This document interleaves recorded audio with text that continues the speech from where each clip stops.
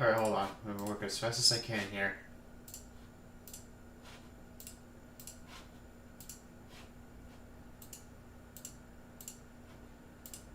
Alright, hold on.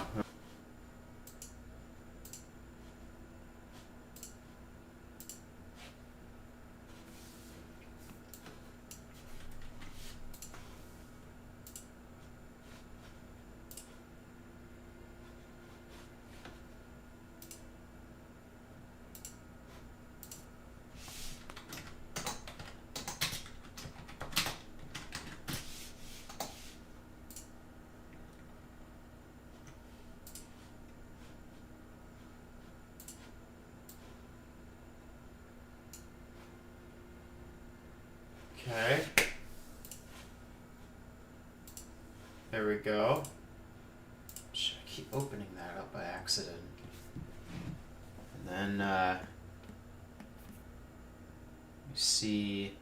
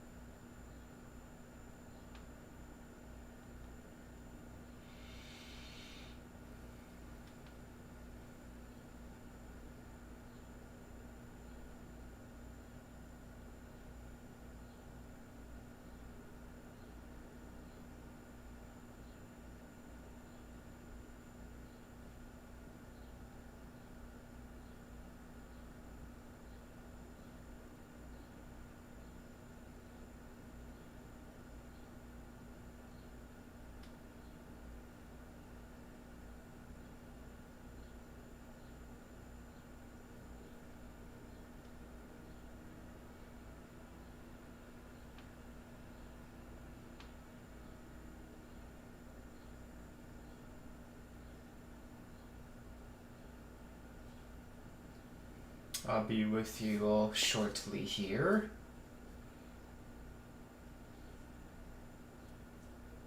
Bear with me because I'm just promoting the stream to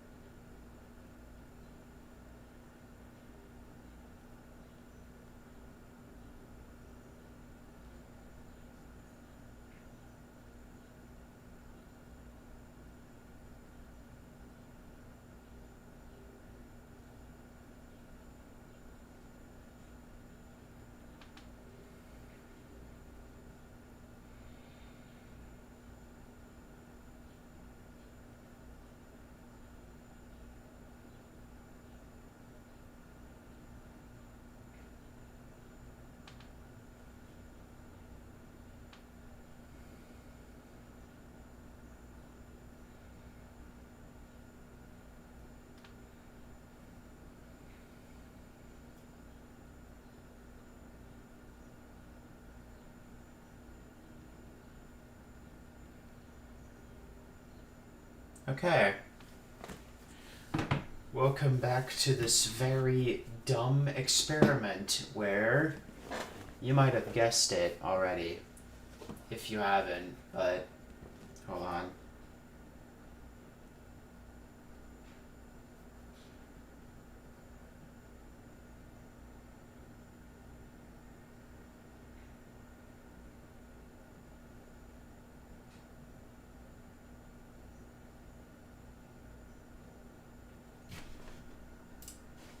Where does this come from? Oh.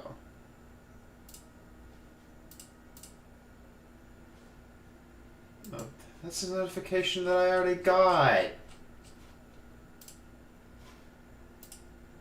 Oh well. As I was saying, we are going to be continuing this dumbass experiment where I watch every single Nintendo Direct until the Switch 2 one premieres. We have part 3 ended a little shorter than usual because I watched 13 of them instead of the usual 15, but we're going to be picking up the slack this time and watching a few more. So we ended things with the Japanese 3DS Direct on August 29th.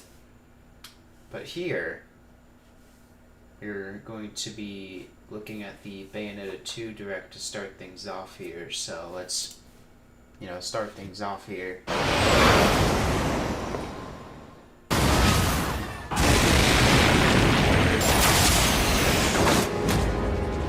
Wonder Toys. I try to avoid doing this in my Sunday best. At least your lot still knows how to make an entrance.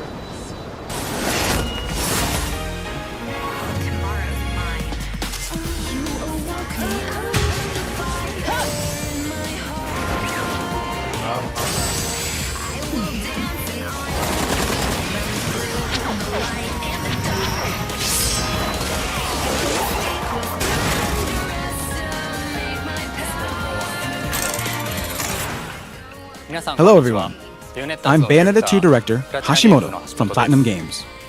And I'm Bayonetta 2 producer Kuroda from Platinum Games.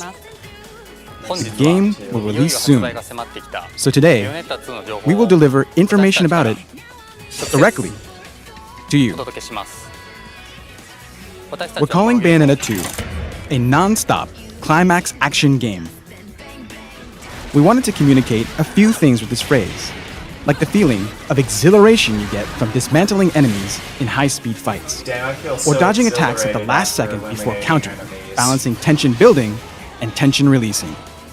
All these dynamic situations where you can barely take your eyes off the screen, combine into an action game with controls that meld with your mind. That's what we mean by non-stop climax action. But it might be difficult for you to really picture what this game is all about. So we'll touch on some of the basics and go into detail on some of the special features and overall appeal of Bayonetta 2. Stick around with us until the end. Bayonetta. The main character, Bayonetta, is one of the last surviving members of the Umbra Witch clan, so she can use various spells. She's a beautiful witch with glasses who looks good on the outside, but has a cruel side too.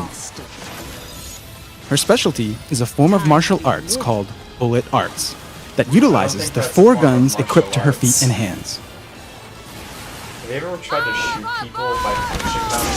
Her magic power resides in her hair. Her clothes are made of her hair, and she can summon infernal demons from Inferno using her hair as a powerful resource.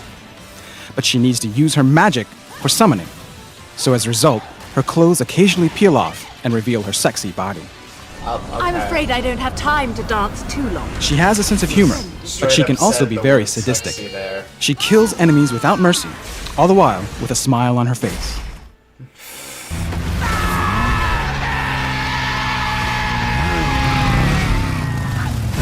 God damn. In addition to Bayonetta, there's a host of other characters in the game too, with personalities that bring the story to life. Our fates and our paths cross once again. Story.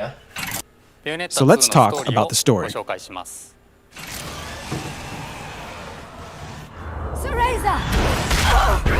In this installment, Bayonetta heads into Inferno to rescue her best friend Jean, whose soul was dragged into Inferno for trying to protect her.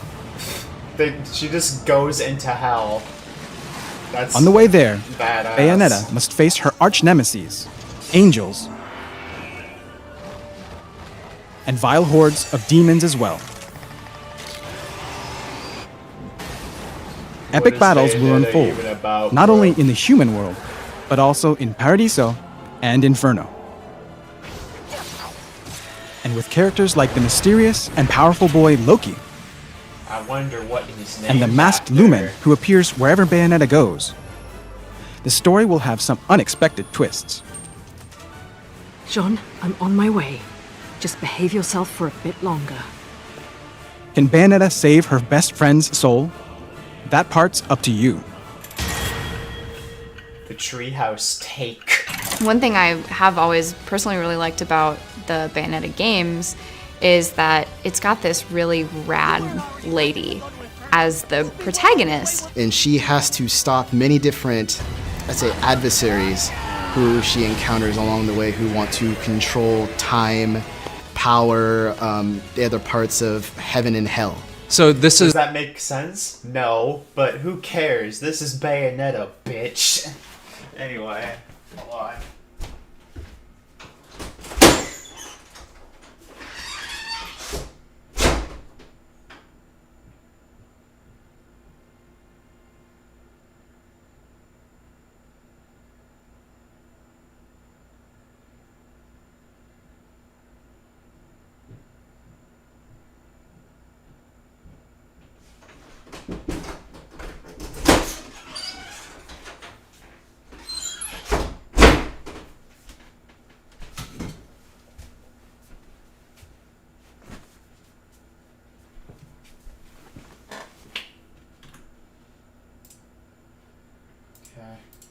is something that has to deal with Bayonetta's relationship with Jean, and Jean is going to be put into a Kangol, position of danger, or and Angel Bayonetta is going to Slayer. need to go again fighting angels, go to the Inferno to fight demons, possibly even greater threats in order to get Jean's soul back.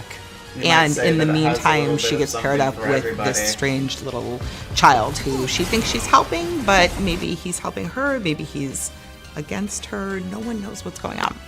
It's just got this like incredible, phenomenal depth in terms of combat.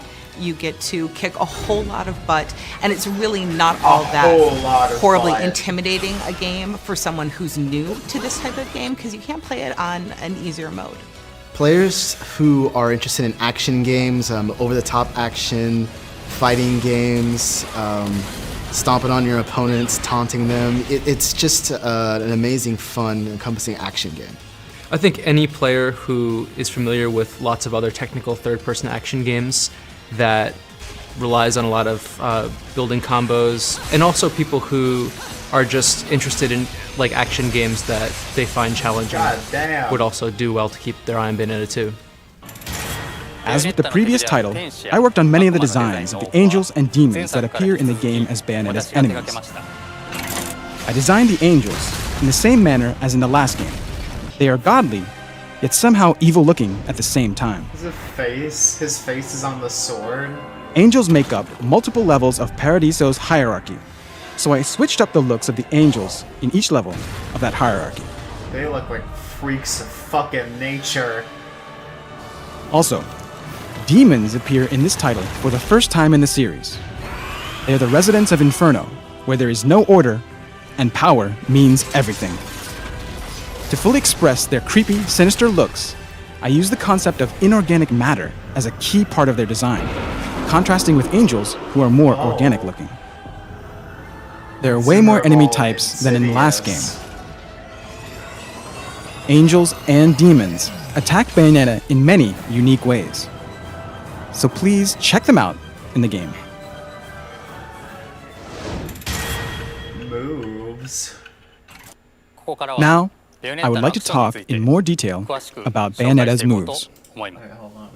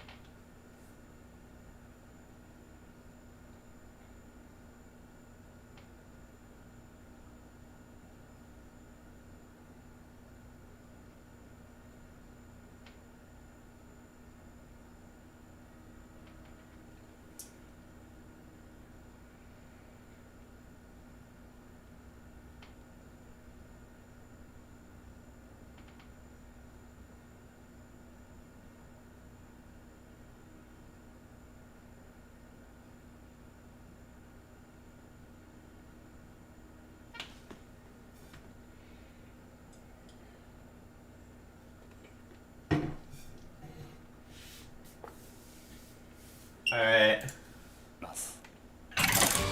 The foundation of Bayonetta combat is a variety of combo moves that can be performed with the weapons she equips on her hands and feet. You can attack by pressing the X button for punch and the A button for kick.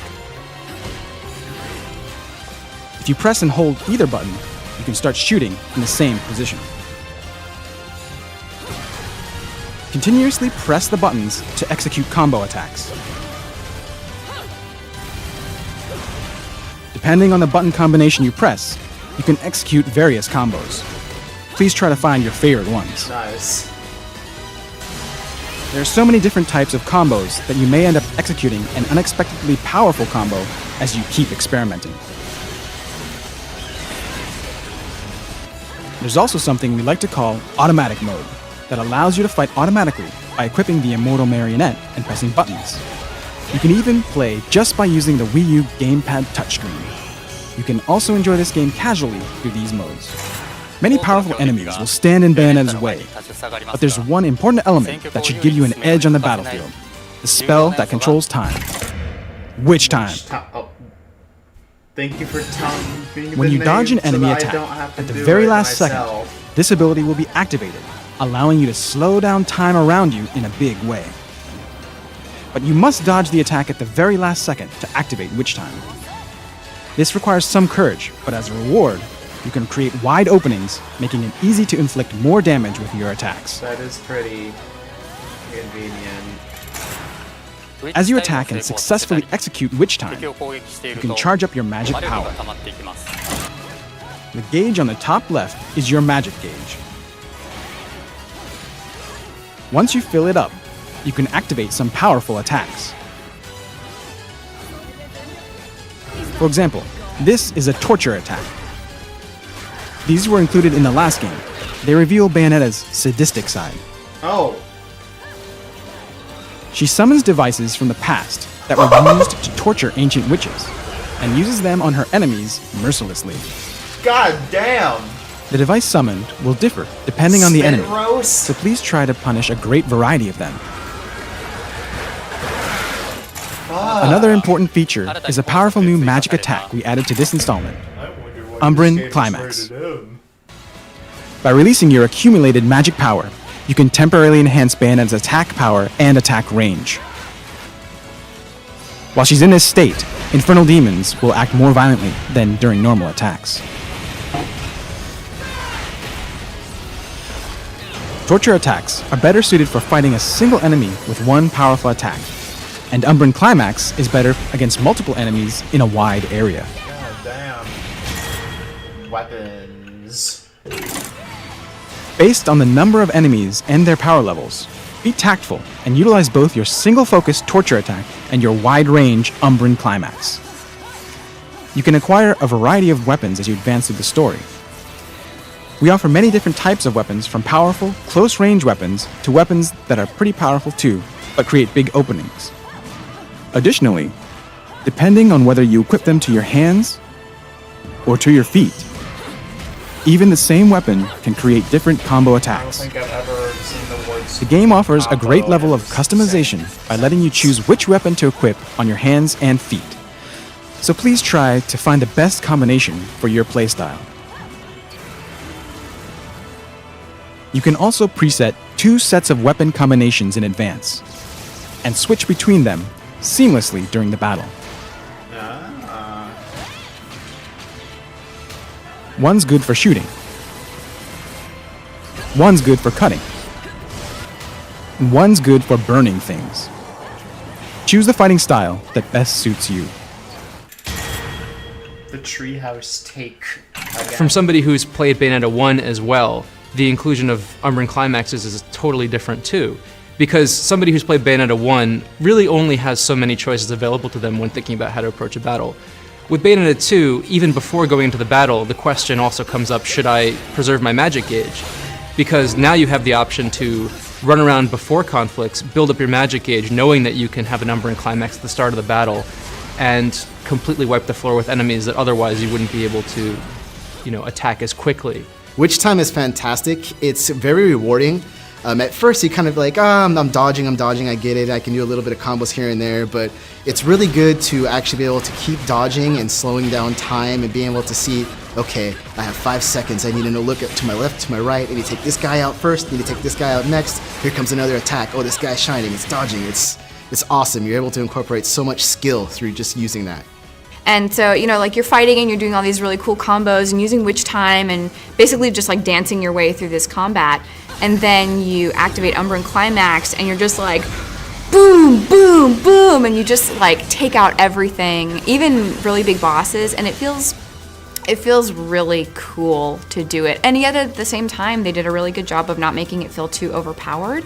I've been playing it for a few months now, and I'm doing stuff with the game, and I thought I was pretty good, and then I talked to someone else in the department, and he was like, yeah, you gotta use dodge offset, and I was like, what's dodge offset? So in this game, say you're being attacked by multiple enemies, and you have to keep dodging to get out of the way and not get hit. Well, you're never gonna finish that really long string of attack moves.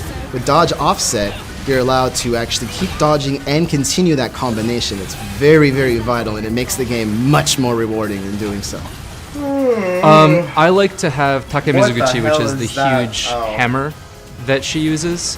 Another weapon I'll use Kafka, because Kafka has a really good effect when fighting bosses. When they're hit with the arrow, it causes a poison effect in the boss and their health. Hold on.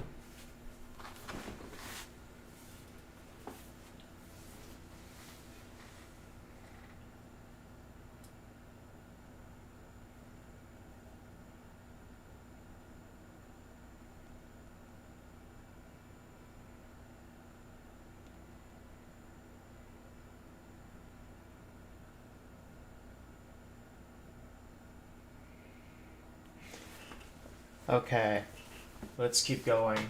Is there anybody new in the chat? No, there is not. Okay. Hold on.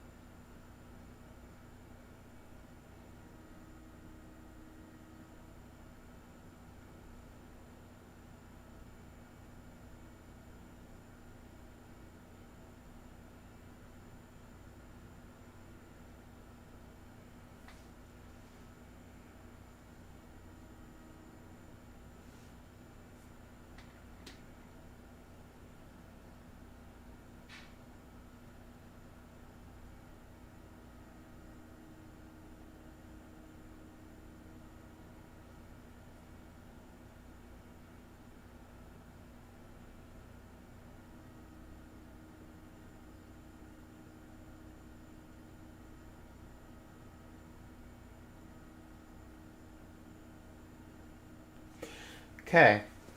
Let's keep going here. Goes down, which is great if you can keep switching off to get the poison effect on, and then switch to something like Rakshasa to deal combo damage, and then switch back and deal more poison damage and keep that up. It makes killing bosses faster a lot easier.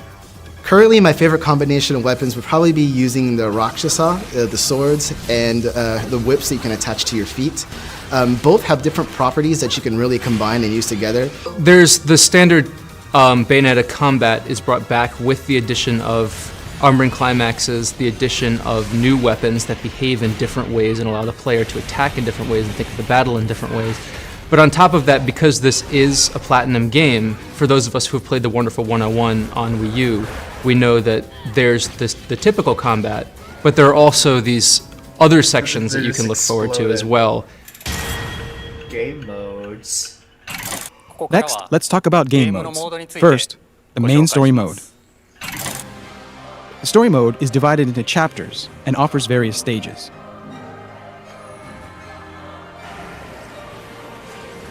The game features not only normal combat, but also aerial battles, underwater battles,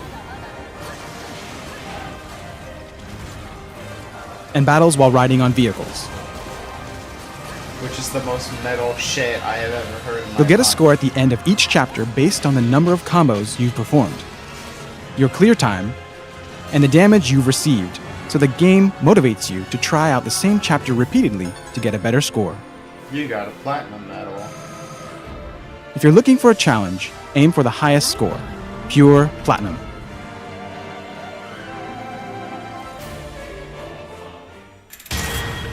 Replay value. In the story mode, there she there's is. some small secret rooms called Muspelheim, hidden in various locations throughout stages. Inside these rooms, players can test their skills by defeating enemies under specific restrictions and rules, like using only a certain type of attack or defeating all the enemies within a given time limit. It's hard to clear these Muspelheim rooms, but by playing with these restrictions, you may be able to discover new combos and techniques that you normally wouldn't use in regular gameplay. Okay. Consider this a challenge to you from us at Platinum Games. Once you're used to the game, please stop by one of these rooms and test your skills. As you advance through the game, you can collect halos, a type of in-game currency. Using this currency, you can purchase new weapons, accessories, and costumes at Rodan's store, The Gates of Hell. Rodan is a weaponsmith from Inferno. As you play through stages, you can acquire a type of record called Angelic Hymns. Give them to Rodan and ask him to create new weapons for you. If you want to equip the same weapon on your feet and hands together, then use halos to purchase duplicates of the same weapon. There are many types of accessories. Some may enhance your attacks, while others may protect you if you wear them. Select and purchase the ones that match your playstyle. you can also purchase skills, which will expand Bayonetta's moveset. That way, you can utilize an even greater variety of actions. Now, for the costumes. By purchasing additional costumes, you can change Bayonetta's outfits. After we announced the Wii U version of Bayonetta, we received many inquiries about the costumes. Yes, in Bayonetta 2, there are some Nintendo costumes as well. Because of course there are. The Koopa King's hands and feet may be summoned, and some enemies may drop rupees. As we previously announced, each costume offers its own unique elements. Additionally, these costumes add some unique moves to Bayonetta 2 as well. And there's one other costume we're revealing that's exclusive to this title. I don't think I ever wanted to see this. I may not need to explain this, but we have created a costume based on the most famous Vulpine mercenary in the galaxy. Is he really that famous? The Trahastiki. The Nintendo costumes are a somehow adorable way of making this game a little more familiar to the Nintendo audience. You can look forward to Link, to Samus.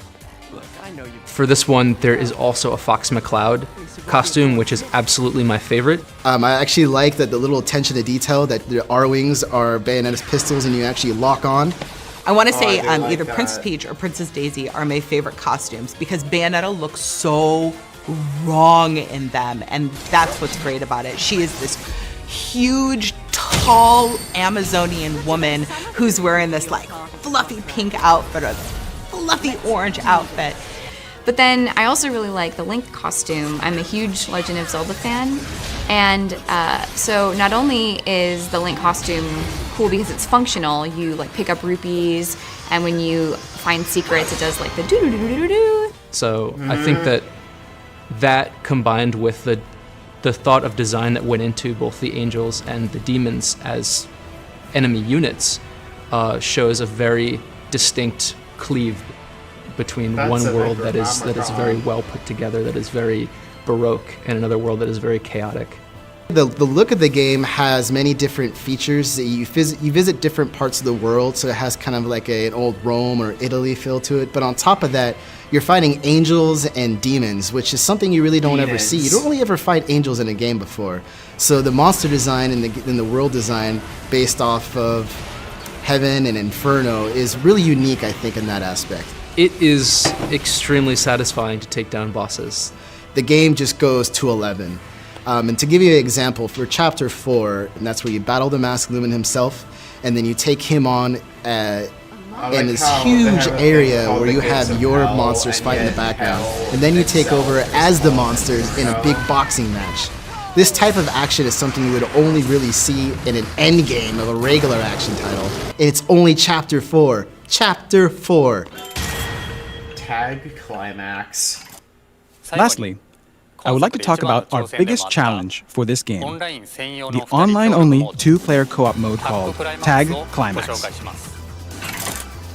In Tag Climax, you can select a verse card to pick which stage you fight in. You can play as characters other than Bayonetta in this mode.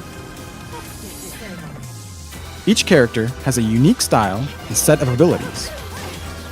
We already announced that Jean will be playable, but I have one more character to announce today. He's the master of the shop, the Gates of Hell, and the Weaponsmith, a familiar character from the previous Bayonetta game, Rodin. Isn't it Ruin?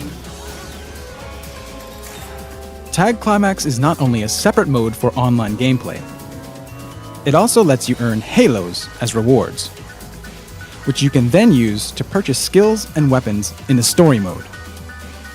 That way, you can advance through the story more easily, and you can challenge more powerful enemies in Tag Climax mode. Okay. You can bet halos to increase the difficulty level in order to earn more halos as a reward. When you set the difficulty level high, enemies will be extremely powerful, even when you're fighting cooperatively with another player, so it will definitely give you a challenge. Tag Climax is an online mode, but as a special treat, today I'll play it with Miss Kuroda here. Oh, it's red now. That means it's serious. Okay, let's play some Tag Climax. All right. So here's Bayonetta. But first I want to change her costume to her Chinese dress. Okay. And I'm going to use the character we just revealed. Our character that was So we already can in bet the Halos. game. But wait, is this difficulty too high? What do you think? Is this enough? Yeah, it seems right, at least to start with. Yeah, this is our first match. Okay, let's do it. First match. So in Tag Climax, they there are a total running? of 6 stages. And in each round, you can tell which player earned more points to see who won. You could also just check the overall score after finishing all 6 matches. Right. The halos you earn will depend on that score, so even though this is a co-op mode, there is a competitive element as well. The more Halos you bet, the more exciting it becomes, right? Yeah. So how's Rodon doing? Well, he's a bit tricky to play, so, Tricky?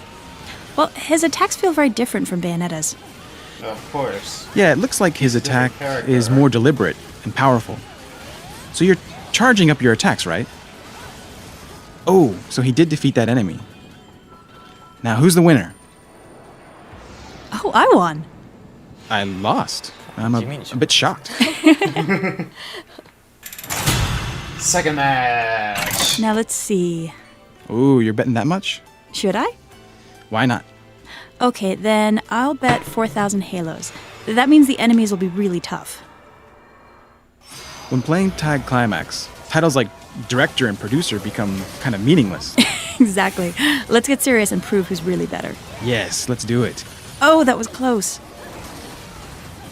He's pretty tough, isn't he? Yes. Looks like Rodon is dead. You can just leave the other player dead. Hey, you should help him. Oh, thank you.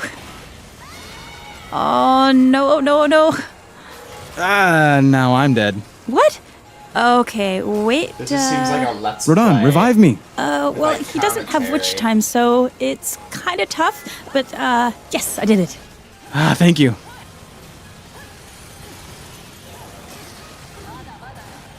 I'm scared. Running away is all I can do right now. Wow. The witch Well, hunts are both of us are over. dead now. Well, that's the takeaway. Don't be too greedy. So just like us, we hope you'll enjoy playing Tag Climax. We hope you enjoyed today's Nintendo Direct. Bayonetta 2 will be available in North America, both in stores and on Nintendo eShop, October 24th. The packaged version will come with both Bayonetta 2 and the Wii U version of Bayonetta at a suggested That's retail good to price know. of $59.99.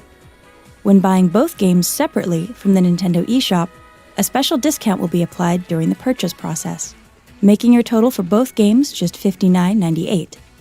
Either option is a great way to fully experience the world of Bayonetta.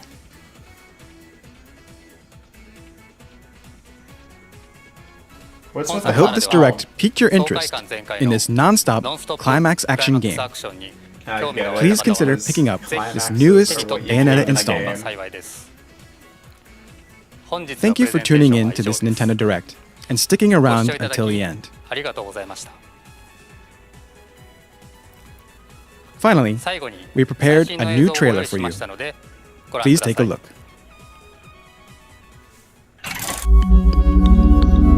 P.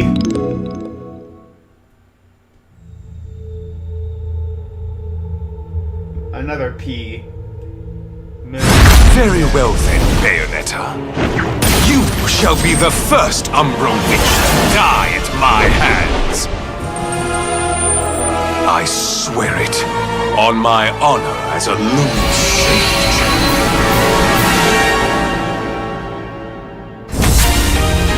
Our friends in Paradiso are far too quiet, but they aren't the only ones. Our friends down south seem to be a bit upset as well. I'm not one of the pets who don't listen to their masters. Something's up. The balance of powers that keep things in check don't feel right, does it?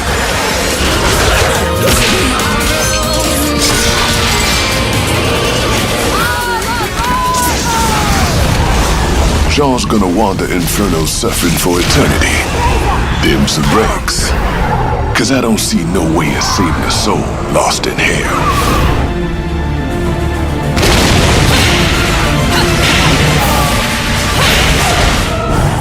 What about the gates? I can't stop you from trying to use them, but I don't think you got a chance down there. Welcome to hell, love. Too late to repent.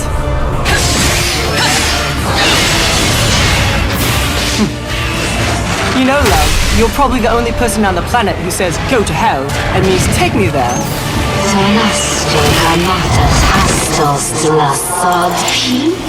I came to pick up a friend. Almost her curfew.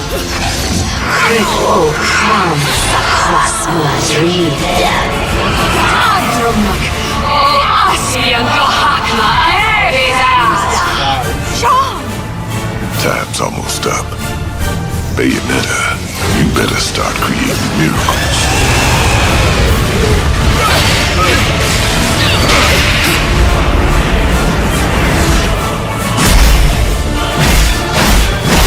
So, our fates and our paths cross once again.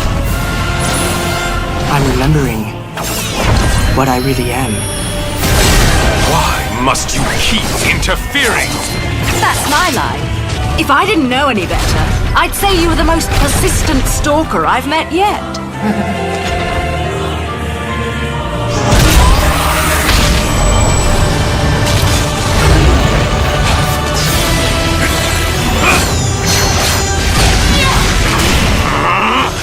He will not be forgiven. He will never be forgiven. On my soul is a lumen. He will draw his last breath before me! Be careful, Cereza.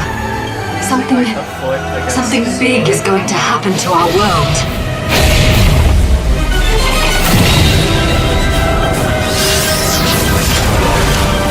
I know where this is. I know when this is. The symbol of the Umbran Way. Bayonetta! Get away from me! The time has come for our powers to become one again. Now, Umbra Witch. The left eye of darkness must return from whence it came. Alright. That was really loud, but I enjoyed it. Oh boy. Before we dig deep into that mess,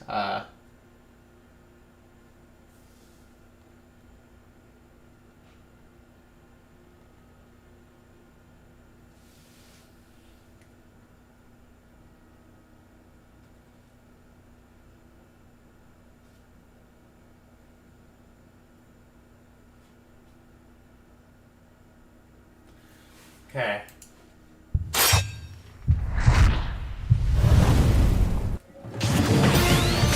Super Smash Bros.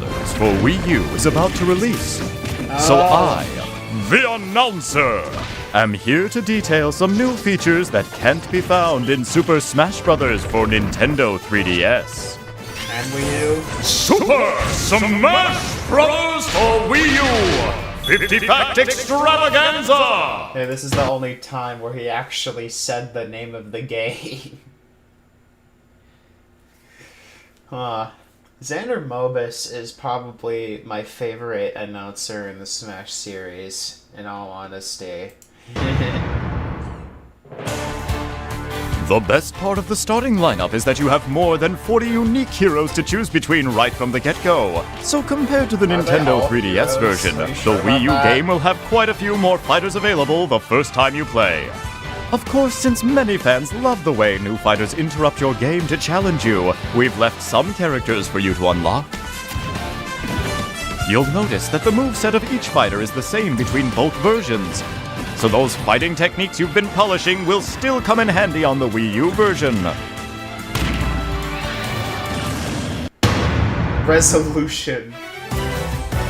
Comparing the Wii U version with the one on Nintendo 3DS shows you just how beautiful the new visuals are. Of course, that's as it should be. If the handheld version featured resolution like this, then the Wii U version looks like this! These are the highest quality visuals we've ever had in the history of Smash Brothers. Even the smallest details are fully rendered, and by pulling the camera out, you can see everything really well. Now please take a look at this. It may seem familiar, but some things definitely different. Yep! In the Wii U version, you can have 5-player battles simultaneously. A series first! Now, you won't have to worry about being the fifth wheel when going over to a friend's house. Next, let's take a look at this. Could it be? Yep! In the Wii U version, 6 people can play at the same time! And while we're at it, I'm happy to report that the Wii U version will support up to 8 players simultaneously! This is even more of a hellfest. However, 8-player Smash is going to be a special mode in the game. Having that many players makes for a very different type of match, so you can only play on particular stages, and you won't be able to play that way online. Of course, if the stages felt too narrow to support 8 players, it would leave something to be desired. So there are a number of bigger stages in the Wii U version. In fact, some stages are so big that they would have made the fighters appear too small on the Nintendo 3DS version, but they look great on the Wii U. Yeah, that definitely do. These stages are perfect for battles between 5 or more players. I should mention that the probability of these stages appearing in online multiplayer is a bit lower than normal. This is one of the bigger stages. Big Battlefield! We've taken the original Battlefield and expanded it, making it better suited to host battles with multiple fighters. Also, we've created special combat conditions for stages like this. Man, I wonder what this stage is named after. Here we have the Great Cave Offensive! This stage is based on the underground labyrinth found in Kirby Superstar. Spread around the stage are unique danger zones. If you hit one, you'll take damage, but there's more to it than that. If you touch one of these areas with over 100% damage, you'll be instantly KO'd! It just explodes. Chase your opponents into them or throw them and let them hit one. There's lots of space to play in and treasure chests appear as well, so there are lots of fun things to discover in these stages. And here's a new stage based on Donkey Kong Country Returns. Jungle Hijinks! It has 2 planes on which the fight can take place, the foreground and the background. You hop in the barrels to blast from front to back and vice versa. That is Sometimes cool. fighters will even battle on both planes at the same time. Using a blast barrel will temporarily surround the fighter with Incredible frame to pause on right there.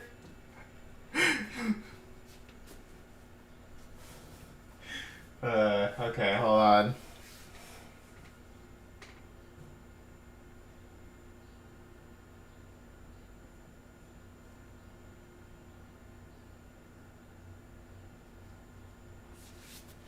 Hold on. Oh, okay.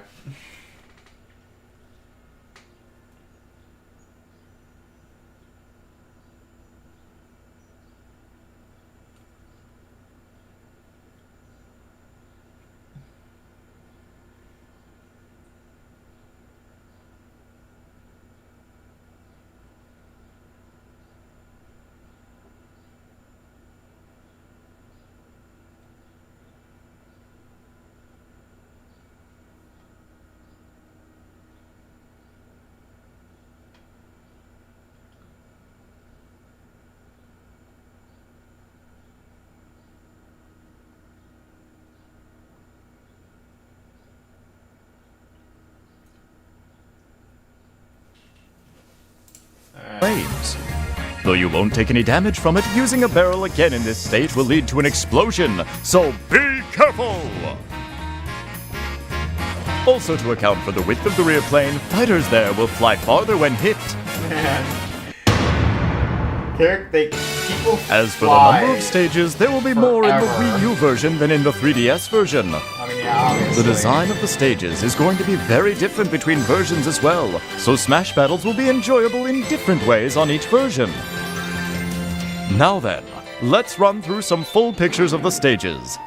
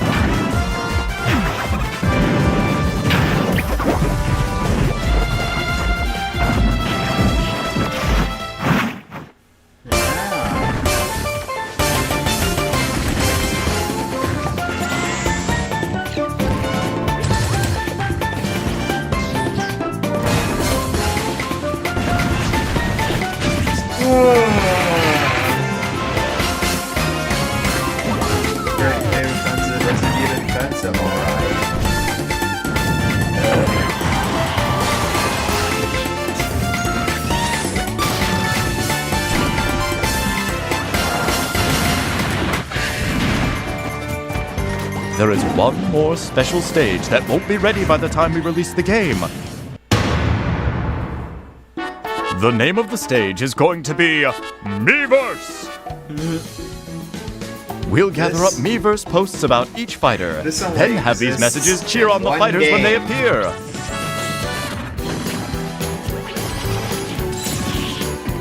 Once the service is up and running, we'd love for you to post some messages to support your favorite fighters. Ninja power doesn't sound right.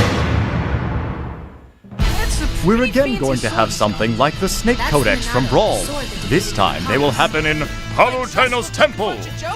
Hit, Palutena, and Viridi will converse about the fighters. And not just any Pokemon. All you have to do is select Pit and execute his downward taunt. She's taking a break from King Pokemon. And you've got an opponent who's good at almost everything.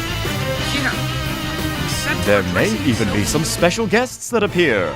You can also enjoy listening in on some of Team Star Fox's radio chatter on the stages Orbital Gate Assault and Lilac Cruise. There's another one that didn't. We've also included Gower Plane, which you may recognize from the Nintendo 3DS version. Here we have Metal Face making a special appearance. He comes out at night and begins some of his unique commentary. I cannot hear a thing that he's saying. You can also KO him, by the way. Pyrosphere is inspired by the Metroid series, so here you'll find Samus' arch-nemesis, Ridley. However, he is not just some boss enemy who is there to interfere with the fighters. Instead, if a fighter attacks Ridley enough, Ridley will join that fighter's side. It really is quite enjoyable to fight alongside a giant boss enemy. Furthermore, if Ridley consumes a certain type of energy, he will become the even more vicious Meta Ridley! If you manage to KO Ridley, you will earn a point for it in the match results. You can even earn a point for KOing Ridley when he's fighting on your side. Also on this stage, you'll find FG2 Gram units, Julions, and Zeros, each of which can be used by fighters. Stuck! Additionally, we're bringing back Coin Battles! Oh yeah. Coin battles are a relatively casual way of playing, where you compete to gather coins that fall from fighters when they are launched. Your coins will be reduced when you fall, though, so be careful. Stamina battles. You also have the option to play stamina matches. This type of match is similar to a normal fighting game, where you lose when your hit points are reduced to 0. It's just another way to enjoy playing Super Smash Bros. You can find stamina matches in Special Smash Mode! Special Smash. Oh yeah! I should mention that Special Smash is a mode that allows you to change the rules around and create your own match just the way you like it. You can even have entirely absurd matches like this. The outcome of these matches will not affect your records, so feel free to have at it. In the Wii U version, you can adjust the frequency that items will appear, whether you want them to appear often, rarely, or never. You can also use the toggles to set whether certain items appear at all. I do like having the option, but I would rather just turn My all of them Music off. appears in the Wii U version as well. This function allows you to take all the songs from various stages and series and set how frequently they play during battles. There is music for every period of Nintendo's history.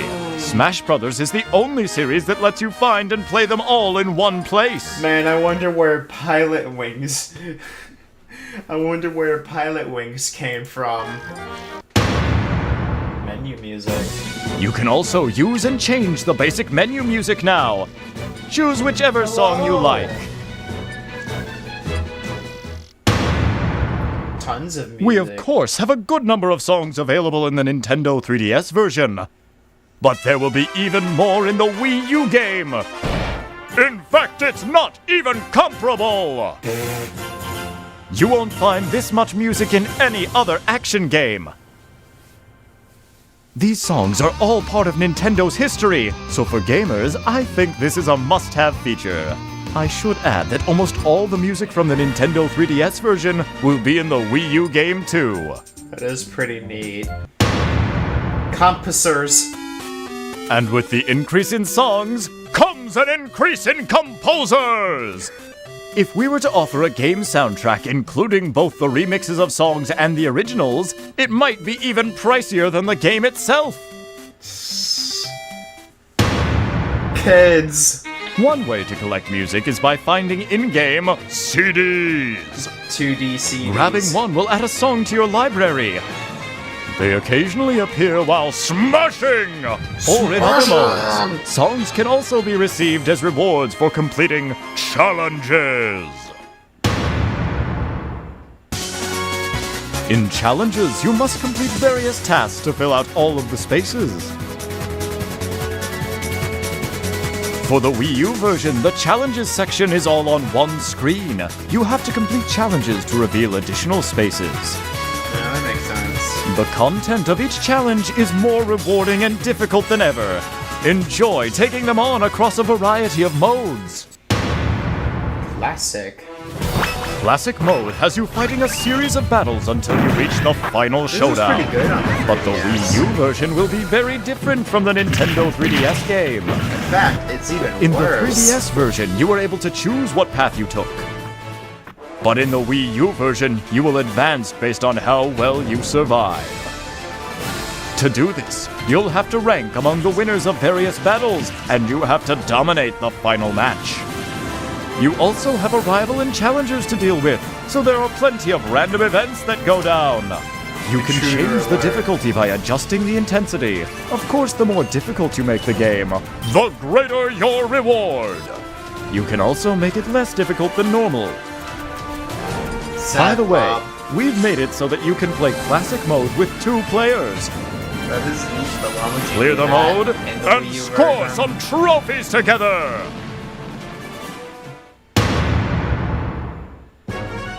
When you clear Classic Mode or All-Star Mode, you're shown a short movie featuring the fighter you used. Though short, there is a movie for each fighter, so I hope you'll try and view them all. All-Star. In All-Star Mode, you must take on all the fighters in the game with a limited number of healing items. In the Nintendo 3DS version, you fought fighters in chronological order, but in the Wii U game, it's the opposite. The newest fighters must be defeated before you can get to the old-school ones. The rest so area it's in design reverse has been order. updated. You can see a That is coliseum in the pretty background with trophies of the fighters you've defeated lined up on it. And you can enjoy All-Star Mode as a 2-player mode as well. Together, you can defeat this all-star lineup! In event mode, you take on set-themed battles. By clearing stages out, you can begin to see the path forward. There are plenty of fun, unique themes to choose Normal from. is just a line. And there are 2-player event battles available as well. These 2-player event battles have been created specifically for a pair of fighters working together, so there's a completely different map to work your way across.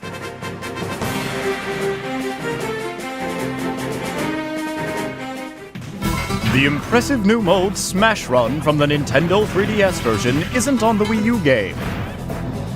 It's a special mode unique to the Nintendo 3DS, where you spend 5 minutes exploring a dungeon-like maze, acquiring power-ups in preparation for a final Smash battle. For the Wii U version, we are introducing a different mode called Smash Tour! Ew.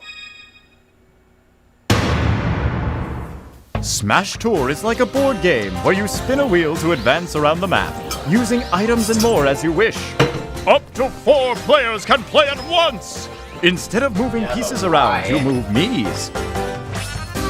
As you advance across the board, you'll collect more fighters to use in battle. If your Miis arrive on the same space, all players will be forced to face off. Fighters are used in the order you acquired them during Smash Tour, and if you defeat someone, you can even steal a fighter from their lineup. Also, you'll be trying to power up your fighters overall. The power-up items are similar to those found in Smash Run. Using items and random events to your advantage is very important, both on the game map and in battles. Completing a circuit through all the checkpoints will make you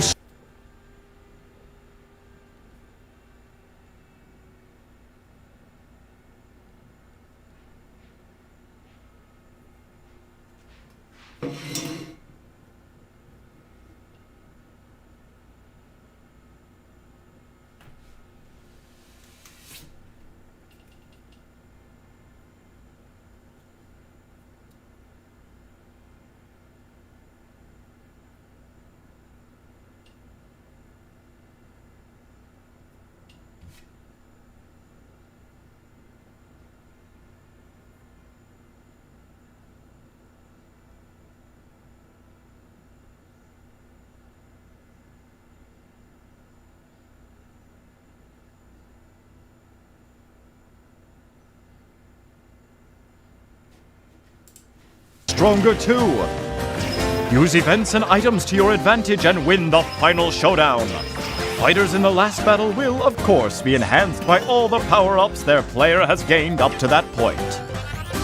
You'll be playing a stock battle at the end, but your stock is made up of all the fighters you've collected through the game, so having plenty of fighters is key.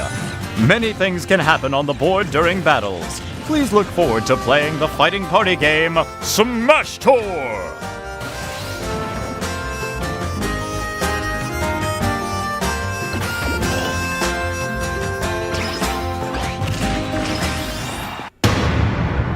Target Blast. Target Blast gives you a time bomb to launch at targets, blow them up, and earn points. It's different than the Nintendo 3DS version because the second bomb you launch is bigger and has a more powerful explosion. Holy it's shit! also heavier, so you must plan out how to use both types of bombs.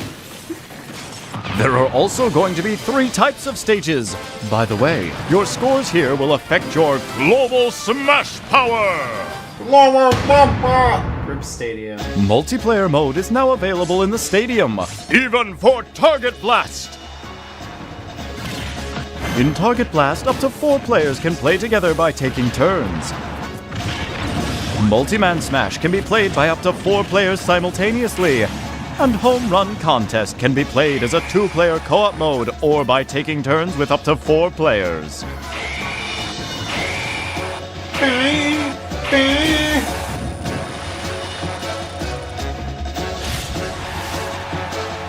When playing Target Blast and Home Run Contest by yourself, the goal is to play it over and over to improve your score. But in multiplayer, there's a brand new type of fun! Special Lord. Master Hand and Crazy Hand have a set of challenges for you. These challenges make up the new mode, Special Orders! Battle by battle, you'll try to advance by winning matches laid out on the order ticket you get. In Master Orders, you'll receive rewards based on the difficulty level of the order you undertake. Tickets are used separately and can only be tried once. Give it a go and get a reward! For Crazy Orders, the rules get changed a bit. It costs gold or a pass just to enter. Then, within a set time limit, you'll choose and fight battles, with each battle becoming harder the longer you survive. Yeah. Once you feel you fought enough, you'll face off against Crazy Hand. If you win, you keep all your rewards. But knowing when to stop is like testing your own judgment skills.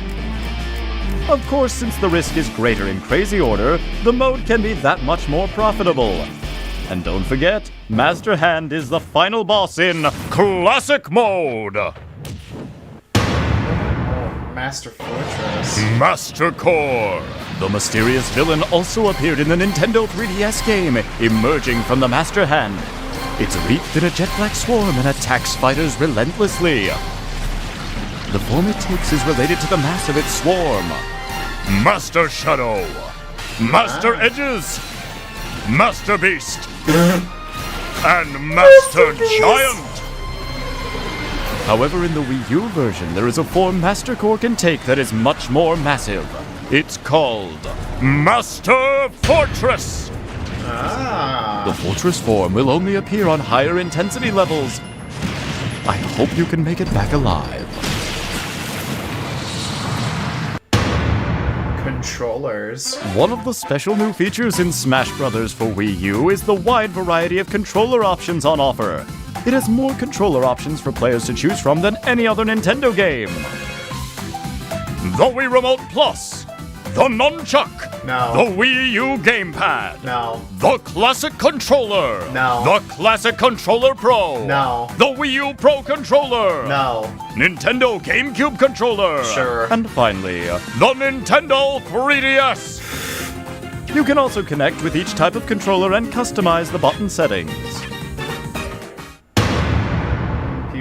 When you think of your own personal Smash Bros. Controller, I'm sure there's a lot of people who picture this. The GameCube Controller! Now you can use the GameCube Controller again through the GameCube Controller Adapter!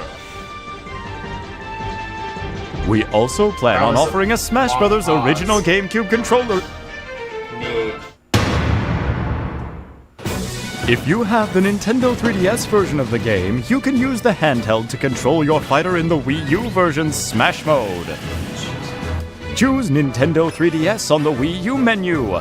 Then on your portable, choose Wii U. Then you just navigate the screens. Simple enough, right?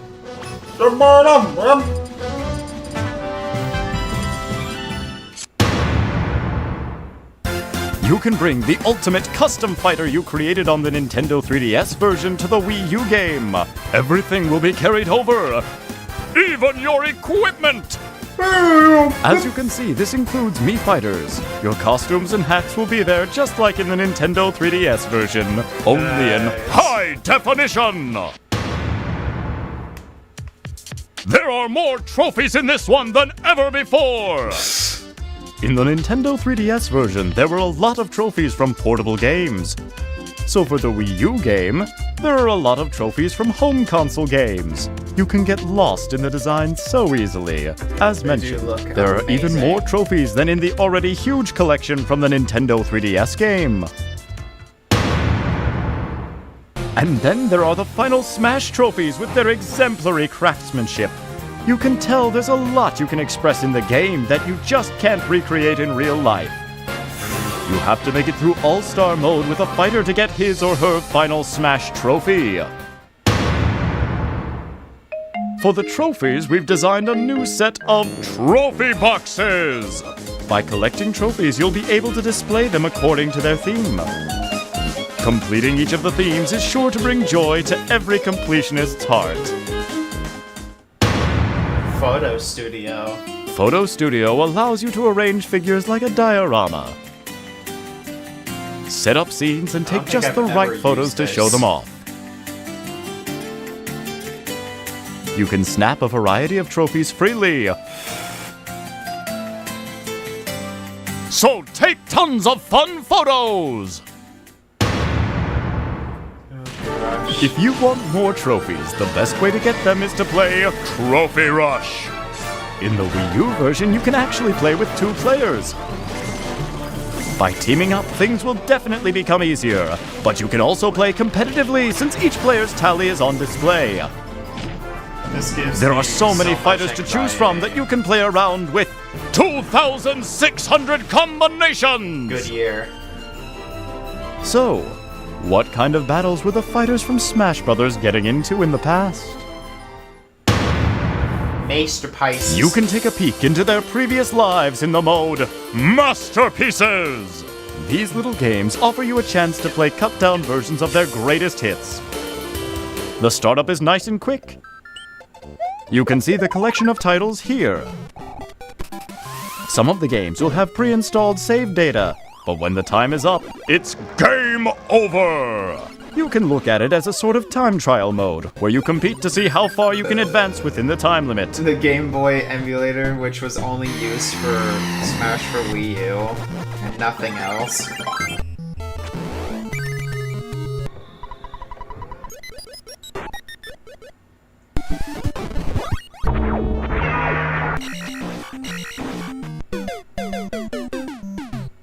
If you find something you want to play all the way through, you can buy it in the Nintendo eShop!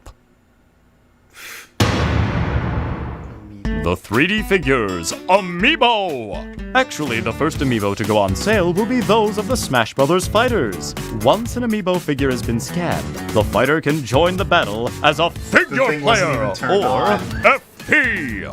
Though the Amiibo figure will be weak at first, they will level up and become much stronger. They gain experience fighting, becoming smarter and smarter. You can also help them grow by feeding them extra equipment. You can fight against these veteran Amiibo, team up with them to battle, or even have Amiibo fight each other. Also, Amiibo have the tendency to get even tougher when visiting someone else's house and fighting. Finally, Amiibo will bring you presents from the battles they fight in. There will be many more Amiibo joining the lineup in the future. Boy, is it sweet to line them up like this! Internet connection. When playing online, your connection environment is very important. But the Wii Ethernet LAN adapter is compatible with the Wii U, so we recommend using that if you don't have a stable Wi-Fi connection. If your internet sucks, buy the Wii LAN adapter. This is the main menu for the Wii U version. When you jump online, you'll see notifications and recent topics of discussion. You can also see a list of past notifications. Exciting! When battling online in With Anyone mode, you can team up with someone using the same Wii U. To play an online match together, select Team Smash to begin. You have the option to play with 1 player or 2. Tourneys. It will take a little while before we can implement this feature, but for the Wii U version, we are planning on introducing a mode where you can host your own tourneys. Assemble players, then compete for points within a set time frame. You can set the conditions yourself, but I hope you'll also look for tourneys to join.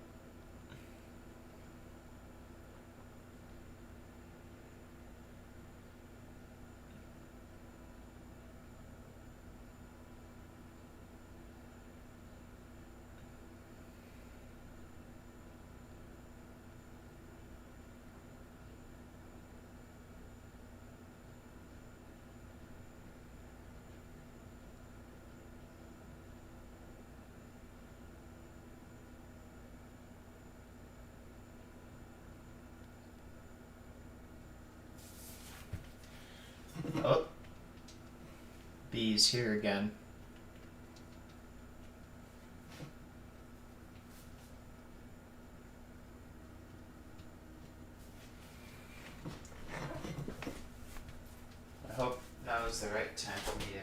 get some food.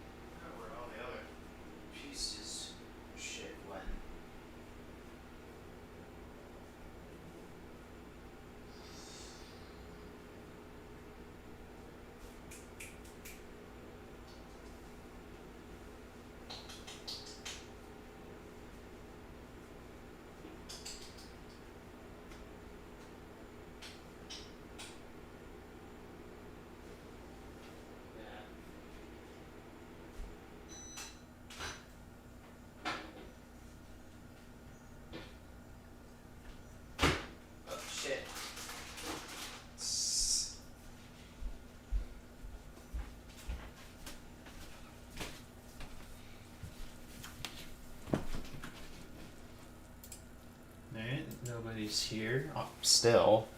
Alright.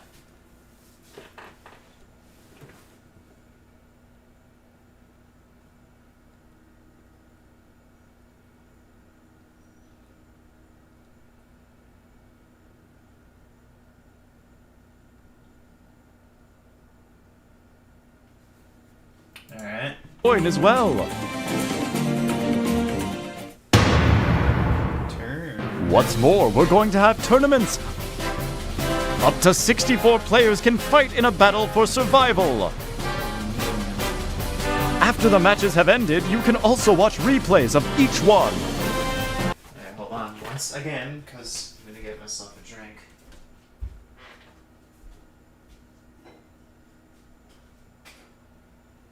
You're not going outside, dude.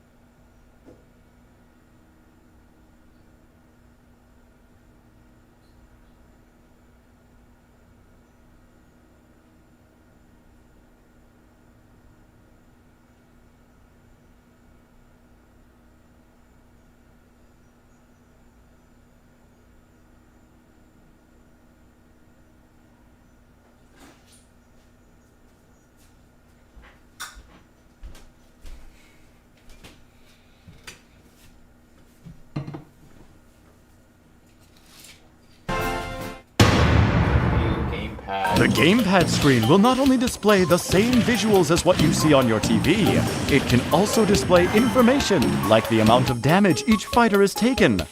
When playing with your friends, you might want to stand it up. Let me show you a few other features of the Wii U gamepad. Compose your shot, then take a picture. You can then use the gamepad to decorate your photo. This lets you have more fun with the photos you take.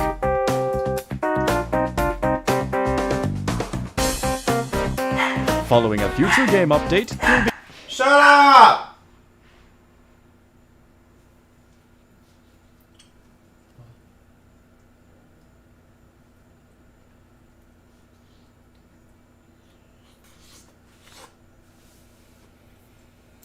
be able to send photos online, even to friends.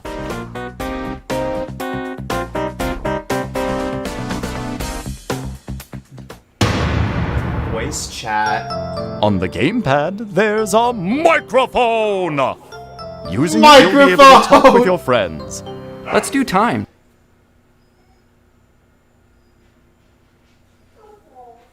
Can I say I'm using tilt controls? Oh man, alright.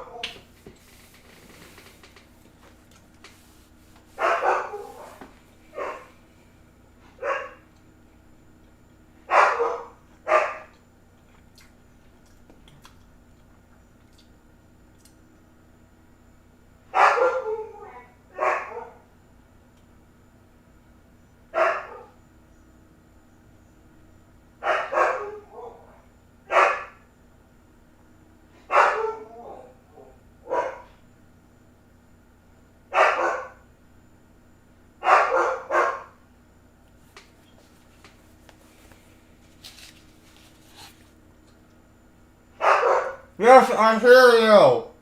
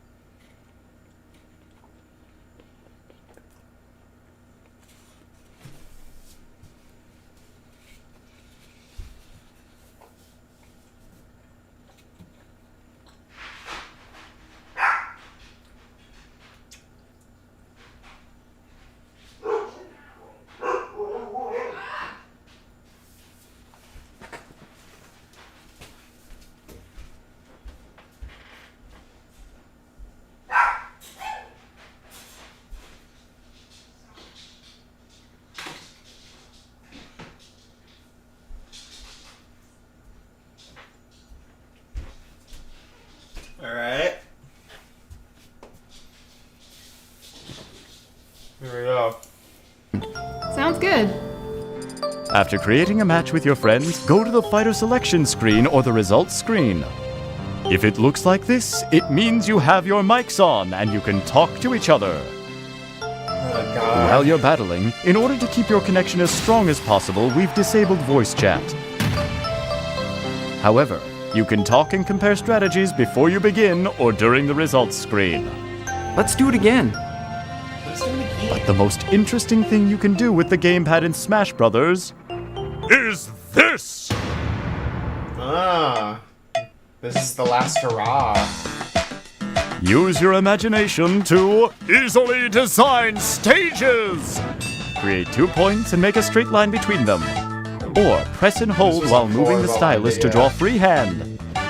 If you make it a little too chaotic though, the ground might be a bit unstable, so use a gentle touch. You can place areas that damage fighters with your stylus, just as if you were drawing! And there are plenty of themes you can set up as well. There are 5 themes in all, and you can choose any music you like from the various stage songs. We aim to give you lots of freedom, so you better get creative, because I'll be watching! What does that mean? This is a function we'll be adding when it's ready. Hey, they But lied! They lied!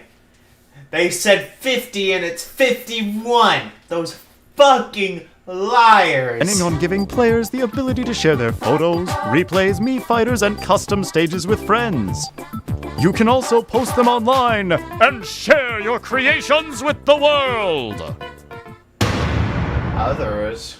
There are a number of new features and modes that the Wii U and 3DS versions share, including For Glory Battles, for fun battles, battling with friends, Conquest, Spectate, World Stats, Replays in the Replay channel, Buttons, Sounds, Internet Options, Rules, Smash Battles, Team Smash, Training, Trophy Shop, Albums, Sound Test, Fighter Records, Stats, Having him like describe everything Milestones, with this kind Tips, of voice and is more! Cheesy, but really cool.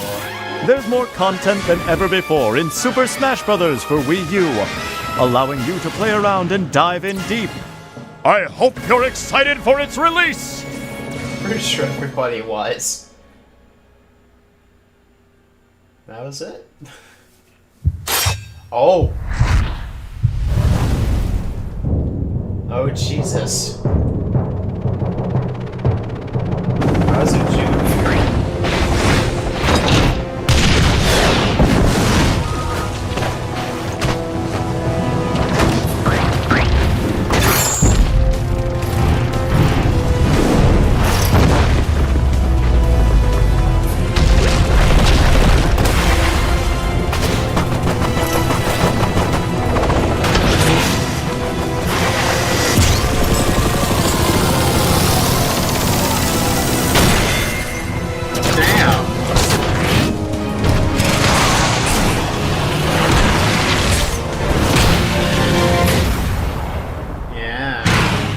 The competition. I get it, because he's in a clown car.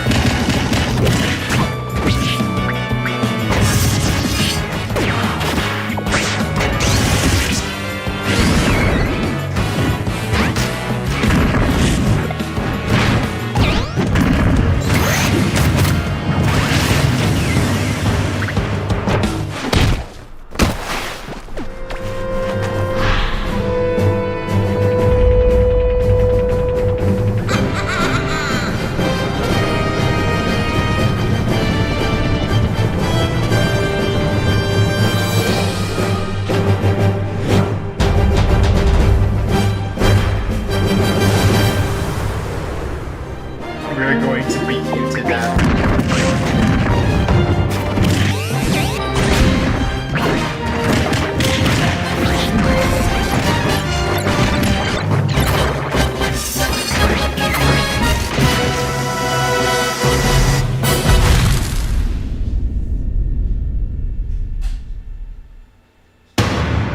What? 52? In the Wii U version, we've included all the Joins the Battle You movies guys for the are new fighters, liars! so you can enjoy them in HD! Stop! Anyone who buys both the Nintendo 3DS version and the Wii U version and registers with Club Nintendo can get special soundtrack CDs! It will be a 2-disc set. The red version will have music from the Nintendo 3DS game, and the blue version will contain music from the Wii U game. This exclusive offer from Club Nintendo is only available for a limited time. So don't miss your chance! Time for a special announcement! What is... Oh!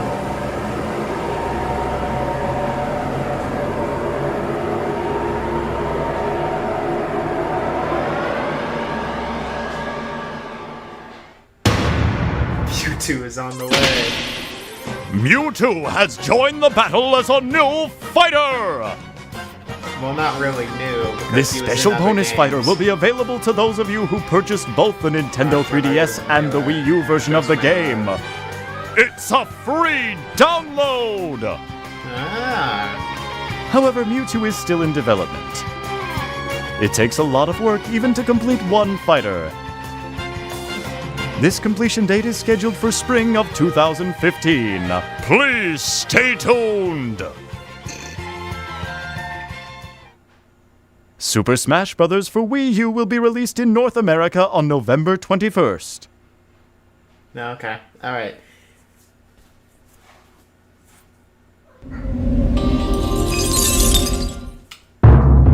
What is this? Nintendo logo. Nintendo 3DS. Coming spring 2015.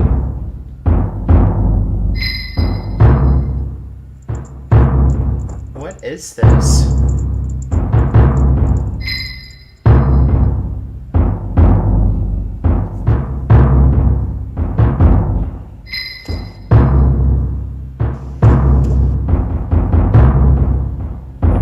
Is this more Majora's Mask 3D?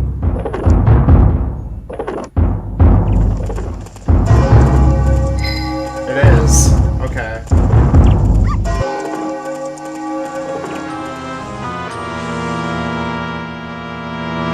People hated this version.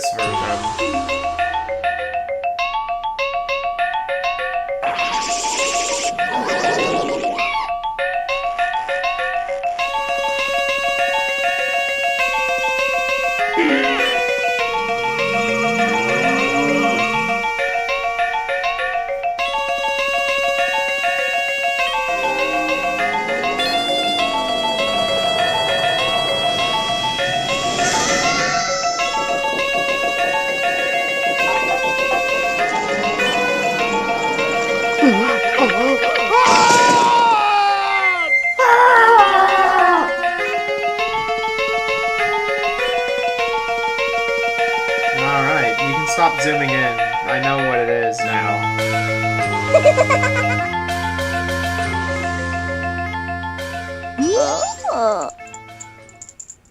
Did you finish helping father? Let Mother read you a story.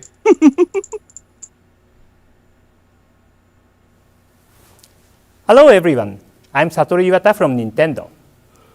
It's been quite some time since I've greeted many of you in a Nintendo Direct. But I'm happy to be back to deliver some Wii U and Nintendo 3DS announcements directly to you.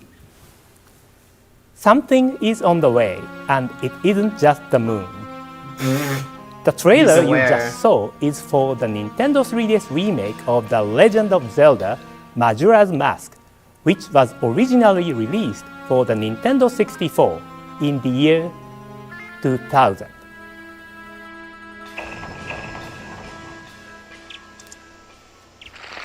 Compared to other Zelda games, the world of Majora's Mask is extremely strange and somewhat spooky.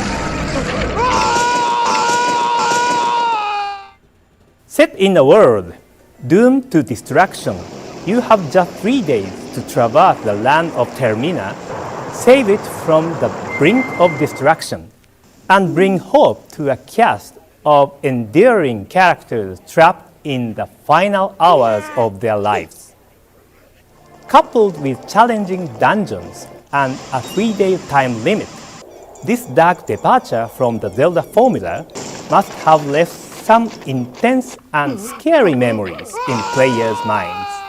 As we worked on the remade version, we set out to maintain the original level of challenge while keeping the game accessible for anyone, so we also focused on making sure the gameplay experience was as smooth as possible. The Legend of Zelda Majora's Mask 3D will be available for Nintendo 3DS in stores and Nintendo eShop in spring 2015. Bill Trinen from Nintendo of America has more updates for you. Bill? Thanks, Mr. Iwata. And speaking of Nintendo 3DS games, there's one on the way that's unlike any other strategy game out there. It blends turn-based battles with real-time action, and it's got an amazing pedigree, too. The developers of the Fire Emblem series are bringing us Codename Steam. In the game, Abe Lincoln himself tasks the secret agents of Steam with using steam-powered weaponry to outwit and outgun an alien invasion. But you'll have to think tactically, because Steam is a finite resource. It fuels your character's movement, attacks, and a clever ability called Overwatch, which requires you to command each member of your team effectively. With Overwatch, your agents can save some steam to use during the enemy's turn and actually interrupt them with a surprise attack. You may even stun them and end their turn early and avoid some damage all at the same time. Each mission begins by asking you to assemble an elite 4-man squad belonging to the strike team eliminating the alien menace. Splitting up your teammates to accomplish separate goals is often critical. You could have one act as a distraction, while another focuses on healing, and 2 more attack from higher ground. As you play through the campaign, you'll unlock many new team members, some of them as famous as Abe Lincoln himself. And each one has its own set of unique abilities. Today, we're profiling 4 of them, including 2 newly revealed characters, but let's start with a couple we debuted at E3. Fleming's All-American Eagle Rifle shoots a burst of 3 shots. It may seem basic, but unlike most default weapons, it can even be used during Overwatch. With his special attack, Eagle Strike, he can hurl an explosive eagle to cause heavy damage. Hailing from the land of Oz, Lion's unique weapon, the Lion Launcher, enables him to leap high across the battlefield while stomping on enemies he lands on. His special attack, the Mighty Roar, damages and stuns all surrounding enemies. Light on her feet, Tiger Lily brings fast aid to allies in battle. Her Medimortar launches healing compounds that explode to restore health to any characters in the blast zone. And her special move, Healing Wind, will recover a substantial amount of health for all nearby units. Tom can knock enemies away with his punch gun, and even stun them. He's great for sending ahead to set up Overwatch traps that can stun enemies during their own turn. His special attack, Hijinks, tosses landmines all around a given area.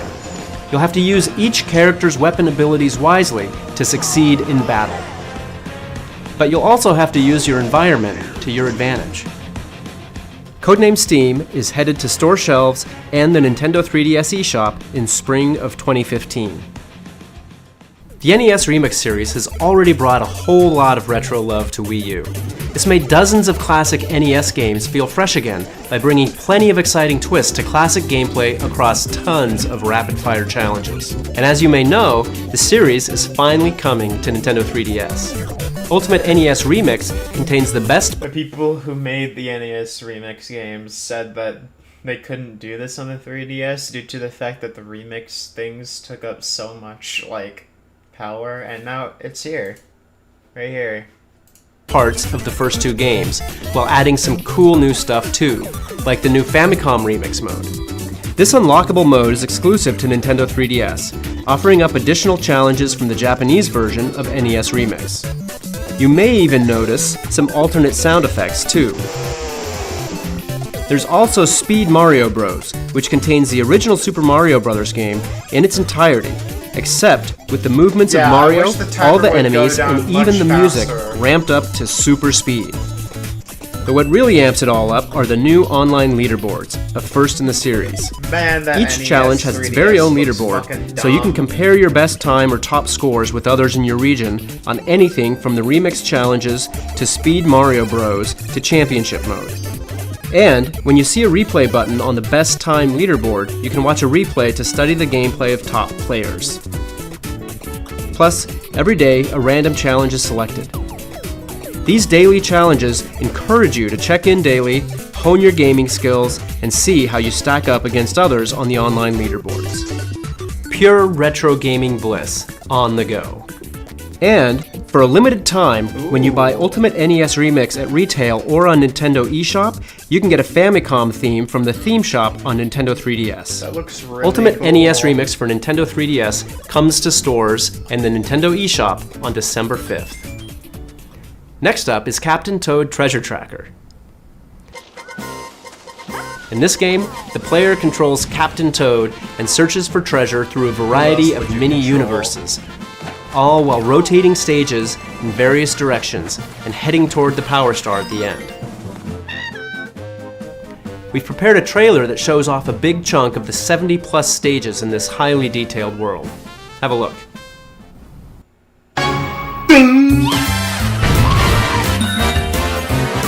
1 second of every Captain Toad stage.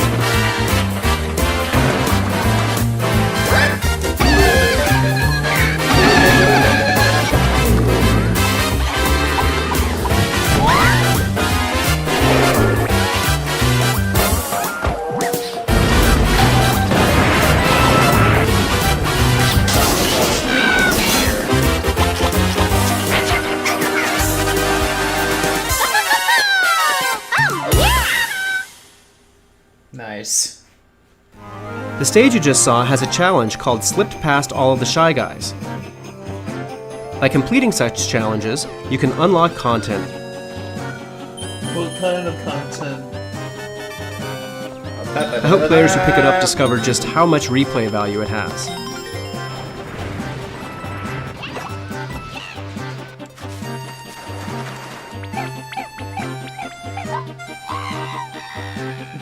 Captain Toad Treasure Tracker will be available December 5th in stores and on the Nintendo eShop. Okay, hold on. Jesus. Getting bombarded here. Anyway.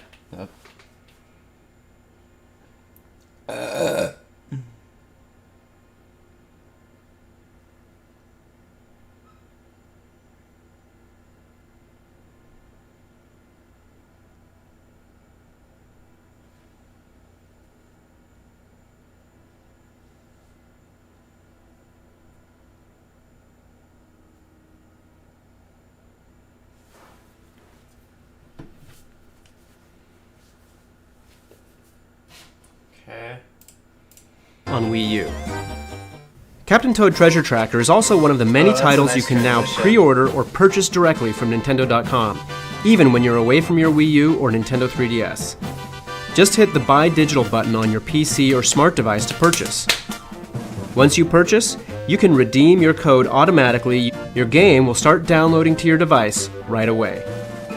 Visit Nintendo.com/buydigital for more information.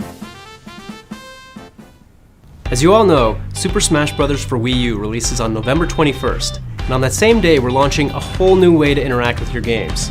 Of course, I'm talking about Amiibo. On launch day we're kicking things off with 12 Amiibo. They can each be scanned on the Wii U gamepad and brought to life in Super Smash Bros. For Wii U to battle with or against you, your friends, and other Amiibo. Those same 12 Amiibo can then be used to interact with other upcoming games, and depending on which title, they'll bring new costumes, new gameplay elements, and more right into your game. We've also announced 6 more Amiibo that will be arriving in December, with many more coming early next year. Next, we'll dive into some more Wii U titles, and also touch on how Amiibo interact with these games. Let's start with Mario Kart 8. Mario Kart 8 released last May, but the race isn't over yet. Let's start with a new trailer. A trailer for a game that's already out.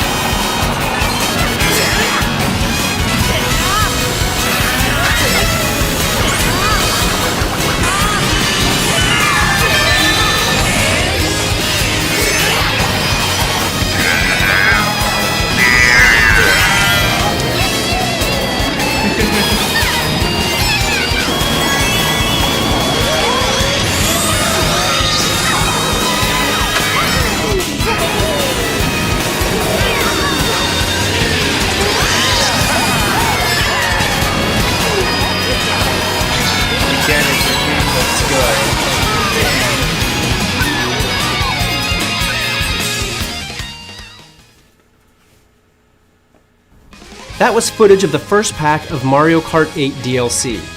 The world of Mario Kart 8 will soon expand to include new courses, karts, and drivers from other Nintendo games, like The Legend of Zelda, F-Zero, and Excitebike. In addition to 8 new courses, the pack also includes 3 new drivers: Link, Tanuki Mario, and Cat Peach, plus 4 new karts, Really stretching the Blue Falcon from definition of F-Zero, new kart and the racers. Master Cycle based on The Legend of Zelda. Characters, I should say. Mario Kart 8 DLC Pack 1 will be released on November 13th. And in May 2015, we're also planning to release DLC Pack 2, which comes with new drivers from Animal Crossing, namely Isabelle and the Villager. There's also a special discounted Those are the combo only pack two containing from Pack Animal 1 Crossing. and Pack 2. So if you own Mario Kart 8, please consider them both. You can buy any of the DLC options for Mario Kart 8 in the game menu or on the Nintendo eShop on Wii U. Mario Kart 8 is also one of the first Amiibo-compatible titles. When you scan compatible Amiibo, you can get an in-game racing suit themed to the character you scan. I like the Your Mii commitment can that then they wear went through these to suits do in the this. game. So as you can see, it lets you dress I up your would love Mii to like race as fan-favorite Mario, but I characters do such not as want Mario, to play Yoshi, as Kirby, Mario. or even Samus Aran. Here's the full lineup of compatible Amiibo. For more details, please check out the official Mario Kart 8 website. Next up is a title we debuted at this year's E3. In his latest adventure, Kirby is made of clay and ready to set off on a journey through an equally it's the Rainbow clay-filled Curse world. again. When you draw a line on the touchscreen of the Wii U gamepad controller, they'll make a rainbow for Kirby to roll along. Move Kirby on down the line, or tap him to attack enemies and blast your way through obstacles as you head for the goal. Since you're not directly controlling Kirby, he'll get tossed around all over the place. But because of that, you also get a special sense of satisfaction when you maneuver him just the way you want and get all of the items. One of the features we didn't announce at E3 is a multiplayer mode for up to 4 players. In this mode, Bandana player team. 1 plays as Kirby, while everyone else joins in as Waddle Dee and moves about on their own. Players can spread out to collect items separately or have Waddle Dee carry Kirby around, allowing the gamepad user to focus on drawing lines while the other players carry Kirby to the goal. There's no I in team, but there is in Kirby. There is if you spell it wrong. Like moldable clay, Kirby can transform into various shapes this time around. And in the multiplayer mode, even Waddle Dee can make a difference. This title is also compatible with Amiibo. Of course it is. The name of the game is now finalized as Kirby and the Rainbow Curse. What do you mean finalized? That was the title when it was revealed too. Be available in February of 2015 in stores and on the Nintendo eShop on Wii U. Hyrule Warriors has some cool amiibo functionality too. When you tap the Link amiibo on the Wii U gamepad while playing Hyrule Warriors, you can unlock a new weapon, the Spinner. The Spinner is a useful item in The Legend of Zelda Twilight Princess, and in Hyrule Warriors it's great for smashing your enemies. Scanning in other amiibo has various effects as well. Every single amiibo compatible with Super Smash Bros. For Wii U is also compatible with Hyrule Warriors. Scan one in and you'll receive a randomly selected material, weapon, or rupee. This amiibo function will be added to Hyrule Warriors with a free software update this month. At the same time, the Twilight Princess pack will also be available to purchase as add-on content for the game. Like Mario Kart 8 and Kirby and the Rainbow Curse, we're planning amiibo integration for more Wii U titles both this year and in 2015, like Yoshi's Woolly World, Mario Party 10, and Captain Toad Treasure Tracker, all of which will be getting amiibo compatibility next year. Amiibo, the figures that can come to life and supercharge your games, will launch alongside the first compatible title, Super Smash Bros. For Wii U, on November 21st, and there are more amiibo coming in December. Find out how to get yours at amiibo.com. And speaking of Smash Brothers...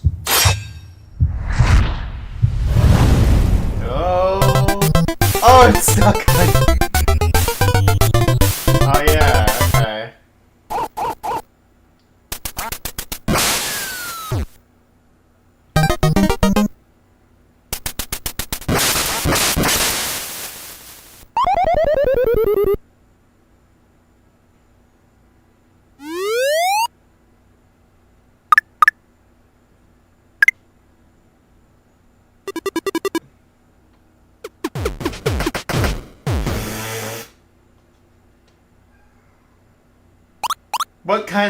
What is that? Oh!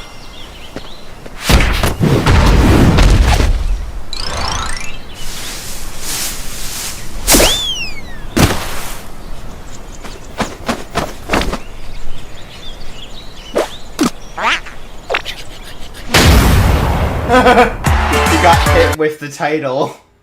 I don't like his gum showing there, that's disturbing.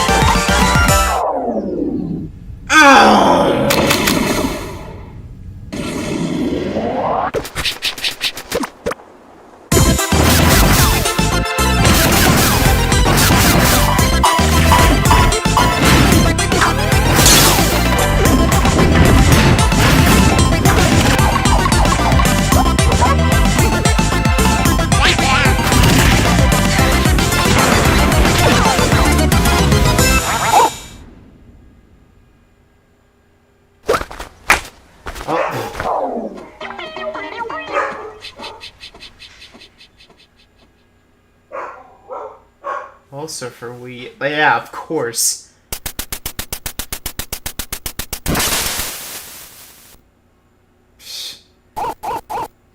Coming to Virtual Console. Okay. We have more games coming to Nintendo 3DS and Wii U from our talented indie partners. For an update, let's go to Damon Baker.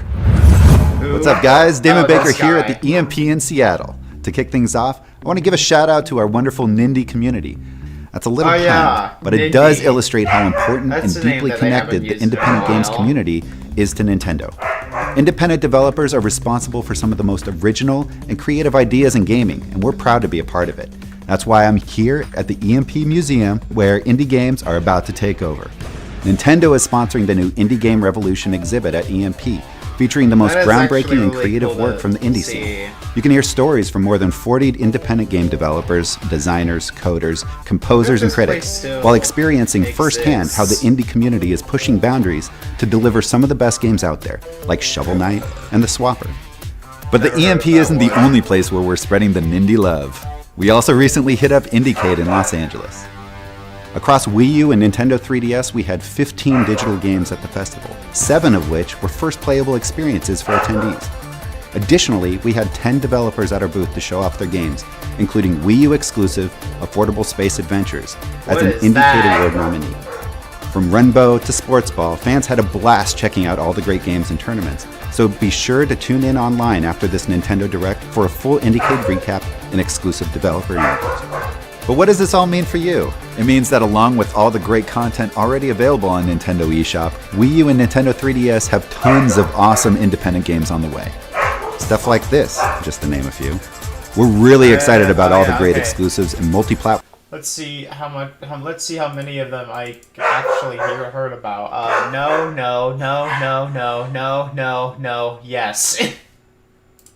Just to name a few.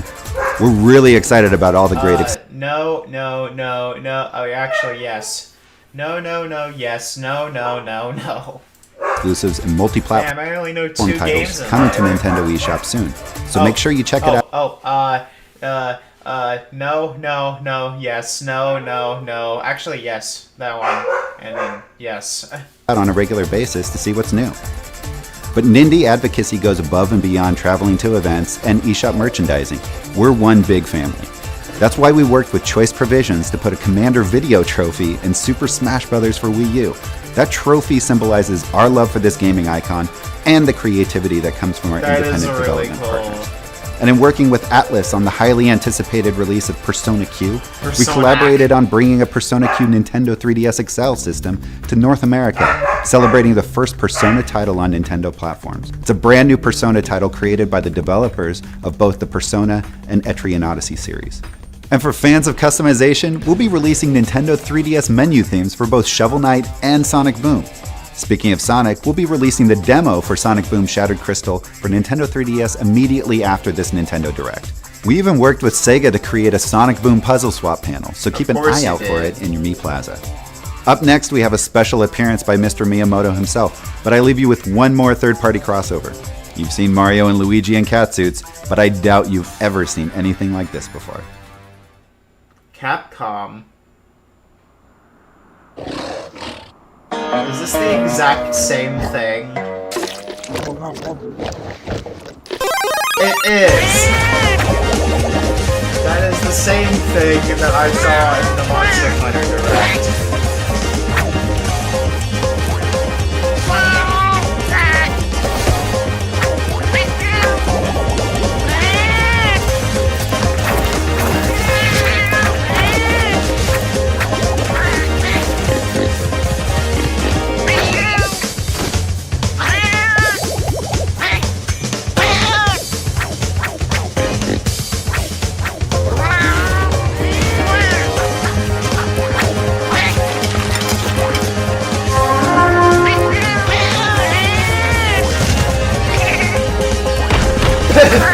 They died.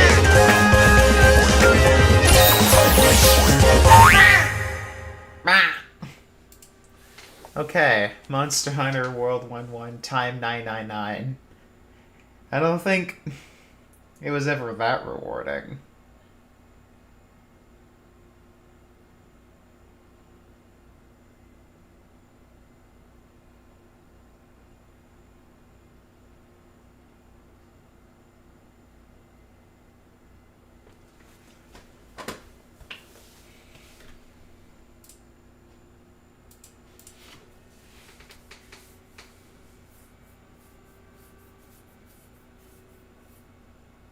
Hello, I'm Shigeru Miyamoto. Today I'm wearing a Pikmin t-shirt again. Pikmin fall when alone, but as one they fear none. I've been working on a lot of Wii U games recently, and I'm hoping to deliver some new gameplay experiences that take advantage of the gamepad. What have you been working on recently? While I was working on the game Pikmin 3, I also began working on a Pikmin animation project. Although I have experience making games, I had never created an animation. Even though Pikmin are the main characters, their name is right in the title, they're pretty small and it can be hard to see exactly what they're doing. So I started working on this animation because I wanted to create something that would allow you to see these hardworking Pikmin up close and personal. While I was working on it, it almost started to feel like they were actually living all around me. For E3 2012, I created a video with Pikmin walking around and following me everywhere. Ideas like this were born from the idea of Pikmin living all around me. We came up with things like that, or even these right here.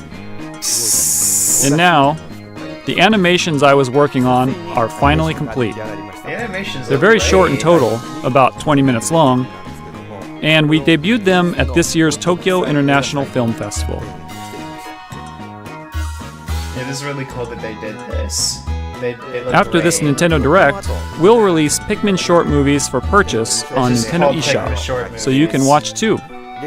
In the theater, we screened it in 3D, so on Nintendo 3DS, you can watch Pikmin short movies 3D. While on Wii U, we have the beautiful high-definition version, Pikmin short movies HD.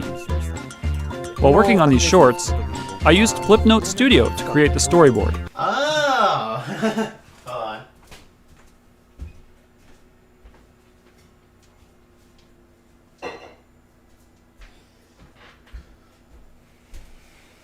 I didn't know Flipnote Studio was still like utilized in 2014. That's cool. The Flipnote footage I created during this time is also included in the movie, so please give it a watch. How can animators see that? And while we're on the topic of Pikmin, we've decided to release a demo version of Pikmin 3. I'd love for you to try out the demo as a way to experience Pikmin 3. And after playing the demo, if you purchase the full version, you can transfer your save data over, so it's okay to try out the demo first. Also, we'll be continuing with various other activities involving the game, even on Miiverse, so we hope you'll continue to find ways to interact with Pikmin 3. Thanks for watching. Thank you, Mr. Miyamoto. Moving on, let's talk about Monolith Soft's there's the actual logo for it. Thank God they didn't resort to that red fucking X thing that looked grungy. Xenoblade Chronicles X, which we haven't talked about much since E3. The game's plot sees the people of Earth fleeing their home world in the wake of an intergalactic war and crash landing on an uncharted planet. In an attempt to find refuge in this mysterious land, the runaway explorers scour the terrain and conduct research. Using the city of New Los Angeles as their home base, the player will conduct planetary research that involves the completion of quests, like hunting native creatures, collecting items scattered across the planet, and taking on requests from residents.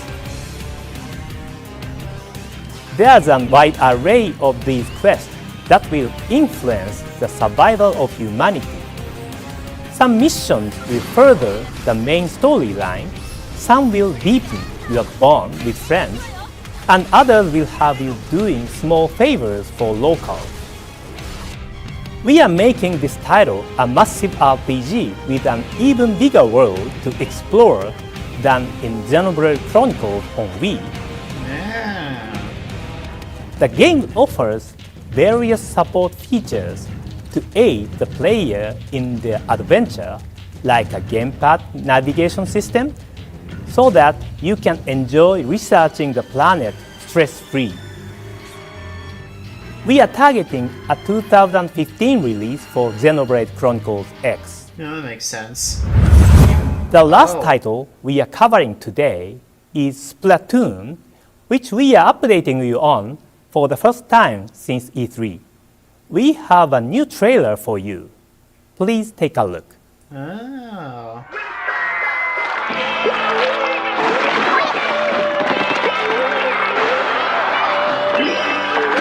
This is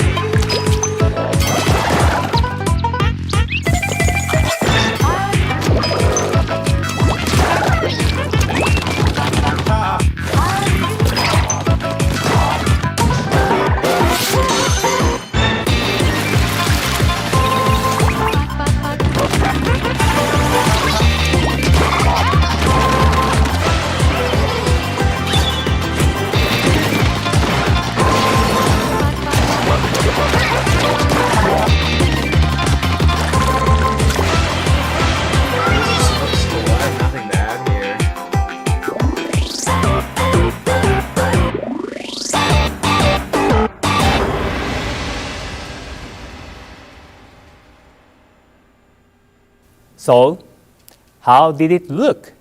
Alright. Splatoon is an action-packed shooting game where you play as a squid that can transform itself into human form to mark its turf with colored ink. At its core, Splatoon is a 4-on-4 online multiplayer shooter in which two teams compete to cover the most ground with ink. But it also has a single-player campaign that pits your squid-like character against an army of octopus enemies equipped with an arsenal of ink weaponry. Squid vs. Octopus, nature's epic battle for supremacy, turf, and the survival of each species begins. Splatoon will be available for Wii U in stores and on the Nintendo eShop in the second quarter of 2015. That's all for today's Nintendo Direct. Thank you for watching.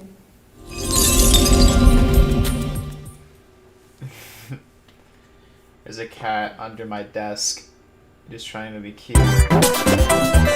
Oh!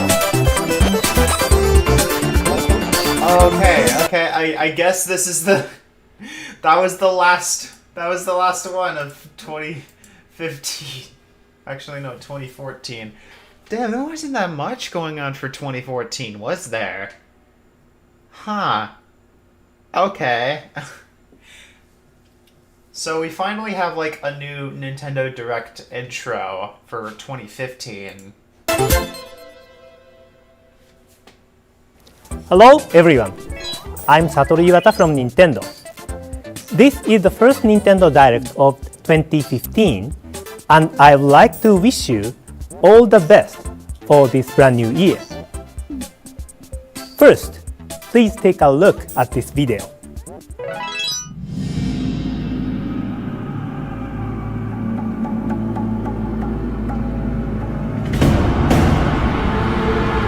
What is this?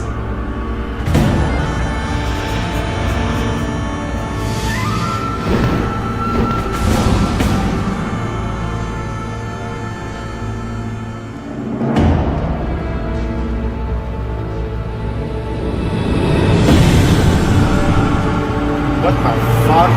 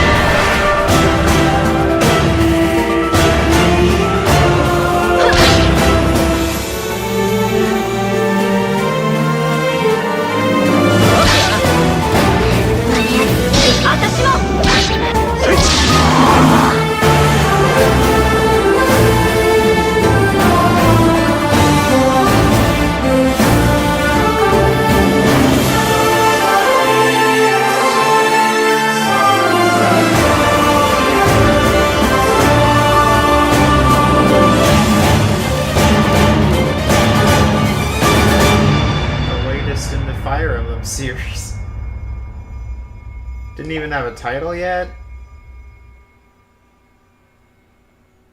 Okay, I guess it's the latest. The in latest Fire Emblem title series. in the Fire Emblem series will come to Nintendo 3DS.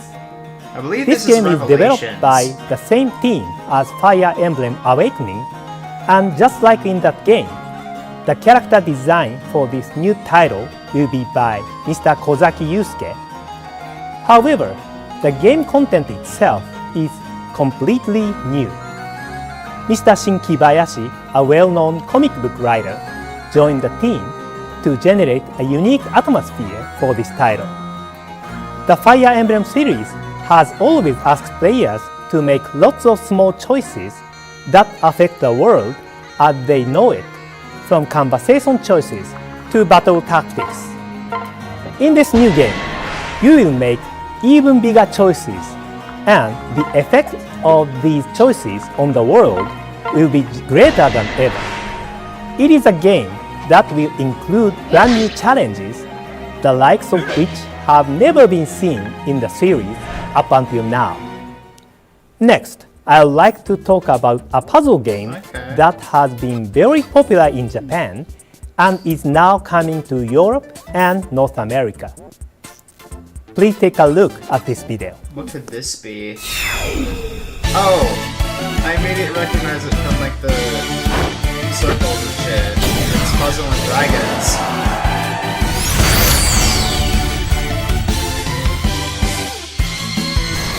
Zuh!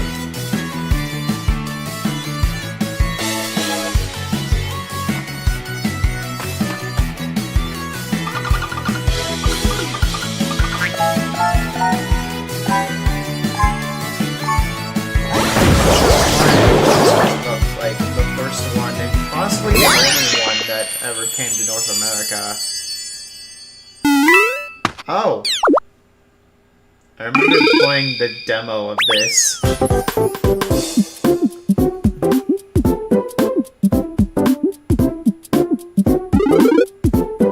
This Peach is still away the Bowser and his baddies. At least he left a note.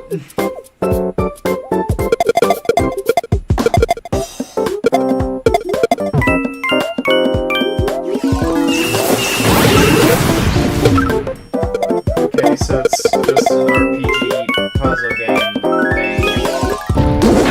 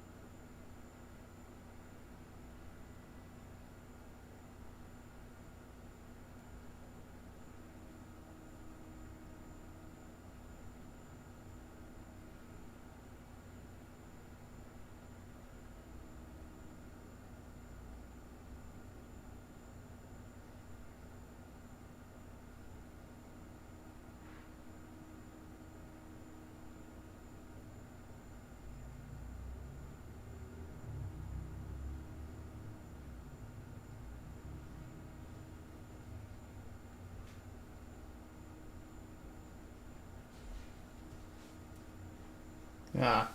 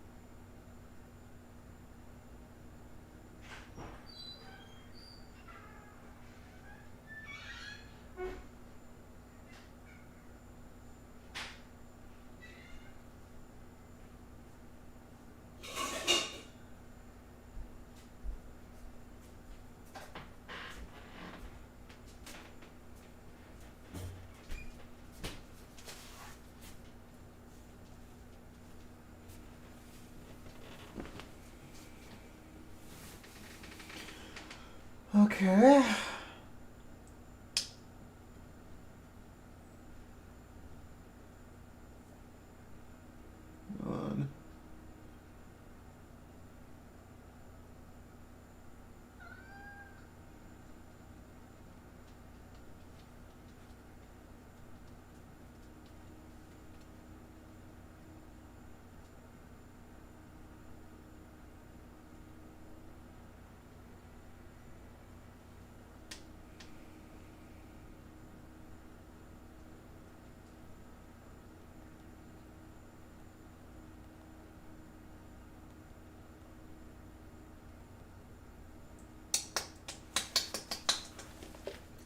Okay.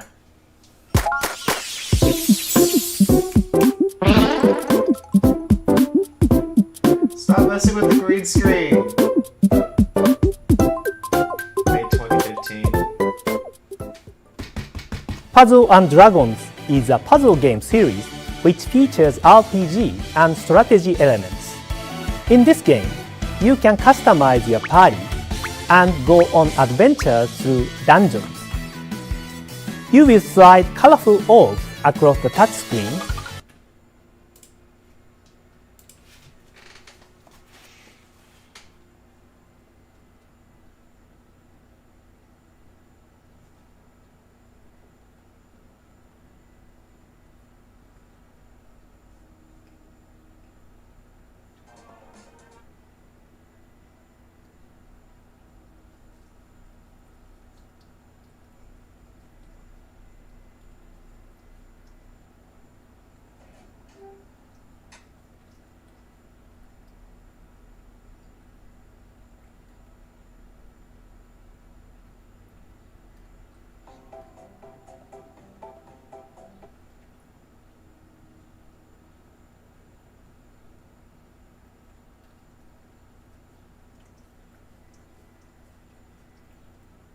Give me a moment.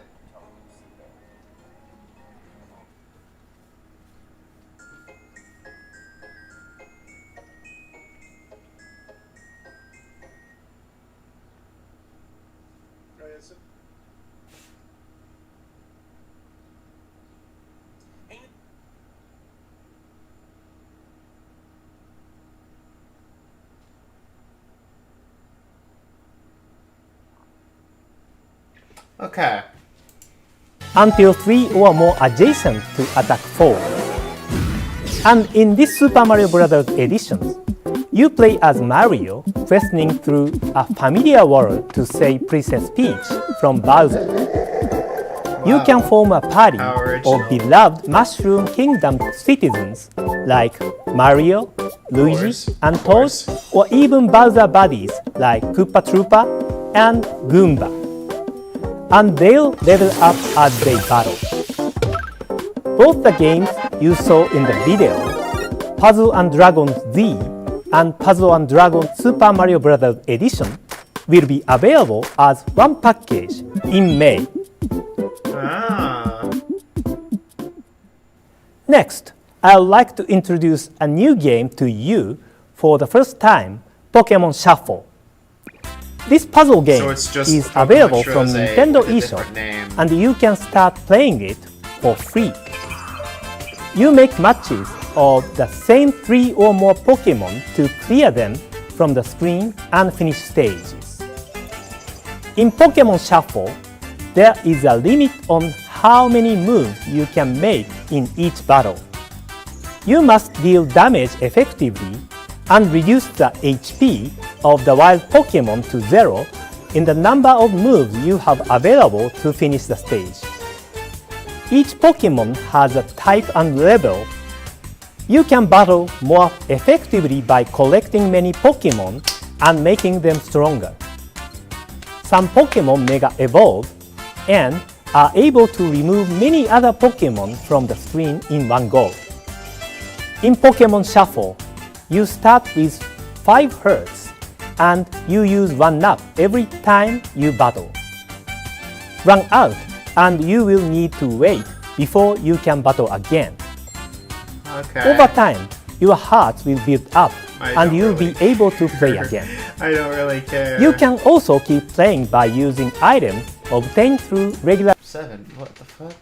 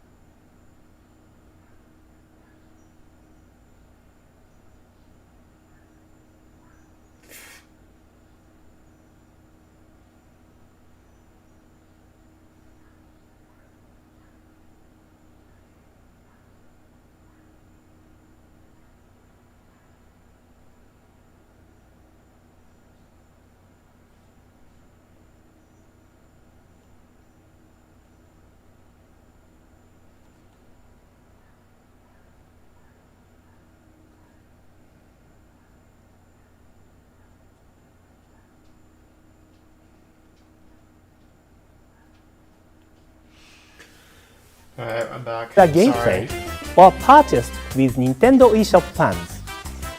In addition, there are also various other items which can come in handy during battle and which can also be available through regular gameplay or through in-game purchases, allowing players with different play styles to enjoy the game. Pokémon Shuffle will be available from Nintendo eShop in February. Now let's move on to Wii U. Please take a look at this. There are some Wii software icons on the Wii U menu.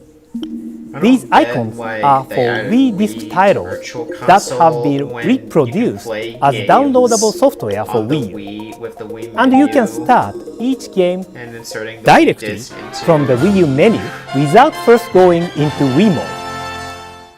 Wii U's backwards compatibility with Wii was developed by switching the hardware function to Wii mode.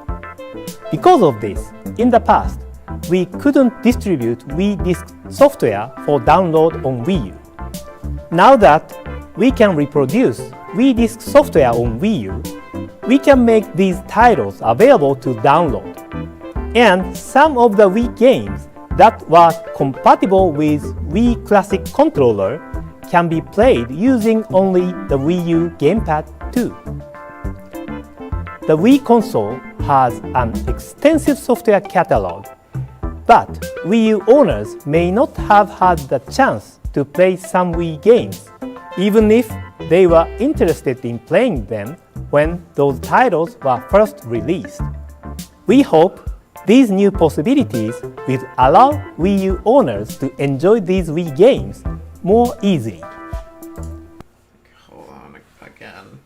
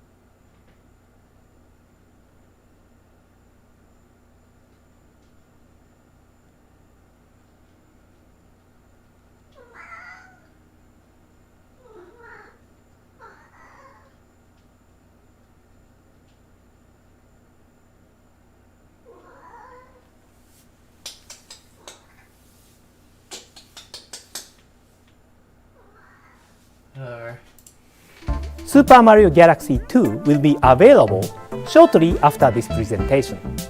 Punch-Out will be available on January 22nd, with Metroid Prime Trilogy arriving on January 29th.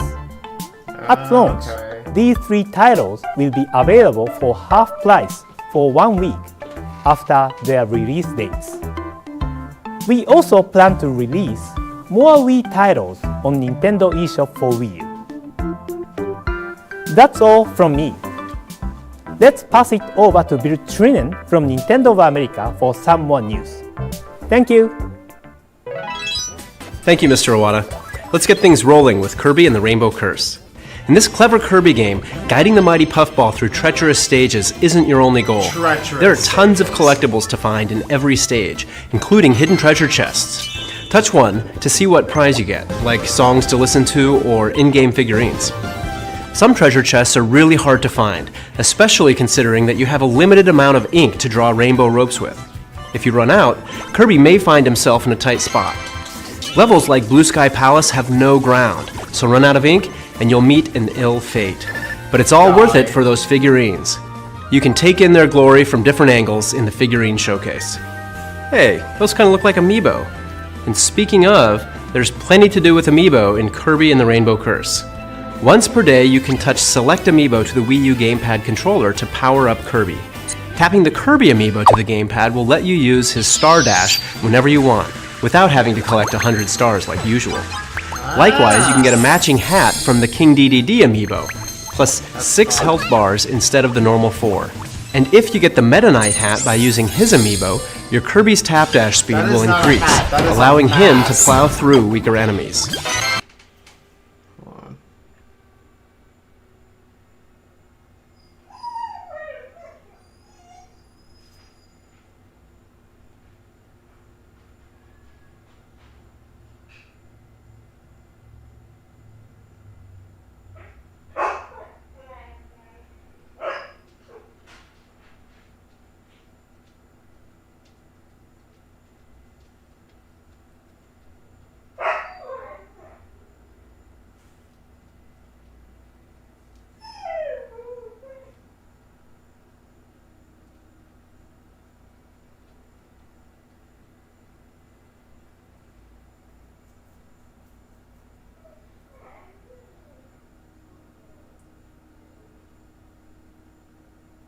My computer is like fucking whirring over there. See if anybody's in the chat. No.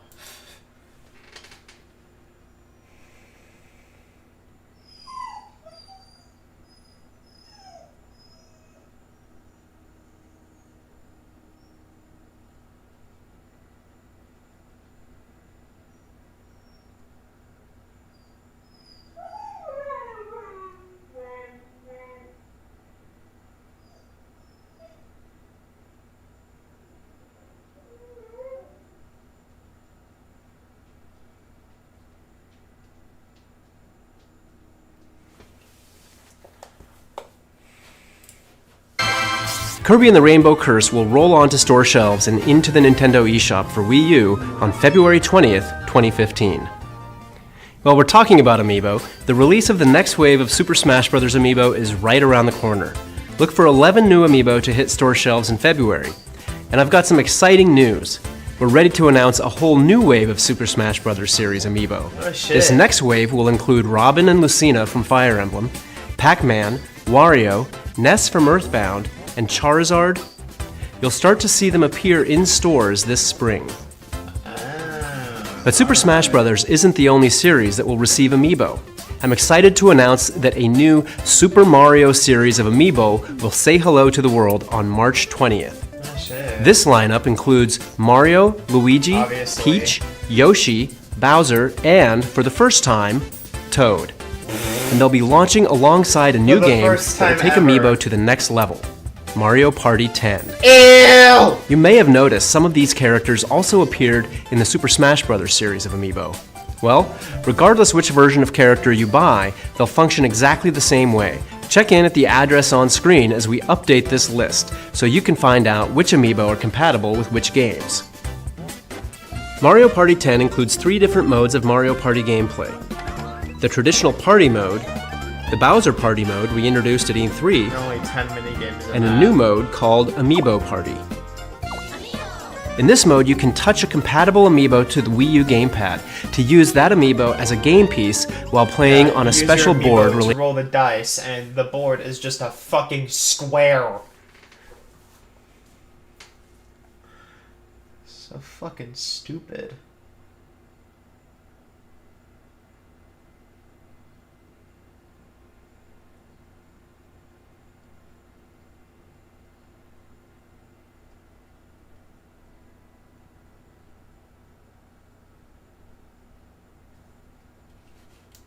Related to that character. For example, on the Mario board, you might encounter an event where you use a mushroom to suddenly grow, or collect coins while defeating your What do you rivals. mean suddenly? On the You Luigi touched a map, mushroom. you might have to suck up your rival's stars and coins using the Poltergust. Each character has a special trait, so there's a lot of fun to be had on the different boards. You can also select one token to assign to your Amiibo for use while playing. Deciding which item to bring along might just be the key to your victory, so choose wisely. The game will work with 9 different Amiibo: Mario, Luigi, Peach, Toad, Yoshi, Bowser, Rosalina and Luma, Donkey Kong, and Wario. Okay. If you decide to use your Super Smash Bros. Amiibo in Mario Party 10, you will need to erase that figure's Smash Bros. Amiibo data. Mario Party 10 will be available in stores and on the Nintendo eShop for Wii U March 20th. But at what cost? You have to have an Amiibo to play Amiibo Party, so we'll also be offering a limited number of special bundles at select retailers, which will include the Mario Amiibo from the Super Mario series I mentioned earlier. Another game that will use one of the new Amiibo from the Super Mario series is Captain Toad Treasure Tracker, which was released last year. The only Amiibo you can use for this, at least the only one that matters here, is Toad.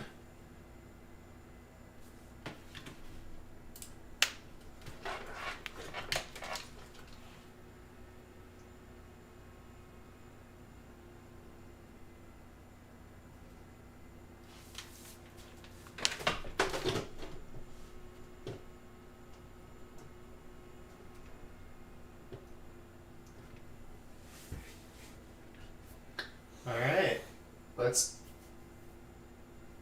Don't even start. Don't even start. I don't want to hear it.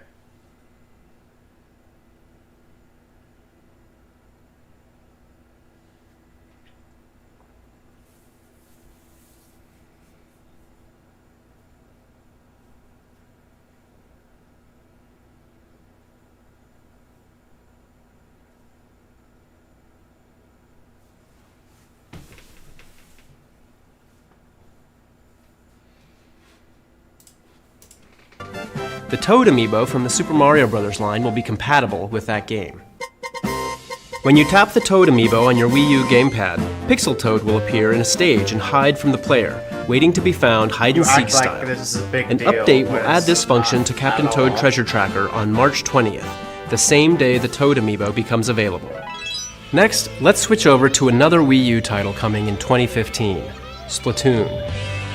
Oh, the logo's more up. Splatoon is an action-packed shooting game where you play as squid-like inklings that can transform into humanoid characters and mark their enemies' territory with ink.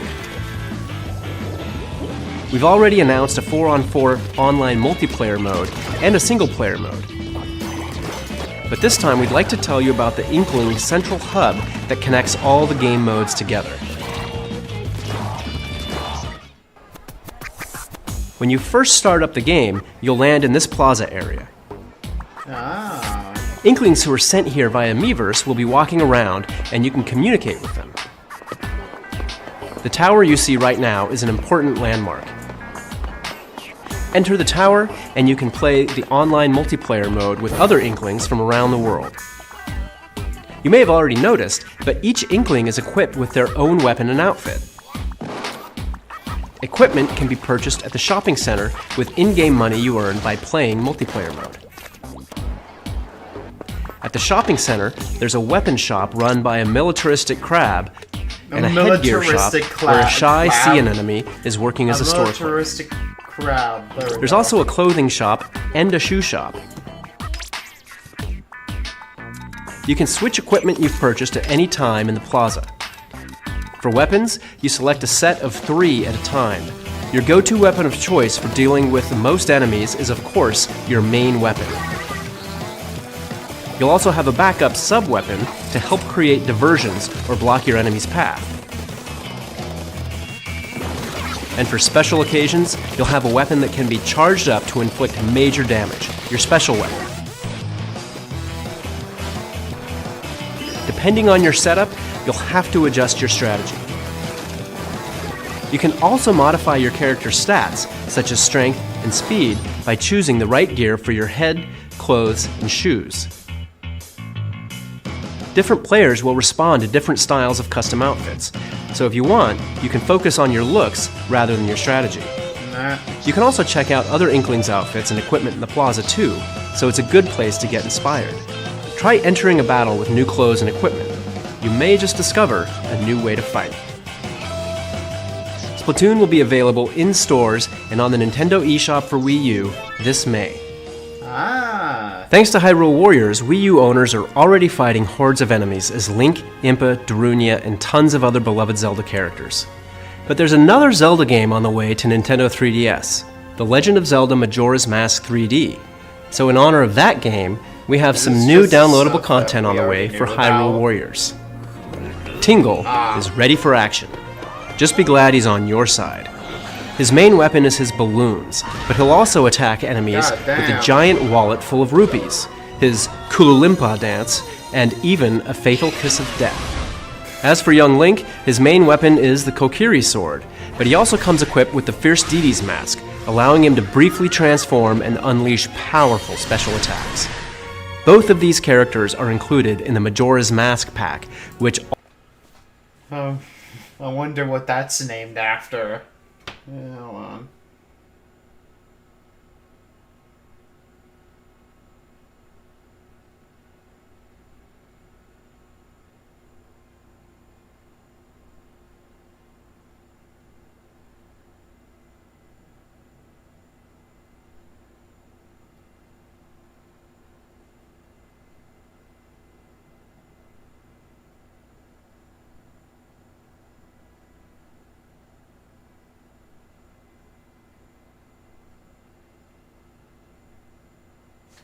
Okay.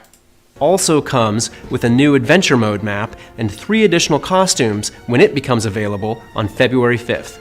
Stay tuned for more information. Next, we have a new trailer for Monolith Soft's next title, Xenoblade Chronicles X, that showcases various locations from around planet Mira. Please take a look. 地球を後にし、放浪の旅に出て2年。ついに異星文明の追撃部隊に見つかってしまったのです。激しい戦闘で白芸の指揮官も大破。航行能力を失った白芸は未知の惑星の重力につかまり、船体を崩壊させながら墜落していきました。That was it, I guess. Oh.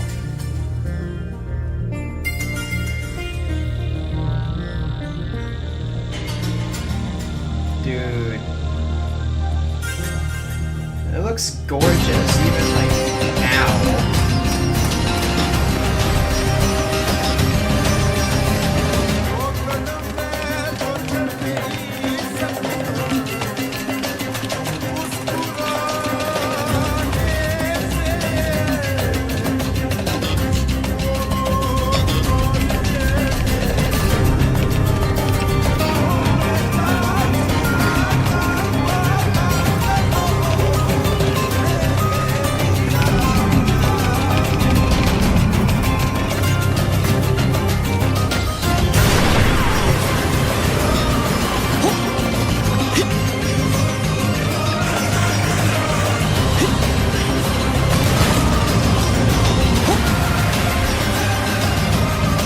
Oh, dude, you would die. Fuck that.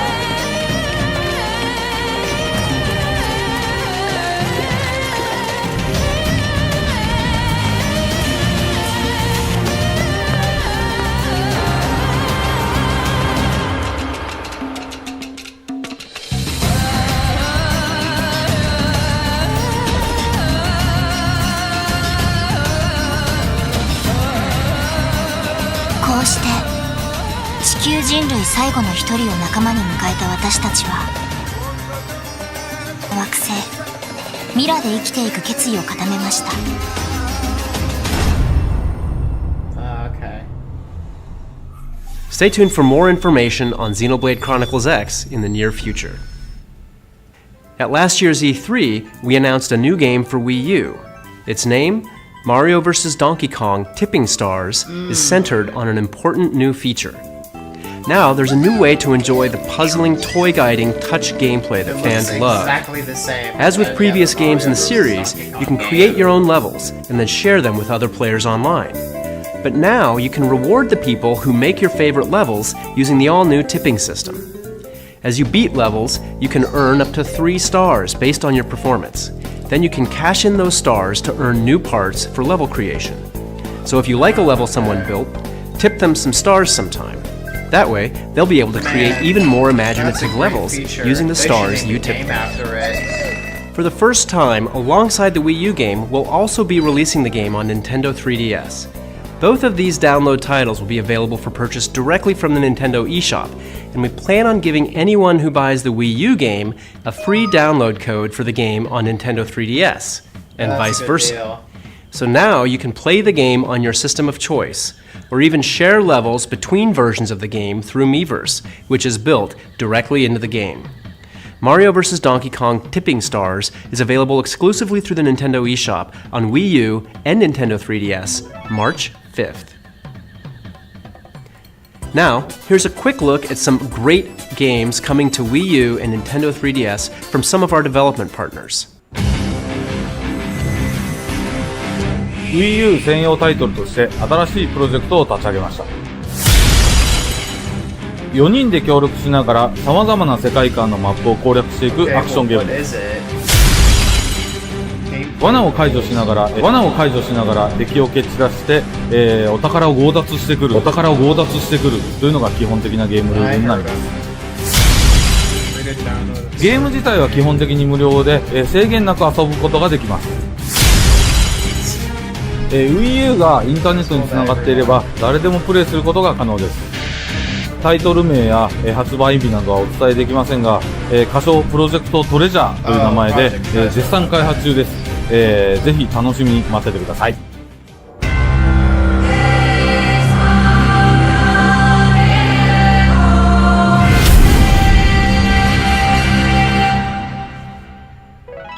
Thank you, Mr. Harada.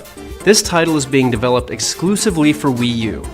please wait for further updates from Bandai Namco Entertainment. Bandai. In Elliot Quest, you'll explore an open world filled with hidden secrets and powerful guardians that can help you cure Elliot's curse of immortality.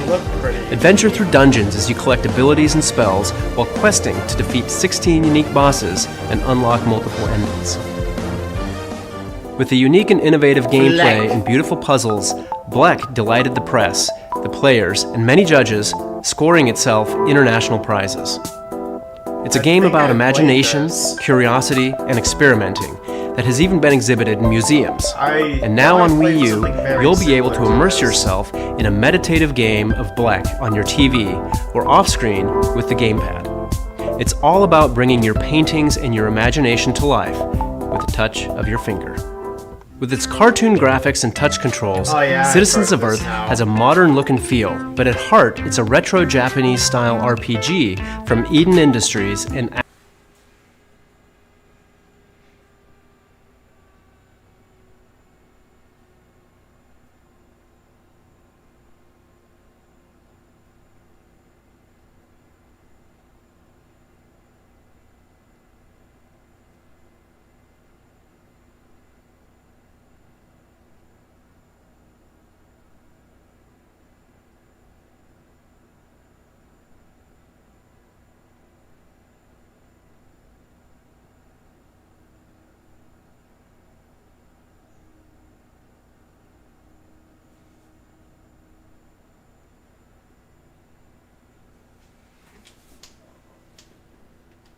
You guys are just looking at each other.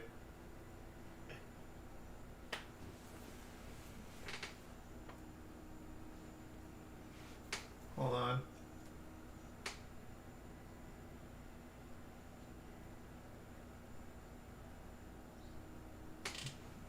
Okay. Atlas USA. Players take on the role of Vice President of Earth. Yes, you heard that correctly. The Vice President of Earth, who awakens the morning after his election to find that his whole planet has gone berserk. To get to the bottom of things, you'll have to team up with an odd assortment of more than 40 characters scattered around the game world. With a humorous story and plenty of quests and side quests, this game can be played as a casual adventure or a full-on RPG. The original Gunman Clive was a breakout hit on the Nintendo 3DS eShop, and now the hardcore gunfighter is back in Gunman Clive 2.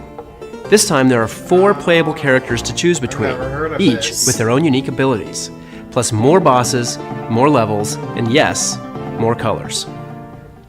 Another exclusive is headed to the eShop on Nintendo 3DS too.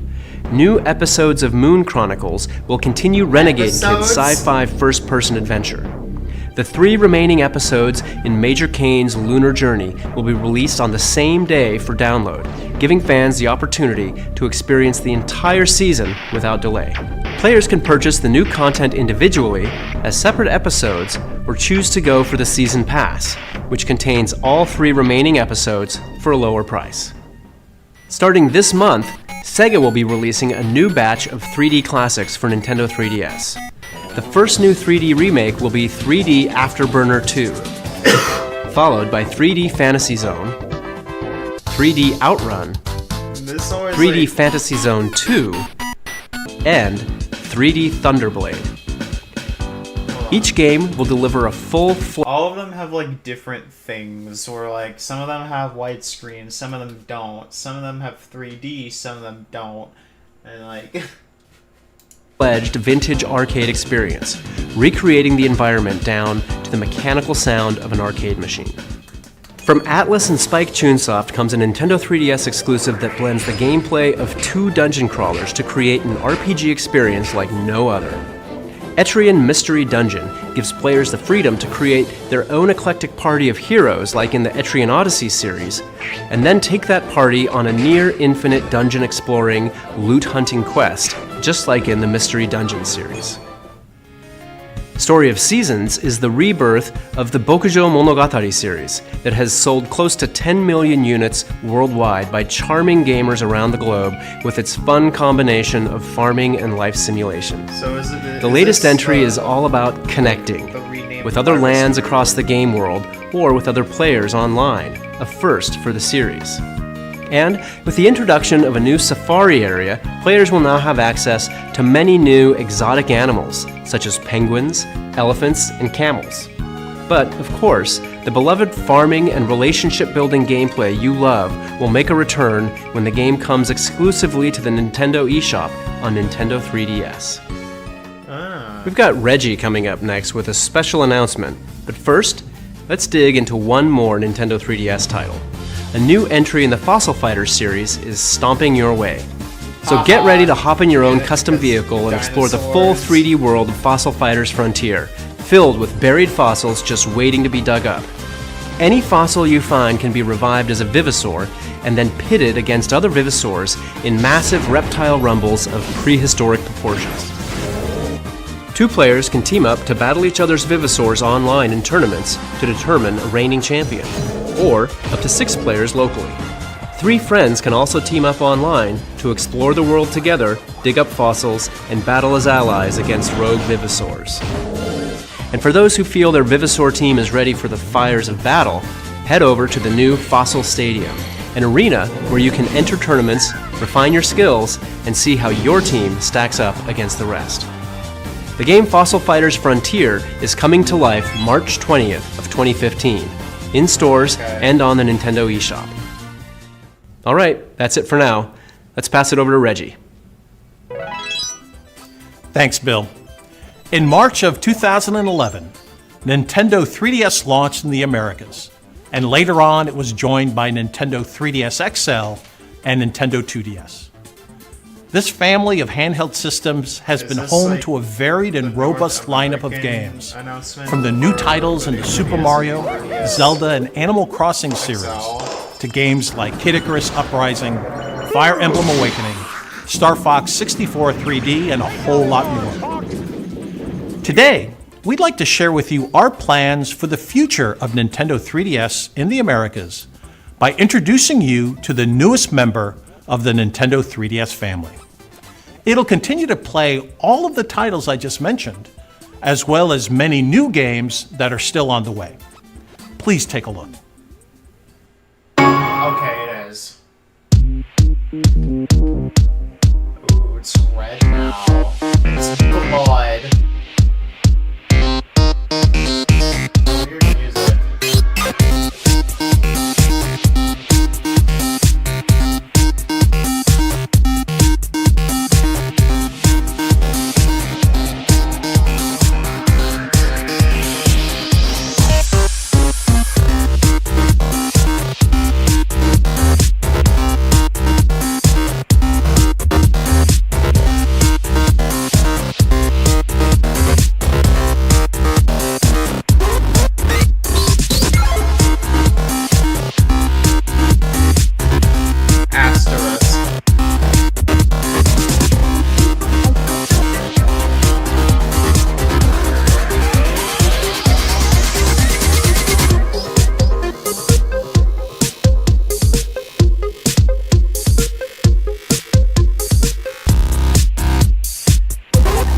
Have you seen it? Yes, I have, and that's because I own it.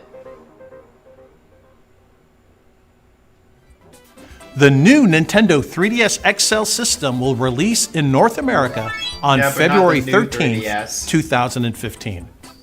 It features a number of new enhancements designed to offer the smoothest and most engrossing on-the-go gaming possible. Now is the best time to be a part of the Nintendo 3DS generation, with games like The Legend of Zelda Majora's Mask 3D and Monster Hunter 4 Ultimate on the way. The new Nintendo 3DS XL is a great new reason to play Codename Steam and to replay recent releases like Super Smash Bros. For Nintendo 3DS. To see games in 3D, the screen on the original Nintendo 3DS needed to be viewed from the very center. So if your face or hands move unintentionally, you aren't able to properly experience the 3D effect. For this reason, many players... Hold on. What do you mean you can't hear anything?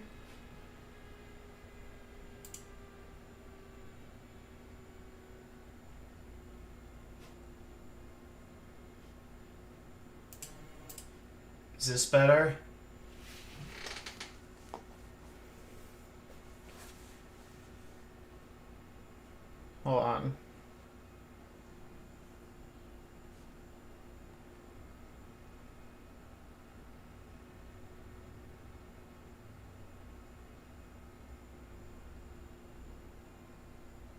Or is it like too loud? Is that the thing here?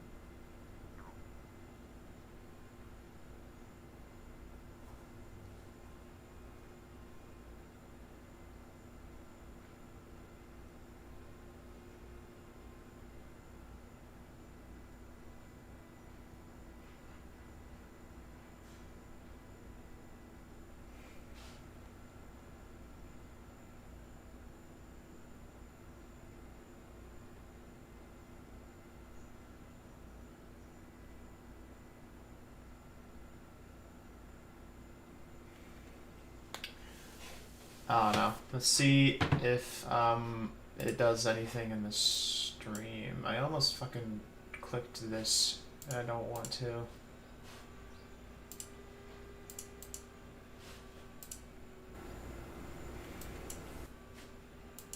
I can hear everything. Hold on.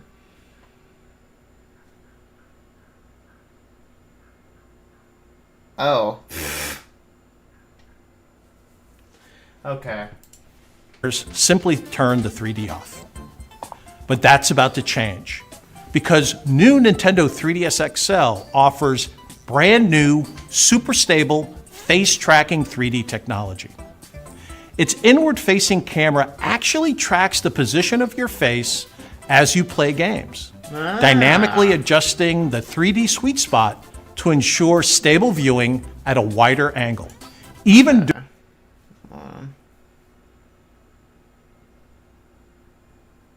I got a notification. I don't know what it was for.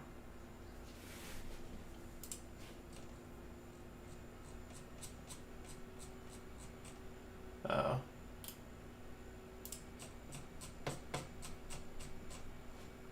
Okay. Well, dude. Okay. During frenetic games like Super Smash Bros. For Nintendo 3DS. And because it's a hardware feature, it works with all Nintendo 3DS games. In addition to face tracking 3D, there are physical enhancements to the system as well.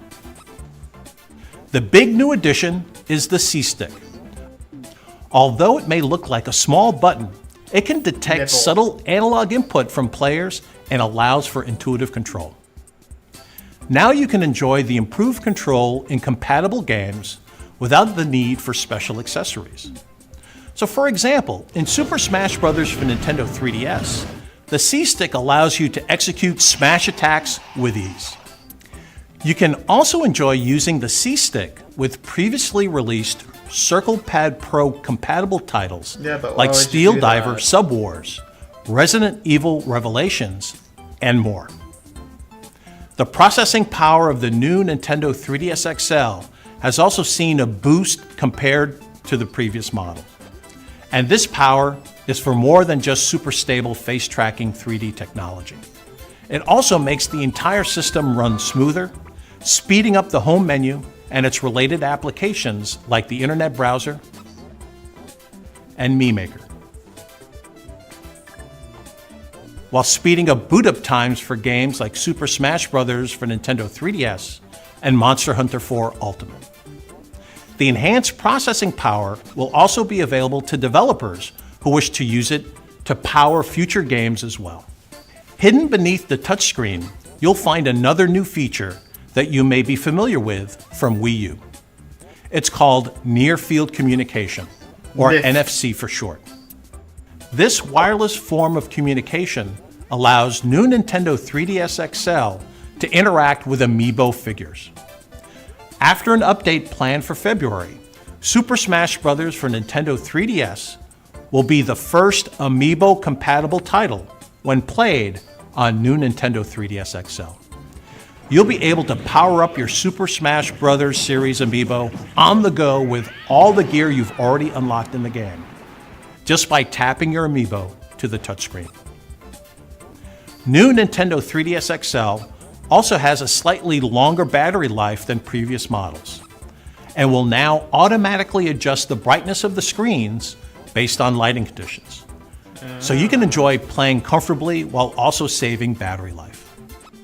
Okay. With new Nintendo 3DS XL, there's also a change to the memory card compatibility. In order to maintain the system size while enhancing the hardware specifications and performance, we decided to use smaller micro SD cards instead of the standard SD cards. A 4 gig micro SD card will come with the new hardware. Those of you currently enjoying Nintendo 3DS can transfer saved data and continue gaming on the new hardware. Sure, it was We'll provide pretty large, detailed but instructions on the best way to nowadays, transfer your that's far data too in the coming small. weeks. The new Nintendo 3DS XL system will be available in new red and new black when it releases in the red and Americas new black. on February What 13th of 2015. The system will not include an AC adapter. However, you can use an existing AC adapter from any system in the Nintendo DSi or Nintendo 3DS family, or purchase one separately. The future of the Nintendo 3DS and 3D gaming is here. Seeing truly is believing. So, let's take a look at how some upcoming games will create fresh experiences on the new Nintendo 3DS XL. Bill? Thanks, Reggie. The games keep coming in 2015. A month after the launch of new Nintendo 3DS XL, Abraham Lincoln will bring together heroes from classic literature and American folklore to fend off an alien invasion. Codenamed Steam comes to us from the creators of Fire Emblem and Advance Wars, and their new hybrid of turn-based strategy and real-time action plays like nothing else out there. It's all about picking the right 4-hero team and using their special Steam-powered abilities to outthink and outgun hordes of intelligent enemies. Manipulating the camera is key when scouting and planning out strategic attacks. Luckily, you can easily control the camera using the touchscreen, or by playing on a new Nintendo 3DS XL system, you can use the new C-Stick to adjust the camera and plan your next move. And best of all, Codenamed Steam will be one of the first Nintendo 3DS games to use Amiibo. Believe it or not, the Fire Emblem characters that appeared in Super Smash Bros. Can join your team. They won't interfere with your enjoyment of the storyline, but tap an Amiibo of a Fire Emblem character like Marth or Ike to the new Nintendo 3DS XL touchscreen, and you can add them to your roster to fight alongside your team in battle. In the tradition of Fire Emblem, Amiibo characters that fall in battle cannot be revived at checkpoints during a fight. You'll have to wait until the match is over and tap the Amiibo on the touchscreen again to have that hero rejoin your team. It's an added risk that strategy fans will love. Plus, the Fire Emblem characters wield weaponry pulled straight from their core series, like Marth's sacred sword, the Falchion. It's definitely a heavy hitter, but his rapier is even better for striking weak spots.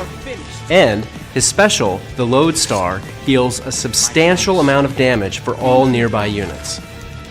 As for Ike, his blessed blade Ragnell sends out powerful shockwaves. He also comes armed with the wide-swinging axe Irvin and his special move, Ether. The Ike Amiibo will release in February, with Robin and Lucina coming later this spring. And if you didn't manage to pick up a Marth Amiibo when they launched last year, you're in luck. We're planning on bringing more to the US a bit later this year, so stay tuned for more details. Codenamed Steam launches on Nintendo 3DS and on new Nintendo 3DS XL with enhanced features on March 13th, in stores and on the Nintendo eShop. Ace Combat Assault Horizon Legacy Plus is back with new features you can only experience on the new Nintendo 3DS XL.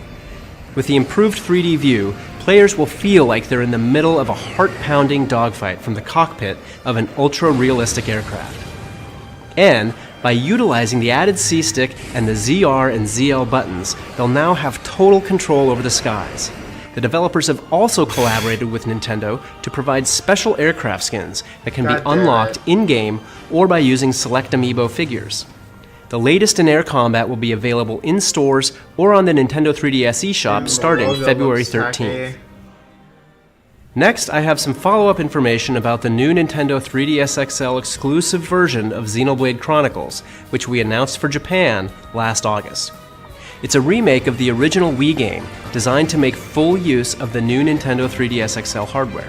The new version offers 3D visuals and allows players to view maps and character stats on the bottom screen. There's also a bonus mode where you can view 3D models of the characters. Since the developer of the Wii version, Monolith Soft, is currently hard at work on Xenoblade Chronicles X, we tasked Monster Games with this project, the same developers who expertly ported Donkey Kong Country Returns from the Wii to the Nintendo 3DS. Xenoblade Chronicles 3D will be available in April 2015, exclusively for new Nintendo 3DS XL. There's another brand new game coming to the Nintendo 3DS eShop. Let's start with a trailer.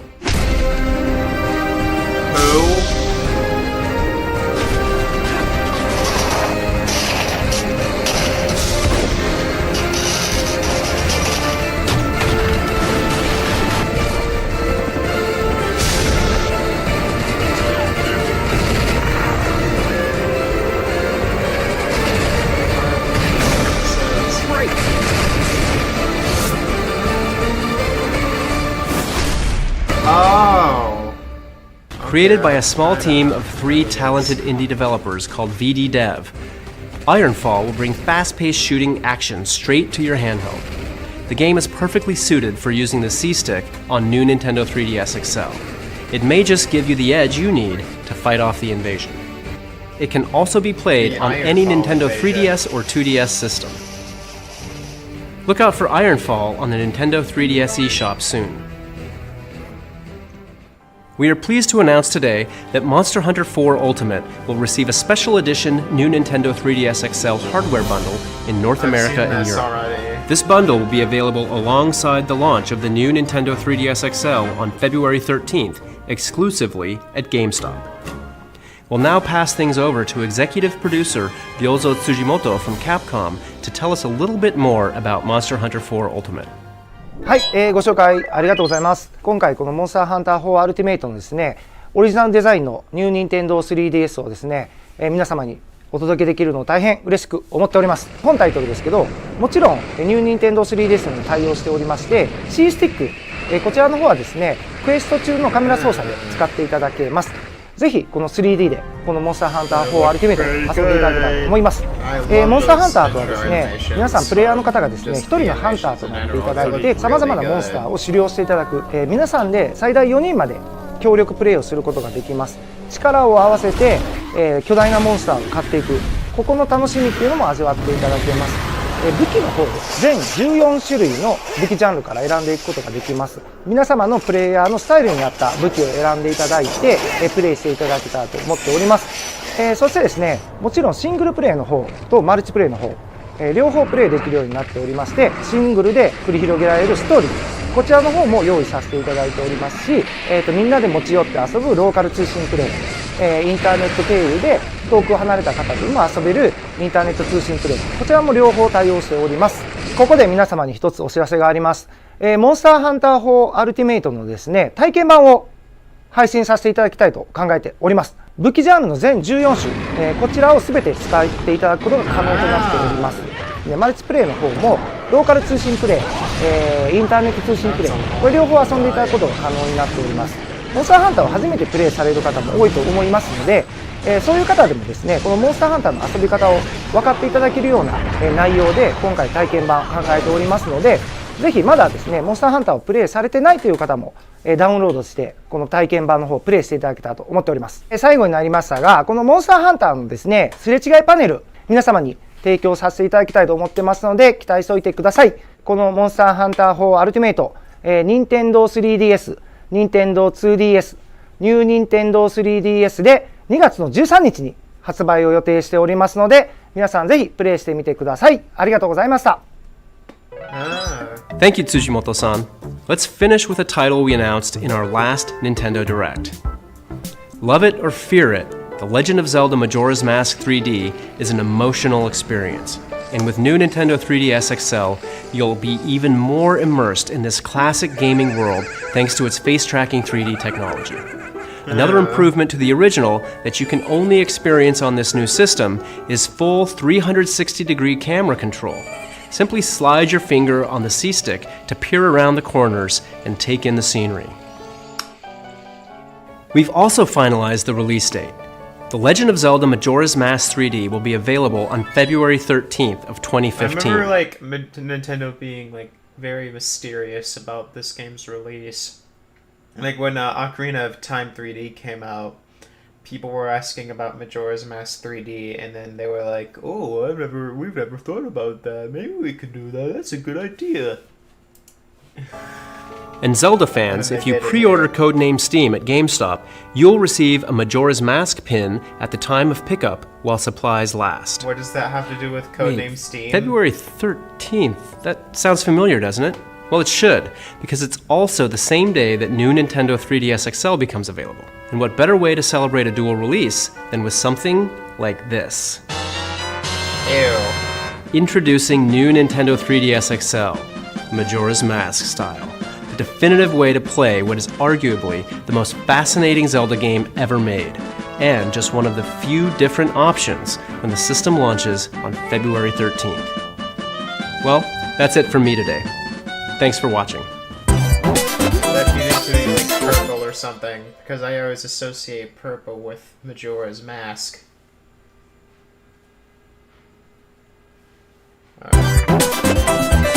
This one is on April Fool's Day.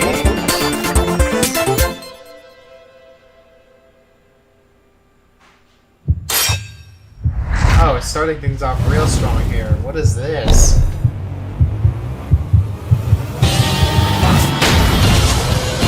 Like that.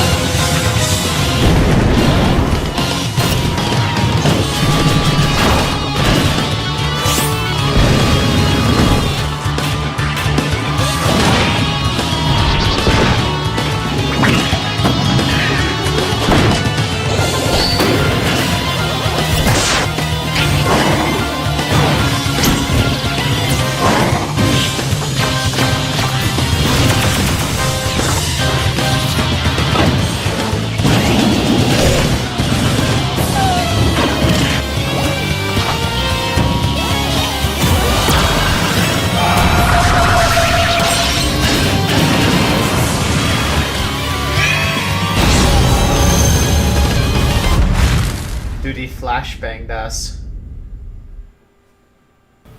Hello everyone, I'm Satoru Iwata from Nintendo.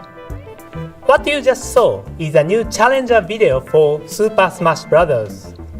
It took some time to develop this character after the game was completed, so we had to make you wait, but Mewtwo will join the battle in Super Smash Bros. For Wii U and Nintendo 3DS on April 28th at the price listed here. And as previously announced, Club Nintendo members who have purchased and registered both the Nintendo 3DS and Wii U versions of the game before March 31st will receive a free download code for the character on April 15th. Alongside Mewtwo, we'll be releasing a software update on April 15th as well. In the future, we'll continue to develop more and offer additional downloadable content for Super Smash Bros. Here's a taste of what we have in development. First, we'll be adding more costumes for customizing Wii fighters. In addition to the items you see here, we'll begin offering costumes inspired by major game series. Make a mouse.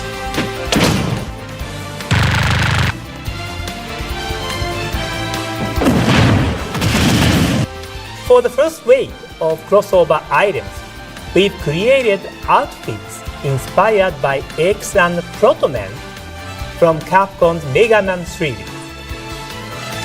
But that's not all of the new content we'll be offering.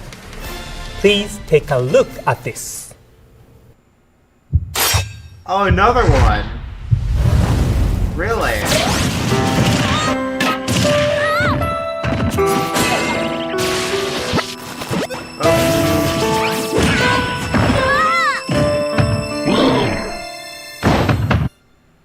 Lucas, isn't it? PK Fire! Yep.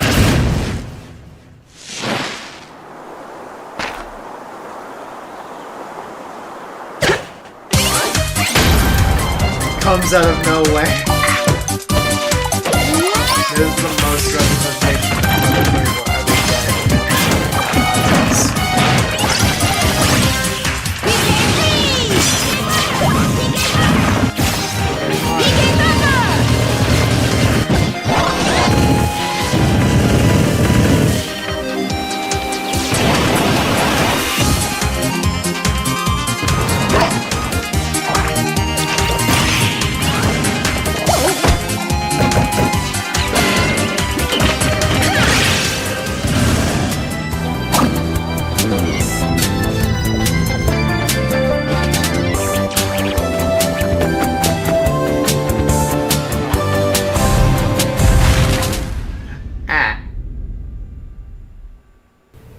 You recognize this fighter as Lucas from Super Smash Bros. Brawl on Wii, and originally from Mother 3, the sequel to Earthbound released only in Japan.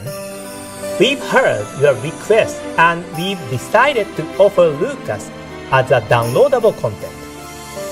We are still hard at work, but we are planning his release for June. I imagine that you may have some fighters in mind yourself.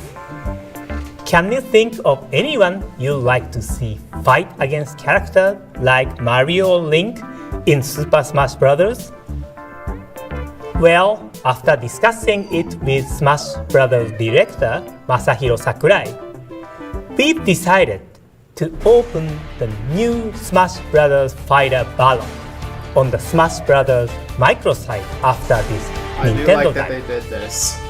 With this poll, you can let us know directly which character you'd like to see become the next new fighter in Super Smash Bros. Of course, please understand that we won't be able to accommodate every request. But Mr. Sakurai I'm a and big the fan rest of of the Meow staff Meow will Mario. take each request into consideration when developing additional fighters. We look forward to hearing from you. This microsite will also provide details on upcoming downloadable content and how to purchase it. Speaking of Super Smash Bros., we are ready to announce the next waves of Amiibo in this series. In the coming months, the following characters will join the 30 plus Super Smash Bros. Amiibo that are already available. Of these Amiibo figures, remember that Lucina and Robin can be used with codename Steam, and that Wario is compatible with Mario Party 10. We'll be releasing a number of Amiibo exclusively through retail partners. Keep an eye out for announcements from these retailers to find out when you can pre-order. I hope you are looking forward to training up these Amiibo in Super Smash Bros. Rest assured, we'll also be releasing Amiibo of Mewtwo and Lucas sometime in the future. Next up is something called Amiibo Tap Nintendo's Greatest Bits. Oh. This downloadable I thought title it was for Nintendo's Wii Greatest lets you Hits. touch Amiibo on the They got Wii me U there. game.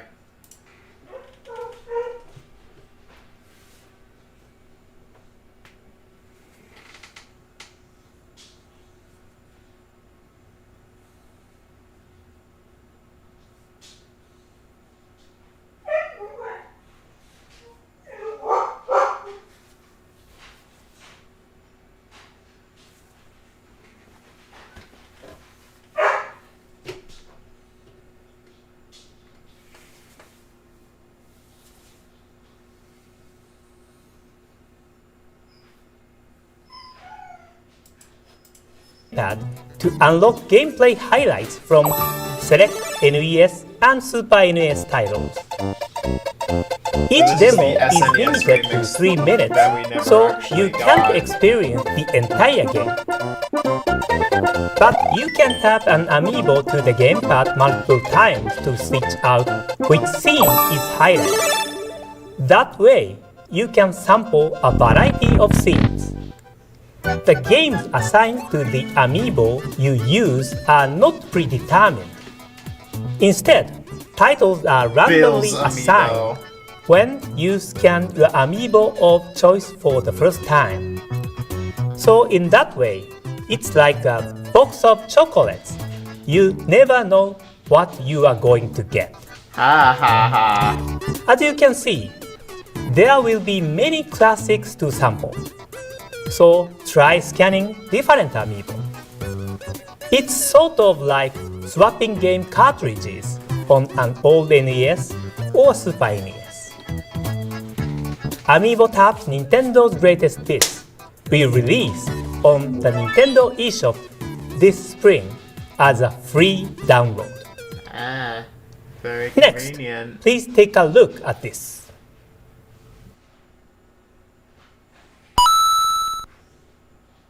I showed more of Mario Maker here.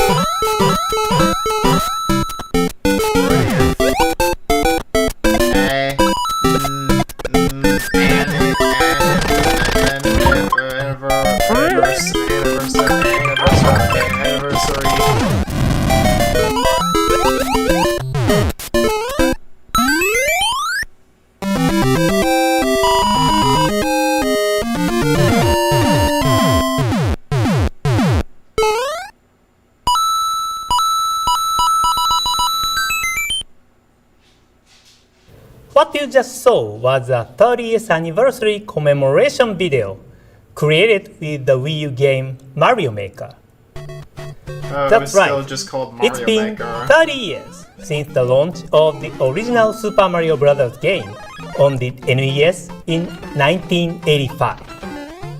I couldn't be happier that Mario has continued to be active across a wide range of games, thanks in no small part to the love you all have for Mario. I'm extremely thankful. There's no better way than an anniversary celebration to gear up for what will be a definitive Mario experience. Mario Maker. Mario Maker is a game that lets you use the Wii U gamepad to create and play Mario levels. Like it did when it All came out. you have to do is place characters or other pieces from Mario games onto the level. That way, anyone can create unique levels. You'll be able to switch between 4 different Super Mario Bros. Game themes, from the 8-bit pixel art of the original to the world of New Super Mario Bros. U, and enjoy the action that each provides. You can upload your finished creations for people all over the world to enjoy. But still love that they Maybe use this the music is your from first Mario step Paint. toward becoming a world-famous level designer. Mario Maker will launch this It still September. had the logo too. As we approach its release, we'll be exploring fun ways to celebrate the 30th anniversary of Super Mario Bros. Dude, Mario Maker was the Please only stay thing that you tuned did for for more 30th. information. Now, let me pass it over to Bill Trinan at Nintendo of America for more updates and announcements. Bill? Thanks, Mr. Iwata. Bill Trinan here New with some news on challenger upcoming approaching. Wii U games. First is Yoshi. Yoshi's Woolly World is a creative and lovingly crafted new entry in the Yoshi series. It reimagines fan-favorite gameplay elements and makes them feel brand new again. As you can see, Yoshi's latest adventure is an action game that takes place in a woolly world spread across varied stages, featuring Man, I fun wonder why yarn they named challenges. it that then. You'll create platforms and even unravel yarn walls to discover hidden paths. To aid in these tasks, Yoshi must use his signature moves, like gobbling up enemies or flutter jumping. Meanwhile, he'll explore every nook and cranny of every stage as he collects items and heads to the goal. The game offers 2 modes, Classic Mode and Mellow Mode, Mellow. Classic mode has a similar feel to traditional Yoshi series games, and despite the game's cute visuals, it will prove quite challenging even for veteran players. Mellow mode, on the other hand, allows players of all skill levels to enjoy the game as Winged Yoshi, who happens to have the cutest voice you can imagine. You can switch between the two modes at any time during play, so if you get stuck in regular mode, you can switch over and continue enjoying yourself in mellow mode. Oh, I should mention, there are also special Yoshi amiibo. While the current lineup of amiibo figures are all made of hard materials, this amiibo series is created from yarn, just like the heroes of Yoshi's Woolly World. When you tap the Yoshi amiibo on the Wii U gamepad, another Yoshi will appear in the game, allowing you to play with double Yoshi. That way, even when you're playing single player, you won't feel like you're playing alone. As in the multiplayer mode, playing with double Yoshi lets you turn your ally into a yarn ball to throw at enemies or to cross chasms. It really expands the gameplay. Yoshi's Woolly World will launch later this year. The Yarn Yoshi amiibo will be available in 3 different colors: green, pink, and light blue. I had one of those. I love that. Next up is Splatoon. In this action shooter, you control squid-like inklings who can transform into humanoids. So far, we've introduced a 4-on-4 online ink battle mode called Turf Wars, and a single-player campaign called Octo Valley, where you set off on your own to take down the inklings' natural-born enemies, the Octopus Army. But today, we'll show you 2 more modes. The first is an online mode called Ranked Battle. Just like in Turf Wars, you'll team up with 3 other players to battle it out in 4-on-4 matches. However, this mode includes a ranking system. Ranked Battle has several rules that differ from Turf Wars. In one mode, called Splat Zones, players battle over a specific area within a given stage, so you can expect some fierce battles between 2 teams to go down here. Polish your skills against the Octarian Menace in single player, hit up Turf Wars for a casual multiplayer matchup, and then up the intensity in Ranked Battle, where you'll find the most serious competition. Knockout. Another mode included in the game is called the Battle Dojo. Here you can enjoy local one-on-one battles with friends. In this mode, one player uses the gamepad as a screen while the other plays on the TV screen, each one competing to see who can pop the highest number of balloons in a given stage. You can play this mode on the same stages as in Turf Wars, so just like in a real dojo, you can practice your moves and learn the layout and locations of obstacles to up your game in Turf Wars. We have one more Splatoon announcement today. We've decided to release Inkling Amiibo right alongside the game's launch. When you touch an Inkling Amiibo to the gamepad, you'll receive missions based on the Amiibo you tap in. By completing these missions, you can acquire special weapons and gear that you can only get from these compatible Amiibo. The squid, and it's not breathing. You can't breathe. It's gonna suffocate.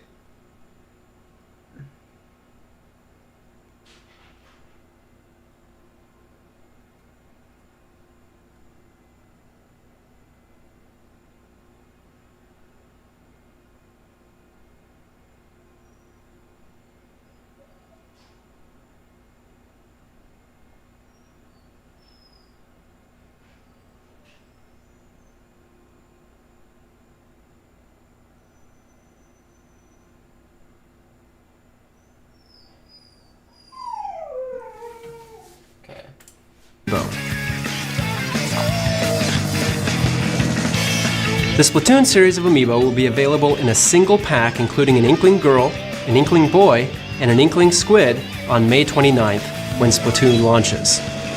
Or you can buy the Inkling Girl or the Inkling Boy individually the same day.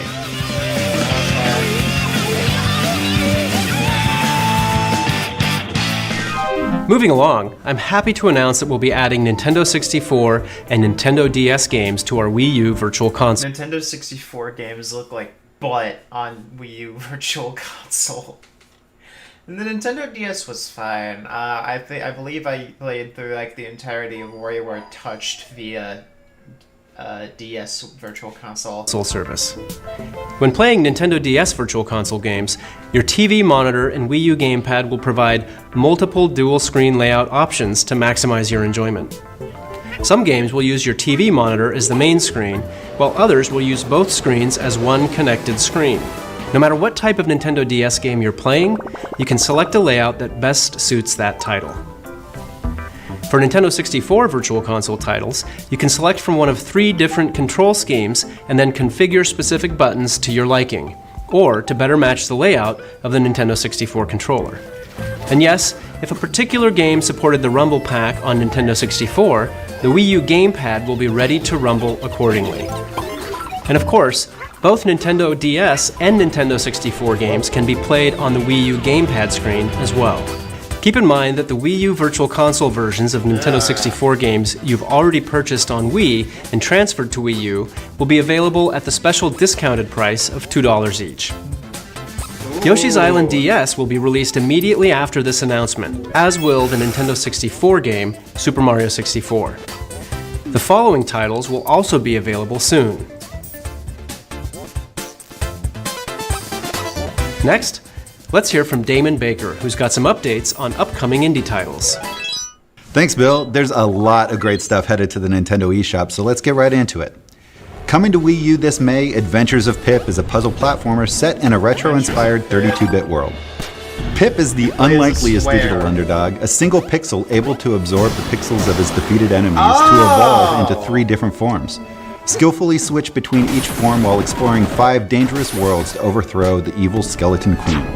Rescue trapped villagers to unlock new shops, and don't forget to use your gamepad to quickly access your inventory or quick travel throughout the land.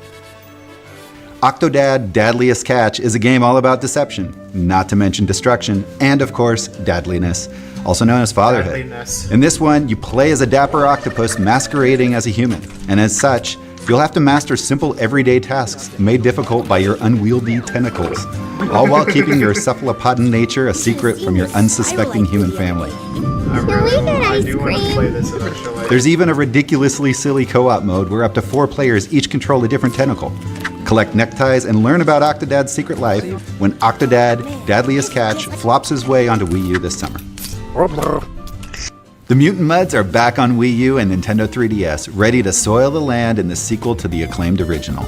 Mutant Mudds Super Challenge contains 40 brand new levels filled with dimension-bending platforming fun that will have you hopping in and out of the background to discover secret pathways and collect gems.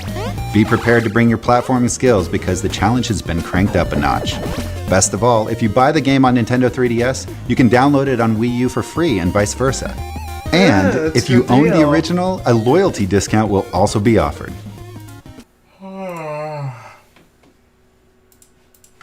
In Don't Starve Giant Edition, you'll fight, farm, craft, scavenge, and do whatever it takes to survive in a wilderness filled with science, magic, and things that go bump in the night. Randomly generated worlds and the constant threat of permadeath will keep you on your toes. But luckily, your trusty gamepad will be with you to display your inventory and map, or to play the game in off-TV mode. Don't Starve Giant Edition will also launch with a special promotion. Every purchase gets you 2 copies of the game on Wii U. Send your second copy to a friend and they'll be able to embark on their own bizarre adventures. So it's like Before I pass it back to Bill, take a look at a number of other titles coming soon to the Nintendo eShop. Thanks, everyone. Oh, God.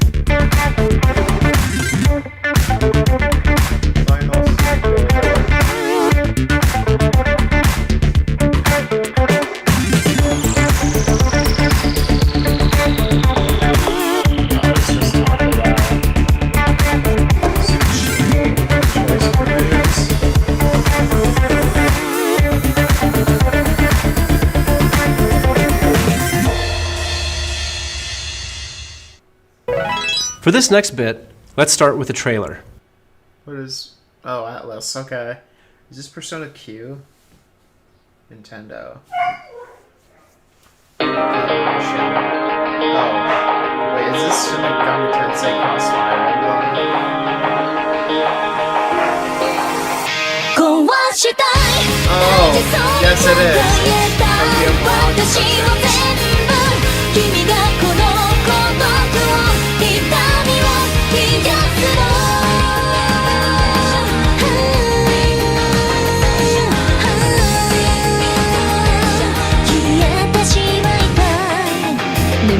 ない街のざわめき愛想笑いの憂鬱本音なんていつかどこか見えないふりだねだって不安なんてそんな言われなくても分かってる壊したい大事そうに抱えた強がりなんてでも素直になれない迷っても悩んでも君が求めるならせめてこの孤独を痛みを壊して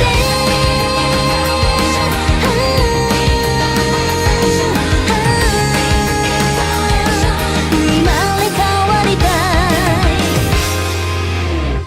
絶対に逃がさない Do they ever reveal the title? First off, thank you for waiting, everyone. It's been a long time since we announced this project, but the game you just saw is indeed the crossover between Shin Megami Tensei and Fire Emblem that we announced back in January of 2013 in a Nintendo Direct. The role-playing masters at Atlus are developing a truly modern RPG, where everyday life exists alongside a secret world of fantasy, including characters from the Fire Emblem series. I hope you're looking forward to it. Stay tuned for more information on this title in the future. Now it's time for... Whoa.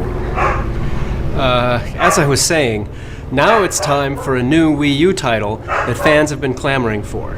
In this new entry of the Fatal Frame series, you play as one of 3 different characters, each with their own storyline set at the cursed tourist destination, Mount Hikami. Using the Wii U gamepad as your camera, you'll investigate different areas while soaking in the atmosphere. Game was like pretty much right at home on the Wii U. Taking photos with like a haunted spirit camera, that makes sense. Like that's a perfect fit for the Wii U. Atmosphere. But occasionally, your camera will be used to fend off hostile spirits in quick bursts of action. Prepare for scares when the game haunts the US later this year. Keep your eyes peeled for more details, coming soon. Now let's dive into some Nintendo 3DS software, starting with the Nintendo eShop title, Box Boy.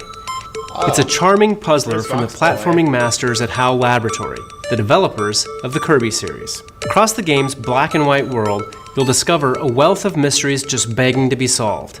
To do so, you'll navigate more than 150 stages full of interesting challenges using the main character's ability to duplicate his blocky body. With this technique, he can invent unique structures like the shielding afro, and then use them to protect himself, hit switches, and snake around environments like a boss. Whatever type of gamer you are, chances are you haven't solved many puzzles like these before, so figuring them out just feels good.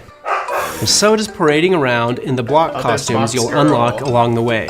Some of them even make you move faster, jump higher, and look as much like a ninja block as you feel on the inside. Life's good when you're a ninja block. Box Boy will be available for... Hold on. Ninja Cube 3DS.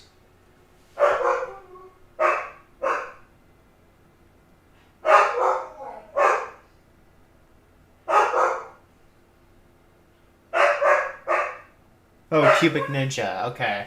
I was kind of close. For purchase on the Nintendo eShop, April 2nd. Next, the latest game in the Pokemon Rumble series, Pokemon Rumble World. It's a fast-paced action game that you can download for free and start playing right away. It features more than 700 Pokemon from Pokemon Red and Blue through Pokemon Omega Ruby and Alpha Sapphire, some of which can even Mega Evolve. Making toy Pokemon attack is as simple as pushing a button. To advance in your journey, you'll square off against tons of wild toy Pokemon and defeat them to add to your collection. During your adventure, you'll travel to different areas on hot air balloons. Where you go depends on the type of balloon you're on.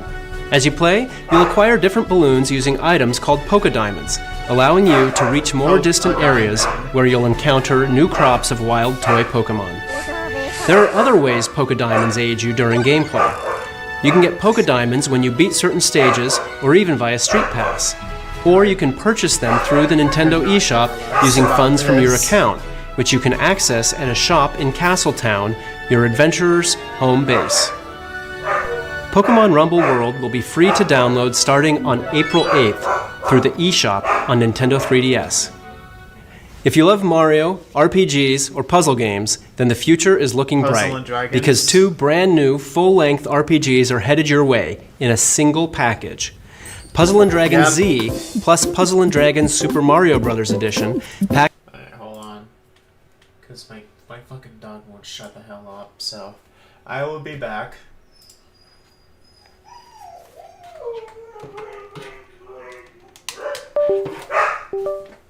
I'll get to it, Jesus.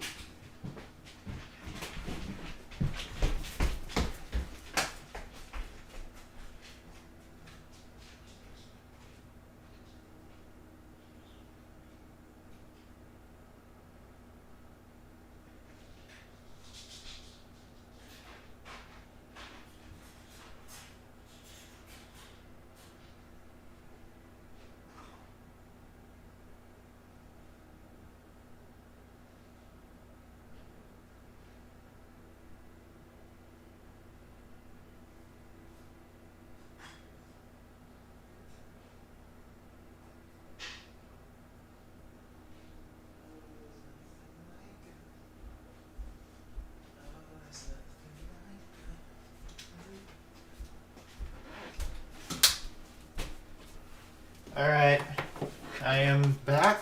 Thank you all for your patience. I don't know if there's anybody who's still in the stream. No. No.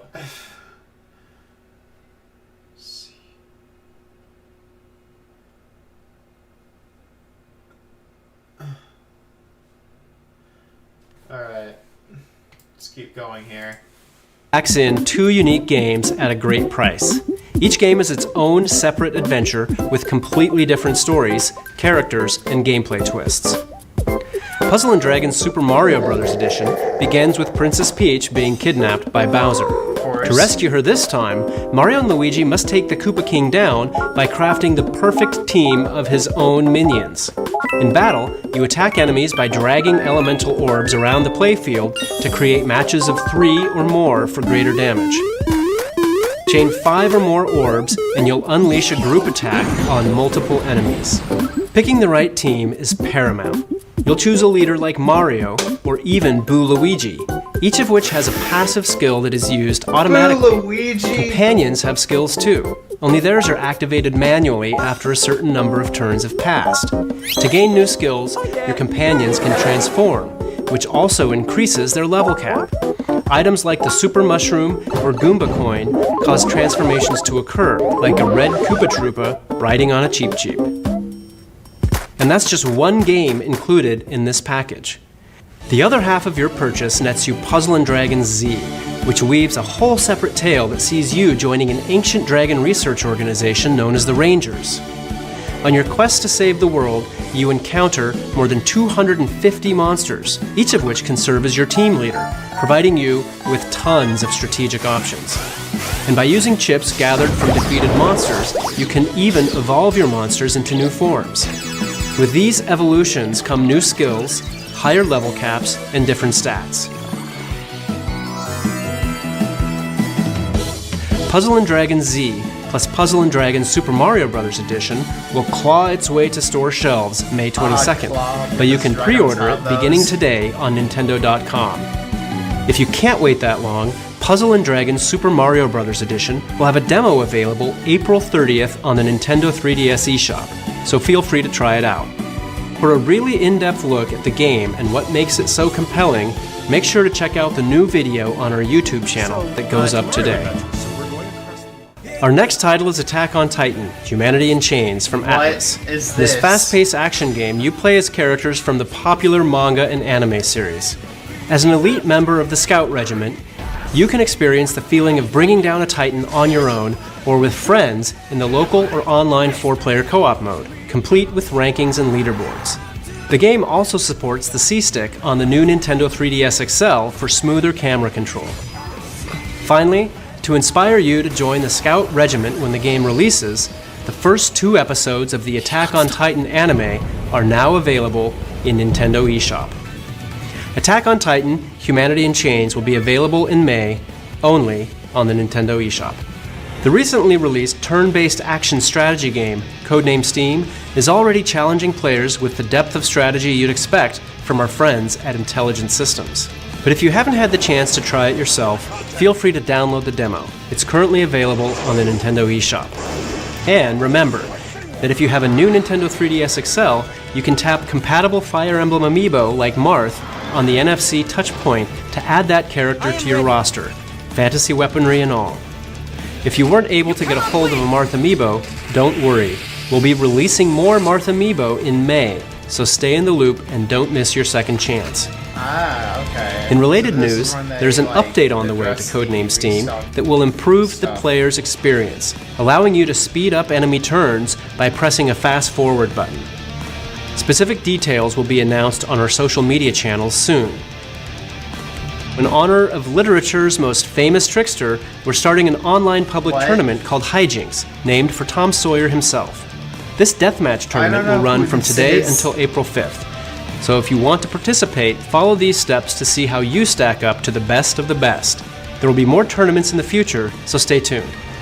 Top players in these tournaments will even earn special titles that are visible online. Next, I have some info on a new update to Street Pass Me Plaza. The software already contains several games crafted specifically with Street Pass functionality in mind. The last update in 2013 added 4 games to the Plaza. Now, we're bringing 2 new games to the Plaza. The first one is called Ultimate Angler. In this fishing game, the player visits the Street Pass Islands to try and catch various fish with bait received from Mii characters via Street Pass. You'll have to pick the right bait to hook the fish you're trying to catch, and if it bites, reel it in. Okay, hold on, because I forgot to do something.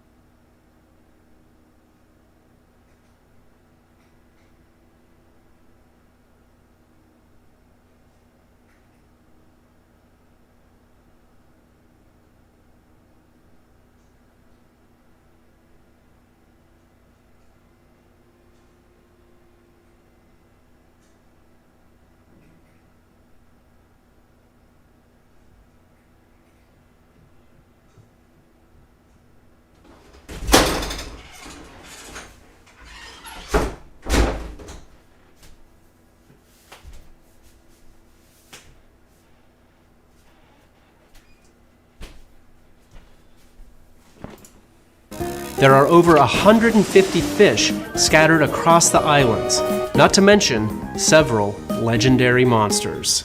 The other new Street Pass game is Battleground Z. In this action game, players receive items based on their Street Pass Mii Plaza character's hobby and use them as weapons to beat down hordes of zombies. It all goes down in the city of Hobbyville, home to people who take their hobbies and zombie outbreaks very seriously. To rescue the citizens of Hobbyville, players will make the most of 26 makeshift weapons to best the zombies in each stage. Alongside these games, we'll also be offering Street Pass Mii Plaza Premium, which brings to the service even more ways to interact with Mii characters. Street Pass Mii Plaza Premium is a paid content which offers up new features like Street Pass birthdays. Now you can start filling in the dates of your Street Pass Mii characters' birthdays on the new calendar, and also store up to 100 Miis of your friends or special Miis in the new VIP room. The new update to Street Pass Mii Plaza will be available on April 16th. Ultimate Angler, Battleground Z, and Street Pass Mii Plaza Premium can each be purchased individually inside Street Pass Mii Plaza once the update is complete. If you purchase both Ultimate Angler and Battleground Z together, you can get them for a special discounted price. The Nintendo 3DS family of systems already has a great library of role-playing games. One look around the internet and you'll find lots of gamer love for titles like Fire Emblem Awakening and Bravely Default. But fans of those games should prepare themselves for a whole new dimension of RPG goodness, because the role-playing swan song of the last generation is brand new again, exclusively on the new Nintendo 3DS XL system. The new Nintendo 3DS XL version combines the original's amazing story, vast landscapes, and intense real-time battles with new features like the Collection.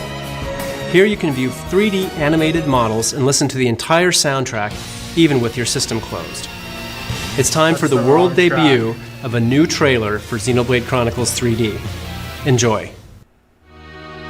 14 years since I found you on that mountain. Seems like yesterday. I owe it all to you. If you hadn't found me that day, I wouldn't be here now discovering the world.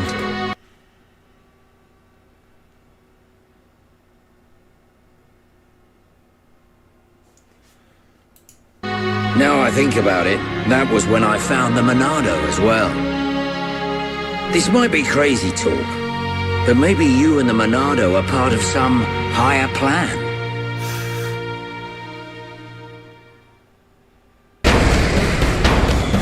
I just realized something. The future I see, it isn't set. I think it's more like a warning.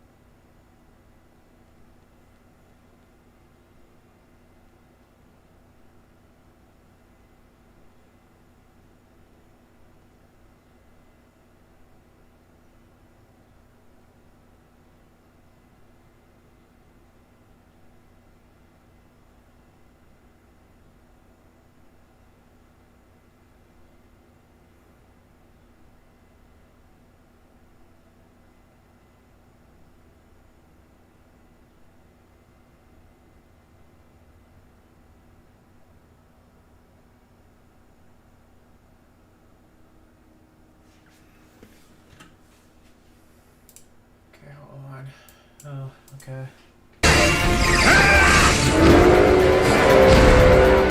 You will pay for what you've done! Get back here! No! If they know your next move, it's all in vain. Damn, that was some good performance, I will say.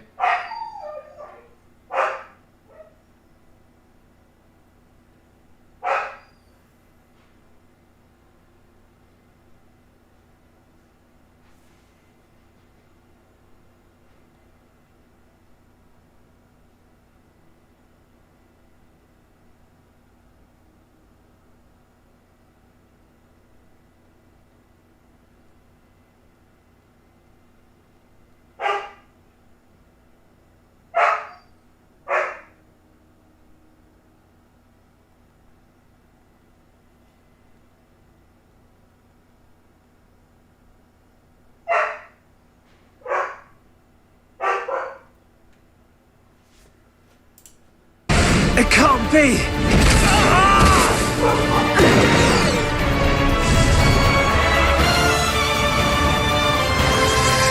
Unbelievable. Stick together, everyone! Now, Melia!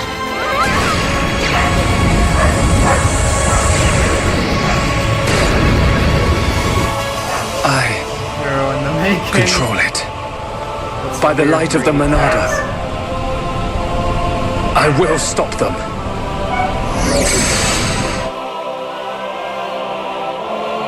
End the war.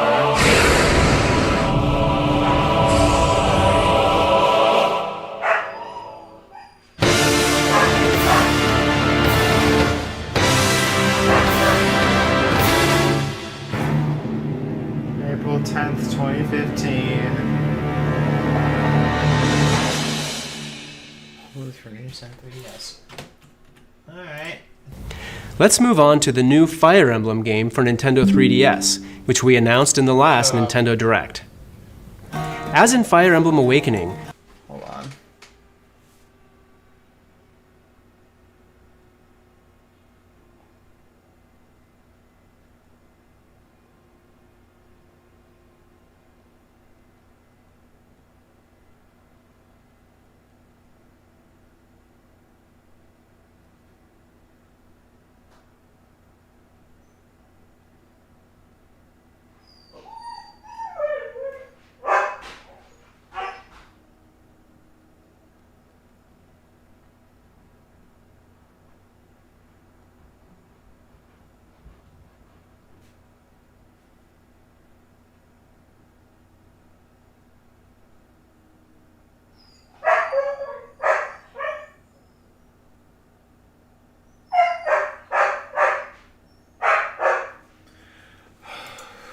the main character will be a customizable avatar created by the player. However, in that game, the character you created was more like a second protagonist, or even a partner for the main character. This time around, for the first time in the series, your created character is the main protagonist of the game. Today, I would like to show you a new trailer that highlights some changes only made possible because the player is now the main hero. Please take a look.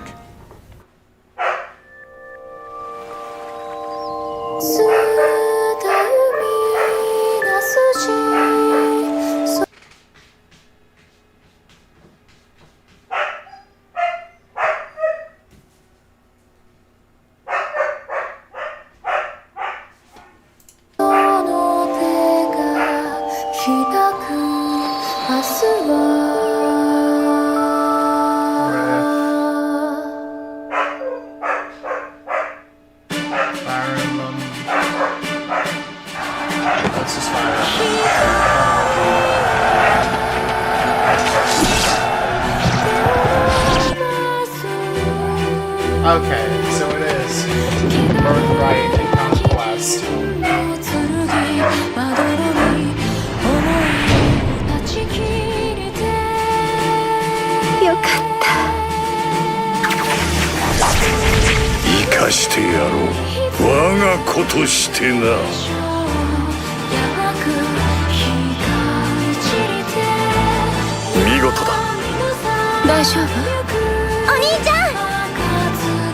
そうだ。ご一緒できて嬉しいです。こっちだ。兄様。戻ってこい。お兄ちゃ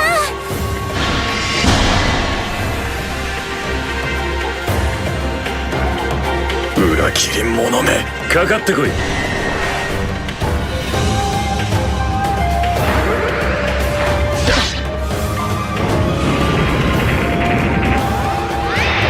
白夜を裏切ったあんただけは、お前が信じるその正義とやらに準ずるがいい。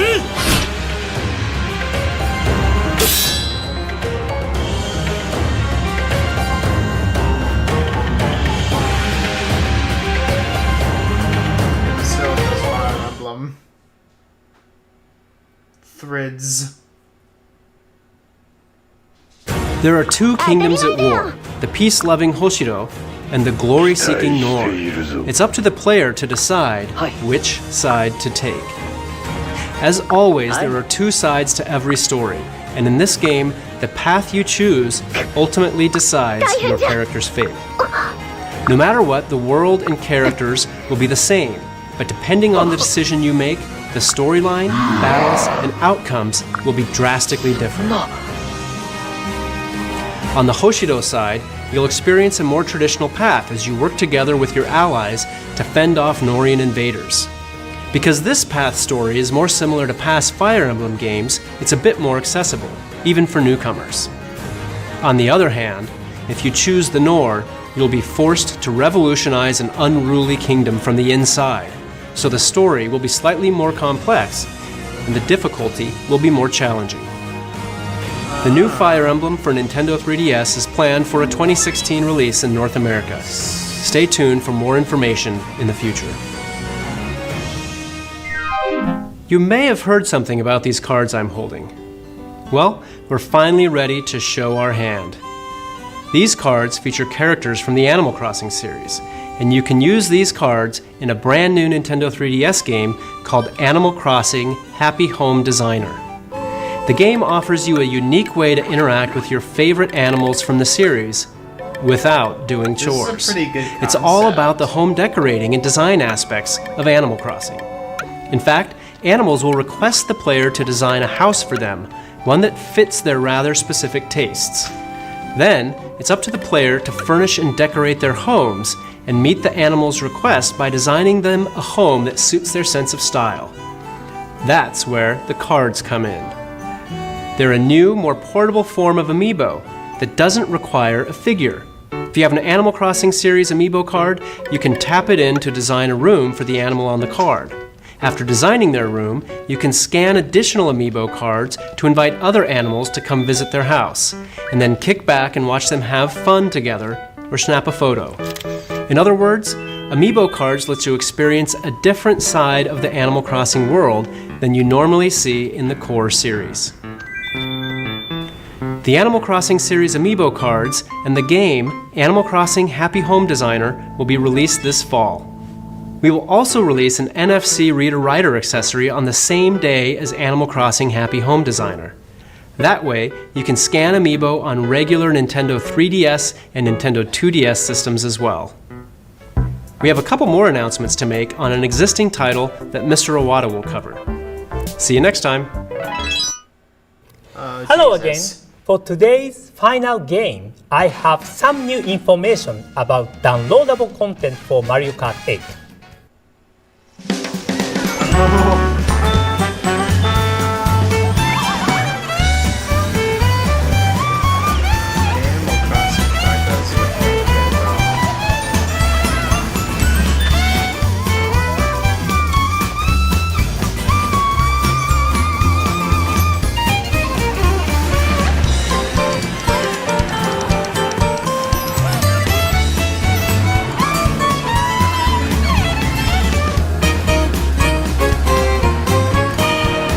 What you are watching right now is the new Animal Crossing course included in Mario Kart 8 DLC Pack 2. Here you find familiar elements and characters that make this course feel like a piece of the Animal Crossing world. On this course, this season will change each time you race. Spring, summer, fall, and winter. Much like in Animal Crossing games, you can bask in a variety of seasonal vistas here. Plus, we put a lot of effort into the background music too. The background track is a souped-up racing version of the Animal Crossing theme recorded live in studio. Mario Kart 8 DLC Pack 2 will include new racers, Isabelle, Villager, and Driverzer, plus 4 new carts, as well as 8 new courses, including the Animal Crossing course you just saw. We are happy to announce that instead of in May, this pack will be released on April 23rd. In the future, we'll have more details about the carts and courses that are on the way. Alongside this release, more Mii Racing soon will be added. These 9 new compatible amiibo characters will add costumes to the game.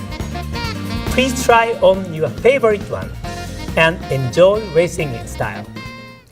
We have one more announcement for Mario Kart 8. Oh god. Please take a look. No way, it's Super Mario Kart.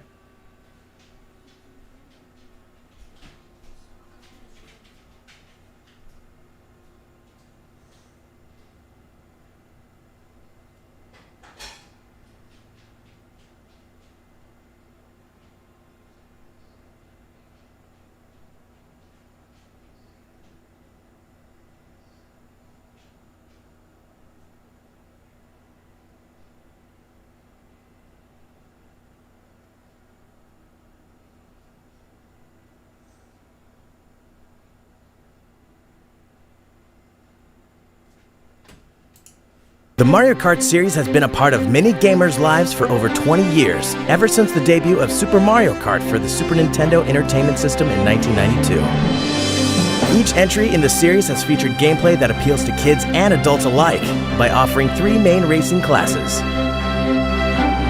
50cc, a class which anyone can enjoy playing with relative ease. 100cc, a speedier class that requires some skill and technique. 150cc, the fastest class, where finely honed skills are needed to compete with the best of the best. But now,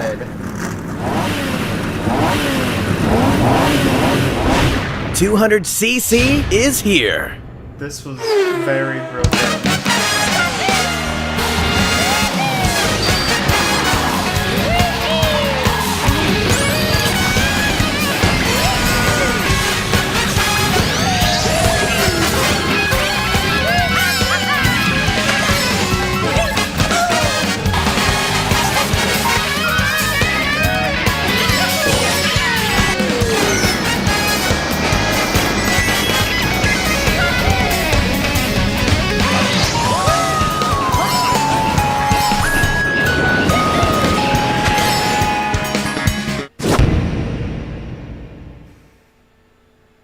Ever since the original Super Mario Kart game, 150cc has been the fastest class.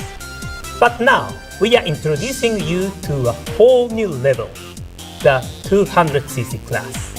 Because it's so fast, you have to have a good braking skill around tight corners. It's Mario Kart, like you've never experienced it before. This not only applies to the new downloadable courses. Every course in the game will offer a 200cc class in local and online play. Alongside Mario Kart 8 DLC Pack 2, an update adding 200cc mode will be released on April 23rd. After downloading the update, you'll be able to enjoy this new 200cc class for free. Whether you think you can handle the speed or not, please try out this new 200cc class of races. That's all for today. Thank you for watching.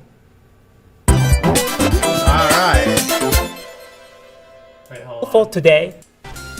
Please try out this new 200cc class of 200cc always seemed like too fast. Oh god, okay. races. That's all for today. Thank you for watching.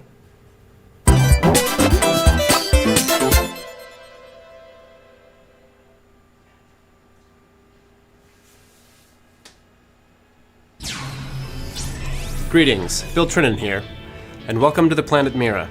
If you're watching this, you've heard the call of a grand destiny, and you won't be left wanting. Xenoblade Chronicles X is more than Monolith Soft's next RPG epic.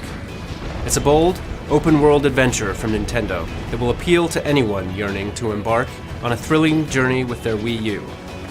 It offers the player an experience on a scale you'd expect from an entry in the Legend of Zelda or Metroid series. It's a voyage through the unknown, a series of quests that beg for completion, and the most important mission humanity will ever face: to survive. On behalf of Nintendo, I hope you enjoy taking a deeper, bolder trek through the world of Mira than ever before. And on behalf of the human race, I hope you're ready for a change of pace.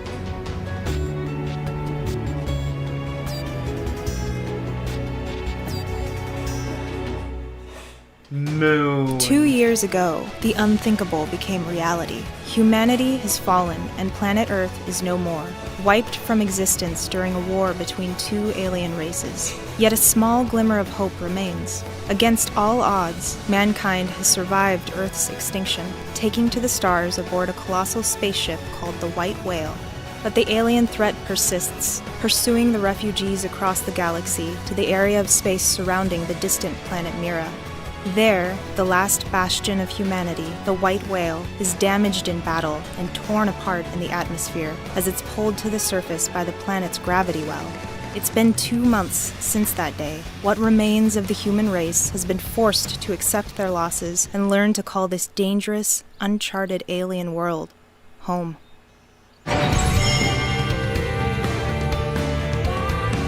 When your character awakens from stasis, you'll be welcomed to the one safe haven on planet Mira, New Los Angeles, which was modeled after its namesake. Here, you'll join the ranks of Blade, a team of explorers tasked with charting the land and ensuring the survival of the human race. Missions accepted through Blade will progress the story, while others will be handed over by corporations and even NLA residents. These tasks include everything from conducting reconnaissance to collecting resources to battling monsters and searching for refugees to rescue like a from monster danger. to me. The planet Mira. Outside the well-guarded walls of NLA, there exists a vast, unexplored world divided into 5 continents, including this one, Primordia. There are no real boundaries here. Nothing you can see is out of reach. Every continent is yours to explore right from the beginning of the game. That is, if you can survive the trip. Your journey begins in Primordia, a land of rolling plains, sparkling waters, and towering mountains. Noctilum is a strange realm of glowing plants and vast waters, rife with areas to swim through. Oblivia is a giant desert with a sizable oasis in the middle of its harsh terrain.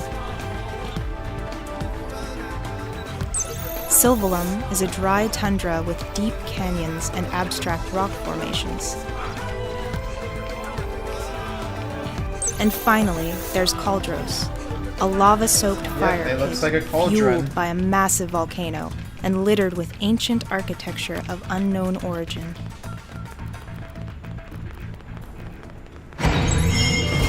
Lifeholds what? We don't Scattered know. across this varied world, you'll find lifeholds, fractured shelters that broke off of the White Whale when it was pulled apart by the planet Mira's gravity well. Locating these lifeholds is one of the primary goals of Blade. It's up to you and your teammates to find them and rescue the refugees inside. Sap missed them. On these search and rescue missions, you'll need a flexible map system. Luckily, the touchscreen on your Wii U gamepad controller hosts a map, which allows you to place probes in hexagonal segments. Once a probe is placed, each surrounding area will be marked by an icon signifying a different aspect of the game that can be explored there, from new quests to creatures you can challenge in battle. Probes also generate a resource called Maranium by tapping into veins of it that flow throughout the planet. Maranium acts as a type of fuel, and you'll occasionally hand some over to complete a quest. Utilizing your map and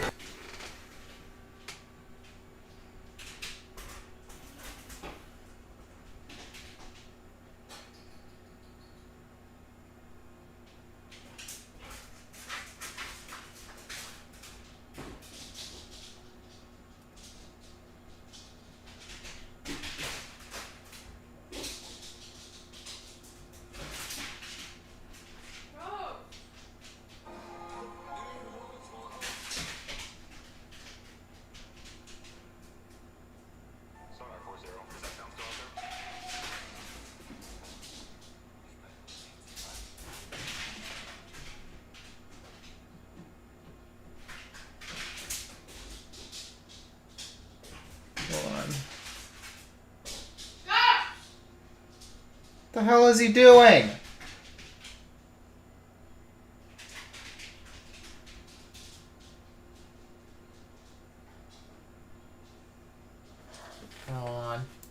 probes is the best way to explore new areas of each diverse continent.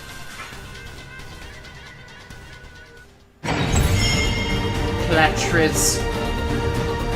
Each continent on planet Mira is positively teeming with wildlife, some creatures being more approachable than others.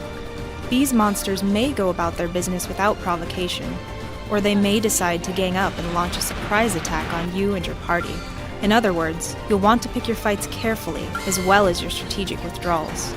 Simply put, some of these beasts are not to be messed with until you reach a higher experience level. Lions. Gigantic monsters aren't the only life forms you'll discover on planet Mira. You'll also encounter a variety of aliens here, from the adorable Nopon with their claw-like ears, to the Monon, who build advanced technology, or even the warmongering Prone. They'll stop at nothing to eradicate the human race, so needless to say, you'll need all the help you can get to survive their onslaught. That's where El comes in. This former inhabitant of Mira is a skilled creator, and also a merchant that sells his wares to the Nopon. That makes him an important ally, and just one of the many unexpected people you'll meet on your journey. Planet Mira has so many life forms to discover, creatures to conquer, and lifeholds to liberate, that an inexperienced traveler may feel overwhelmed. But, thanks to technology, this won't be a problem for you. Nav ball. At any time, you can deploy a nav ball, which will lead you in the direction of whatever quest you are on. They take off in a hurry, but don't worry, you can deploy as many as you want with no cost to the player. Copperham. And if that's not enough, you can scope out the entire area by releasing the Hopper Cam. This flying camera will soar high into the air, allowing you to take in everything at once and plot your course. Skells? However, for the ultimate in travel technology, look no further than the Skell.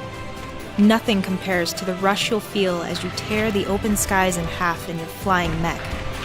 Skells are fueled by Maranium, allowing you to travel across the ground at high speeds, fly straight to the top of any mountain to access difficult-to-reach probes,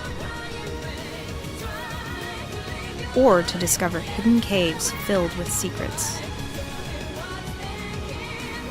Skells will also give you access to a whole new set of combat possibilities, but we'll have to fill you in on that another time. Your tour has come to an end. I hope you enjoyed this brief look at the planet Mira, the world of Xenoblade Chronicles X. Believe it or not, we barely scratched the surface.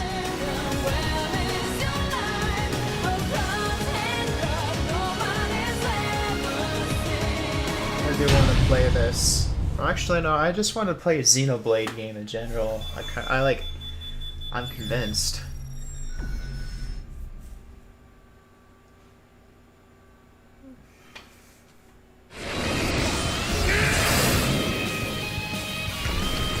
Look at you trying to be a part of the team. Oh god, alright. It's the Nintendo Direct Splatoon showcase.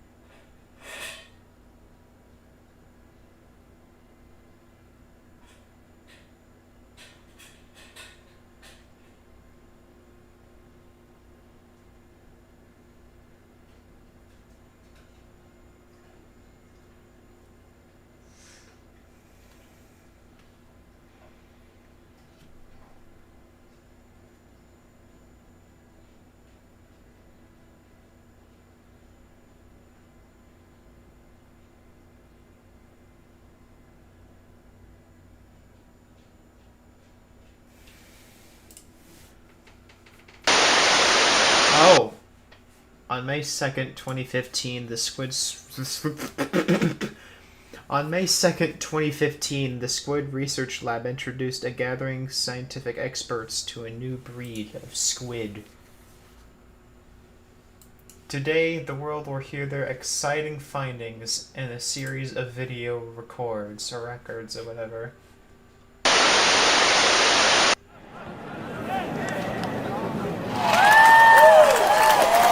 Hello there, how are you? We here at the Squid Research Lab are doing wonderful because later on we'll be filling you in on how you can get involved in our squid research. But first, it's our job to present to you our findings on the ecological curiosities of this fascinating squid creature. Excuse me? There is no creature? Oh, sorry about that. Here, please take a look. A really good look.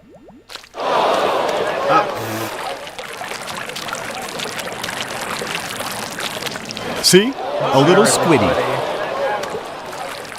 But this is no ordinary squiddy. Very sloppy.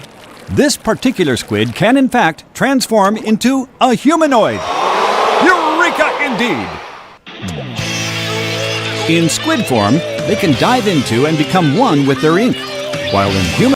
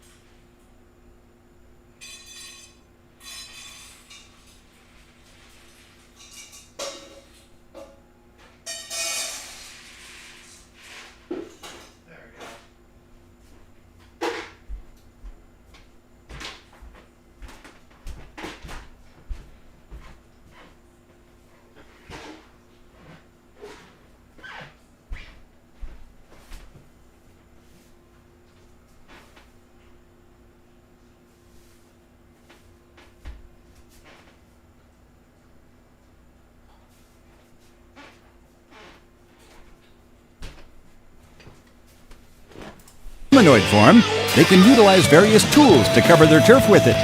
Trust me, I'm geeking out too. I'm a scientist. That's all I can do. While we have officially named this breed of squid the Inkling, we prefer to just call them squid. Unsurprisingly, they each have a gender. There are Inkling boys and Inkling girls. And like more common squid, they can alter their appearance at will, including skin tone and eye color. For some reason, though, their hair-like tentacles seem to change color automatically in combat situations. Another curiosity. These squid apparently gain the ability to transform into human... I love both this and this. Those are both great. Hold on.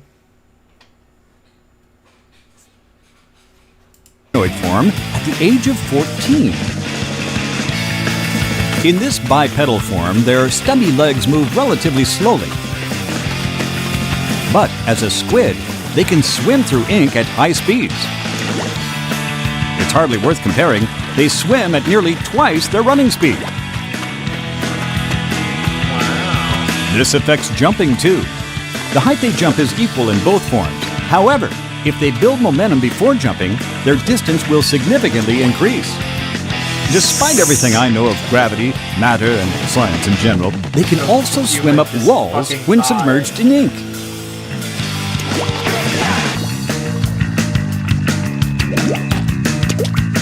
However, they strangely cannot seem to cross this little barrier. Must be a mental thing, I'm assuming. Continuing this trend of odd behavior, it seems Inklings only shoot ink in humanoid form. Using the Wii U gamepad controller's gyro sensor, one can alter which way they're aiming and make adjustments as they ink. Ah, ink flowing like a torrential waterfall. Science is beautiful. Plop some ink, hop in the ink, swim in the ink. This is the basic movement pattern of the Inkling.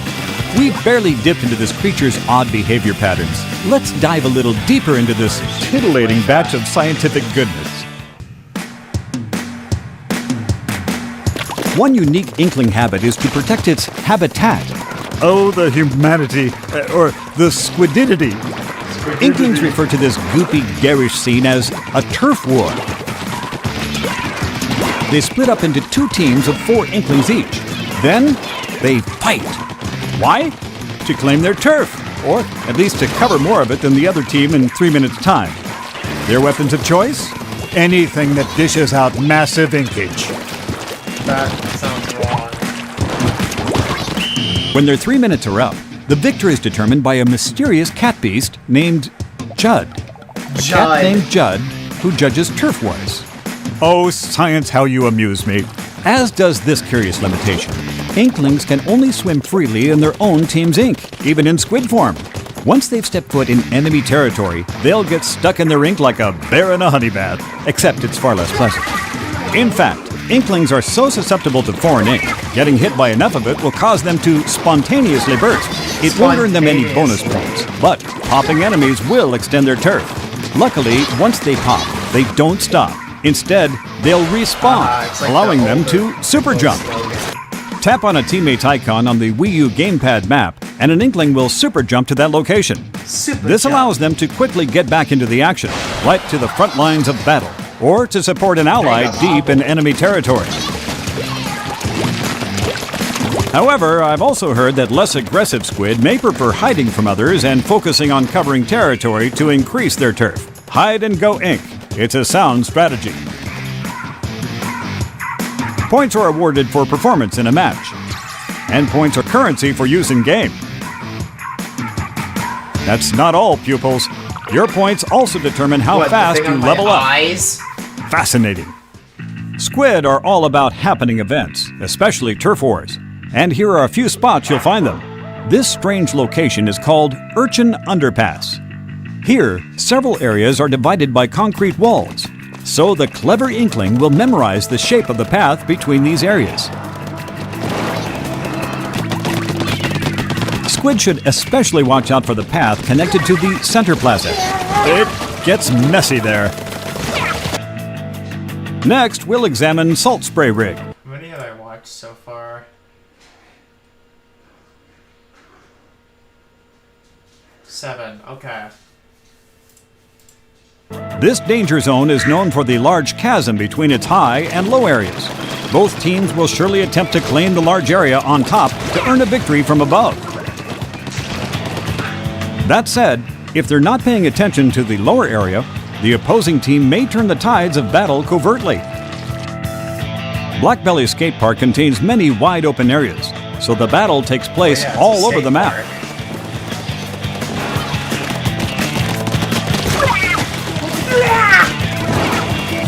It's a race for ownership of the center platform. If a team can manage that, they should be able to manage a win by controlling the higher ground. Walleye Warehouse is a close quarters map. Teams are locked in a tug of war on two sides of a series of obstacles. Arowana Mall jams both teams into a narrow area for intense matches. Looks like turf wars can break out just about anywhere. Like my chronic rash. Oh, yeah, right there. Moving along. Although Inklings are mere squid, I must say they are extremely fashionable. Unexpected fashion. They'll wear hats, glasses, outfits, and shoes, collectively known as gear. Now, I'm no fashion expert, but as a scientist, I'm utterly enamored by squid culture. My theory, these fashionable squid trends must stem from an urban habitat. Let's take a look. Here it is, Inkopolis, fashion central for a young squid kid.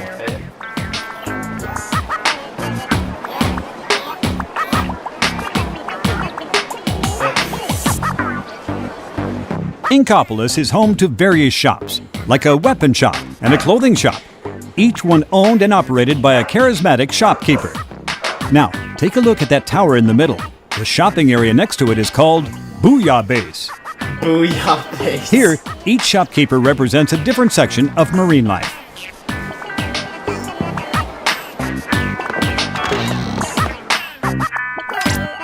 This one is the clothing store, Jelly Fresh.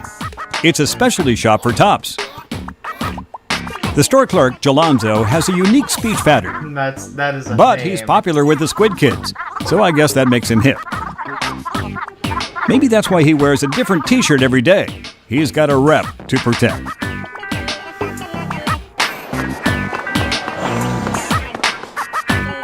Next up, the shoe shop, Shrimp Kicks. This store is devoted to the fashion of footgear. Actually, no, that's just Shoe Cakes doesn't include the shoe shop in its name. I'm pretty sure it's just Shrimp Kicks, whatever. Hey. B has stat Z, and I think they were gonna start a fight. The store is owned by Krusty Sean, the tiger prawn. He loves shoes so much, he wears a different shoe on each of his 8 feet.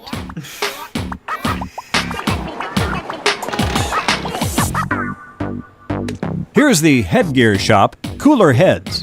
In addition to caps and hats, it offers glasses and other accessories too. No way. Annie is the poster girl for this shop.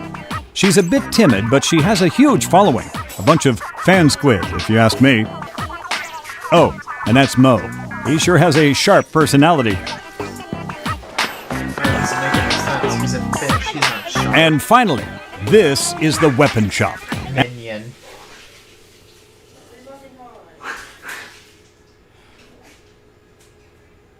Can't fucking do anything without it, like.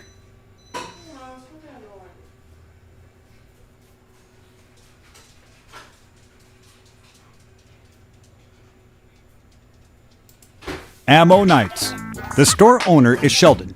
This horseshoe crab is pretty much obsessed with all things military. Get him talking shop and he just won't stop. But his knowledge of weapons is definitely top-notch. A word of caution, however. My research assistant tells me that the variety of weapons and gear available at shops will improve as squid level up. Next, I'll lecture on some weapons his shop carries.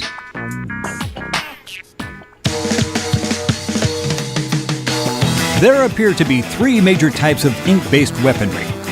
Are you kidding me?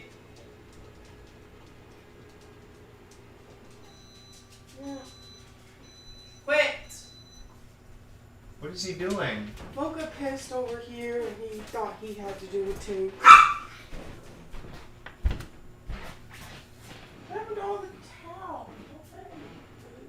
What? Running one on the towel again. Of course Hold on. See. God damn it. What do you mean? the whole other stack is already gone. So it's, I got a tab right here in my hand. Oh. thought you said we were out of toes. Said we're getting more have to do with my damn city.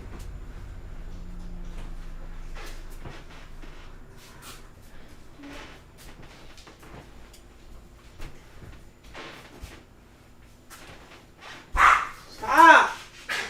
Yeah, that's what you get. She's trying to eat and he wants to eat too. He does it every time she's eating. Every time.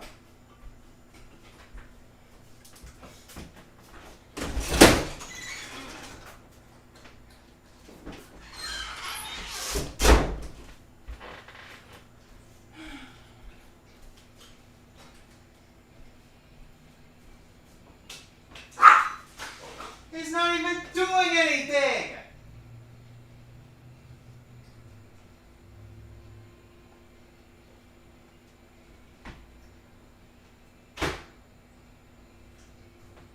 You know other people can eat too, right? She doesn't think.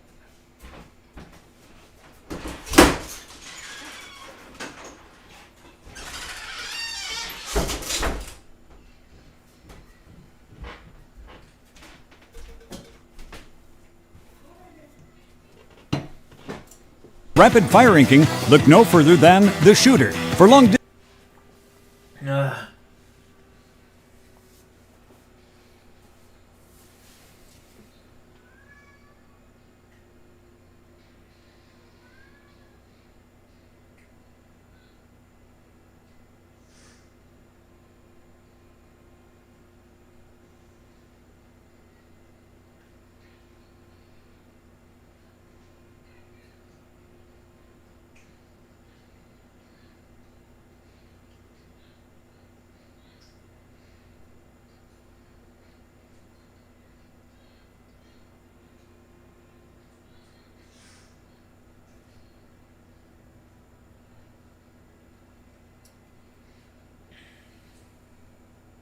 Alright. Distance projectiles, there's the charger. And to squash opponents while spreading ink, say hello to the roller. Hello. Now, let's review the signature weapons of each type. This is a standard sort of weapon. It shoots rapid fire bursts when the button is held, allowing Squid to quickly cover a large area. With this weapon, the careful Inkling will be well equipped to claim turf or take down foes. One such weapon is called the Aerospray MG. It fires quick bursts, so its user can hose down a relatively large area in a short time. Speaking of short, it's a short-range weapon, so it'll make quick work of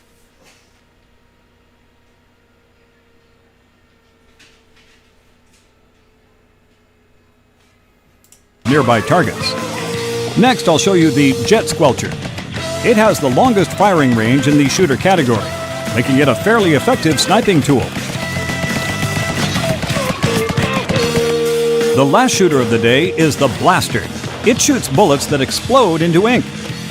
Enemies may be caught in the blast, but a straight shot will easily wipe them out. Next, let's examine the Charger. This type of weapon requires a short charge, but then it'll dump ink everywhere in one massive shot. It's perfect for soiling pants, distant enemies, or for splattering the land in linear fashion. This charger is the E-Liter 3K. Its charge is fairly time-consuming, but its firing range is impressive. This is really going to be... Yeah, that had to hurt. Relatively speaking, of course. Ouch again. This next one is the Splatter Scope. Some chargers like this feature a scope, making it easier to aim at distant enemies.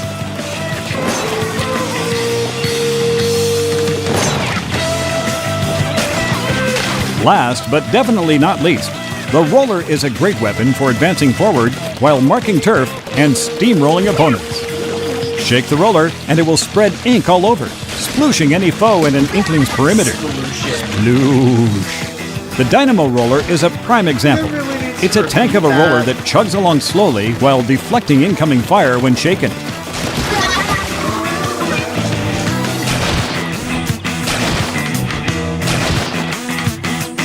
The 3 types we just showed you are all main weapons, but there are sub-weapons and special weapons too. Together, a main weapon, sub-weapon, and special weapon make a set. To Squid, selecting a weapon set that suits one's battle style is of pinnacle importance. Sub-weapons consume a relatively large amount of ink. The amount depends on what type is used. There are 9 sub-weapon types, including some gadgets and support tools that have the scientific community geeking out. One fine example is the suction bomb. It sticks to walls and other surfaces, exploding shortly after. Now, for a different thing that goes boom, try the burst bomb. It may not be as powerful as others, but it explodes on contact and uses less ink, allowing an inkling to throw them in rapid succession. The point sensor is a support tool. It doesn't attack, but it does locate sneaky enemies and shares that information with all teammates.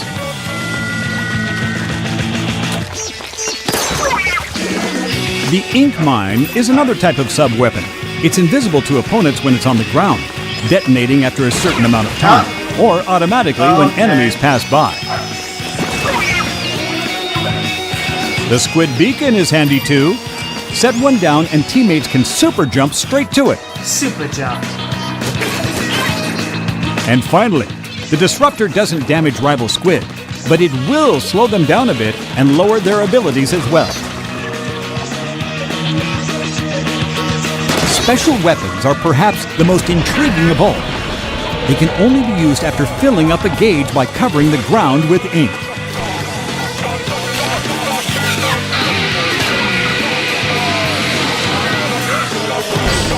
The Ink Strike defies reason.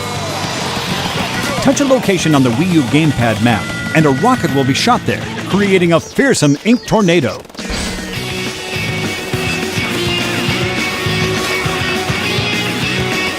The Echolocator is great for locating enemies. For a limited time, it allows an entire team to see their foe's location. The Bubbler is pretty self-explanatory. It creates a protective bubble that deflects enemy attacks.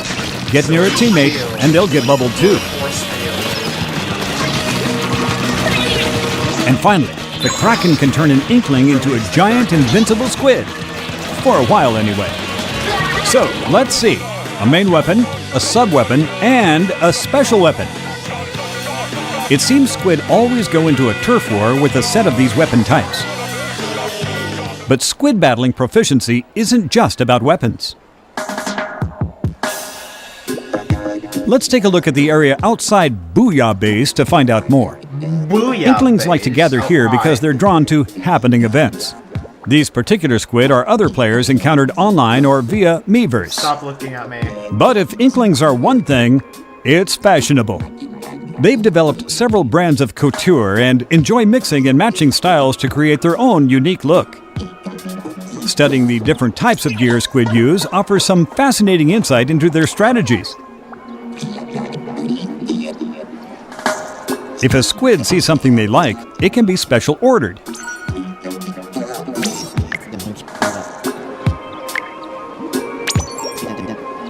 A closer look reveals icons on this gear. These denote what I like to call abilities. Each piece of gear comes with abilities that can power up an Inkling. There are many types of gear abilities. For example, if a piece of gear increases ink efficiency, the lucky Inkling who has it equipped will consume less ink than usual when using a main weapon. Other abilities include damage up, defense up, and speed up. Plus, more curious ones like the Ninja Squid and Stealth Jump. The number of abilities each piece of gear can have is based on its star count. The more stars it has, the more slots it will have. Up to 4 abilities can be equipped per piece of gear. However, other than the first one equipped, abilities are assigned at random. Frequent usage of the same gear apparently generates more abilities to equip. In this way, Squid can level up a piece of gear to enhance its strength or make up for its weaknesses. And so, gear combinations can improve one's strategy. By the way, I suppose I should explain who this mysterious fellow is. His name is Spike, and somehow he can increase the number of slots allotted to gear. That said, one can't make a request without a super sea snail. And it won't always be easy to acquire one. If one does take advantage of his services, it may be possible to optimize the abilities of every single piece of gear. Every single and remember, piece of gear ordered in the plaza can be picked up from Spike.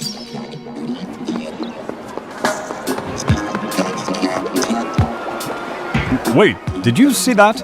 It looked like a peculiar old man was peeking out from that manhole. Or a squid hole? Aha! Let's see what happens. Oh my, science, you've outdone yourself. Who could have imagined something like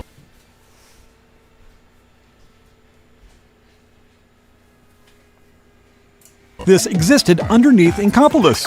I've heard this old manfish's name is Captain Cuttlefish. Likes ordering inklings to battle with octopi, it seems. And maybe it's the outfit, but that inkling actually seems to be taking his orders and prepping for battle. Man, squid really are suckers. What's this? A tea kettle-like thing? If my calculations are correct, and I assume they are, that tea kettle is somehow connected to the octopi nest. No, you brave fool! Don't go in! Science tells us that the natural nemesis of the squid is the octopus, or in this case, the octarians. But octopi will do. It seems that Captain Cuttlefish has ordered the inkling to take back a zapfish stolen by the octarians.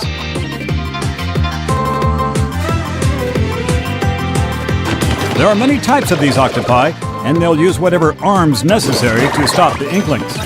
They do have plenty to spare.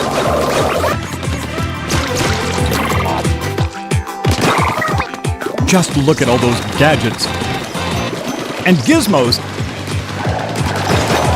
and thingamajigs.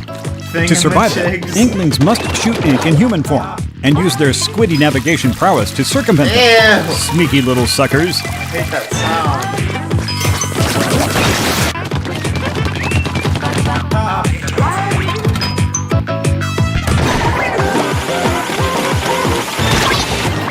With Captain Cuttlefish's expert advice, they may just take back that zapfish.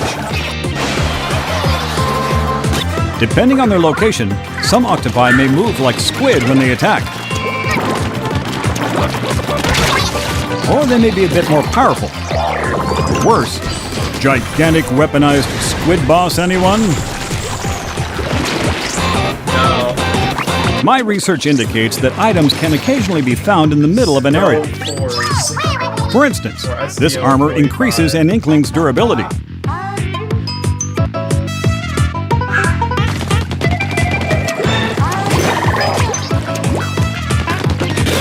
Looks like there are other helpful items too, like the bubbler or other special weapons. And these little things are scattered all over. They're called power eggs.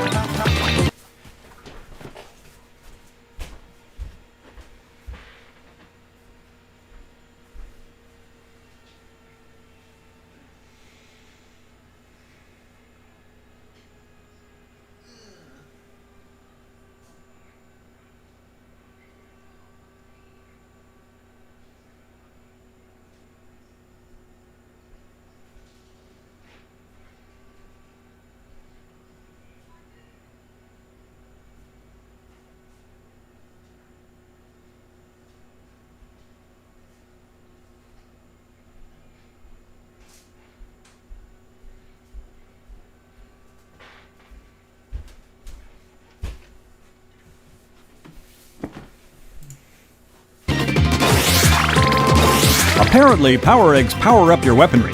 For this reason, it's a good idea for any squid worth his tentacles to collect as many power eggs as possible. However, of all the items out there, we at the Squid Research Lab are most interested in these, the Sunken Scrolls. One scroll is hidden in each stage, and each one reveals another piece of this world's mysterious past.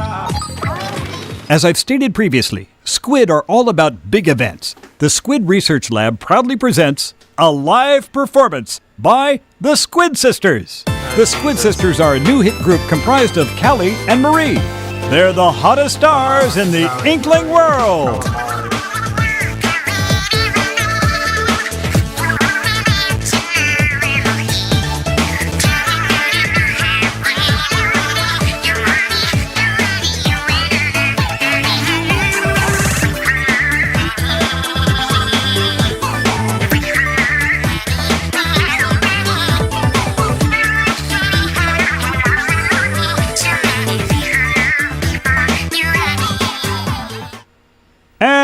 And I'm back. Science never sleeps, and neither can I.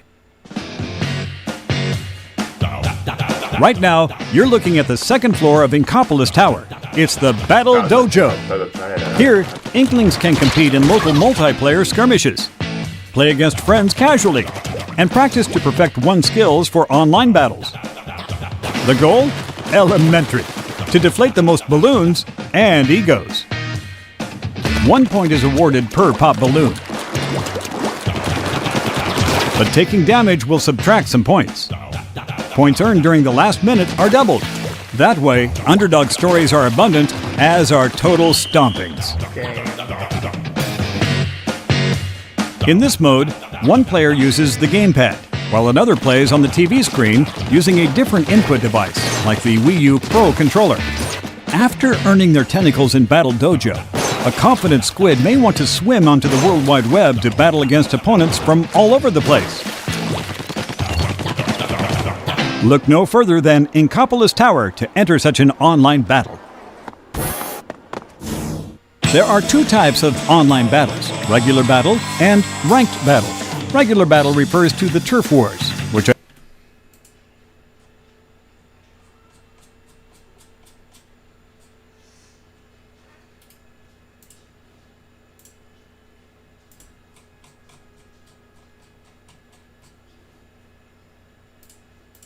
detailed in research record number 5. In this mode, the winning team is decided based on the amount of area covered in their ink. After each match, players are shuffled between the two teams like the motion of particles, randomly, in other words. In this mode, Inklings can easily join friends who are already playing online. As always, teams are chosen at random, so they may end up as bitter rivals. In online battles, Wise Squid will notice that certain weapons offer key advantages in certain stages. So weapon choice is an important strategic decision. To best apply these strategies to the battle at hand, Inklings always choose from 2 stages. These stages change out every 4 hours, giving eager Inklings a reason to fight throughout the day. In fact, a newscast will announce which 2 stages are available for play when they change out, allowing clever squid to pick the right weapon set for their current situation. The other online mode is called Ranked Battle. There's more than one way to play this mode, including Splat Zones, where Squid brothers and sisters fight for control over a specific portion of the stage. Whichever team holds on to this area longest wins the match. Because both teams are drawn like magnets to this one area, these battles are incredibly fierce by nature. In Ranked Battle, players are rated based on skill, and skill alone. Ranks go up and down based on wins and losses, with ranks ranging from C- to A+ across 9 levels. That way, players of similar ranks can face off against each other. All right, here's where we separate the Inklings from the Squid Babies. You see, to participate in Ranked Battle, one must reach... All right. B+, B+, B-, B+, B-, B. Right, here's where we separate the Inklings from the Squid Babies. You see, to participate in Ranked Battle, one must reach level 10 or greater, but that's not all. One other condition must be met to play Ranked Battle, a global condition. All across the world, the more players that reach level 10, the closer we'll get to reaching an exciting new event. At that point, Ranked Battle will be unlocked for the world to enjoy. The Squid Research Lab will provide status updates on this worldwide event on Nintendo's social media channels, including its official Tumblr account, SplatoonUS.tumblr.com, and on the official website, Splatoon.Nintendo.com. I'm sure that together, we fellow Squid fanatics will reach this goal in no time flat. And in the meantime, you can enjoy honing your skills, unlocking gear, ranking up, and fending off the Octarian threat. Now, for what is quite possibly the most startling revelation of all. Soon, Inklings the world over will have tons of exciting events to look forward to. It all starts after the launch of Splatoon, with various elements being powered up with free content. You won't know what to expect, but you will know to stay tuned for what's happening and what's coming. Sometimes new stages will be added to the mix. The initial selection has plenty to wrap your tentacles around. But soon after launch, some far more technical stages will be added. New weapons will be introduced as well, including this one, the Ink Brush. This roller-type weapon looks like a paintbrush, but the only art it specializes in is Turf War. Eventually, new gear will be added as well, including clothes and shoes. These events will also usher in new rule sets for ranked battle. The next to arrive is called Tower Control, and by science is it interesting. Stand on the tower in the center of the stage, and it will start moving on a rail toward enemy territory. The team who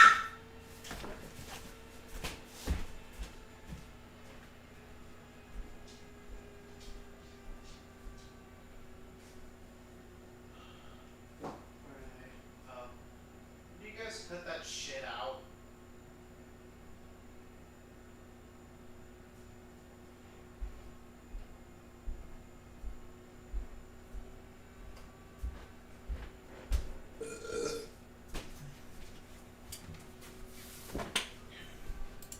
pushes through the tower and to the goal first wins. Sadly, the poor inkling on the tower will be a constant target for the opponent team. Such is fate. The squid on the tower must be punished for his actions, and his allies must protect him. Natural selection at its finest. Ranked Battle will also receive a third rule set called Rainmaker. So far, my research is inconclusive, but they must have called it that for some reason. Making it rain, baby! Making it rain! Oh yeah! Moving along, August is when the competition really heats up with a major event.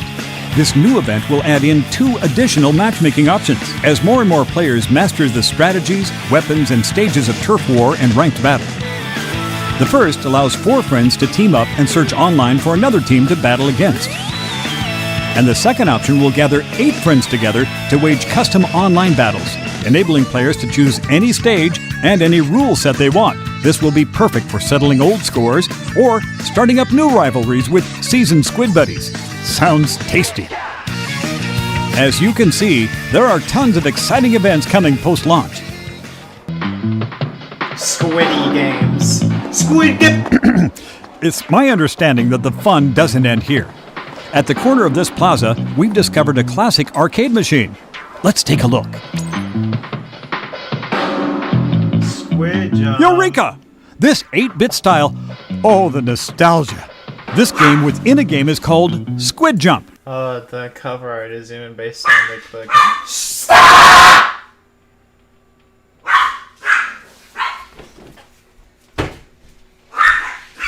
What the fuck are you doing?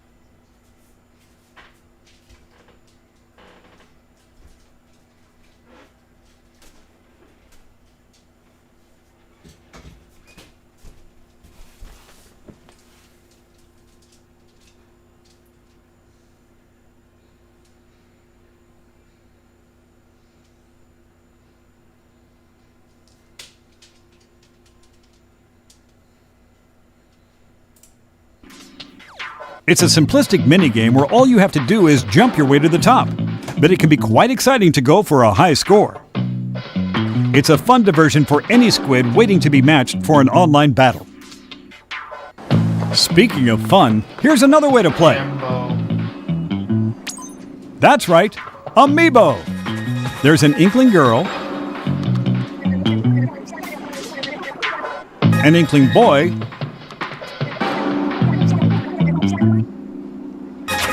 and an Inkling Squid Amiibo too. Each one offers 20 different missions. The Inkling Girl offers charger challenges, where you take on stages in Octo Valley with only a charger. The Inkling Boy provides roller challenges. And the Squid Amiibo delivers a formidable mix. Both Kraken challenges and limited ink challenges. Sounds challenging. Upon clearing missions, you will acquire special gear. And if you complete all of the missions, you can unlock an additional minigame. These mini-games can be swapped and played at any time, or while you're waiting to be matched. Oh, there's more.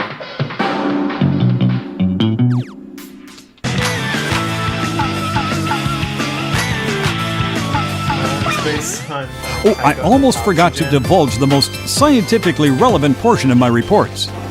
Splatfest. Remember the Squid Sisters? It seems they're not just pop stars. They're also the host of a new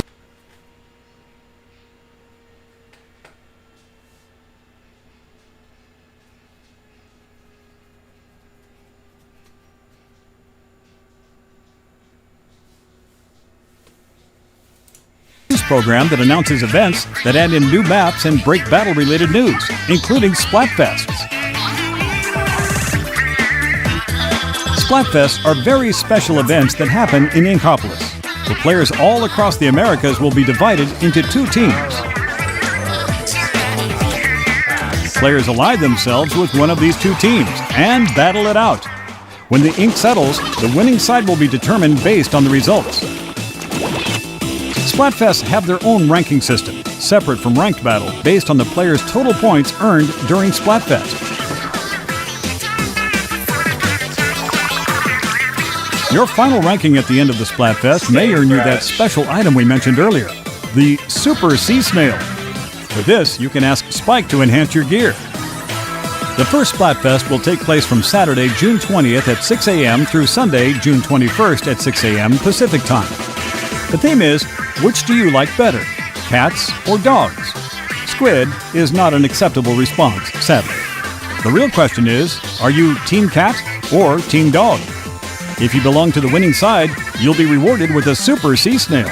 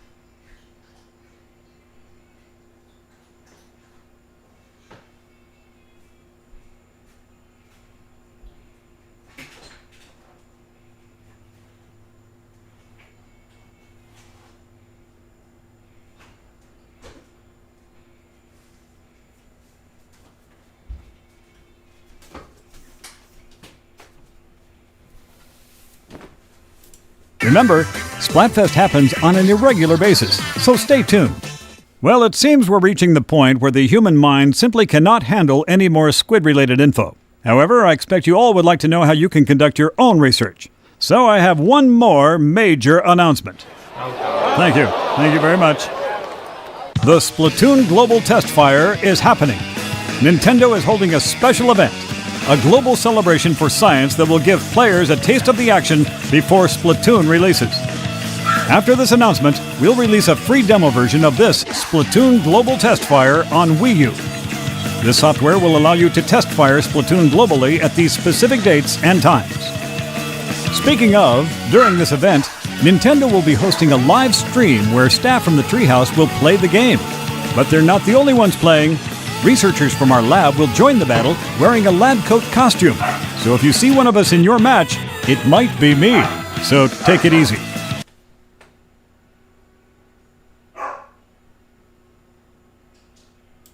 Apparently, players who pre-order or purchase Splatoon at GameStop will receive a code for 2 Splatoon DLC costumes for use in Super Smash Bros. For Wii U. This offer is available for a limited time. So don't miss your chance, and stay tuned for more info. I'm making a mental note now. It seems my research concludes here, Squid fans. It's my dearest wish that you are now as dedicated to squid education, appreciation, and combat as I am. See you at the Test Fire event. Good day to you all.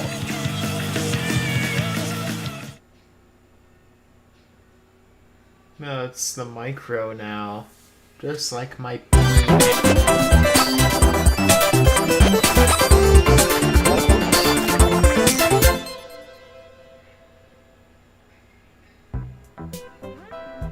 Where'd he go? Oh, he's coming. Oh, never mind, he's very tiny. Hi. Welcome to this Nintendo Direct Micro. I'm Bill Trinan. Or I was. I guess I'm Micro Bill now. My role around here has been a bit, reduced as of late, but I'm working my way back up. To start, I have some news to deliver directly to you. Pull it in closer, boys. Now, I'm always looking out for the little guy, and so should you, especially when that little guy is a miniature robot. Oh no.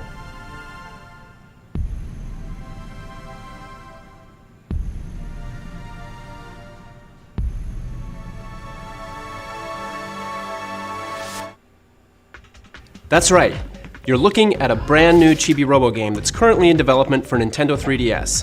Ew. Chibi Robo Zip Lash. Back in the day, the 4-inch helper robot Chibi Robo used to just do chores, like cleaning the house or blooming flowers to beautify his surroundings. That thing that you always loved. And just be short. Miniature characters, unite! 10 years after beginning his joyous quest, our little hero will embark on a huge adventure that's all about the action. It's perfect for Chibi Robo fans like me who are looking for something new, or any action fans craving a side-scroller that lets them whip up some creative bad guy beatdowns. Chibi Robo has some sweet skills this time. As you've probably noticed, he can swing and throw his plug like a whip-slinging desperado to take down enemies and reach far-out platforms. There are two ways to toss Chibi Robo's plug. A whiplash is a quick toss used to smack enemies. It's also a condition. But you can also charge it up for a second to destroy giant blocks with a zip lash. You should name a game after that. Collect boost balls and you can extend your cord too. Of course it's a blue ball. Use a zip lash just right and you can bounce your plug off of walls like this. Check the angle carefully, and boom! Robots must be awesome at geometry. Using an interesting mechanic like the Ziplash is a great way to journey through creative platforming stages like these. There's just so much to experiment with. The dude parts the Red Sea.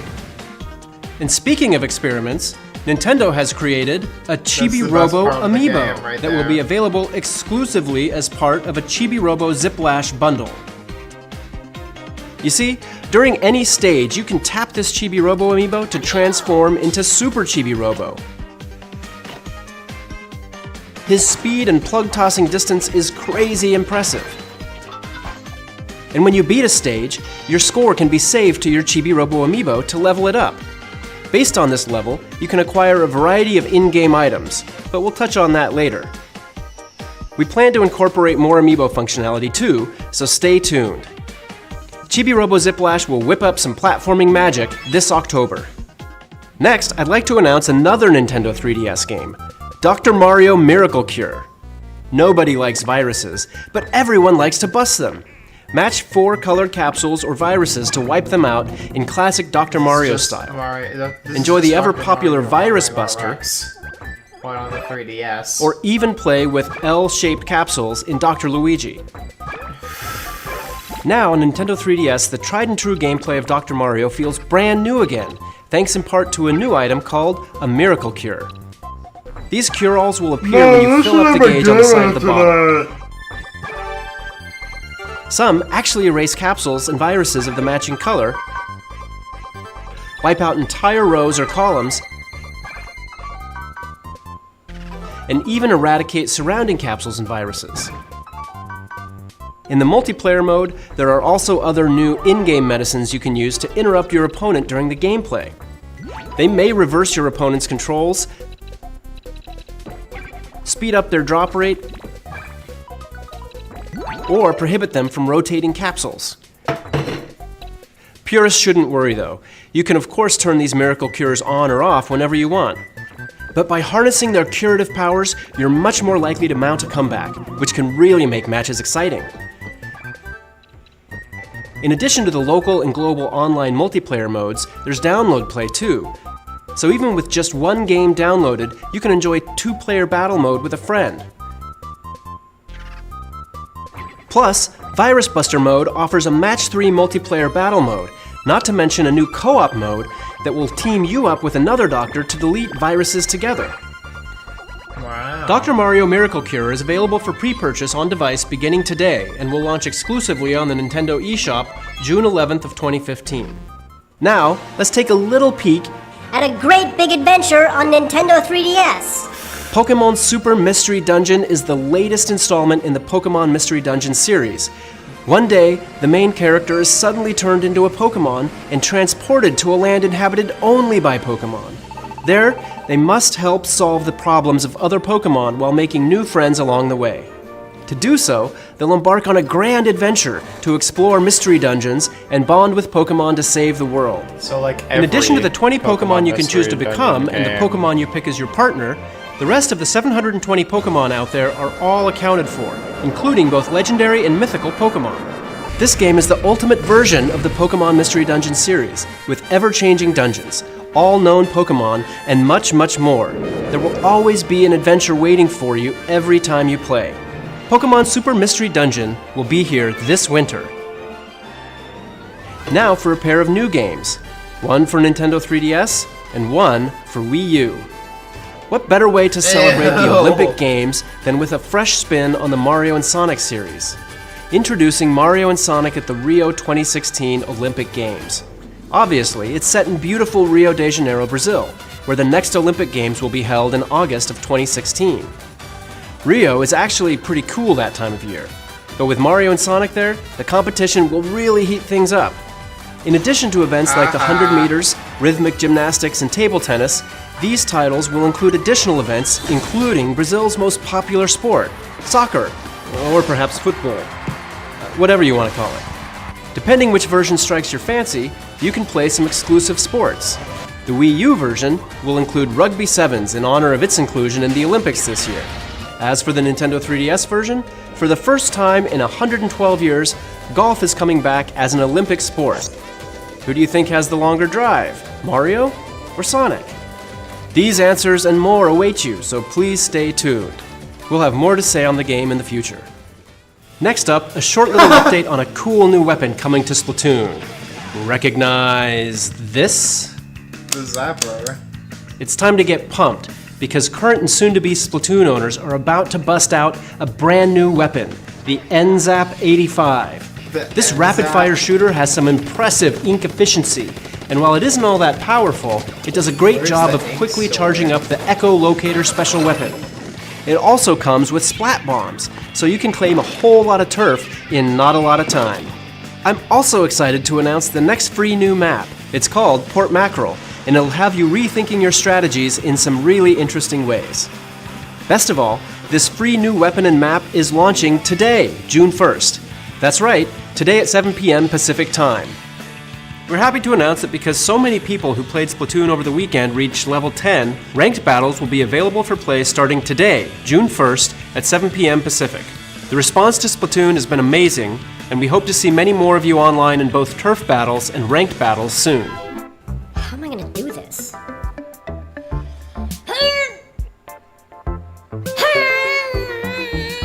He's gonna shit himself. Hi!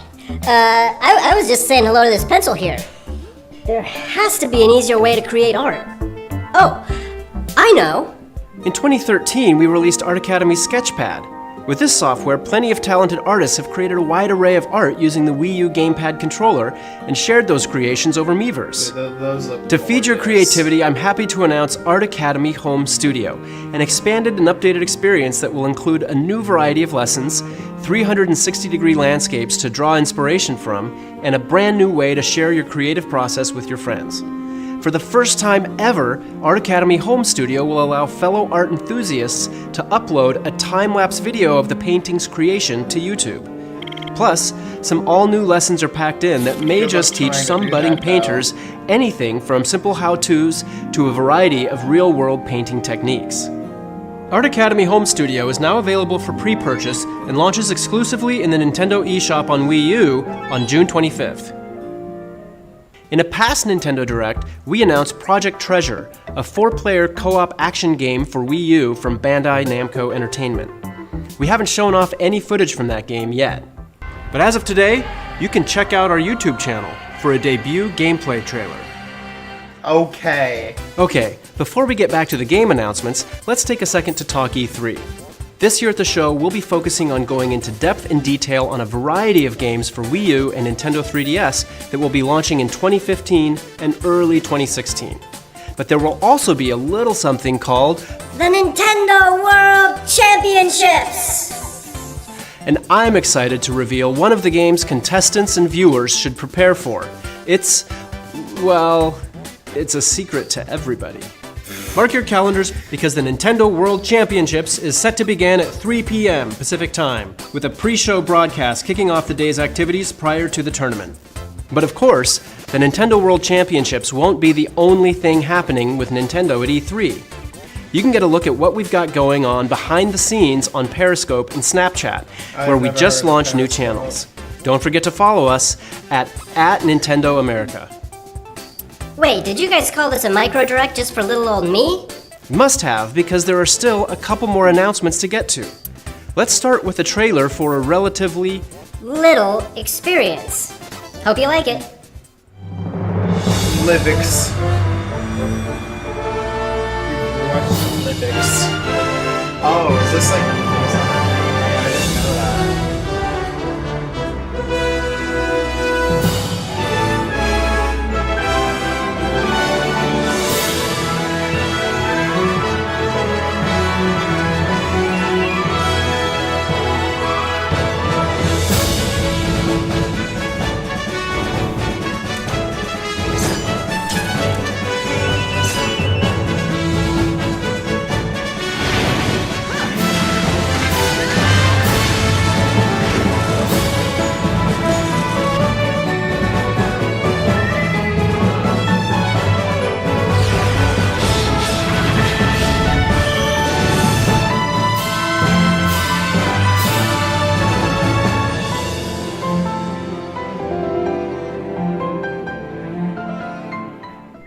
As you may have noticed in the trailer, LBX Little Battlers Experience is a new game for Nintendo 3DS from the same world as the toys and the anime that launched last year on Nicktoons.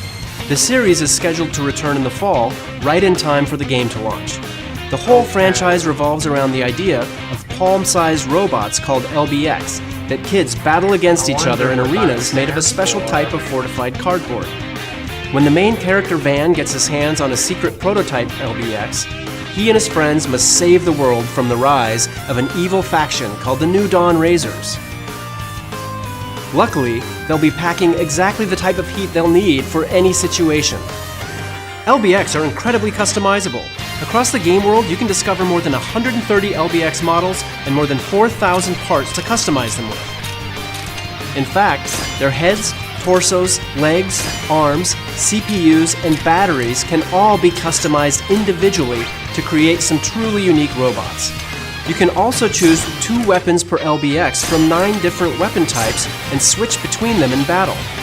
Add to that the fact that all weapons and parts level up individually, and the options are out of this world.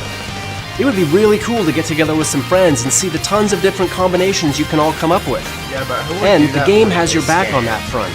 It allows for up to 6 players to connect via local wireless and battle it out. You could even name yours Micro Bill. It could be great. You can It'd be experience great. LBX for yourself on August 21st of 2015. We've got one last Nintendo 3DS announcement, but first, here's a little update on Puzzle & Dragon Z plus Puzzle & Dragon Super Mario Bros. Edition that means big things for anyone interested in the game. There's a little detail we've purposefully declined to mention so as not to spoil the experience for players, but it just might puzzle entice game. some players who are on the fence about it. We already announced that the Super Mario Bros. Edition included in the package would feature 8 Mario-style overworld maps to battle across. But now that the game is out there, I'm happy to point out that after you beat the game, there are a whopping 8 extra challenging worlds that unlock for your puzzle battling pleasure. As you journey across these additional areas, you'll get new playable characters like Rosalina, Princess Peach, Bowser, Bowser Jr., and the Koopalings. Don't forget that the other half of the package is Puzzle & Dragon Z, which I'm pleased to announce will soon begin a series of weekly online distributions. These gain you access to the dungeons where you can earn a special monster for your team. In fact, the first one is available as of this Nintendo Direct. And just like the Super Mario Bros. Edition, there's some massive unlockable content too. You can gain access to an entire second continent of challenging gameplay after completing the main story of the game. My shrunken head cannot even comprehend how much content that is. Hold on.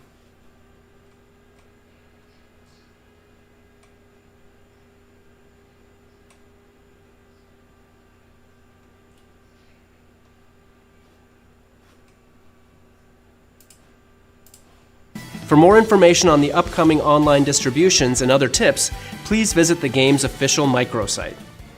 Now, let's get to some big news for JRPG fans. The sequel to Square Enix's hit role-playing game, Bravely Default, is indeed coming west.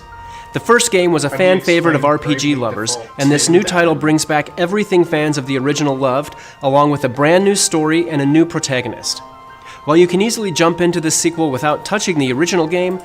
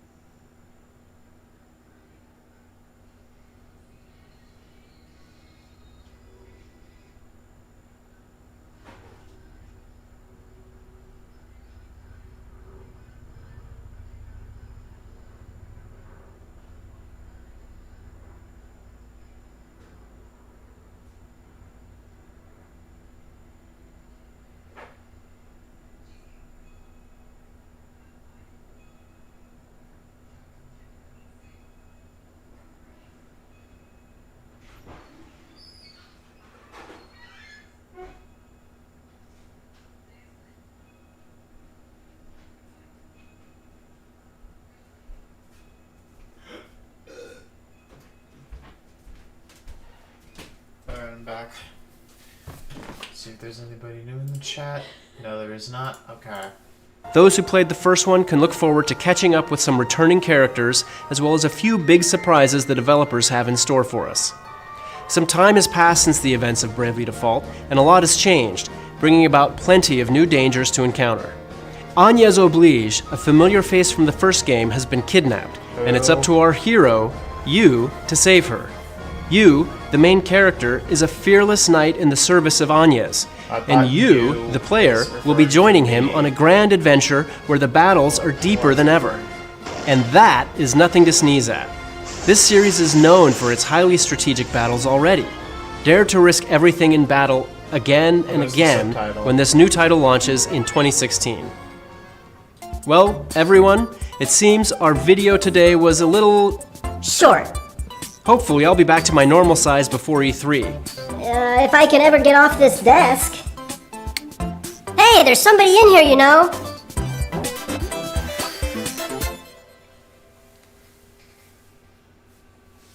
Oh, here we go. What could this be? No content approaching. Ooh.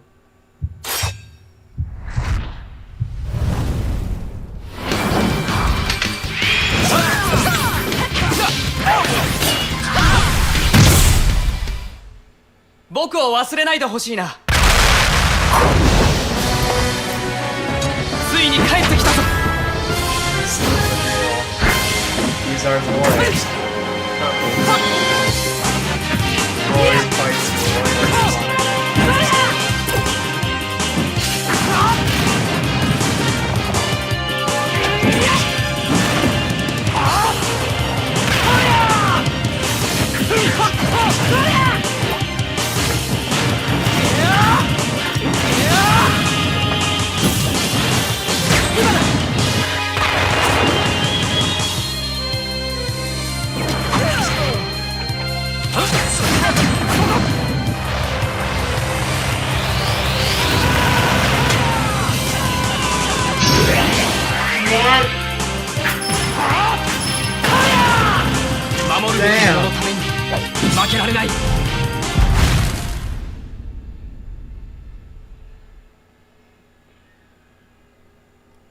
Hello, I'm Masahiro Sakurai from Sora.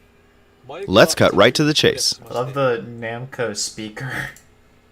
In Super Smash Bros. For Wii U and Nintendo 3DS, Roy is returning to the series. Whoa. Last time, Roy appeared as a fighter in Super Smash Bros. Melee.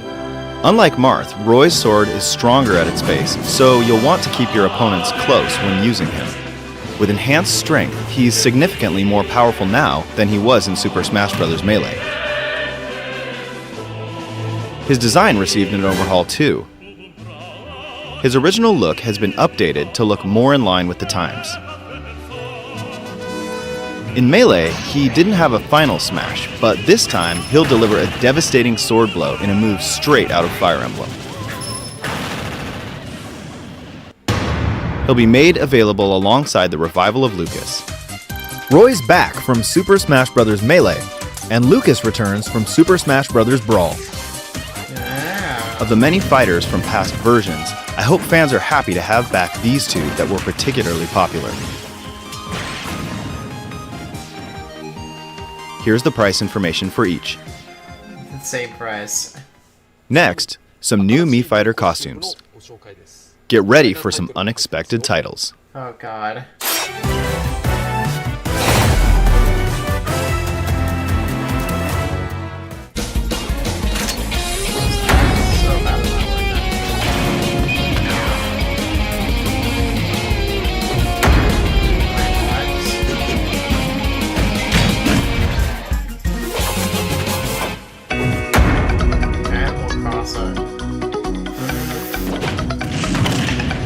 Why would you do that? Ew! Whatever, they didn't turn this playable character to the next game anyway.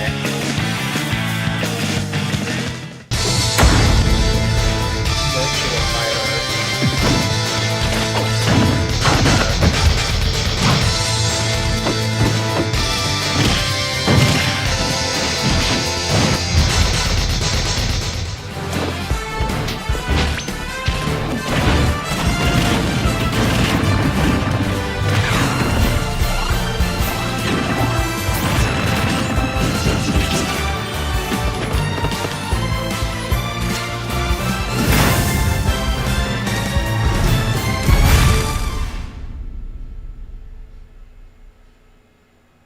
As for new Mii Fighter costumes, there's Virtua Fighter. Jackie's costume is a leather jacket based on his most recent design. Akira's harkens back to his blocky design in the original Virtua Fighter. Now the legendary 3D fighting game Virtua Fighter is represented in Super Smash Bros. We hope you like it. And because of series popularity, we're adding in costumes for Mega Man EXE and Zero from Mega Man X, Isabelle from Animal Crossing, and even the Inklings from Splatoon. Let's not forget in-game Splatoon trophies too. Here are the prices for these additional Mii costumes. By the way, while we've released many amiibo already, these amiibo are finally on their way. Mii Fighters. These include the Mii Brawler, Mii Sword Fighter, and Mii Gunner. Obviously. You can configure any of these amiibo freely, meaning you can dress them up in DLC costumes too. Create a face to your liking and pick a matching costume to expand your use of these amiibo. There are other Super Smash Bros. Series amiibo coming too. First, 3 classic game stars, Rob, Duck Hunt, and Mr. Game & Watch. Nice. Then comes Falco.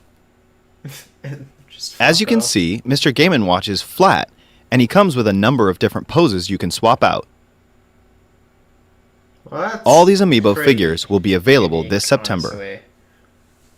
Eventually, all 51 fighters from Super Smash Bros. For Wii U and Nintendo 3DS will be released as amiibo. Those fucking sound effects. Having all these characters appearing in the same set like this, there's nothing else quite like it.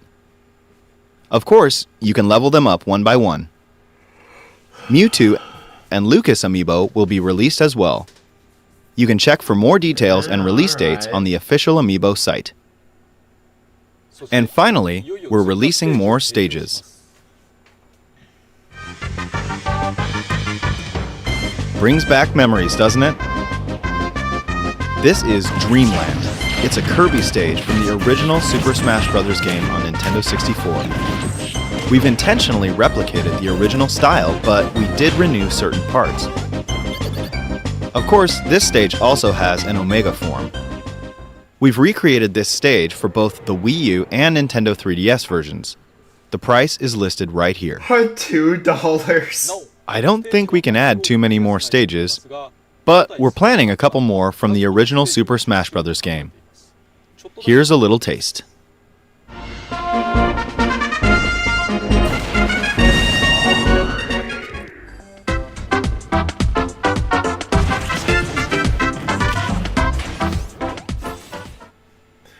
The Miiverse stage is finally coming to the Wii U version. Cheesy, but awesome. During matches while connected to the internet, you'll start to see Miiverse posts appear, cheering fighters on in the background. These messages will be fueled by your support. We'll be opening a Miiverse community for each character, so if you post your messages there, they'll show up in the background of players' matches. I'm sure it's exciting to think that your posts will appear in someone else's matches, so please participate. Fired up for over 30 years. On the bonus CD that was available from Club Nintendo, there are some songs that you may never have actually heard in the game. They're from this Miiverse stage. I hope you like this music too. I do enjoy the music. As for the price, yes. The Miiverse stage is free to enjoy. Yeah, that's good to know. Now for an announcement regarding tourneys. The new tourneys mode will feature community tourneys where you can compete for the highest points in a certain amount of time, as well as regular tourneys which only happen at certain times, just like real tournaments. We already finished developing both types, but we want to make sure we test out the online features thoroughly, so please wait just a bit longer. We're planning to begin supporting them in August, so stay tuned. Okay, that's reasonable. There's another new feature in the works. Super Smash Bros. For Wii U will soon allow you to post replay videos on YouTube. Until now, when you applied updates, your old data would usually cease to be compatible with the updated version. But with this new replay posting feature, you can record videos and post them on YouTube. They'll be normal video files, so you can view them from your PC or smartphone too. To use this feature, you'll need a Google account. For details, please check the official site after the service begins. Now for the final announcement. Please take a look. Oh shit. Oh, what could this be?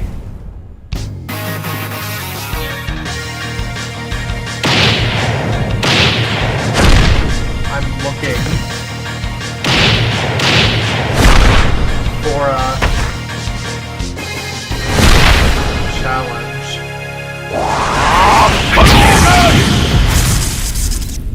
That's fucking awesome.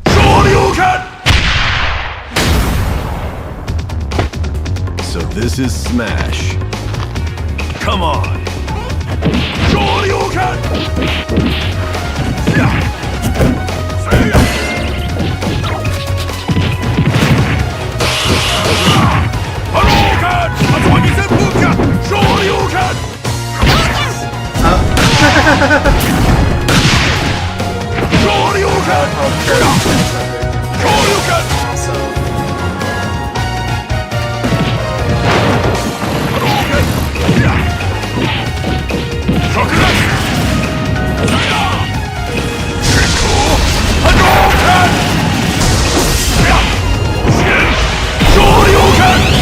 You must defeat my Shoryuken to stand a chance. It's a pretty bland line.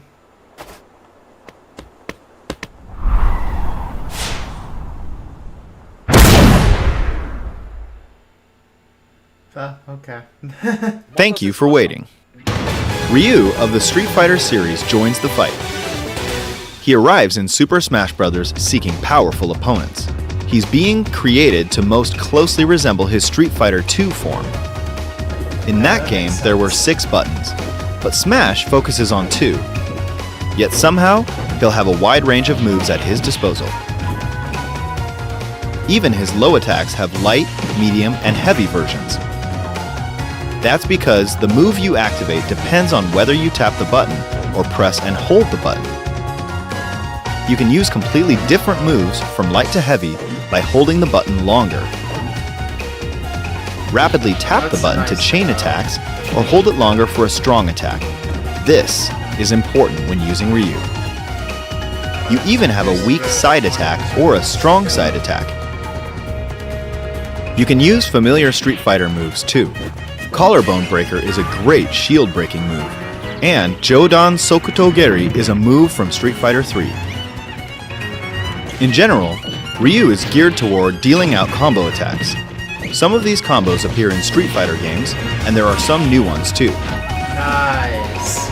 And of course, his signature move. You can activate a Hadouken with the press of a button. Remember, you can change the speed of the move by altering how long you press and hold it down. For the Hadouken, we've also accommodated Street Fighter's familiar command inputs. If you enter its original command, the move is a bit stronger. Another type of Hadouken, the Shakunetsu Hadouken, can be activated by entering a Yoga Flame command. There's also the Hurricane Kick. It's hugely destructive, and it can be used for movement too. Now, for the invincible finishing move, the Shoryuken. You can activate a Shoryuken with just one button press, but if you enter the original command input, there's a good chance you will KO your opponent. Try making contact at the start of the animation. If you input the command correctly, the character's voice and effects will change, so trust me, you'll know. Trust me, you'll know. His down special move is called a focus attack. It lets you take a hit from your opponent and stun them. Keep pressing the button to increase its power. If you hit the opponent, press forward twice to cancel the animation and dash, then attack. And Ryu has 2 final smashes. He's the first fighter in Super Smash Bros. History to have that. If you perform his final smash the normal way, it's a Shinku Hadoken. It'll hit surrounding opponents as well. Pull it off next to an opponent, Damn! and you'll have the chance to seal the deal. Longer hit stop frames, different hit sound effects, and more. We developed this fighter to highlight his special characteristics. I hope you enjoy playing as him. We're also releasing the new stage, Suzaku Castle. The right side provides stable footing, while the left side has smaller, separated platforms. That means your strategy needs to adapt to the side you're on. And when you launch your opponent at close range, you can actually destroy the signs. Yeah, that's pretty cool. In Omega form, it looks even closer to the original game. The stage will appear on both Wii U and Nintendo 3DS versions. For the background music, you can select the theme from Ryu's stage in the original game. During battle, the music will switch to a different theme when you near the end of the match. That's also new to the Smash series. I should mention, in the Wii U version, Ken's original stage theme is included, and a remix too. There's even a remix of the theme from Ryu's stage. This one was arranged by Street Fighter II's sound composer, Ms. Yoko Shimomura. Plus, the character's illustration was done by the original character designer, Akiman. We've also included a Ryu trophy and a Ken trophy too. You can of course get these in-game trophies just by playing the game. We put a lot of effort into implementing Ryu into these games. Enjoy! Ryu and Suzaku Castle come as a set for the prices you see on screen. Oh, I almost forgot. It's somewhat unrelated, but representing Tekken is Heihachi with a Mii Fighter costume. You can sport his unique hairstyle too. Three top fighting games have now united in Super Smash Bros. Please enjoy. We've already decided to create amiibo of Roy and Ryu as well. The release timing hasn't been finalized yet, but please check back on the official amiibo site later. Okay, let's review everything. Ryu, Roy, Lucas, Akira, Jackie, Isabelle, Mega Man EXE, Zero, Inkling Boy and Inkling Girl, Squid Hat, Heihachi, Dreamland,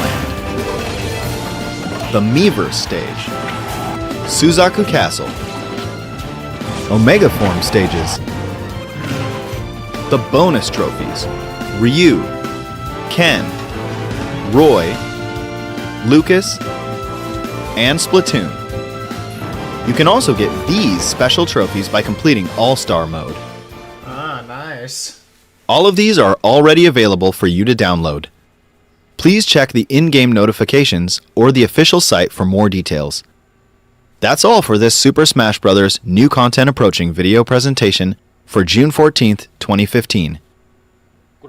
Thank you for watching. Alright. There wasn't really anything special, maybe aside from Ryu, but oh well.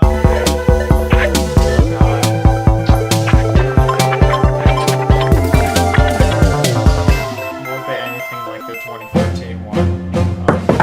Mr. Iwata? Mr. Iwata? Oh, wow. Yes, we're ready to start filming the Nintendo digital event for E3 2015. Okay, thank you. I will head directly to the stage.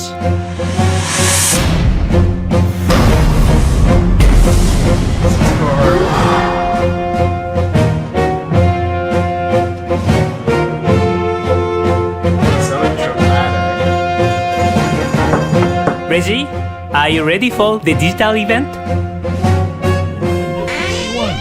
Nintendo 62, Nintendo 63, Nintendo 64. My puppet body is ready.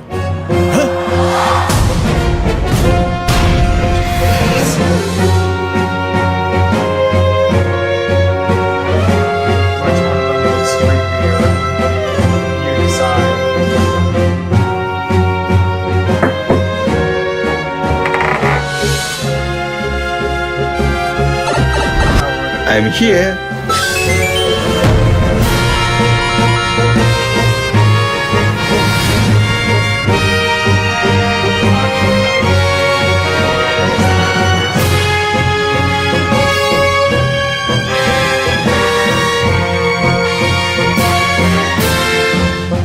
Mr. Miyamoto? Oh, yes.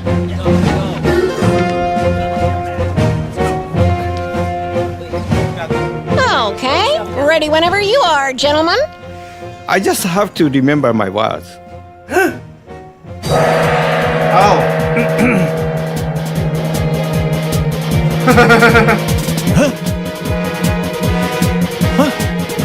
Look, look!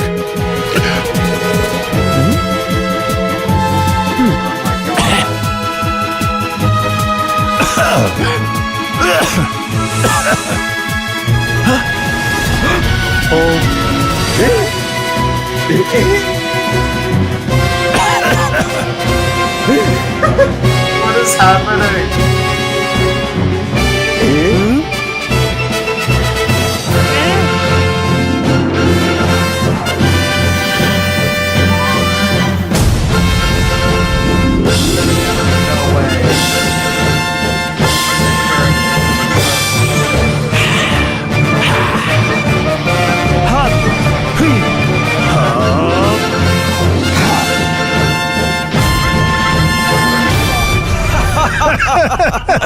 Hey, Fox, do a barrel roll. Yeah, come on, Fox. Do a barrel roll. Yeah. Barrel roll? I can do better than that. Check this out. World premiere. Entering Corneria's orbit.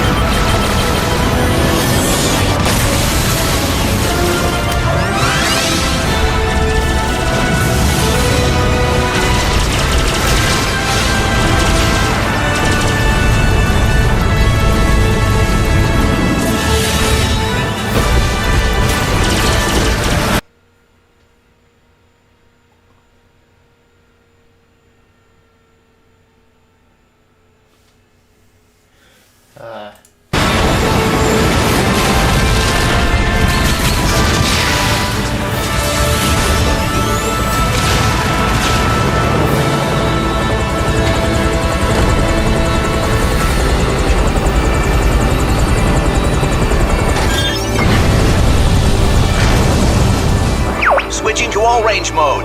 Let's take the offensive.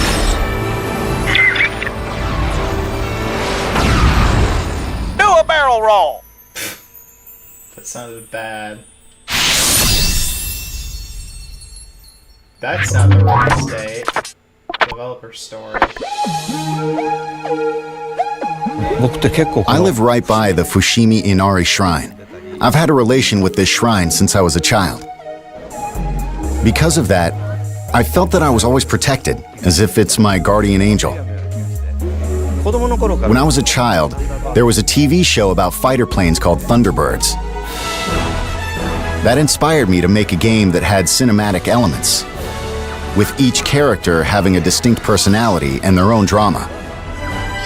That would be reflected in the dialogue and appear in scenes like where a cool character and enemies would appear. I'm here for a job, of course, and looks like I get to have a little fun.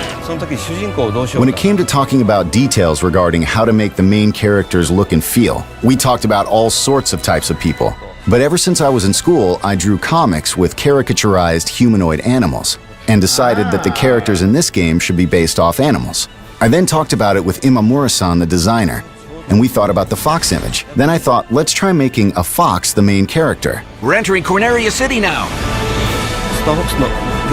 When there's an arch, you want to go under it, right? That's the kind of game I wanted to make. Thinking about the shrine, this place is known for the row of arches. So we went with this idea to create a game where you would fly through different arches. Star Fox is a game where you use a control stick, like the one you'd find on a plane. When you fly a real plane, you need to pull back on the control stick to fly up, right? Similarly, you can use the gyro on the gamepad to look all around and feel really immersed in the game. We'd like people to play as if they are flying a real plane. It's really exciting. For Wii U, with its 2 screens, we experimented with gameplay with ideas before this iteration of Star Fox. There were 2 screens that each serves a specific purpose. For example, we've tested using one screen for a more cinematic view and the other for gameplay. The Wii U gamepad has a gyro, and it's a big reason we decided to make this game. It's a cockpit view, so it feels like you're in the cockpit like this. You can aim by moving the gamepad around. In the other Star Fox games, you play by controlling your plane in third person on one screen. This time, the game world is shown on the TV and you can focus in to aim on the gamepad. By using 2 screens, you can see yourself flying in third person on the TV while shooting down at the enemies below you from the cockpit view on the gamepad. You can be really immersed in the experience, so that's something I hope people can check out. On the Nintendo 64 system, you had to use a lot of buttons. But now, with the Wii U gamepad, you can use 2 sticks to do things like speed up and flip around. There's only one button to fire all the different weapons. So there are 4 buttons left, and with that, we thought, why not use these buttons to make the R-Wing transform? And let's use one button to do flips and the other for a U-turn. The R-Wing transforming into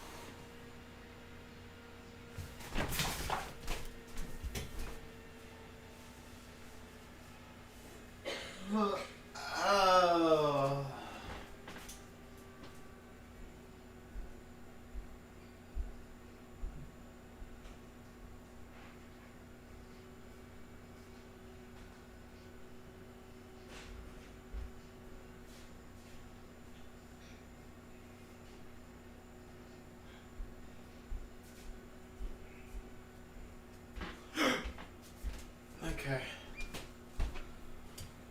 Hold on.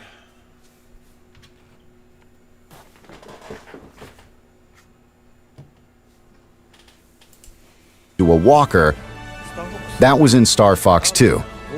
But since that game didn't make it out, I'm glad we were able to have it appear. Ever since then, it came out via the SNES Classic Edition and the SNES Nintendo Switch Online service, so...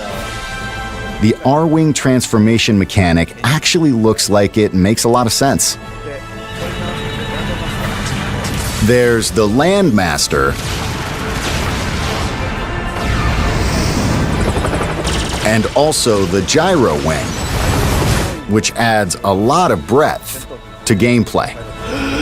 With it, you can perform a lot of tasks as Fox. You can also play different stages with other vehicles too. So I hope you'll have fun trying out courses with different vehicles even after you clear the game.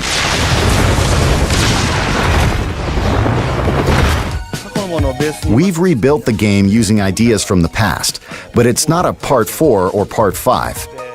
It's not a remake either, so we named it Star Fox Zero this time. The subtitle Zero was taken from how the kanji character looks in calligraphy. Star Fox is based off of the Japanese culture that inspired me, so I wanted people around the world to see this cool kanji character in the logo. When I saw it, It reminded me of a foxtail. We wrote the character with a brush and added the logo. It looked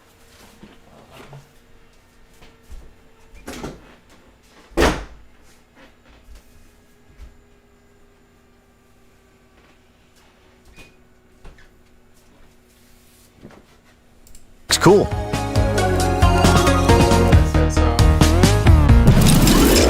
Oh, digital. Hi, and welcome to Nintendo's digital event for E3 2015. I'm Reggie Fils-Aimé, President of Nintendo of America. We began today having a little fun imagining ourselves as characters in the Star Fox universe. But that opening was more than just fun. It also represents a theme you're going to encounter consistently throughout Nintendo's experience for E3.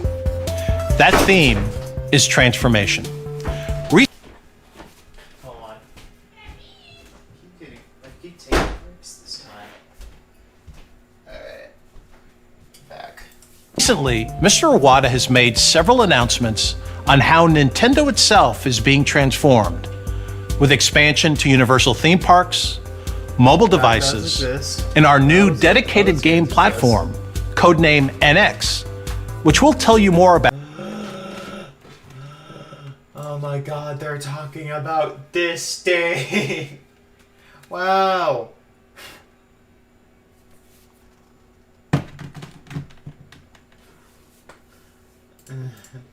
About in 2016. Today, our purpose is more immediate, to focus on the transformations you'll be enjoying right inside your Nintendo gameplay in the coming months. If there's a secret to the longevity of Nintendo franchises, it is transformation. We never let them stand still. There always has to be something new, something compelling. And that even applies to the game Super Mario Bros., which is celebrating its 30th anniversary in 2015. To say he's been transformed over the years is obvious, but along the way, he's also transformed gaming, from establishing the platforming genre on the NES to the 3D world of Super Mario 64. Later this year, Super Mario Maker will take the next step by turning the essence of game creation over to you, our fans. Now, players will become creators as you build your own Mario levels that can be shared globally with friends. And who knows, maybe even I'll be playing, and of course beating, your latest creation. Finally, nothing in our history has transformed our franchises quite like Amiibo. And as you'll find out this week, there are more new Amiibo on the way and more games for them to inhabit. In fact, right now, let's see how Amiibo are about to show up in a totally unexpected way.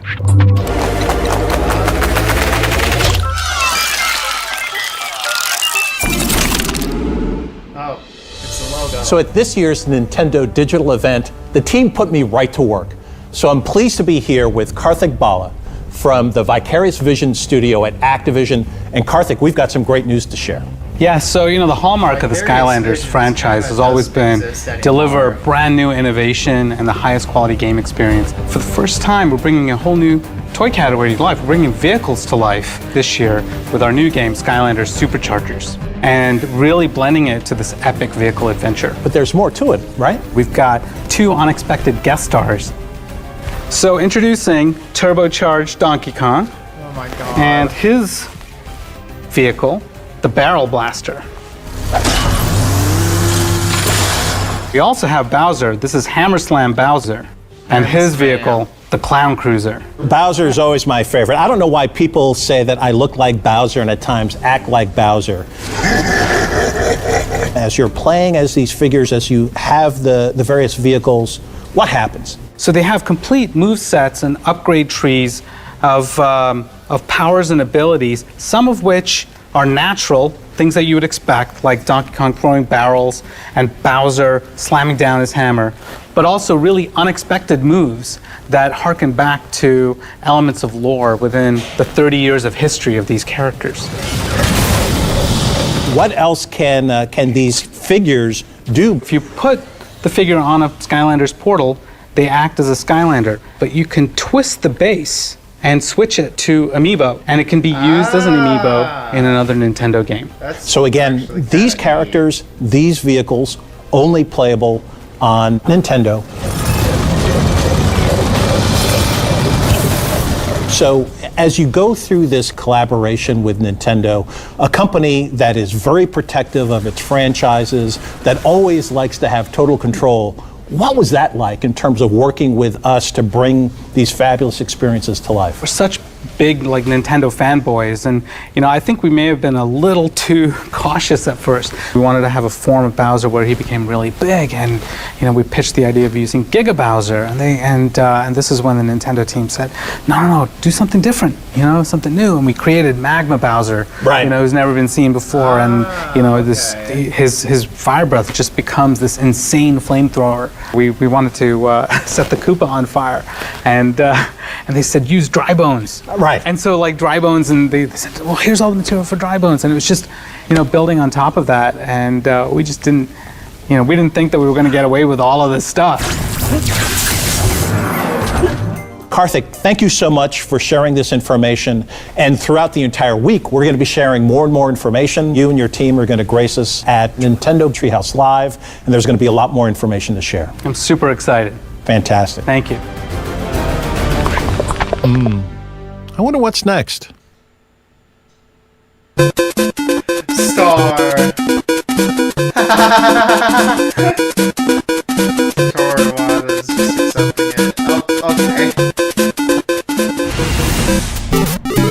Oh, more Mario Maker.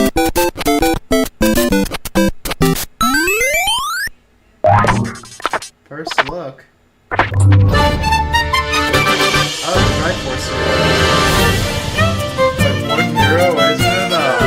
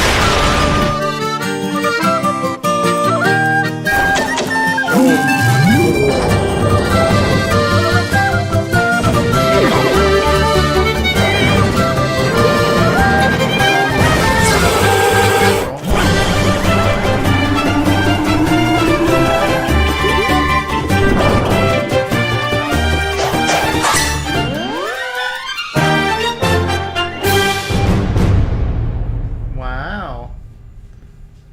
That was neat.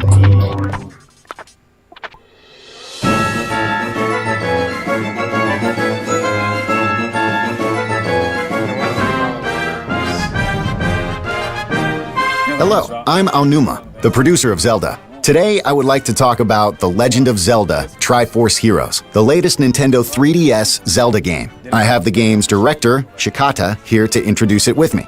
Hello. I wanted to focus on multiplayer and co-op. Multiplayer in past Zelda games was more competitive, much like a party game. Everyone would gather to play to see who would get the most rupees. This time, I wanted players to cooperatively enjoy more serious Legend of Zelda gameplay elements, like solving puzzles and going through dungeons. The 3D visuals of A Link Between Worlds was a great feature, especially in terms of depth. So I wanted to incorporate that into the multiplayer.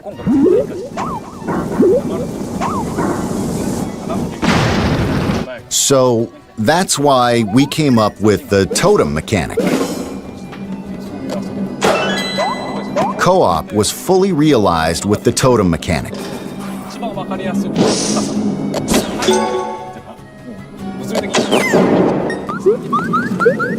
You can carry your friends on your shoulders and reach higher places. A 4-player totem was too tall, so we decided 3 was the better choice.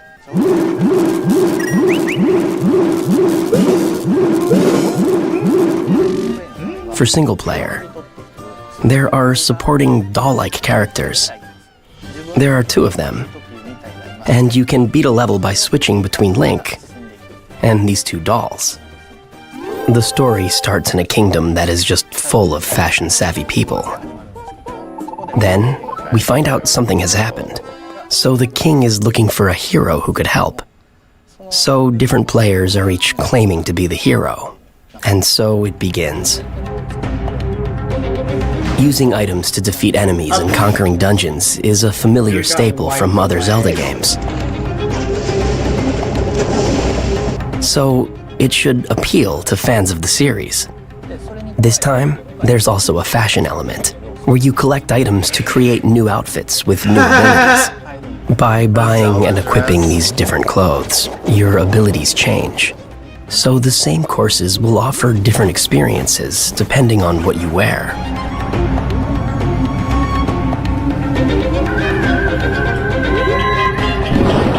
I think playing with people in online multiplayer where you can't see their reactions is fun too. I hope people invite others to try out the game with them as well.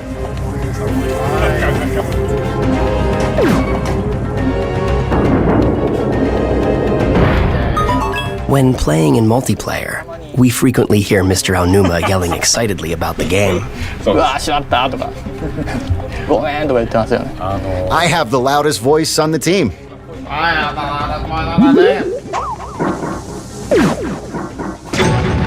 Also for Nintendo 3DS, we have another new game. Last year, we had the Wii U version of Hyrule Warriors. We're now developing a 3DS version. This game is a reimagining of the Wii U game. It will include all the DLC characters from that one.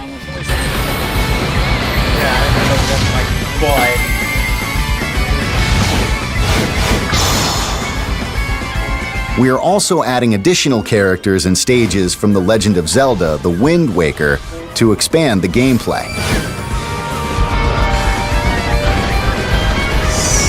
Hyrule Warriors is not like the Zelda games I create. It is an experience only Koei Tecmo can really bring to life.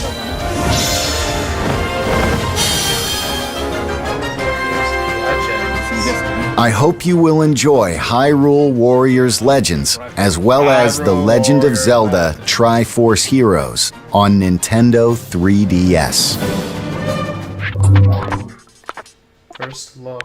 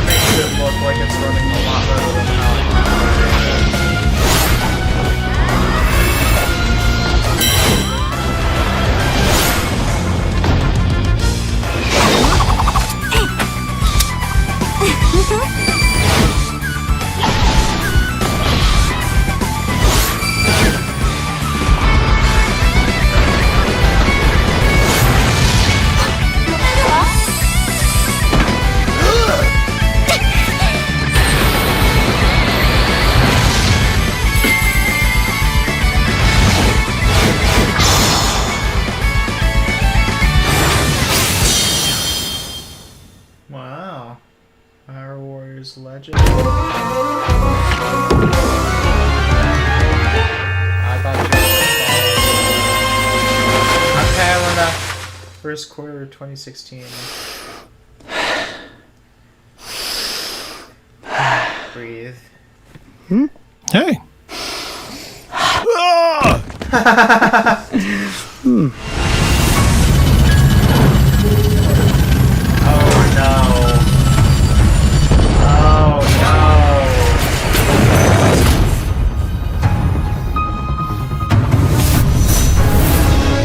this was like a fucking forest fire. People were pissed. As they should be.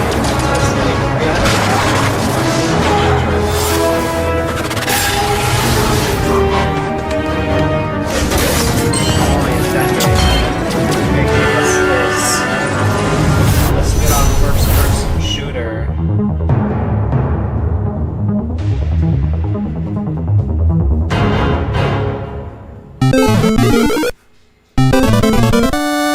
Oh.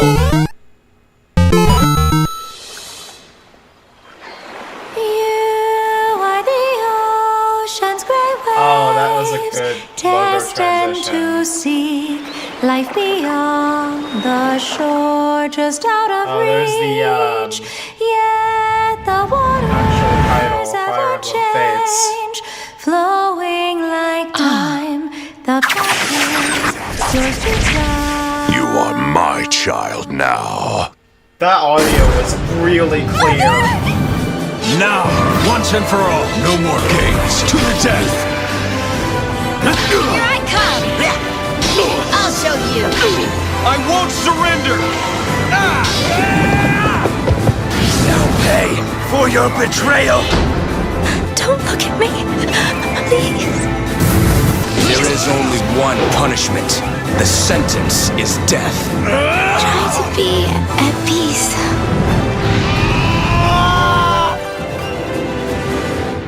Fire Emblem Fates.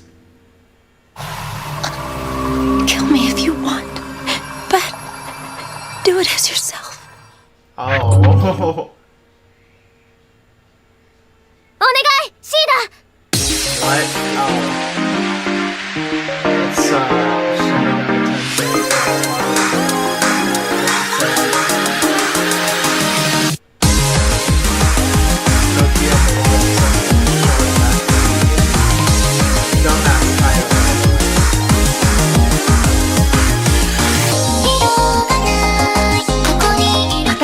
シーダ、あなたは翼という名前なの？人類の天敵に対抗し得るもの、それがミラージュマスターよ。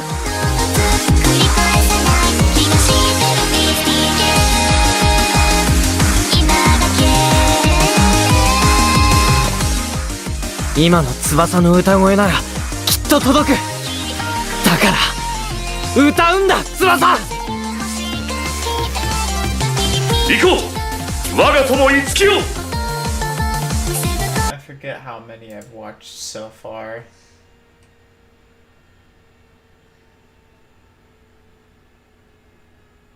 Alright, we've made it at 10.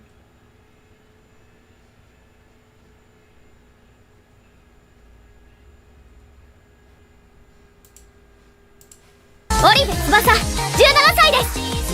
心を込めて歌います。ええ、翼の本気を見せてあげて。背中は任せだぜ。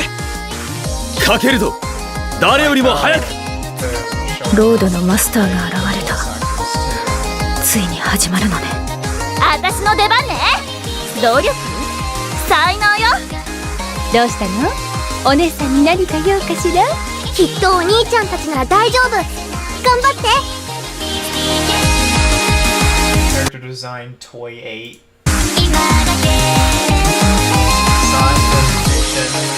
Avex Group.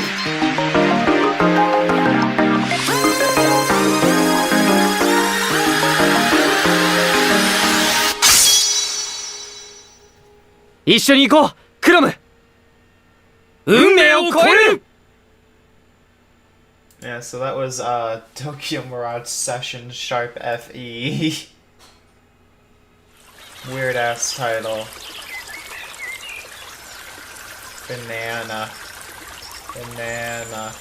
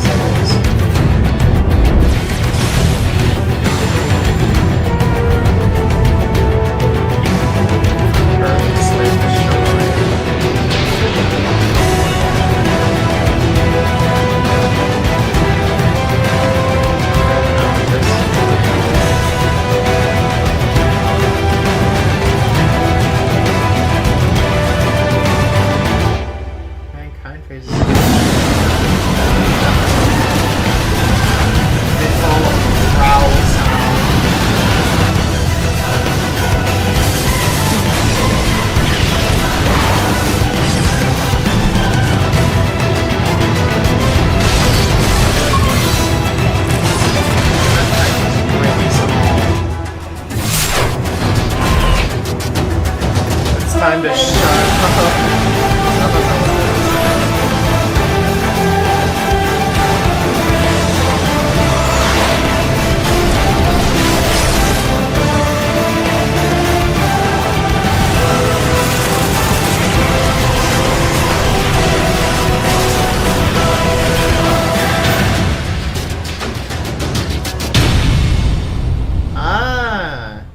They actually show up on the stage.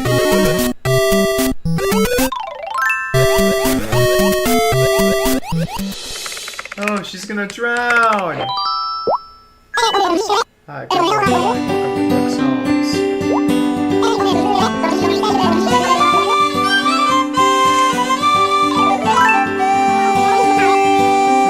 Very loud music.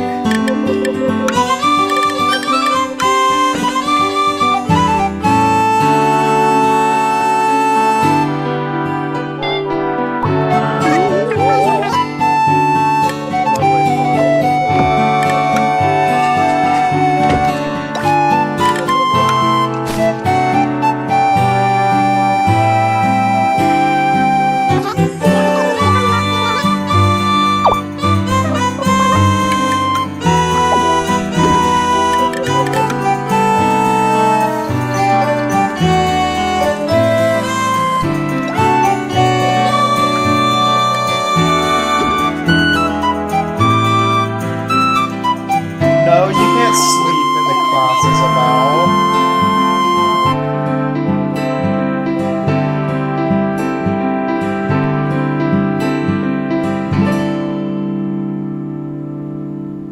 September 25th. Oh no. I know exactly what this is. No! No!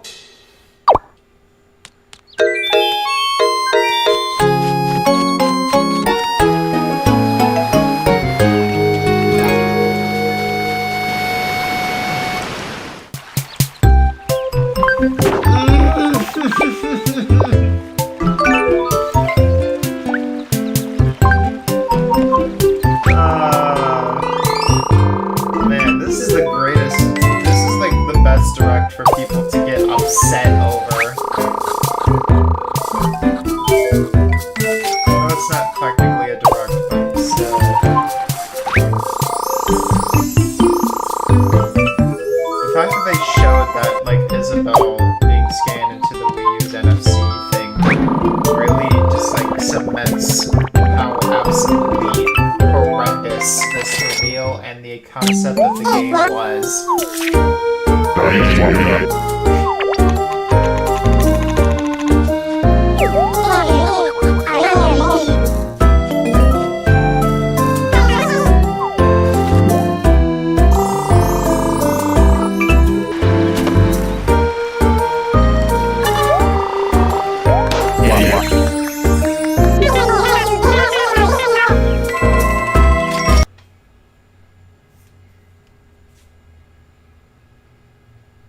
What happened with the...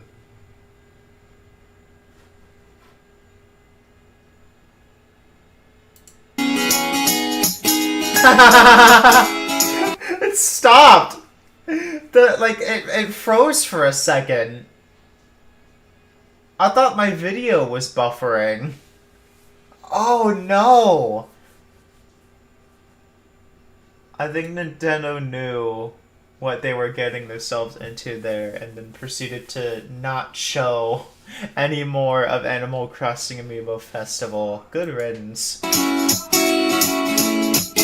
Oh, hi, I'm Emi Watanabe, and I work in software planning and development department at Nintendo. Look at all and that. I am a coordinator. I work with developers in making Nintendo games. I've worked on Kirby's Epic Yarn with the same developer, and I was in charge of designing Yoshi's Woolly World with Tezuka-san.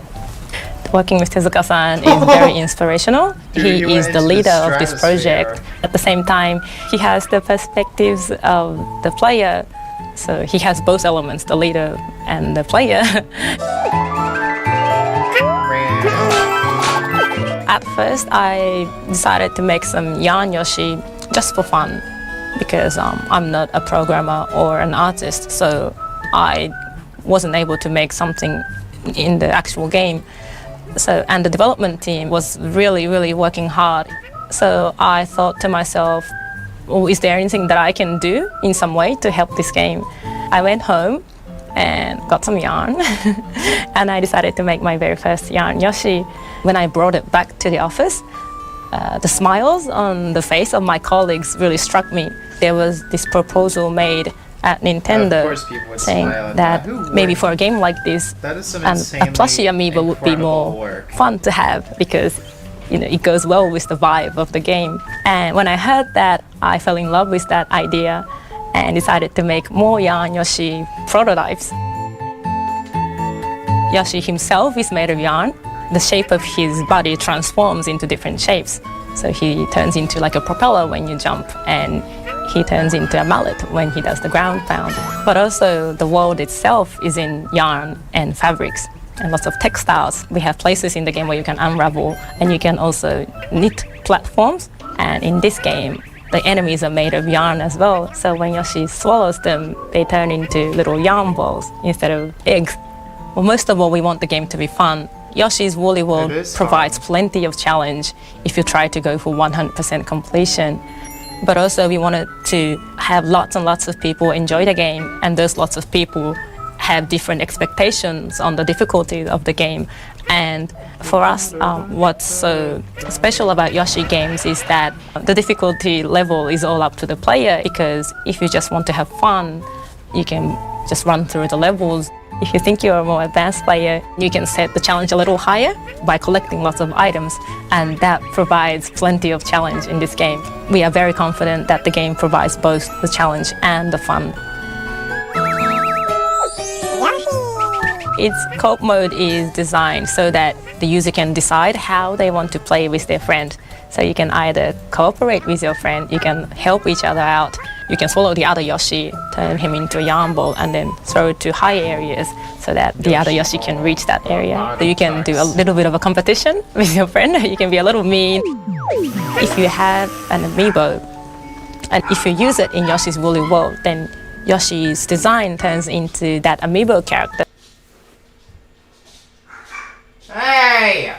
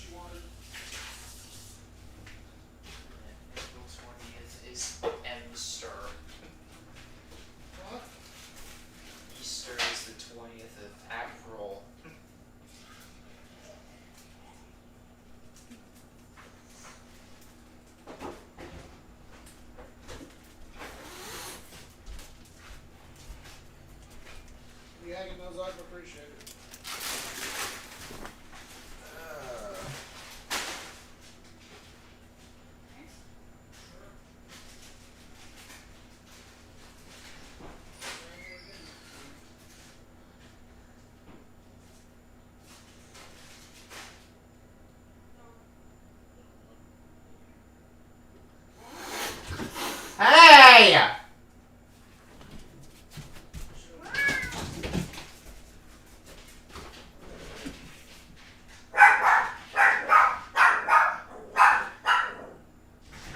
Stop it!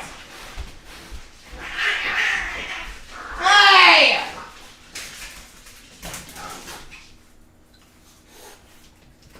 What is your problem? Don't you crack me up.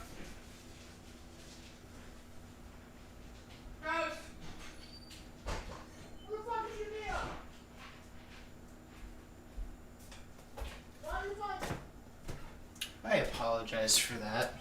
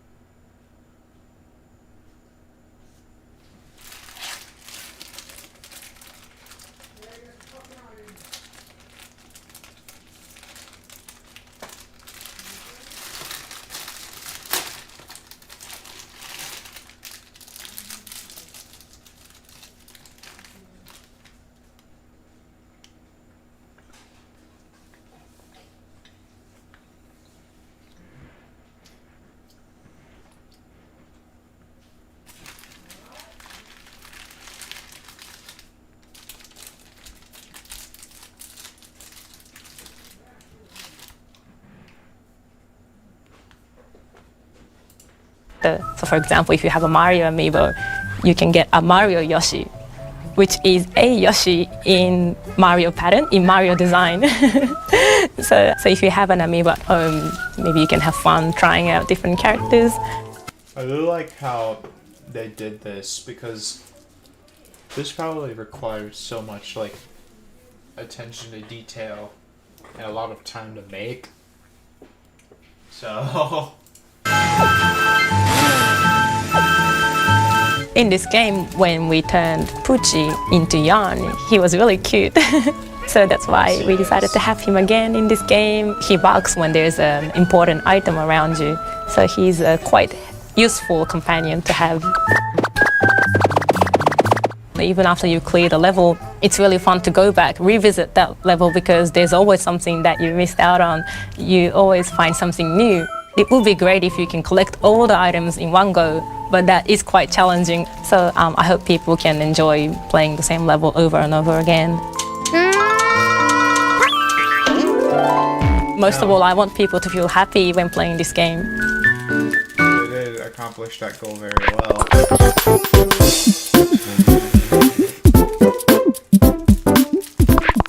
This is so stupid.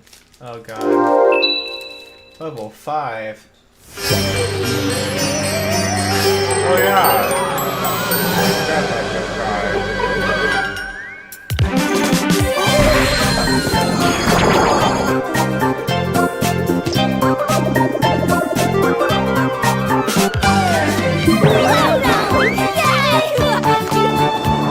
This is the line. Think you understand yokai a little better now? No.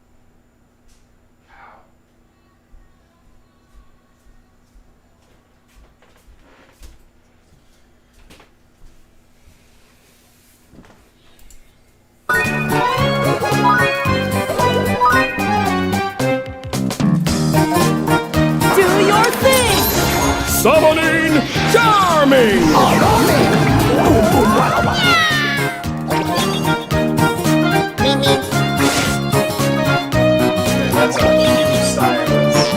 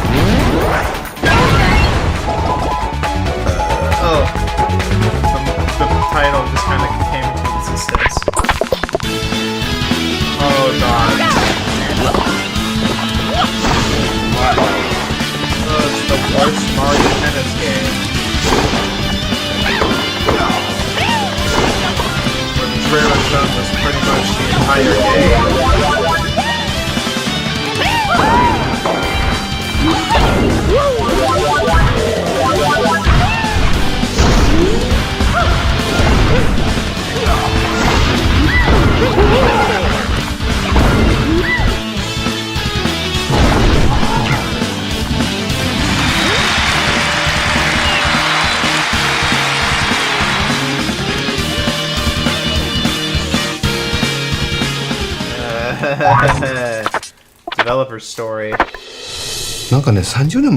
We've been working together for 30 years now. If there's 3 ideas presented to both of us, we pick the same one. As the years went on and we made more and more side-scrolling games, we had to create a more advanced tool to design them with.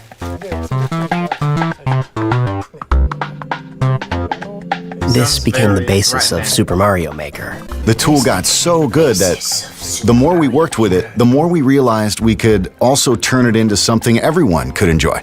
With Super Mario Maker, anytime you make an edit, you can see the results right away. This instant feedback can really help your imagination run wild. Back in the day, we had to create everything by hand. To design courses, we would actually draw them one at a time onto these sheets of graph paper. We'd then hand our drawings to the programmers, who would code them into a build. While digging up these old documents, we found this. It's very precious.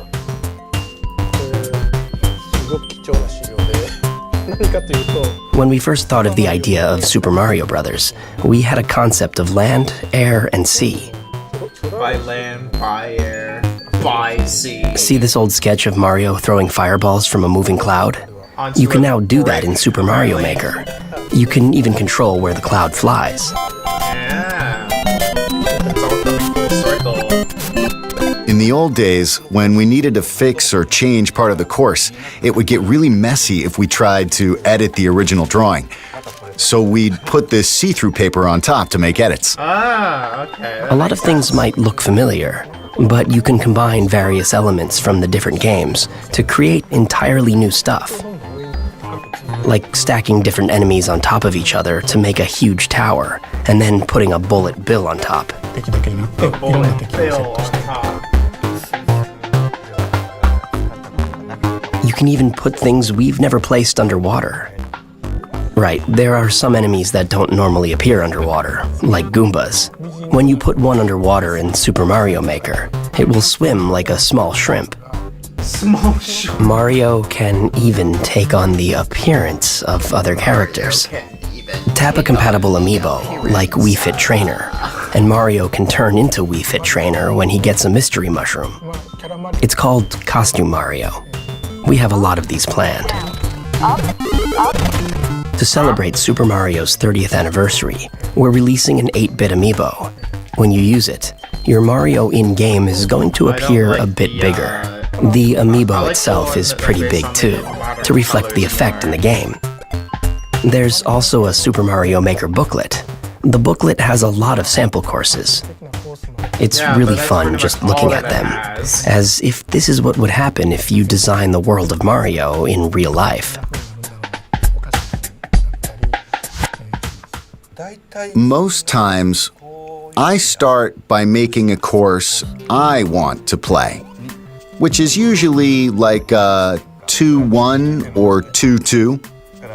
Once that's done, we try to make it a little easier.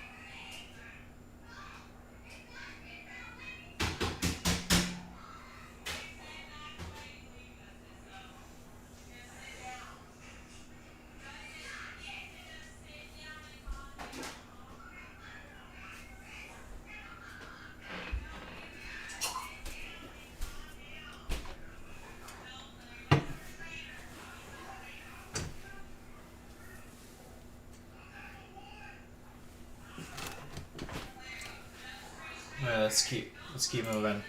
So we move on to making 1-1. It's always like that. I may come across as a mean person by saying this, but in 1-1, there's a Goomba, which is clearly an enemy, but there's also a super mushroom, and you might run when you first see it. You run, but there's a block above, so you can't run. So if you jump, the ceiling is low, so you usually hit it. But when you do, you grow big. It's a surprise. There are stairs, but there are gaps. But the first gap has a floor, and the second one is the one you want to avoid because it's bottomless. So it's a... Oh, the audio cut out again.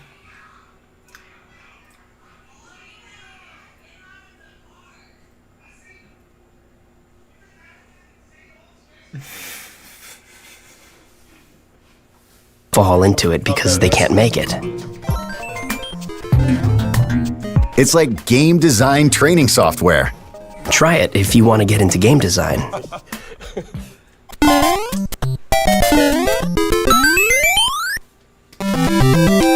With enough practice, anyone can become a good course designer.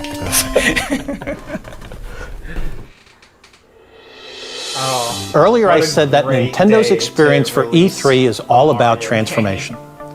And while we've given you a sneak peek of some of our games coming later in 2015, there's still much more to share. Next, Nintendo Treehouse Live at E3 begins. We'll kick off with Mr. Miyamoto and fellow developers flying through Star Fox Zero. And if you can't wait to get your hands on Super Mario Maker, the opportunity is right in front of you. On Wednesday from 4 p.m. to 9 p.m.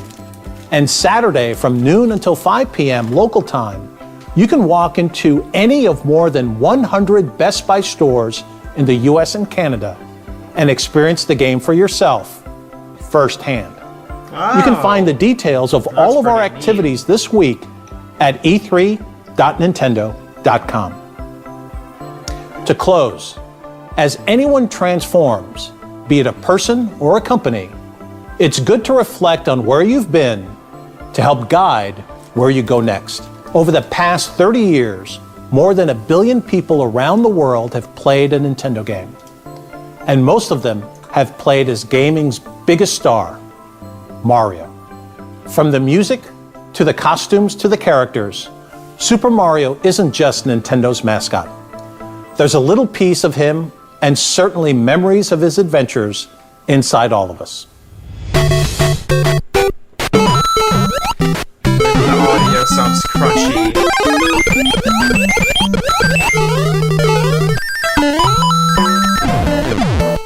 These games look like... Okay, there we go. I was holding my vomit there.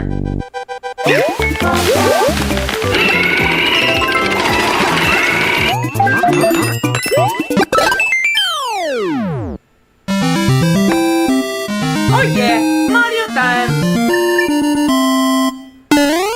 Nice. Alright. Nintendo Direct presentation.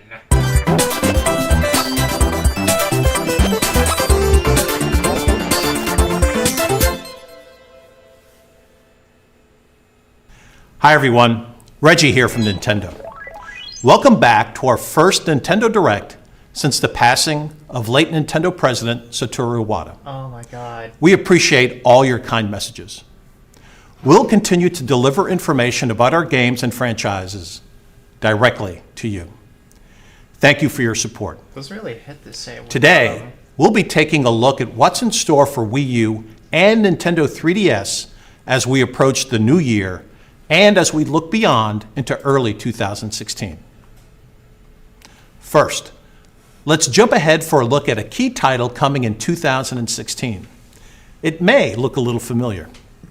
The Legend of Zelda Twilight Princess was released on both the Nintendo GameCube and Wii systems back in '06. Okay, hold on.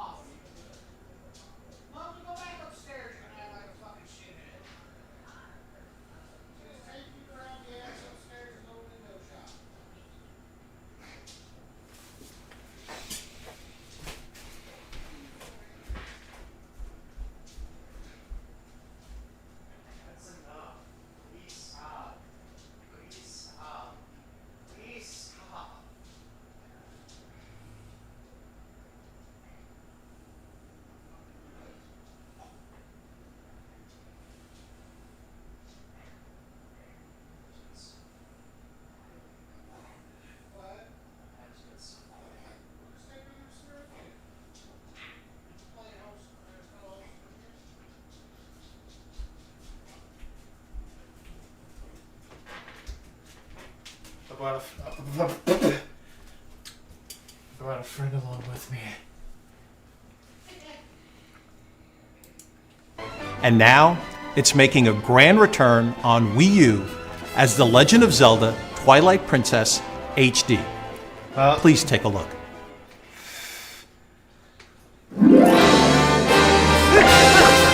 It's HD. Wow, it's a wolf. Oh. There's a menacing smile.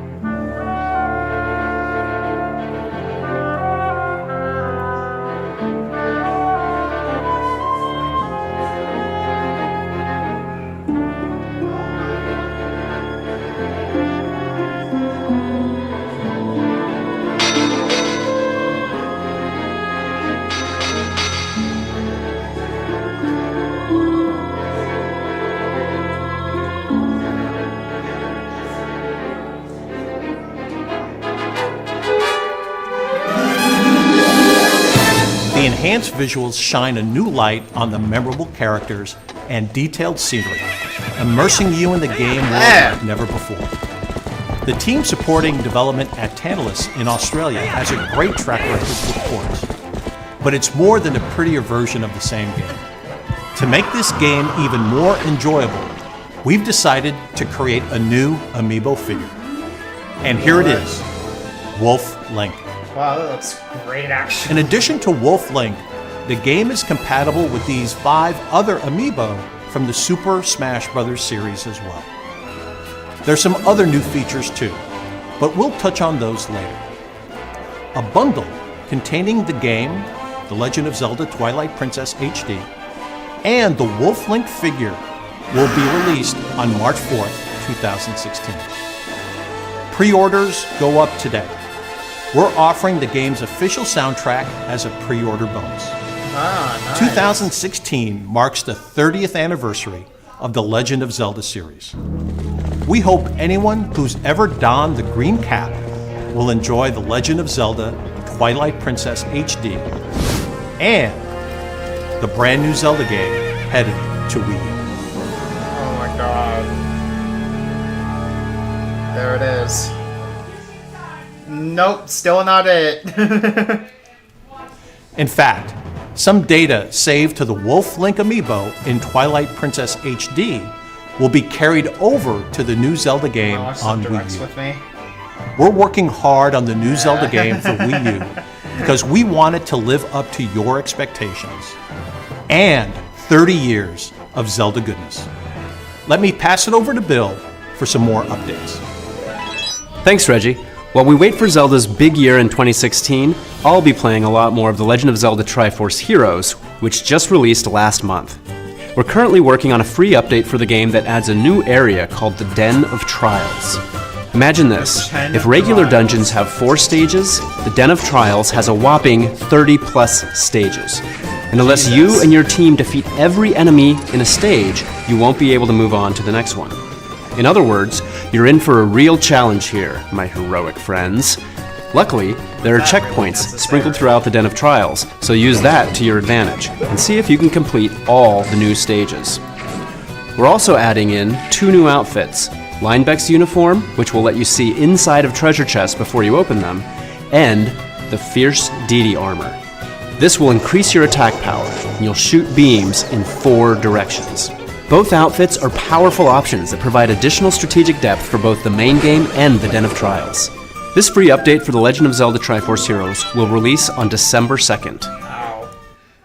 Now it's time to dive deep into a world filled with mystery, danger, adventure, and Pokemon. Lots of Pokemon. Get ready to be transported to a world filled only with Pokemon when Pokemon Super Mystery Dungeon releases on November 20th. You'll get to become one of 20 different Pokemon, live in their world, explore ever-changing dungeons, solve the mystery of why Pokemon are being turned to stone, and encounter every single known Pokemon. Yep, I said it, every Pokemon, all 720 of them. However, exploring dungeons that change every time you enter them is a dangerous profession. But fear not, you can befriend Pokemon and have them join you on your quests. You can also collect different items to equip and use, so you can explore dungeons like an expert. With turn-based Pokemon battles, strategy is key, so you'll want to make sure you bring the right type of Pokemon and items with you when you head into a dungeon.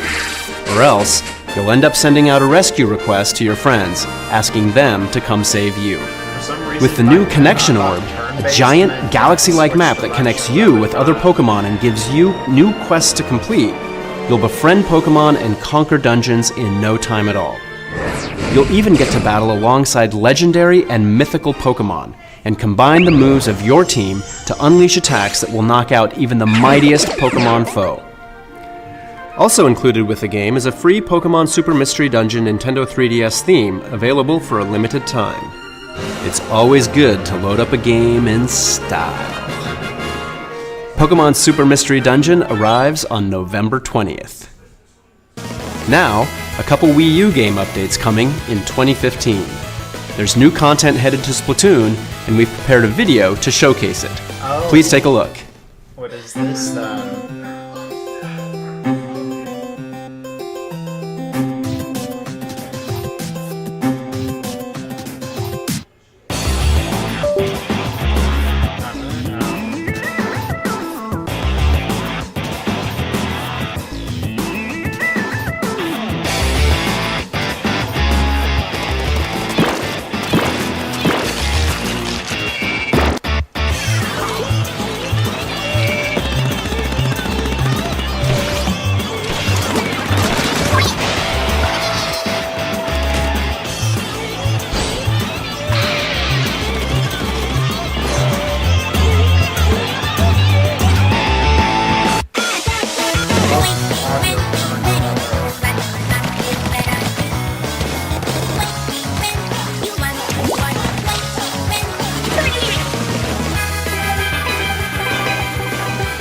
Down.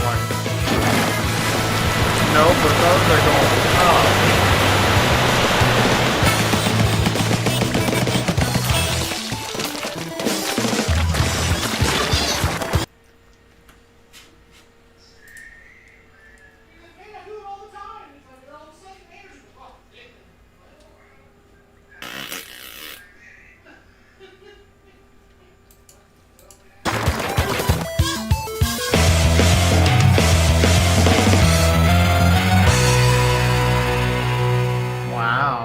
It's a fucking squid shape. That's not ink in your eyes.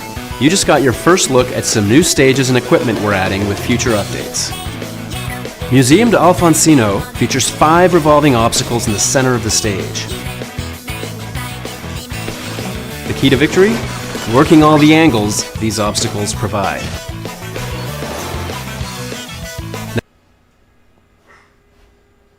Is it supposed to do that? God damn it.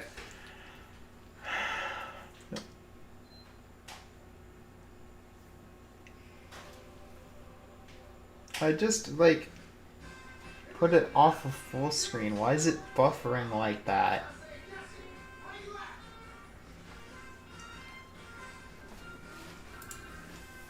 Hello?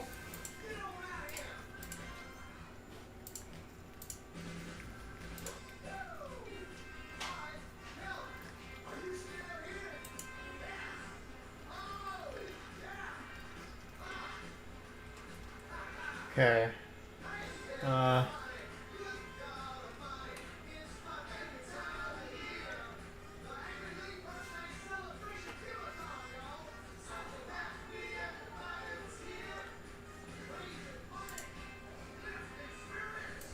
Alright. I forgot where I left off. It was probably... Oh yeah, okay.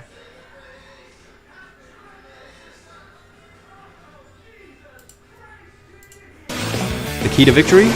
Working all the angles these obstacles provide.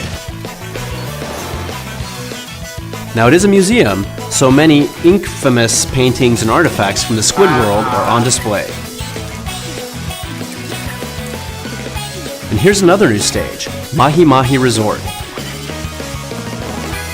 It looks like a poolside resort hotel, so it may be a little intimidating to water-shy inklings.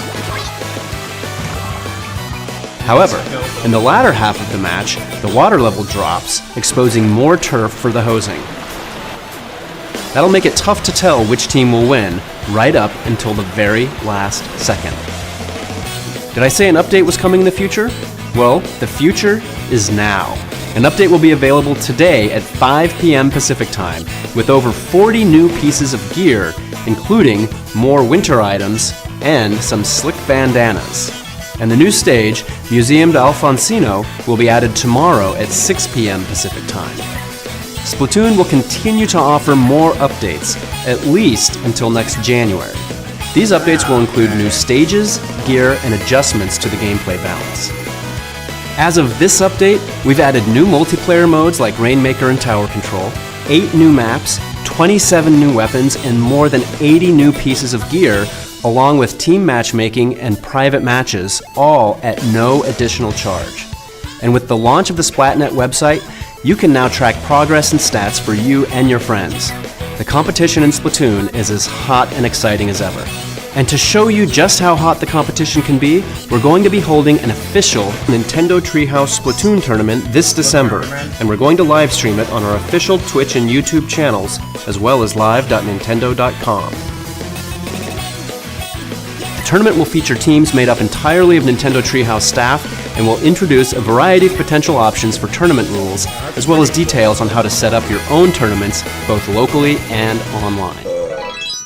Next up, Super Mario Maker.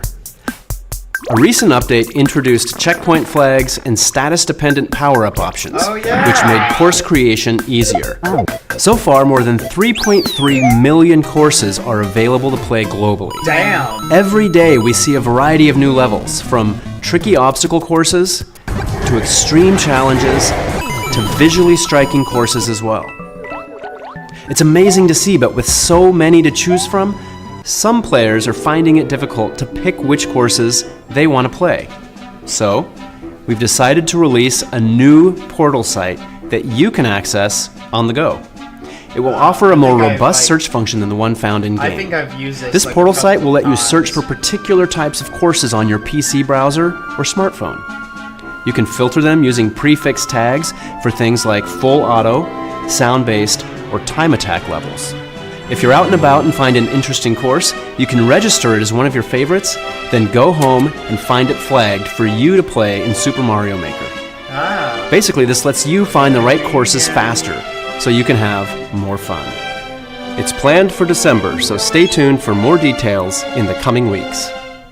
Next, let's check in on some new Wii U games that are right around the corner. Fans know that every day in Animal Crossing is a roll of the dice, and that has never been truer than now. In Animal Crossing Amiibo Festival, villagers live out a month of ups and downs each time you play, where each move you make on the board is a new day. Roll the dice, walk the board, and see what kinds of unexpected things can happen. At the end of the month, the player with the most happy points wins. The game launches initially as part of a bundle that contains 2 Amiibo figures, Isabelle and Digby. You can only get these figures at launch in the bundle, and Digby will only be in the bundle while supplies last. But other compatible Amiibo figures will also be available at launch, with more on the way after that. The cool part is any figure you tap will transport the character into the game world, so you can play as them. The Animal Crossing Amiibo cards can also be used to play other game modes. There's a neat one called Desert Island Escape that lets you use these cards to select 3 villagers to cast off to an island. The goal is to locate materials to build a raft, as well as food and resources to keep you alive until it's ready. With multiple maps to play on, characters that have unique strengths and weaknesses, and enemies that get in your way, things get a little tricky, in a good way. The game also has an Animal Crossing quiz you can play with your friends. Here, try one out. It's a bird! Some questions can get pretty tough, but hardcore Animal Crossing fans may just stand a chance. The bundle featuring Animal Crossing Amiibo Festival and the Isabelle and Digby Amiibo figures will release November 13th alongside the Amiibo you see literally a day after this direct premiered on the screen. Next up, Mario Tennis Ultra Smash. In the latest Mario Tennis game, players can enjoy taking on singles or doubles matches as Mario series characters. Now players can perform a new move, a jump shot, which lets you return a shot without waiting for the ball to bounce on the court first, adding another layer of strategy to each match. If you're able to knock your opponent off balance, a smash point will appear on the court. Use the jump shot from there to bust out a powerful Ultra Smash. In Mega Battle mode, Toad stands by the court, tossing in Mega Mushrooms that temporarily turn you into a giant. The game also offers Simple mode, which lets you turn off things like Mega Mushrooms so you can enjoy a more traditional game of tennis. This title offers up to 4-player local multiplayer. Spoiled every single character that's a part of the game. Wait, hold on.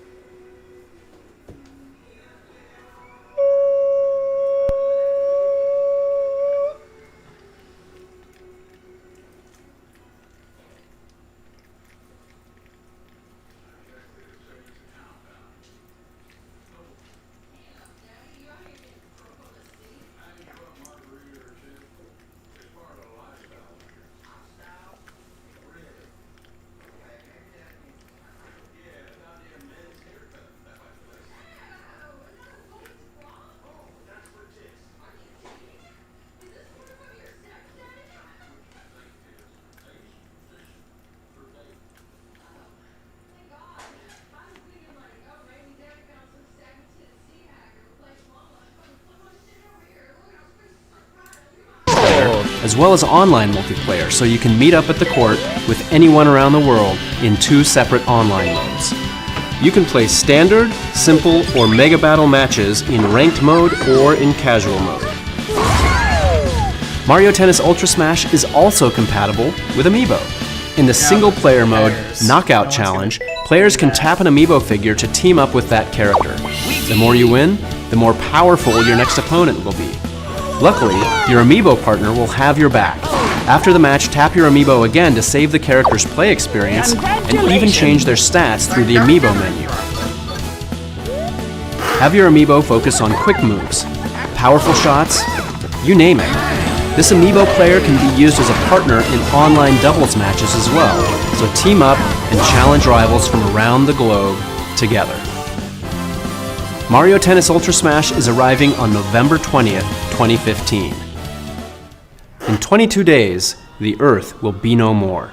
On December 4th, humanity will come face to face with its greatest trial yet, to survive, when Xenoblade Chronicles X launches on Wii U. It's an RPG adventure as deep as you want it to be, with a huge world to explore and giant transforming mechs called Skells to pilot and customize.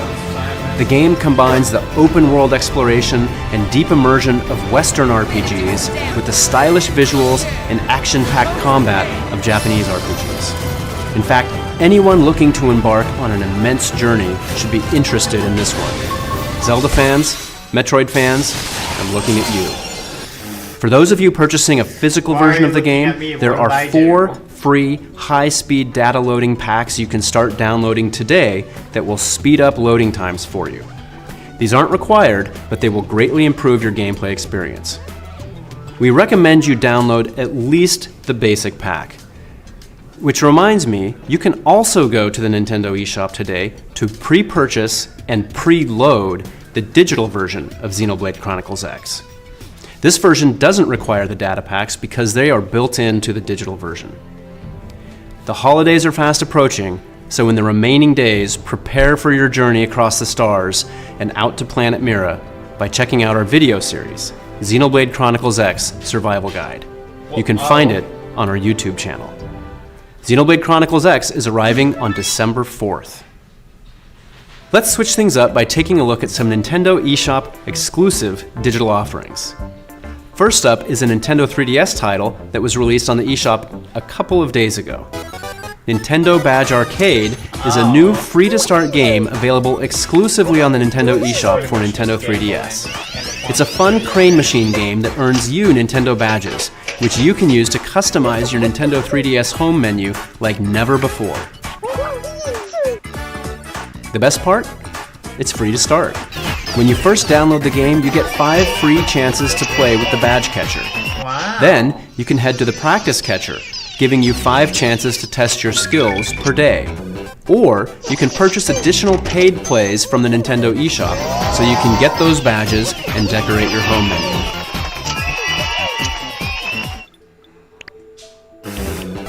As you make purchases, there may even be a way to get some exclusive themes. Make sure to check back frequently. The game is constantly being updated with new badges to collect, and some of these are not to be missed. It's time to get a clue and catch Pokemon, all at the same time. Pokemon Picross is a free-to-start downloadable puzzle game that's easy to pick up and hard to put down. During gameplay, there are horizontal and vertical rows of squares to reveal as you see fit, using the numbers on each row as your clues.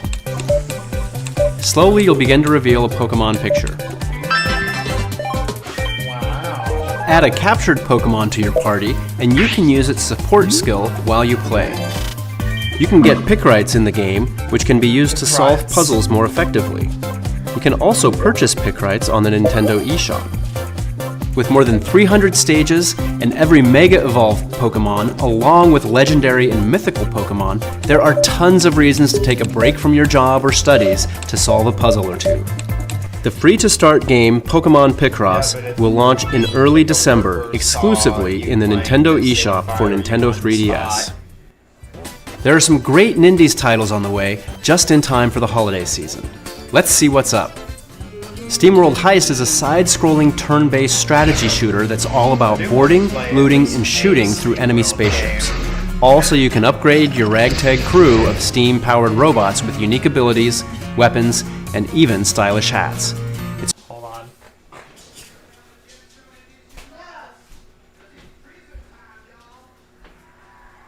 Freeze him.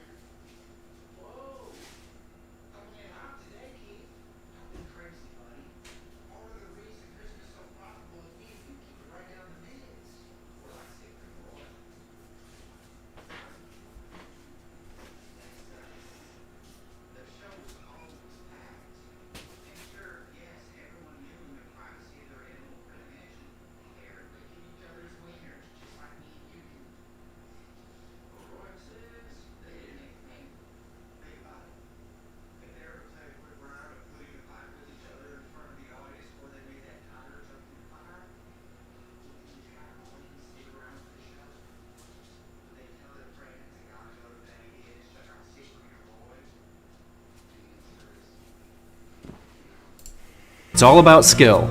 Aim the gun and even bounce bullets off of walls. For a limited time, an exclusive Nintendo 3DS home menu theme will come with every purchase of SteamWorld Heist after the game launches on the Nintendo eShop this holiday.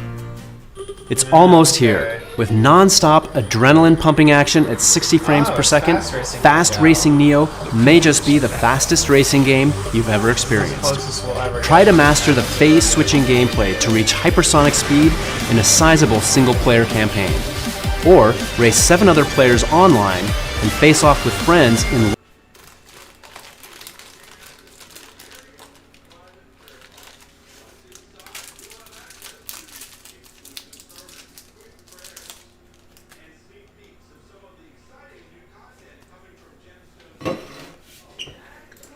local 4-player split screen. If you unlock Hero Mode, there's a whole new set of rules and challenges to face. The big race is fast approaching. Typo Man is a puzzling platformer that tells a dark tale of heroes and monsters, where words can be a blessing or a curse. Using the power of wordcraft, use letters to create or change words that will literally bend the world to your will. It's a great use of the Wii U gamepad and an intriguing experience you shouldn't pass up.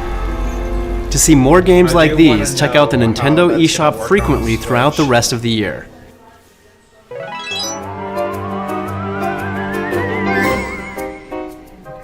How?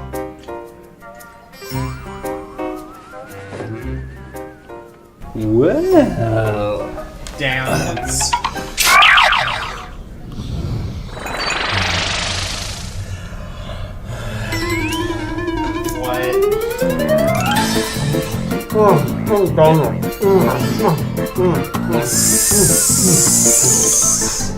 Team, we're going to be powering through some meetings all day today, but to keep us going, I got us some snacks. Bill! Bill! Bill! Bill! I can't go that high.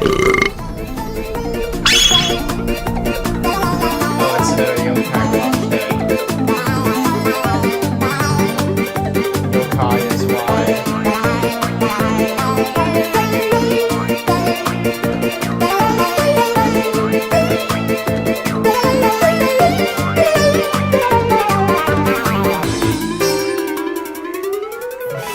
Okay, Bill may have gotten a little carried away with those donuts, but not with our games. Yes, the end of the year is fast approaching, but 2015, we're not done with you yet.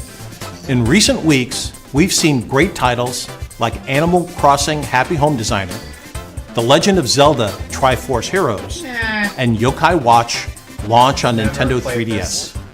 It's a great time to be a Nintendo 3DS owner. And with Yoshi's Woolly World launching last month, and games on the way like Mario Tennis Ultra Smash, Animal Crossing Amiibo Festival, Devil's Third, and Xenoblade Chronicles X, There we go. Wii U has something for everyone leading us into the holidays. If you're still waiting to jump in or looking for a great gift this season, keep an eye out for a new Wii U bundle this holiday. Can you imagine if it looked like this? Just black space followed by a small image of a Wii U. Bring not just Super Smash Bros. For Wii U, but also the surprise hit of the year, Splatoon. That makes sense.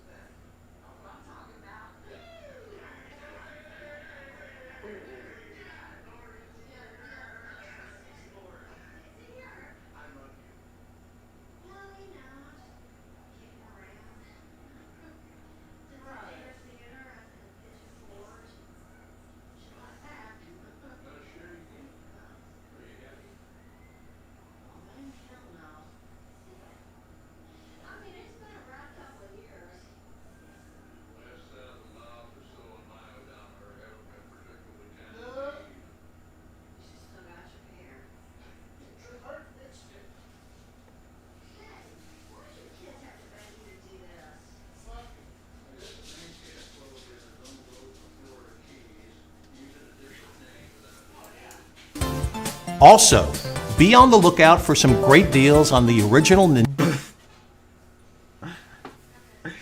We have blue, pitch fucking black.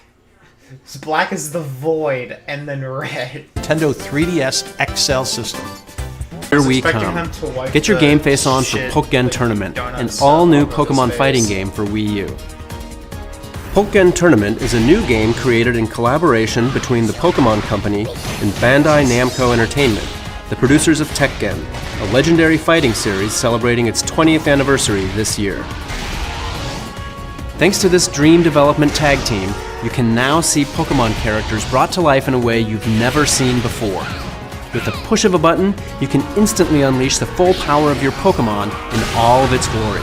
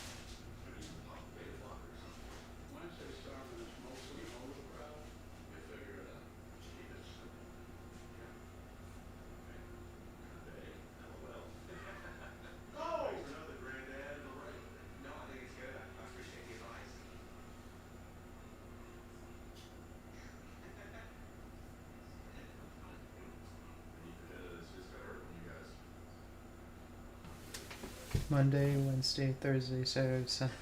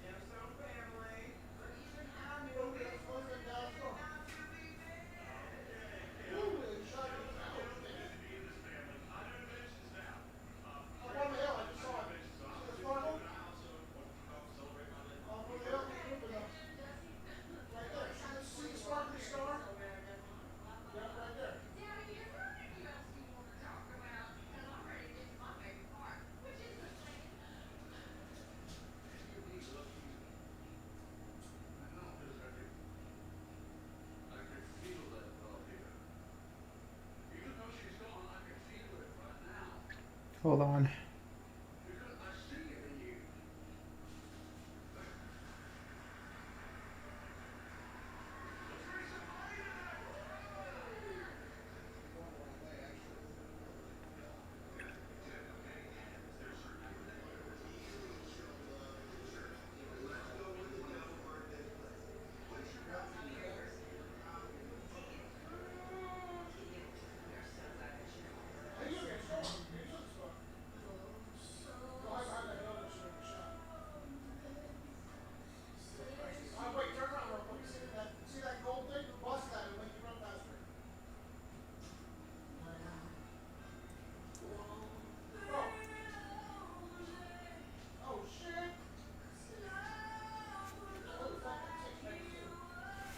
Okay.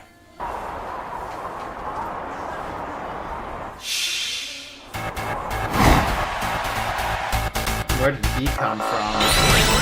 Is that a dodecahedron?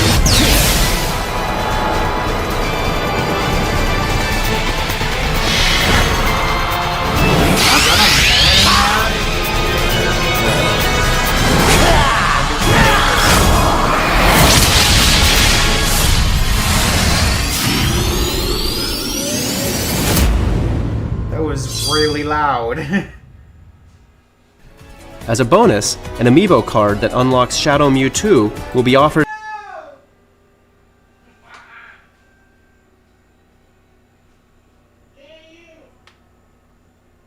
Shit.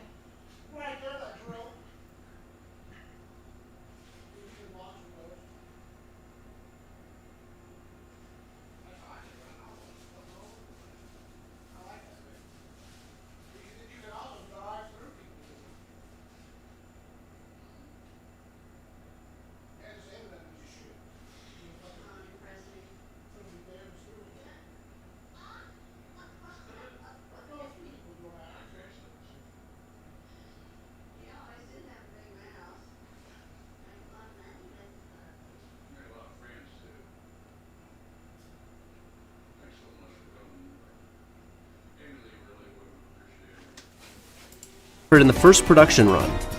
Normally, Shadow Mewtwo can only be unlocked in the game after you fulfill certain conditions.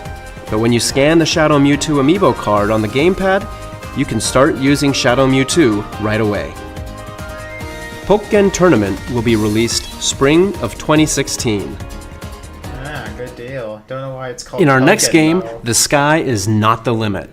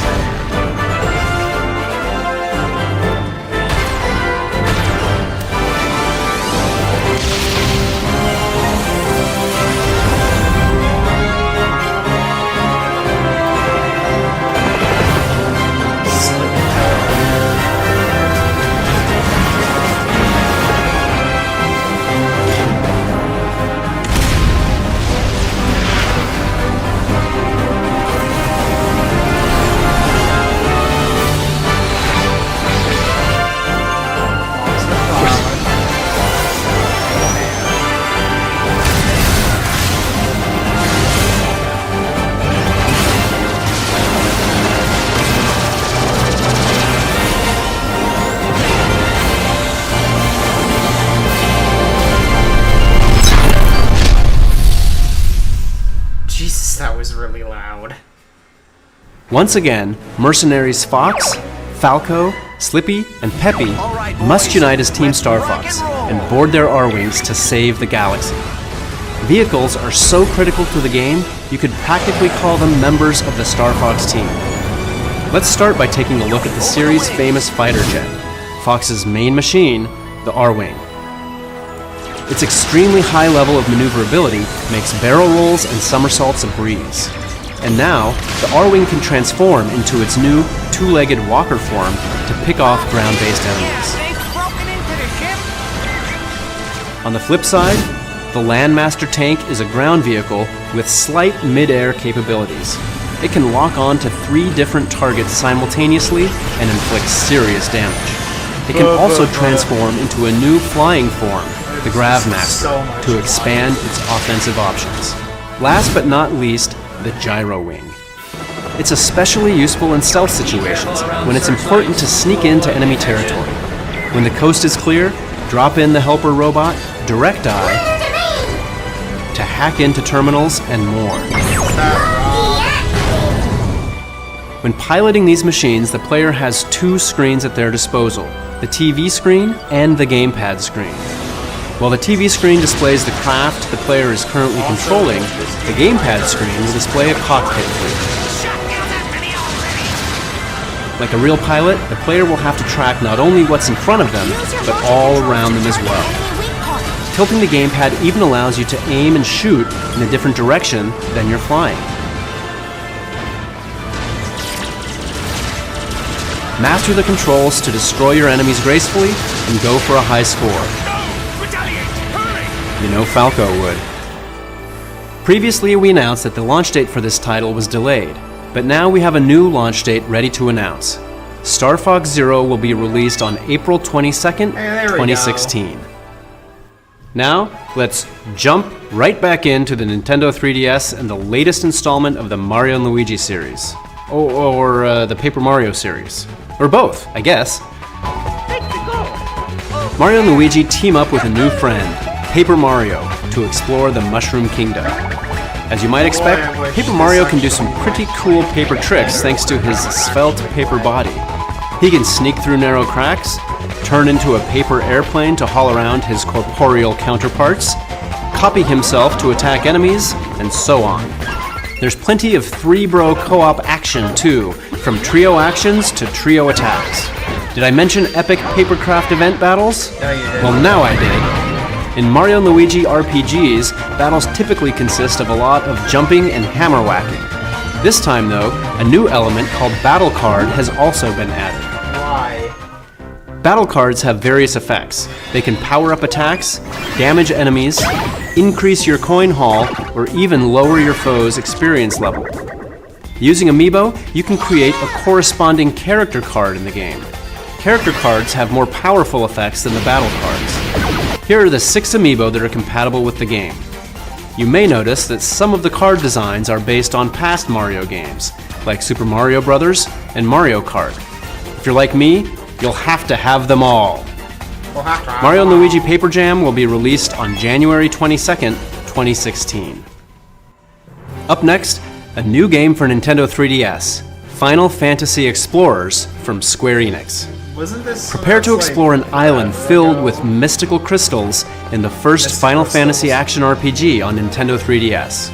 With the job system, characters can learn over 20 adventuring professions, each with their own set of special skills. Plus, they can learn and switch between every job class, transfer certain skills between classes, and rename spells and abilities. In fact, there are tons of customization options. You can even mix and match pieces of armor and classic Final Fantasy character outfits. Yep, you can dress like beloved Final Fantasy characters, and by using the trance ability, you can even fight as them too. I'm talking heroes like Cecil, Terra, Lightning, and more. The trance command also restores life and mana, while unlocking powerful attacks. Final Fantasy Explorers can be played and beaten solo, but it's quite the challenge, so you may want to adventure with friends. Up to 4 players can connect via local or Wi-Fi multiplayer to team up MMO style, assigning allies the combat roles of tank, healer, support, and damage. If you don't have enough people to fill your party, you can use trained monsters to fill up the party slots. When Final Fantasy Explorers releases in the Americas in January, it will include all of the DLC that was released in Japan for free. Oh. This DLC includes special outfits and weapons and challenging content featuring notorious Final Fantasy series bosses. With over 100 quests and hours of gameplay, adventurers will be busy when Final Fantasy Explorers is released on January 26th. A collector's edition will also be available. It includes the game, an art book, 20-track CD sampler, Nintendo 3DS hard case, and exclusive quests that unlock legendary Final Fantasy weapons.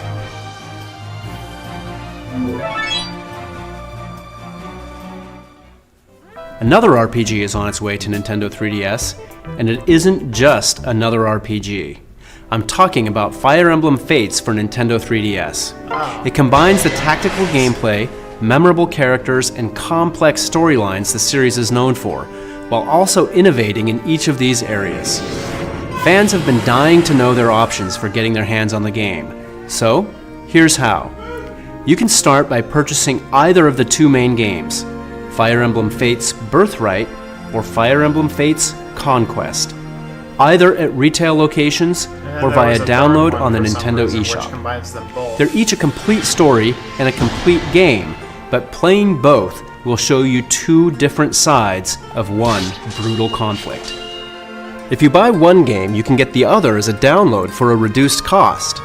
And while it won't be available on launch day, there will also be a third story path available as an in-game download for Birthright or Conquest owners called Fire Emblem Fates Revelation. It will reveal some juicy secrets about the story that will affect the way you think about the other paths. It's as revealing as the name implies, so you'll probably want to save that one for last. A lot of my Treehouse friends are pretty hooked on these games already, so this next package is for folks like them who just have to have it all. Introducing Fire Emblem Fates Special Edition. It includes all 3 games, Birthright, Conquest, and Revelation, plus an art book and a Nintendo 3DS XL pouch. Fire Emblem Fates will be released on February 19th, 2016. I'm also happy to reveal that even more Fire Emblem Fates DLC will be available down the road. 1 new map will be released for free, and after that, 6 new maps will be available. You can purchase them individually, or starting today at select retailers, you can purchase all of them together for a reduced price as Map Pack 1. The question is, which path will you take? Birthright, Conquest, or all 3? The choice is yours, and it affects the gameplay. Let us know which path you choose in the comments section.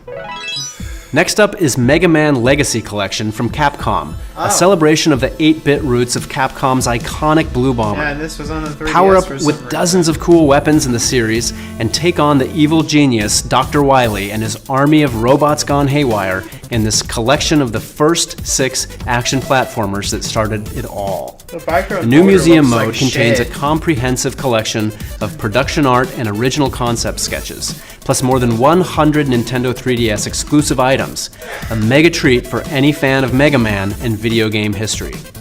There's also a fresh new twist on the classic games with the new challenge mode. This mode features more than 50 stages of remix gameplay areas from all 6 games, and plenty of scaling difficulty objectives for both experienced and new players. Speaking of challenge mode, we saved some special news for last. The game comes with 11 Nintendo 3DS exclusive challenges that can be unlocked using the Mega Man amiibo. But that's not the only amiibo that can unlock these new challenges. You can also use this brand new gold-colored Mega Man amiibo, which will be available exclusively in the Mega Man Legacy Collection Collector's Edition. The Mega Man Legacy Collection will be available for Nintendo 3DS digitally via the Nintendo eShop, and both the Standard and Collector's Edition versions will be available at retail on February 23rd, 2016. That still baffles me. Now let's take a look at a Pokemon game coming to the Nintendo eShop on Nintendo 3DS. What could this be? I'm not sure what you're expecting, but I doubt it's this. Anyone remember these? That's right. Pokemon Red version, Pokemon Blue version, and Pokemon Yellow version will all be released as digital download titles on Nintendo 3DS. Whether you're reliving fond memories from nearly 20 years ago or making new ones, we've done what we can to preserve the games exactly as they were. Except that pesky Game Boy GameLink cable. That's not going to work on your Nintendo 3DS. Obviously. So, a new feature has been added to this version, so you can trade and battle Pokemon like it's 1999. You can use the Nintendo 3DS system's wireless communication feature to battle and trade Pokemon with your friends. Pokemon Red version, Pokemon Blue version, and Pokemon Yellow version will be released on the same day as the original Game Boy Pokemon launch, on February 27th. Let's return to one of my favorite places, the land of Hyrule.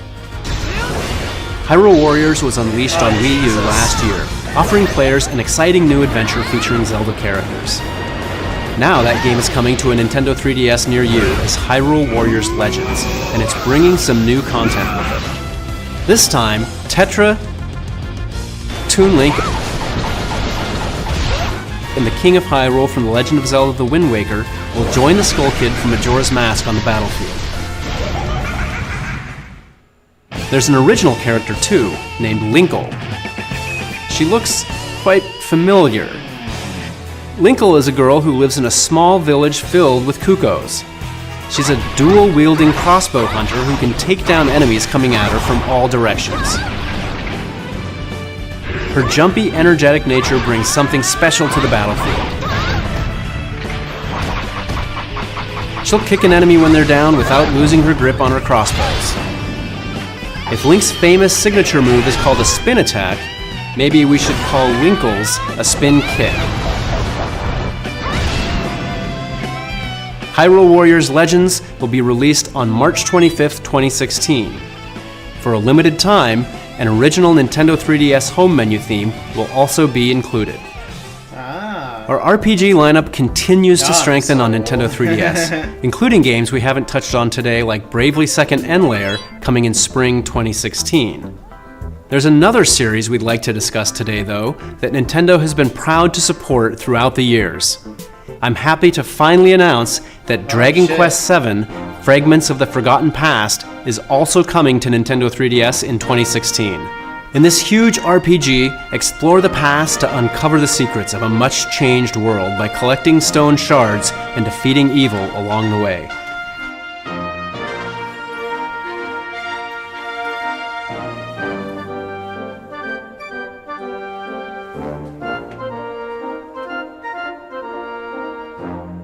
Dragon Quest VII: Fragments of the Forgotten Past will be released in early summer 2016.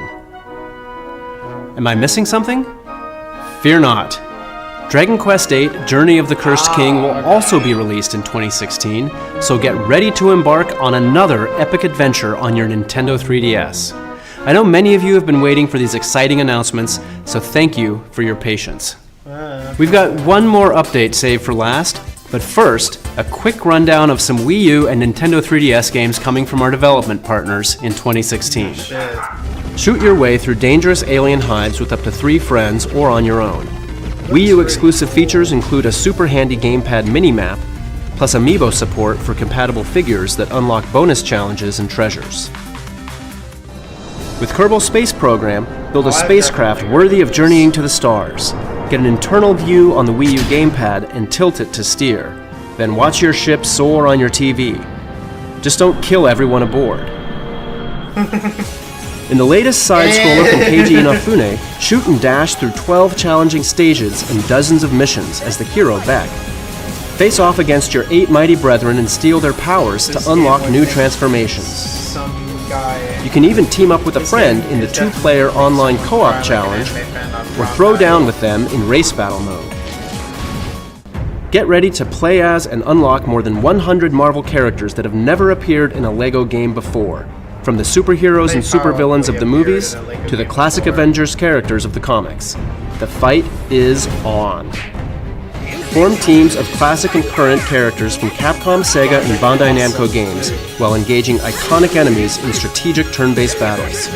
This time Nintendo is joining the fight, with Chrom and Lucina from Fire Emblem Awakening and Fiora from Xenoblade Chronicles. Build amazing structures and craft weapons and armor, then wage war on hundreds of enemies and giant bosses. Up to 4 adventurers can play together locally on Wii U or Nintendo 3DS, and on the Wii U version, up to 8 players can inhabit your world online. It is your Terraria world, after all. Thanks for watching today. We'll leave you with one final update. I sense a new trailer approaching. What does that mean?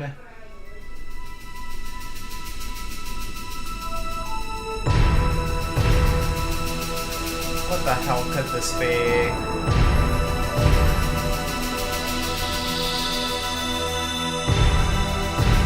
Oh. Okay. X.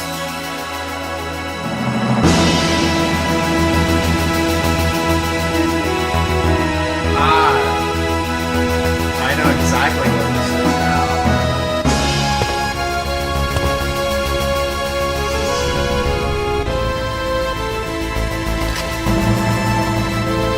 こんな日が来るとは思わなかったな。Hell yeah. かかってこい。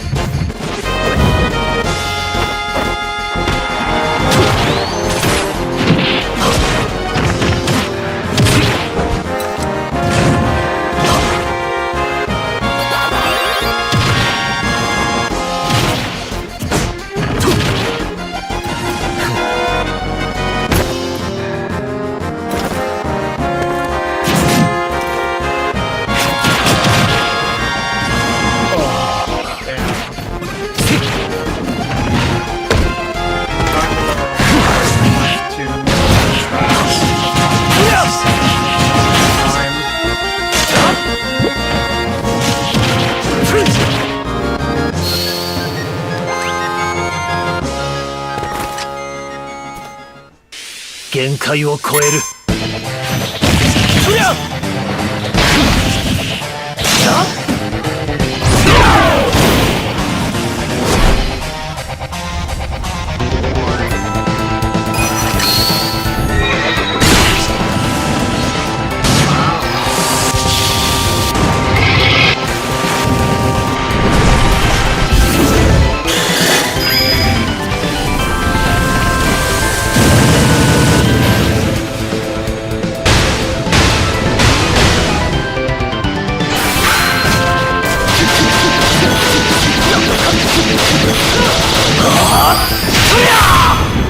！Damn!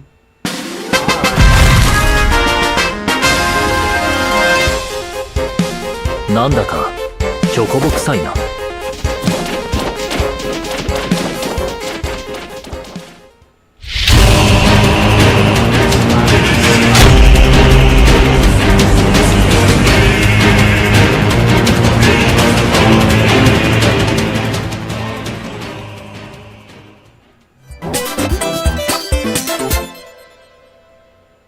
Okay.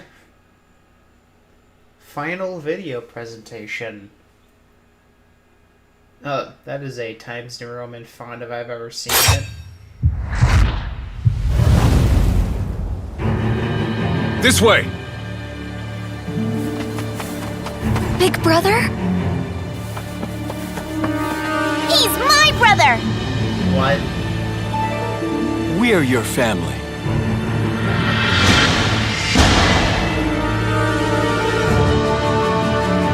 Oh yeah, this is Corn, isn't it? I'm so sorry, everyone.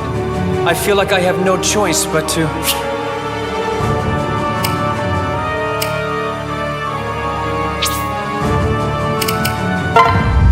join? They look tough. Not a problem for my big brother.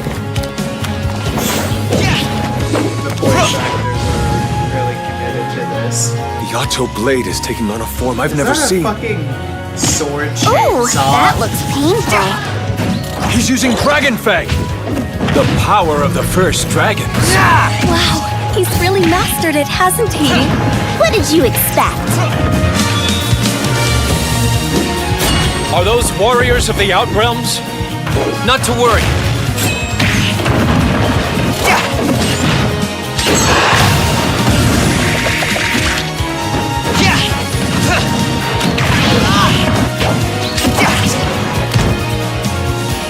Leave some for me. Big brother's now big sister. Wow! Even better!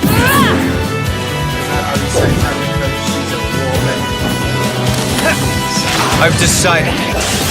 My path is to take on the legendary heroes of Smash.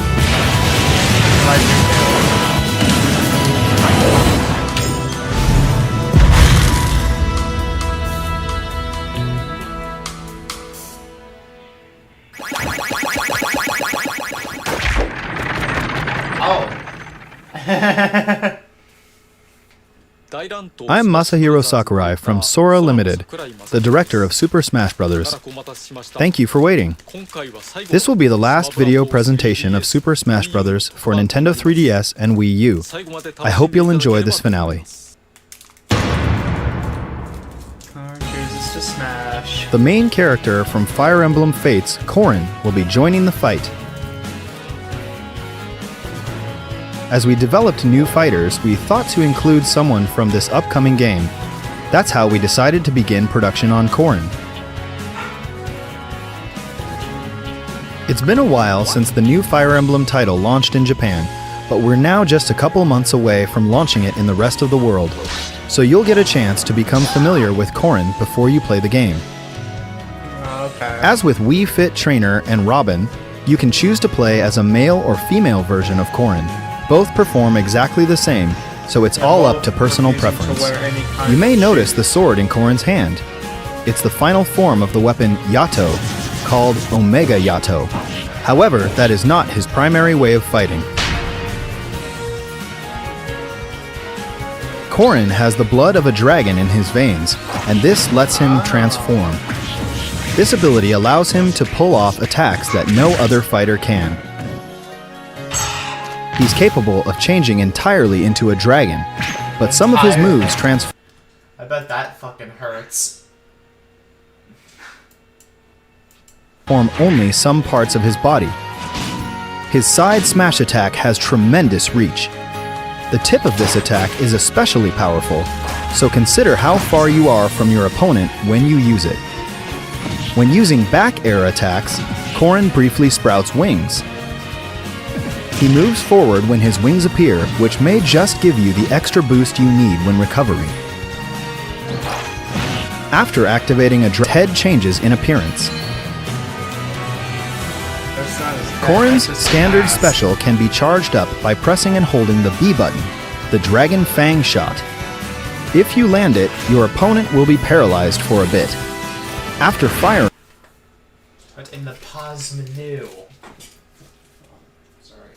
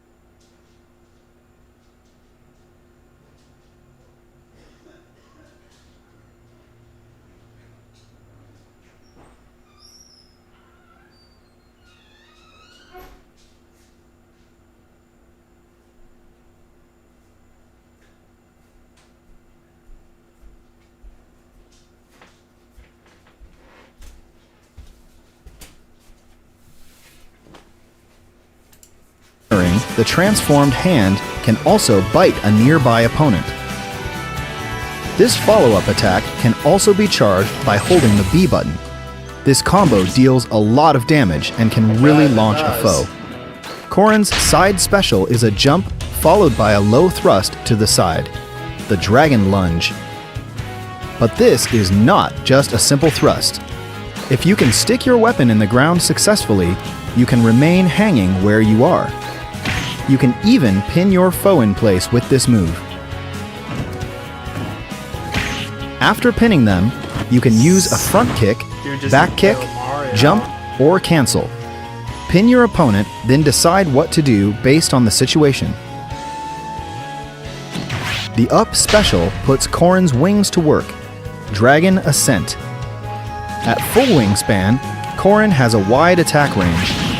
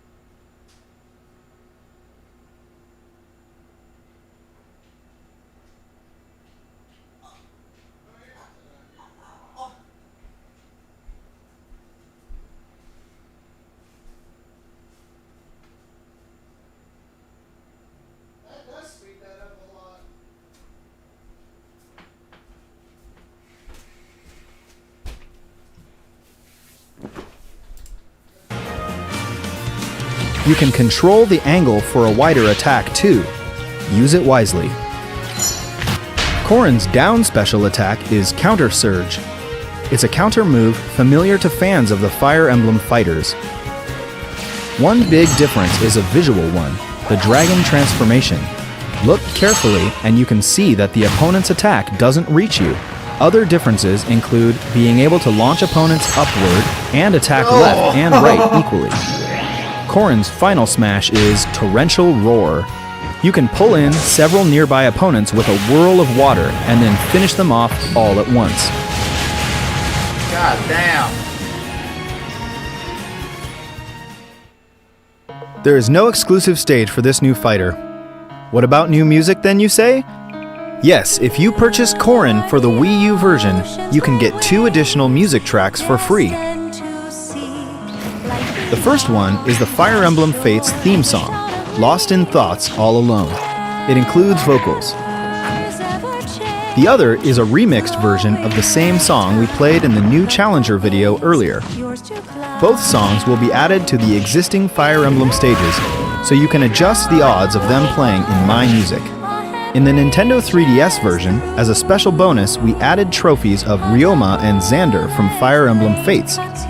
They are the eldest brothers from the Hoshido and Nor kingdoms, respectively. Corrin's new Challenger illustration was created by Yusuke Kozaki, who is taking care of character designs for Fire Emblem Fates. This is his second Challenger illustration. His first was for Robin. Please check it out on the official website.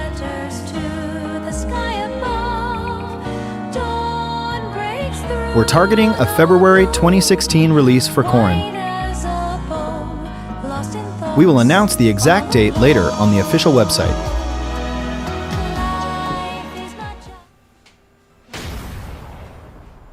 Oh yeah. From the Final Fantasy series, Cloud Strife will soon join the battle. Adding this character seemed all but impossible, but we made it happen. We have a lot of requests for Final Fantasy characters to join Smash Bros., but of all of them, Cloud has been requested the most. Cloud will be available to download as a Super Smash Bros. Fighter soon. I have some information to share about him as well. As usual, Cloud deftly handles a Buster Sword as big as his body, but we've weaved in some unique moves and elements too. His side smash will unleash a high-speed 3-hit chain attack. Watch his sword move at lightning speed. The sound effect that plays when he hits is inspired by the original game. And the 2 types of costumes include the original from Final Fantasy VII and one from Final Fantasy VII Advent Children. The Advent Children costume has a version with the sleeve covering the geostigma on his left arm and a version without.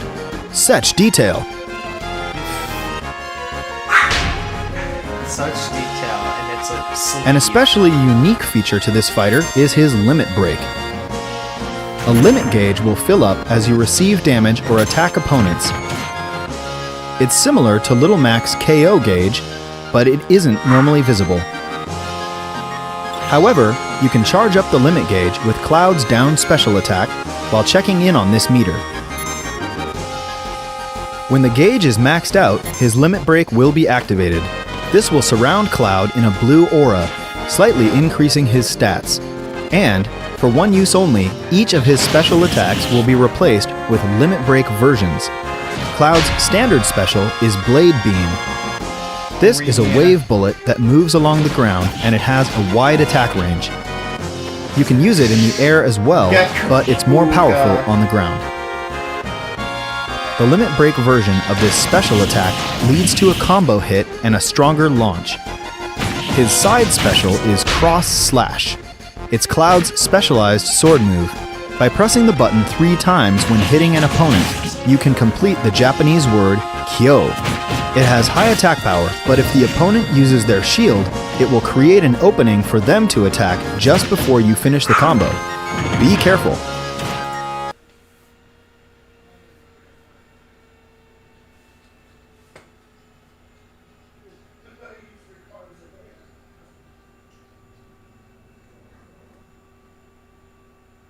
Milky, he wants to drink too.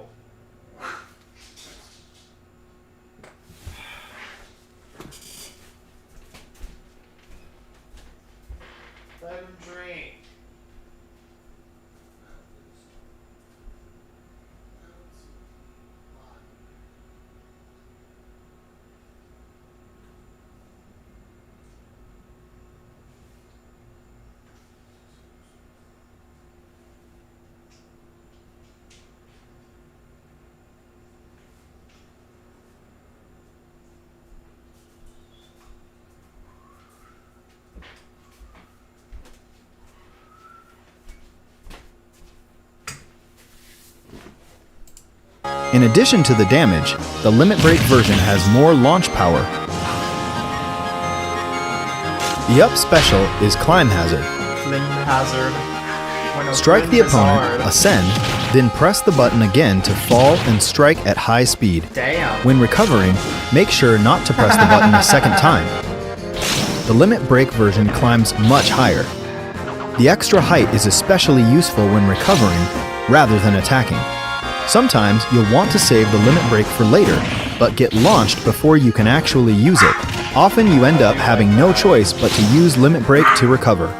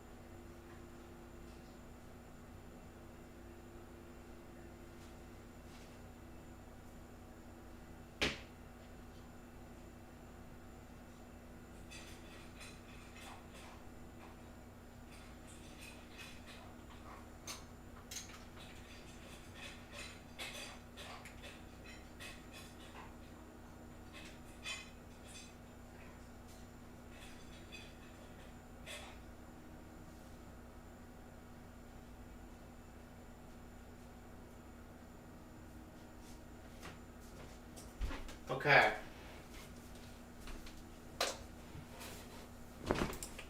The down special is... How long have I been streaming for?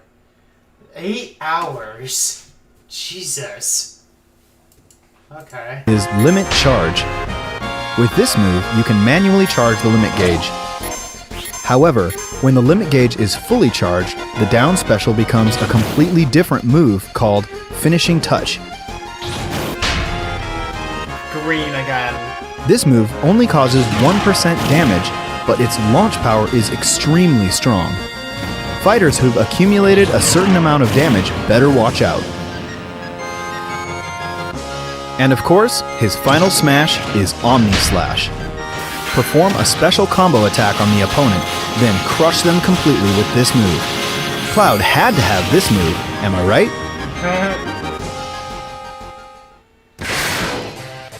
Midgar stage. Here's the new stage, Midgar. It's a location you'll recognize from early on in Final Fantasy VII.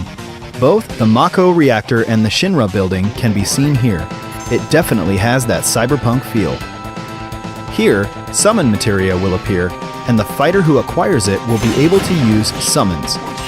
Most of these summoned monsters will do something that changes the terrain rather than directly attacking players. Ifrit. Ifrit creates an inferno that moves the terrain itself. When you touch the fire, you will be damaged. Stay alert and use strategic elements of the stage to your advantage. Ramu.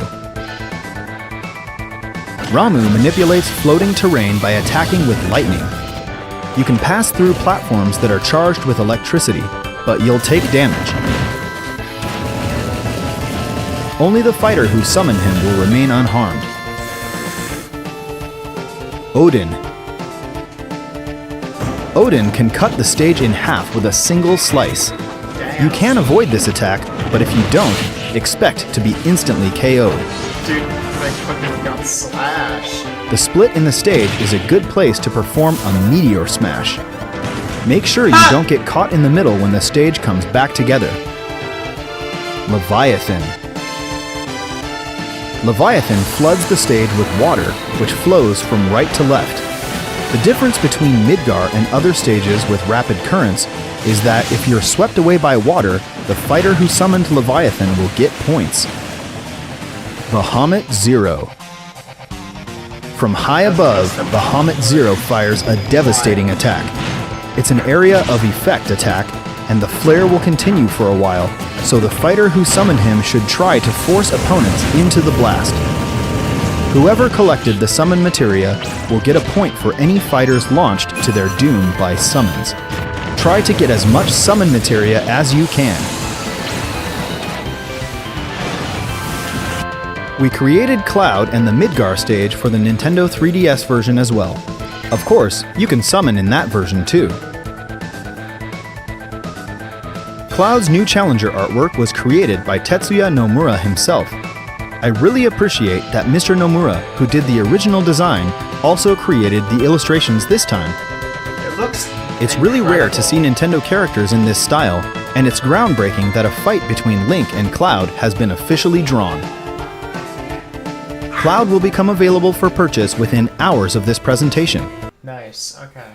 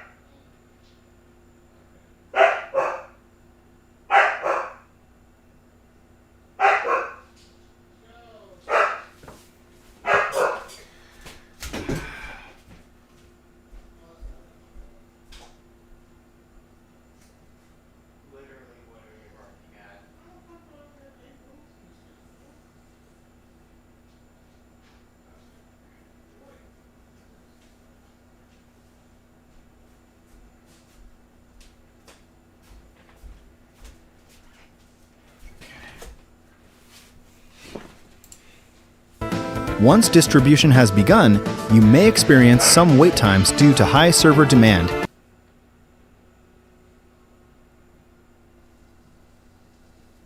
Please bear with us. The price for Cloud and the Midgar stage is shown here. I hope you'll enjoy playing as Cloud, who miraculously joined the fight from Final Fantasy. At the same time as Cloud, we will release a Chocobo hat for Mii fighters. You can use it to dress up your Mii fighter. And thanks to our relationship with Square Enix, we will release another Mii fighter costume. Oh my god. Looks like what?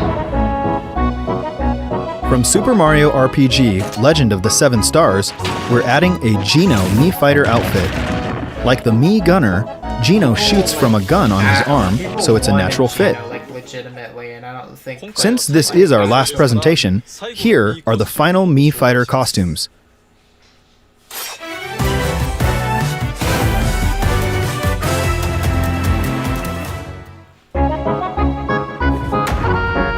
Just saw that.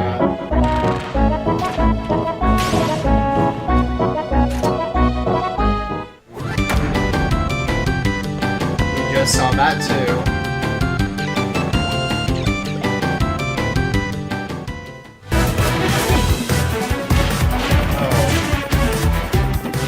Based on what is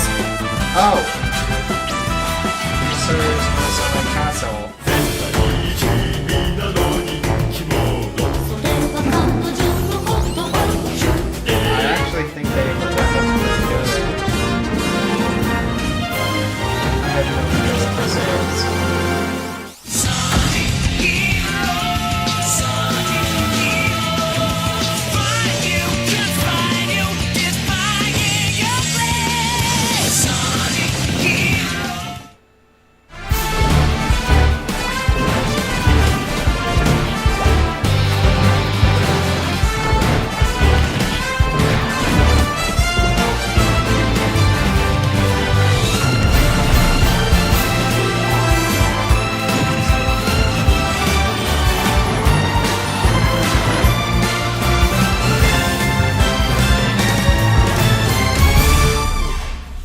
I like that little tune at the end. By the way, Mii fighters we showed in the past sometimes look like they have similar faces. I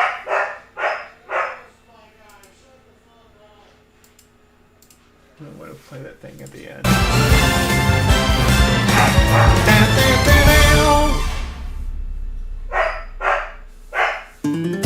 By the way,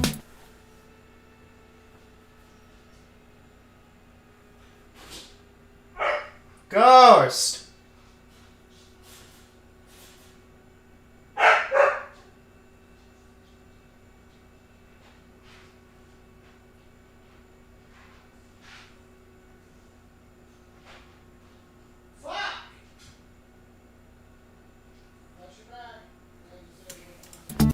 Mii fighters we showed in the past sometimes look like they have similar faces to the original characters in the intro videos and screenshots.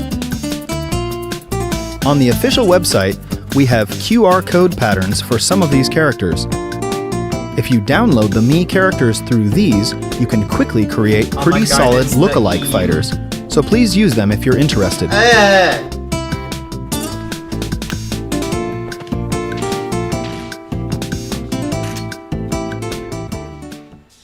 It's been almost 1 year since we started creating additional downloadable fighters. However, this is finally the climax. Here's our last fighter announcement trailer. Please take a look at the final challenger in Super Smash Bros. For Nintendo 3DS and Wii U. Oh, Jesus. Alright, here we go.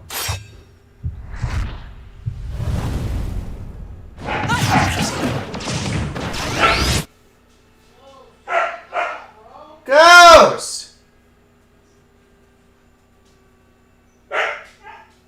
That's enough!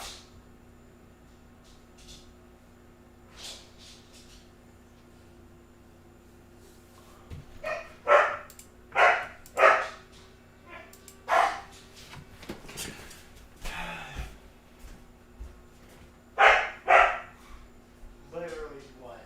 What is your issue?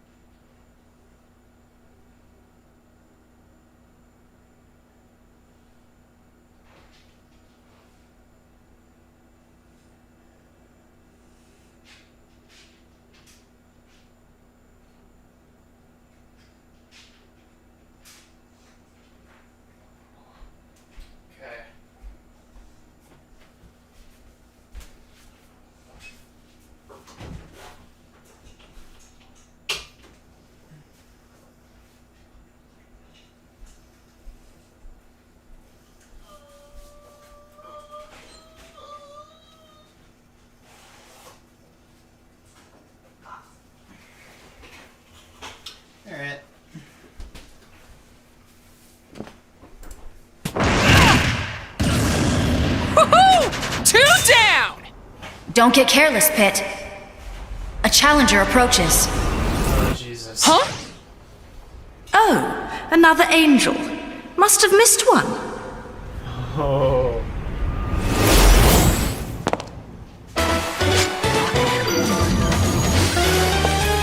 Let's dance, boy.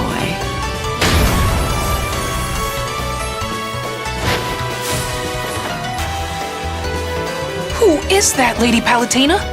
It's an Umbra Witch. I thought they were extinct. Cheeky. Especially coming from an endangered species. Watch out for her bullet arcs. She uses 4 guns. A pursuing attack? I like it when you play hard to get.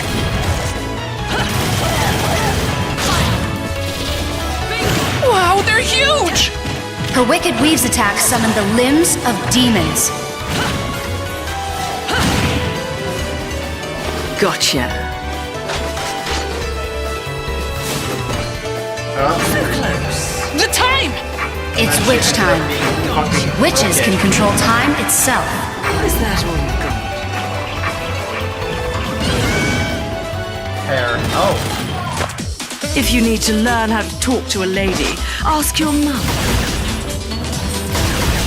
Gotcha. Fire.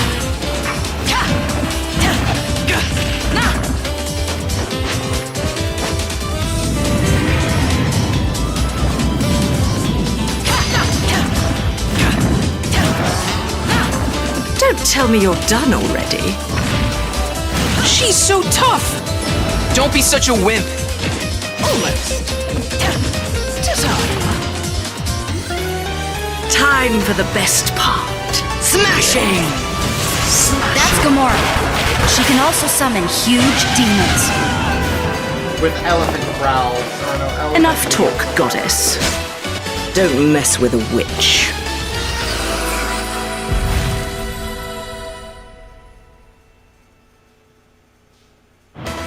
The Umbra Witch who hunts angels, Bayonetta. She's finally joining the battle.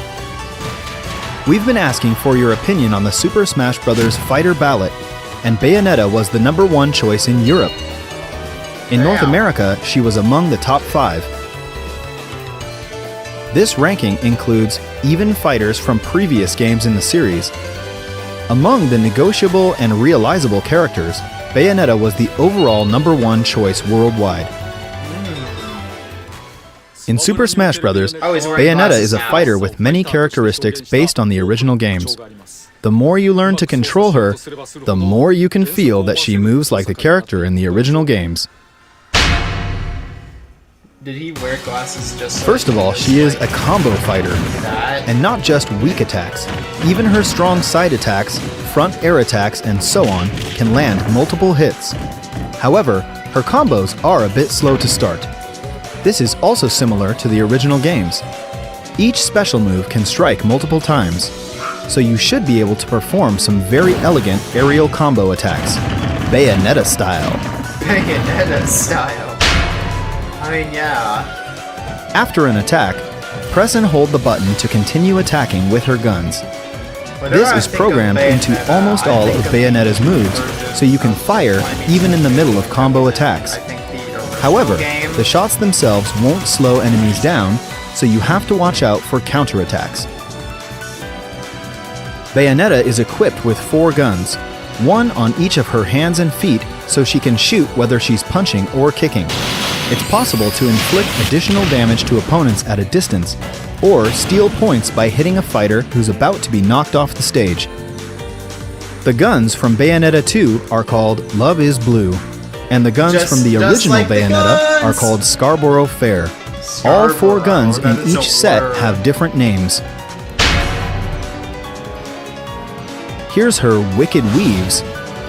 For this attack, she uses her hair as a conduit to summon the limbs of the infernal demon Madama Butterfly. It's her smash attack, and it's huge by any measure. When used at the edge of a stage, her down smash attack is massively effective. God damn. This is Bayonetta's signature move, Witch Time. It reacts to the opponent's move in a flash and slows down time. This is her down special attack, and it's activated like a counterattack. While your opponent is moving slowly, strike back.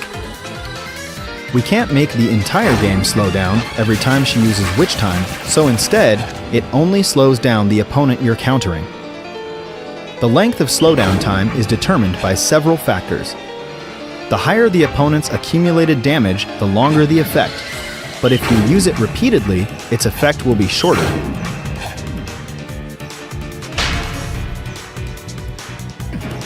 When Witch Time is triggered late, Bat Within will be activated instead, reducing damage dealt by your opponent. Bat Within protects Bayonetta even when her dodge move is about to fail.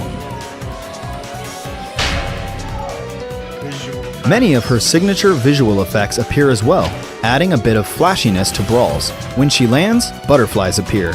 When she's damaged, roses fall. And aerial jumps show off her butterfly wings. During jumps and gunshots, unique magic circle effects turn up too. And in the Wii U version, Bayonetta's shadow is in the shape of Madama Butterfly. That's really cool. Also, there's an extremely long taunt. You can cancel it in the middle too, so you can dance if you want to. Bayonetta has two costumes. There's the blue costume from Bayonetta 2, featuring her shorter hair, and the A Witch with No Memories costume from the original Bayonetta. There's also a color variation inspired by Jean. Bayonetta's standard special is Bullet Climax. She can shoot with her hands or her feet. The guns always shoot slightly upward, but you can fire continuously. Also, if you press and hold the button, this attack will charge up. If used on the ground, her side special is Heel Slide. By holding the button, you can add a kick at the end. This way, you can make a combo as well. However, if you use it in the air, her side special is Afterburner Kick instead. This is the first time ever that the name of the move changes depending on where you use it.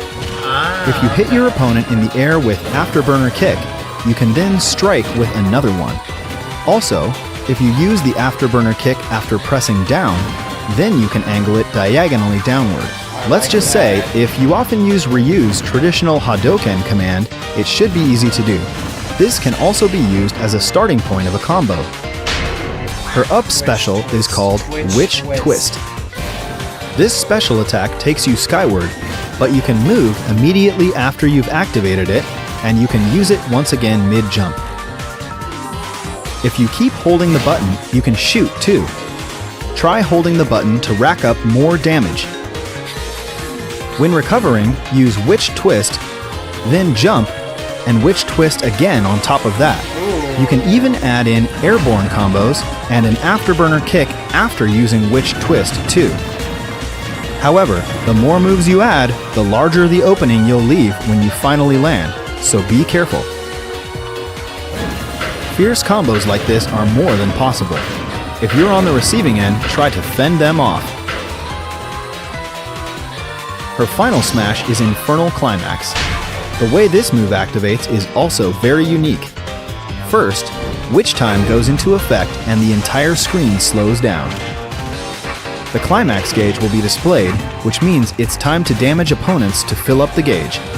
When the climax gauge is full, you'll summon the infernal demon Gamora, who will lunge for any opponents you attack while maxing out the gauge. Once Gamora has finished chewing, if the opponent's accumulated damage is over 100%, they'll be finished immediately, so it works like a danger zone. You can also throw in multiple opponents at once, so please try it out.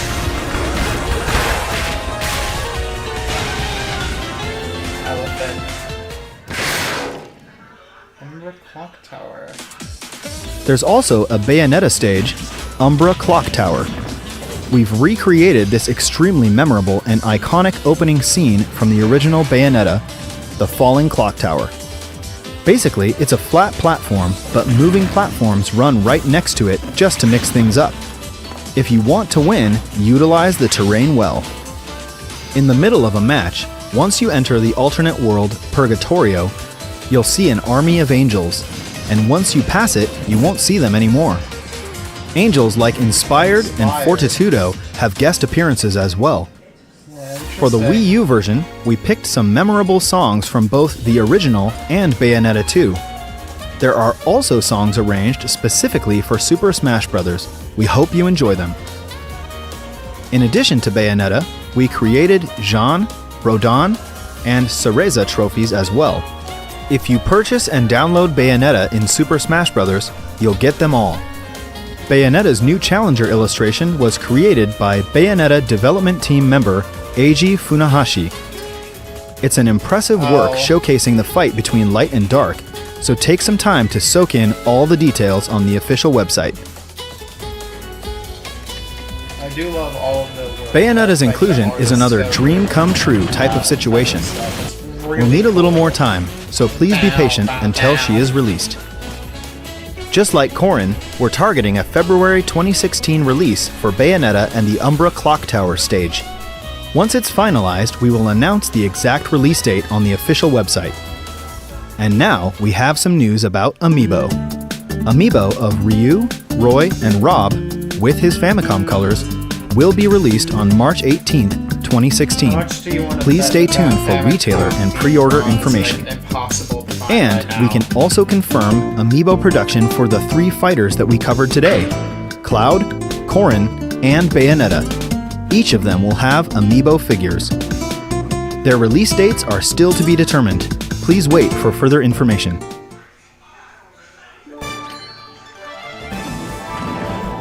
Each of the newly announced fighters, Corrin, Cloud, and Bayonetta, have specific characteristics and skills. Their battle styles are all unique as well, so we hope you enjoy playing as them and fighting against them. It's been over a year since we finished development of the original game.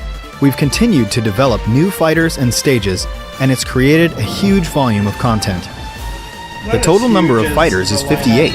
Counting the Nintendo 3DS and Wii U versions together, the total number of stages is 84. And counting the male and female versions together, the total number of Mii fighter costumes is 99. There are 97 hats. The total number of trophies is 743 for Wii U and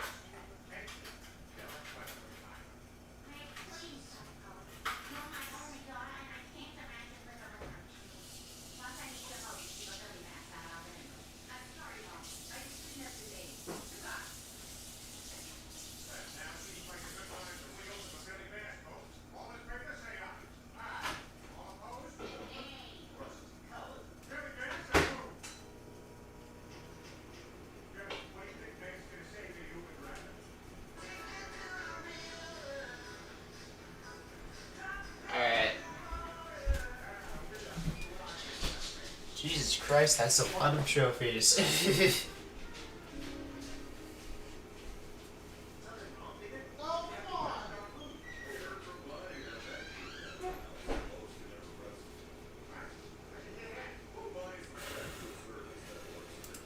$707 for Nintendo 3DS. The total number of music tracks, such as stage music, is 507, Damn. victory jingles and the like aside.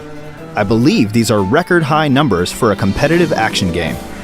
And it's like way higher in In terms of Smash sales, Ultimate. it's certainly best to create downloadable content while developing the original game, then release them close to the game's launch. But for this specific title, we created downloadable content from scratch after finishing the original game's development. Each piece of content requires intense work. Without your support, we couldn't have made it. Thank you so much. Well, you're welcome, Mr. Sakurai. In Super Smash Bros. For Nintendo 3DS and Wii U, a variety of fighters have appeared, making possible certain matchups we never would have imagined. We hope all of these characters will continue to make great appearances in many titles to come. I greatly appreciate the developers of each game featured and the fans.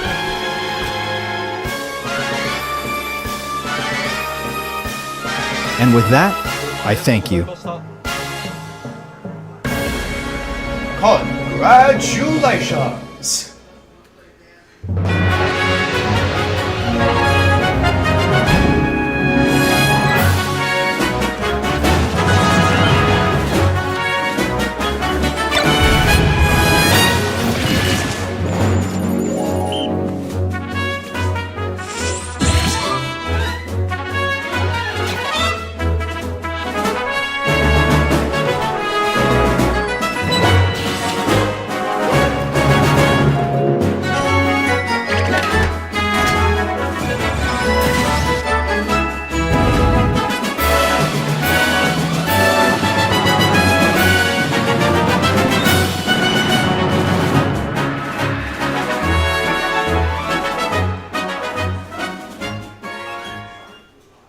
Alright. Peggy 12. Oh, Jesus. This one's only 6 minutes,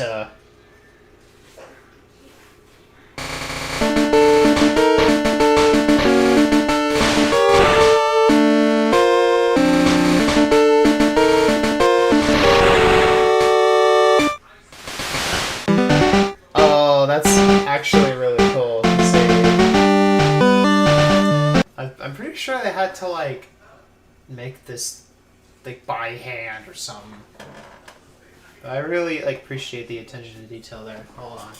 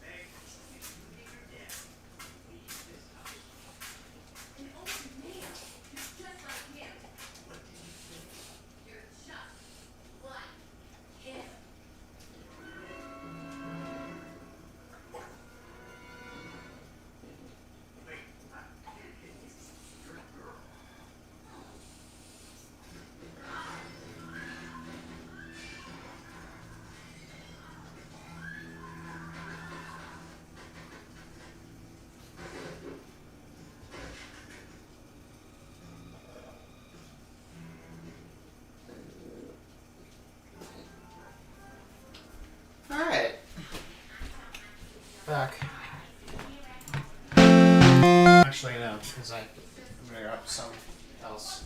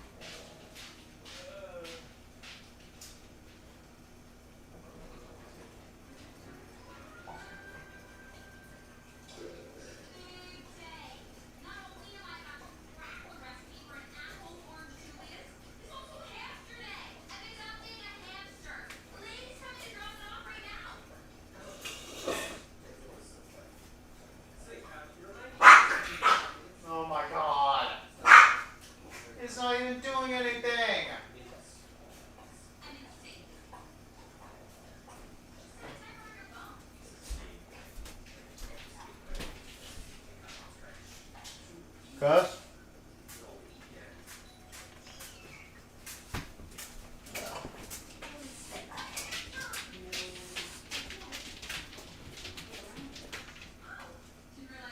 You want this?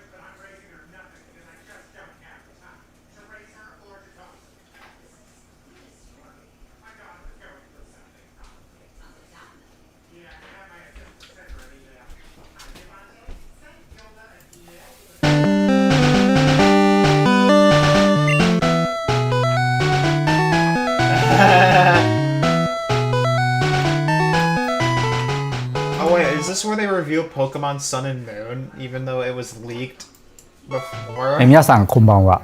株式会社ポケモンの石原です。今日はここ東京六本木にある株式会社ポケモンのオフィスから私が Oh yeah, I forgot. We made it to 2016 now. Again, much like 2014, there was not much to... Actually, no, there was way less in 2015, actually. Ghost, don't even think about it. There was way less in 2015 than there was in 2014. Interesting. And it turns out there's even less in 2016 than there is in 2015. Wow! 直接最新情報をお届けします。1996年2月27日はポケットモンスターシリーズの原点でもあるポケットモンスター赤緑が日本で発売された日です。ちょうどあの日から20年が経ちました。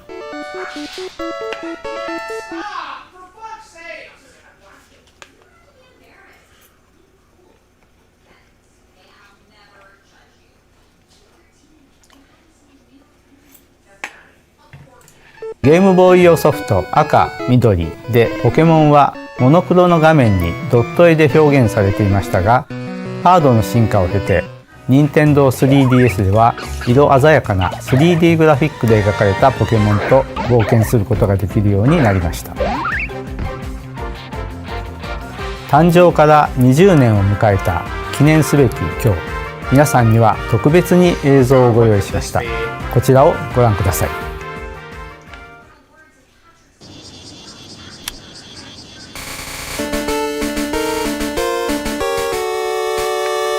Celebrating all Pokemon trainers.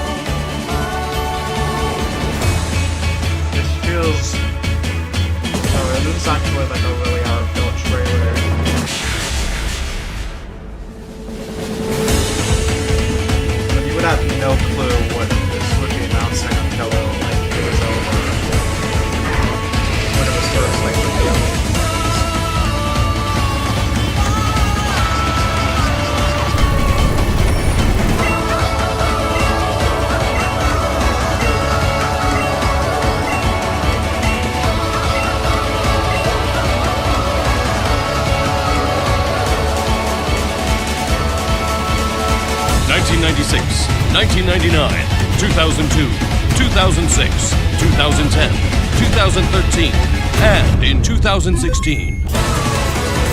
It all comes together in an all-new Pokemon adventure. Pokemon Sun and Pokemon Moon. Like, the names and logos were leaked before this. Available worldwide in 9 languages.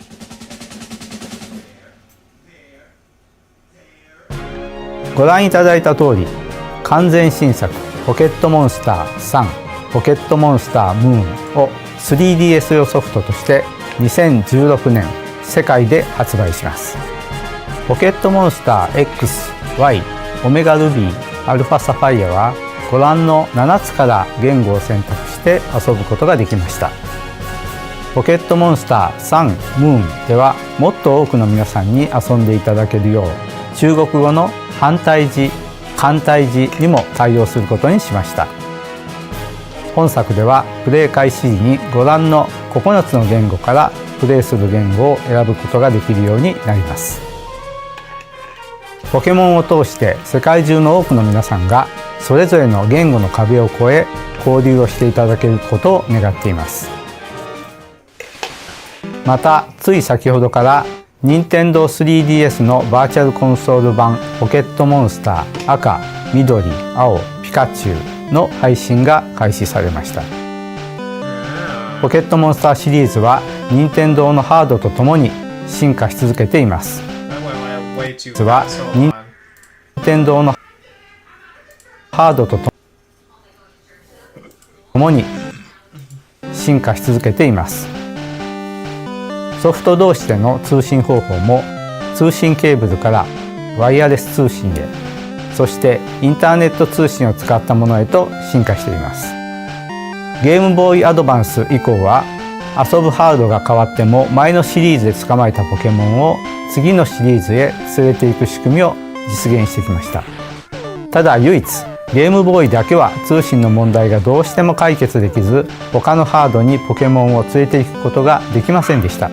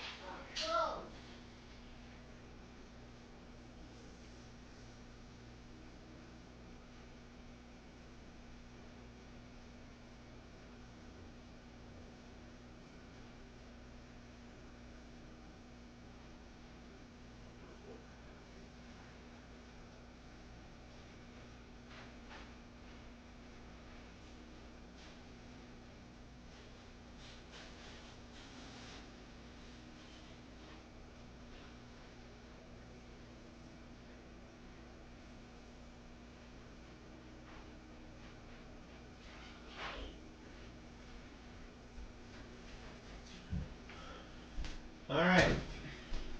Back once more. See if there's anybody in the chat. No, there's not. Okay. How long have I been streaming? 9 hours! ですが、バーチャルコンソールの赤、緑、青、ピカチュウでは集めたポケモンをインターネット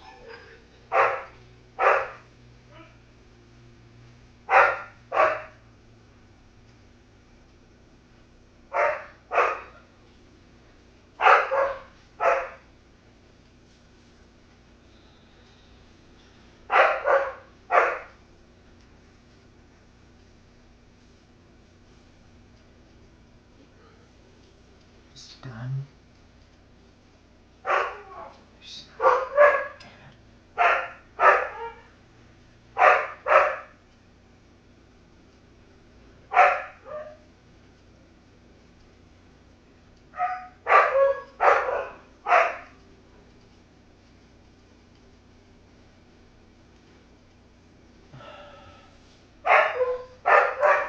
ト上の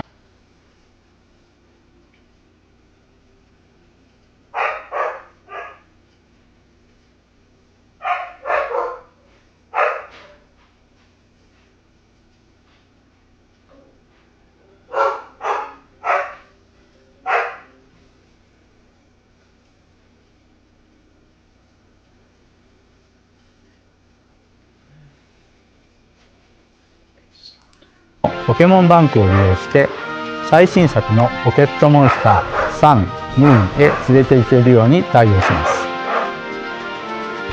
バーチャルコンソールで集めたポケモンをぜひポケットモンスターサン、ムーンへ連れて行って活躍させてください。20周年を迎えた今年はもちろんこれからもこれまでになかった新しい遊びをどんどん生み出していきたいと思っています。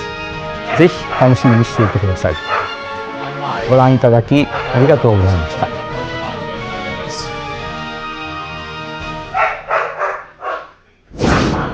Coming out 2016.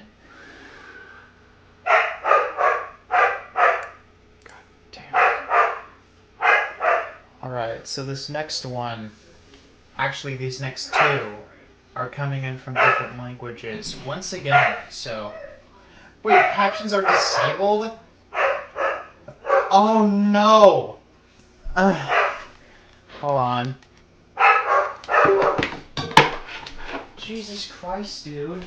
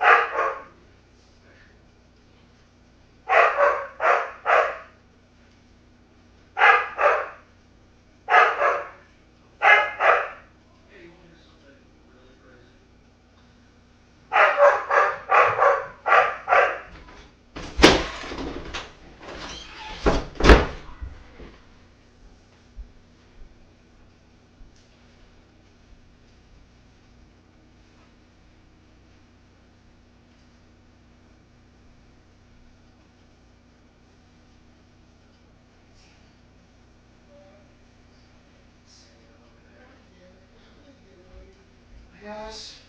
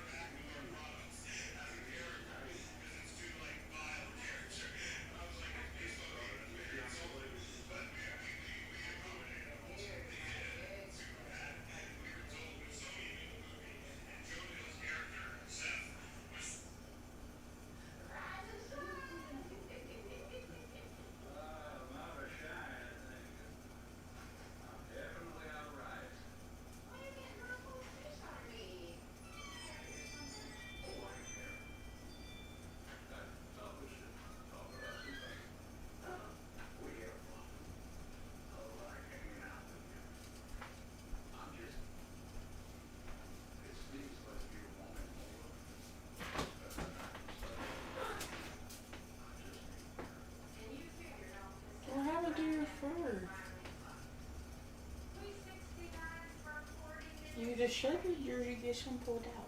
What's the matter? What is it? What's wrong with you? Is you okay?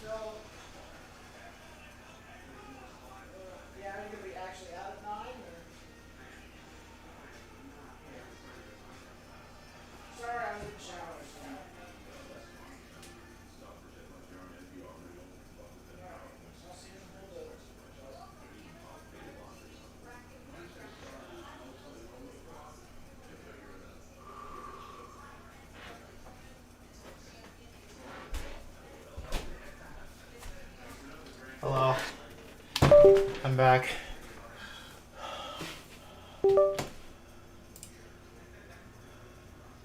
Nobody's streaming still. Nobody's like watching.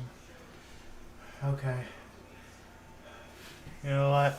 This is fun. I've been streaming for 10 hours now. It's not that big of a deal. Let's watch the Japanese direct that doesn't have それは subtitles book. カードで戦うボードゲーム。ボードゲームの気軽さとカードゲームの戦略性を併せ持つこのシリーズは1997年に産声を上げて以来多くのファンに支えられてきた。そして2016年シリーズ10年ぶりとなる完全新作カルドセプトリボルトが発売される。Is it fair to say that I have no clue what we're getting into here? Chapter 1. まずこのゲームはボードゲームである。Is this like Fortune Street? プレイヤーはダイスを振ってマップを回りながらゲートと呼ばれるチェックポイントを通過し魔力を獲得していく。そして目標の魔力を集め誰よりも早くゲートに到着した者が勝者となる。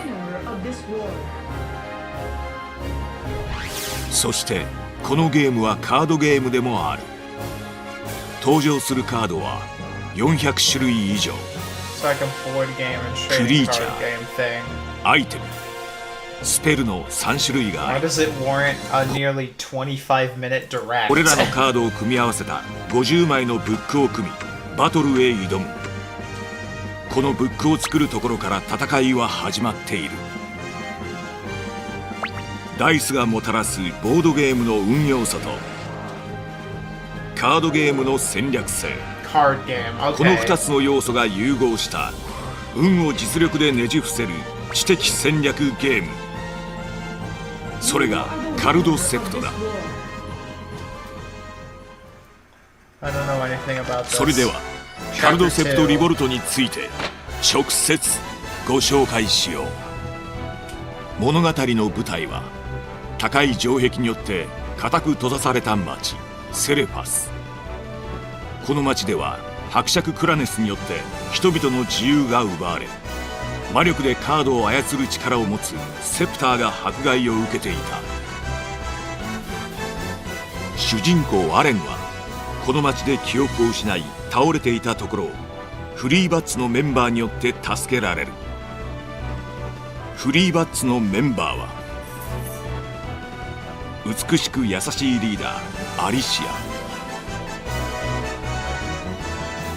ア。メンバーの中でトップの実力を持ち冷静な判断を下す副リーダーサイク。修道院育ちの気弱な少年テネット。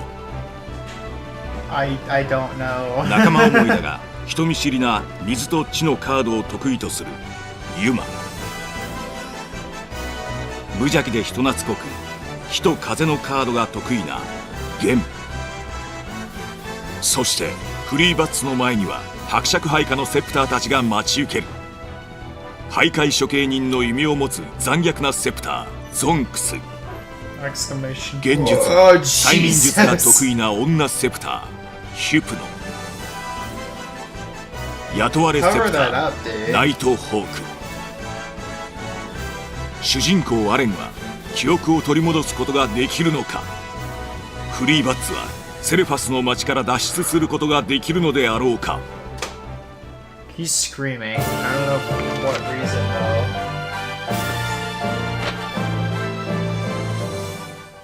though. カルドセプトリボルトではスピーディーなゲーム展開を楽しめるようにさまざまな改良が施されている。ゲームの1ターンの流れに沿って細かく紹介しよう。まずターン開始時にラウンドゲインとして魔力を得る。もらえる量はわずかだが魔力が枯渇しそのターンに何もできないという状態は少なくなった。続いてカードドロー。毎ターン1枚カードを引くことができる。カードを引いた後はスペルフェイズだ。このフェイズでは一度だけスペルカードを用いて魔法を唱えることができる。スペルカードには相手プレイヤーを邪魔するものや配置クリーチャーにダメージを与えるものなどさまざまな種類がある。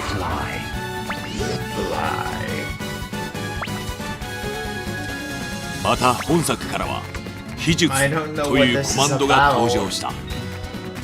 秘術とは一部のクリーチャーが持っている特殊能力のことである。過去のシリーズの領地能力と似たような能力だが、使用できるタイミングがスペルフェイズとなり、戦略の取り方が大きく変化する。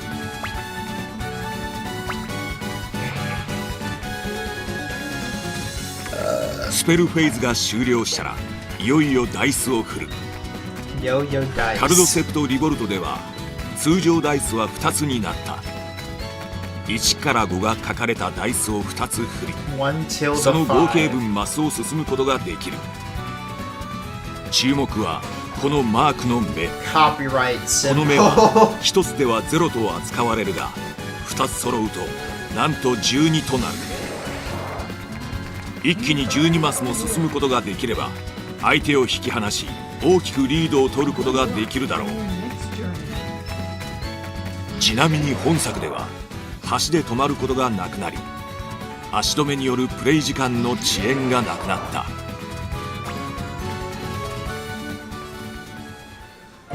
説明の途中だが、ここで本作の新カードを紹介したい。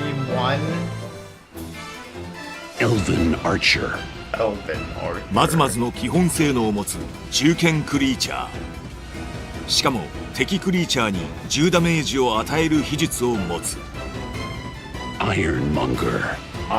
アイテムを確実に引けるこの秘術があれば、ブックに入るアイテムを少なくできるだろう。Dwarfen Miner。通行量を高め、秘術で魔力を得る。魔力調達に長けたクリーチャー。地形効果の呪いを使えば無属性クリーチャーにも地形効果を与えられる。Moon Scimitar。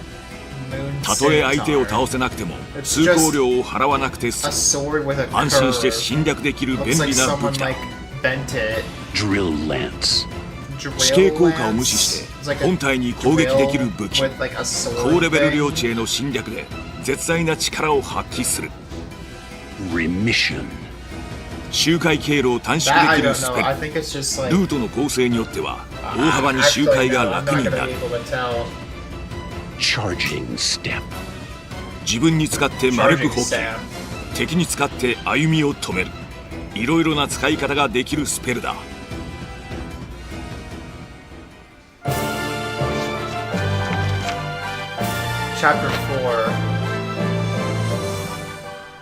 さて本題に戻ろう。ダイスを振った後止まった場所が空き地だった場合、クリーチャーを召喚することができる。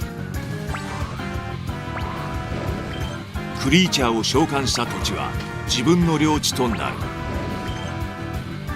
相手のクリーチャーがいる場合、自分のクリーチャーを召喚し領地をかけたバトルに持ち込むことができる。バトルではクリーチャー自体の能力に加えアイテムカードを使うことで有利に進めることができる。 God damn it, not again. Fuck. I was trying to see my progress.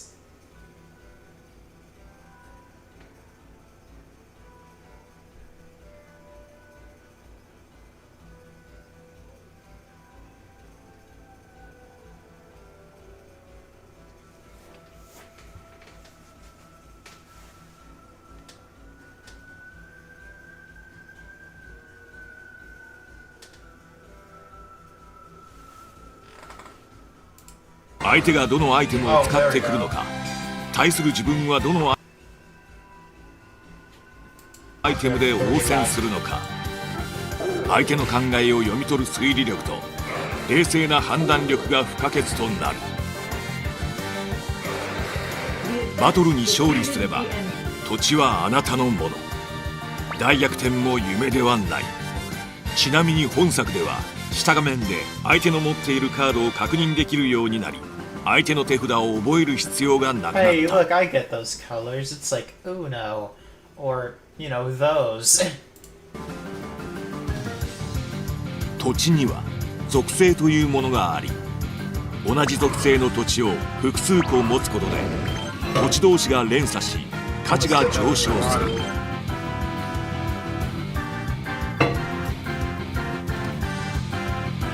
過去のシリーズにあったエリアという概念がなくなり、より連鎖がしやすくなった。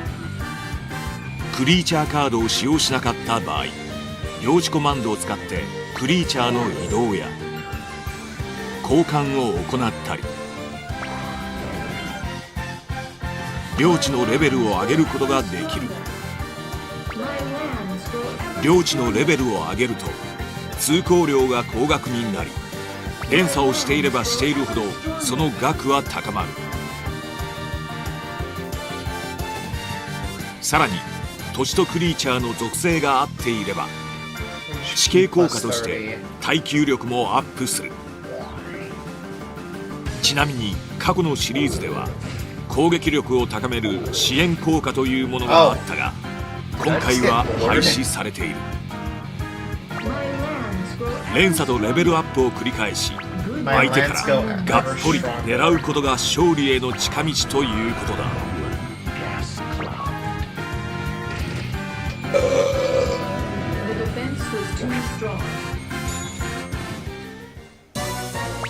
本作では領地コマンドを使用できる対象が変更となり、全ての配置クリーチャーに対して領地コマンドを使用することができる。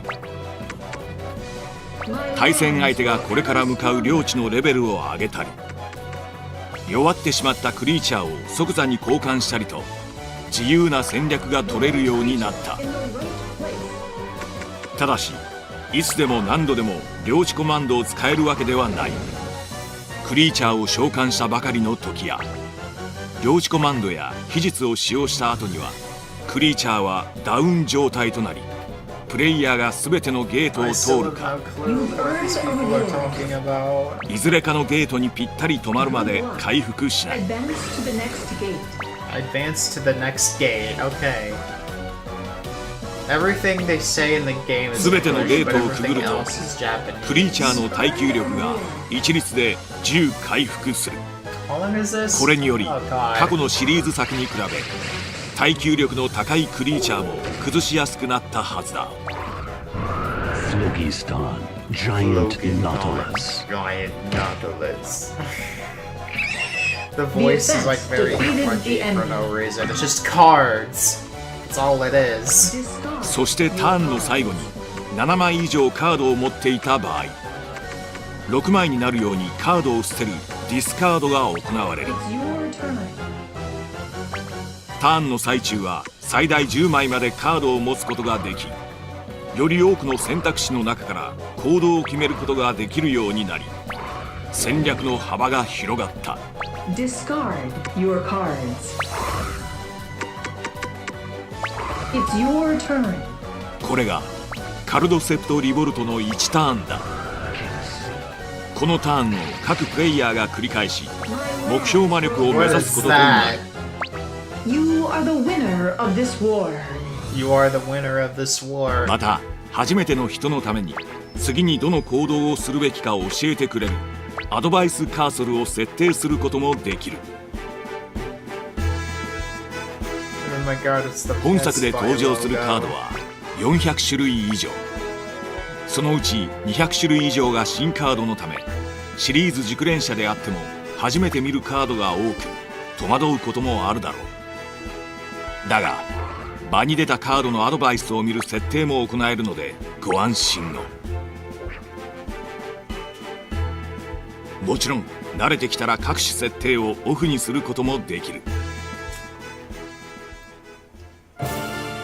それではさらなるカードの紹介をしていこう。 Volume 2. Halfling. 土地属性を気にせず配置できる序盤のばらまきにも安心して使えるクリーチャーだ。 Tiger Waiter. What the fuck? 簡単な条件で攻防ともに強化できるお得なクリーチャー。 Lone Beast. 攻撃力が防御力に加算されるので、攻撃力増強手段と組み合わせると攻防ともに強化できる。 Kaiser Penguin. 相手の武器防具以外のアイテムを封じる能力を持つ。基本性能もそこそこ高く、使い勝手が良い。 Shadow Blaze. 同じクリーチャーを多用する敵に対して大ダメージを発揮する巻物。 Gelatinous Armor. 受けたダメージを魔力に転換する防具。 Gelatinous armor, and it looks like a mannequin. Hold on. .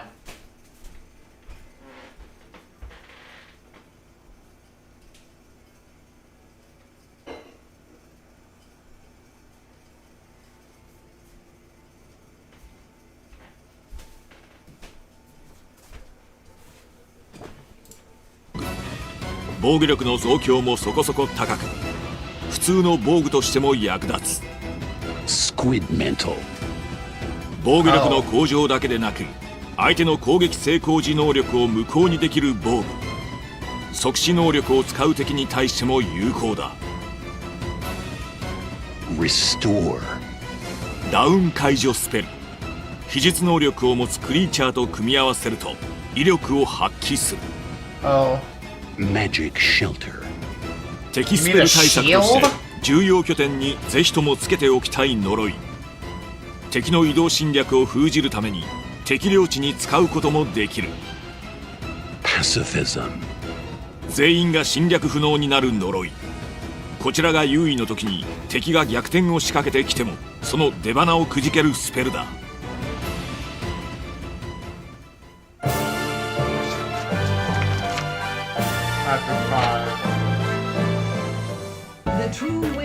新しいカードたちの能力はいかがだったであろうか。これらのカードはゲームをすることで手に入る GP という通貨を使い、ゲーム内のショップで購入することができる。ショップではカードパックの形式で販売されている。このようにパックごとに封入されているカードが異なるため、自分の欲しいカードが含まれたカードパックを購入すると手に入れやすいだろう。本作では大きく4つのゲームモードがある。まずはクエスト。さまざまなシチュエーションでの対戦を繰り返しながらアレンとフリーバッツの物語を進めるモードである。物語を前に進めるためのメインステージ以外に任意で挑戦するサブステージもあり、ステージの数は150以上。対戦結果により称号を得ることもでき、やり込み要素も充実している。対戦モードはインターネットとローカルの2種類。インターネット対戦では参加するだけでカードや GP をもらうことができる。GP coin jump scare。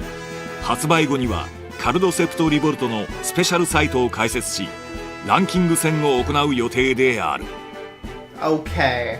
もちろんローカル対戦も楽しめる。友達同士での真剣勝負を楽しむ以外にも、ステージやラウンド数など自由に設定できるので、独自のルールを作り、それに合ったブックで対戦することもできる。そして一人で対戦モードでは、クエストで対戦したコンピューターを相手にさまざまなマップで戦い、腕を磨くことができる。Red Ogre Halfling.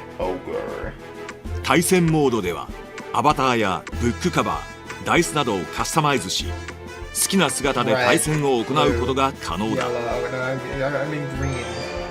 これらのアイテムは通常プレイで手に入れたり、カスタマイズコンテンツが販売されるネットショップで購入することができる。ブックは最大50個まで保存することができるので、ブックのテーマに合わせたお気に入りのカバーを付け替えるのもいいだろう。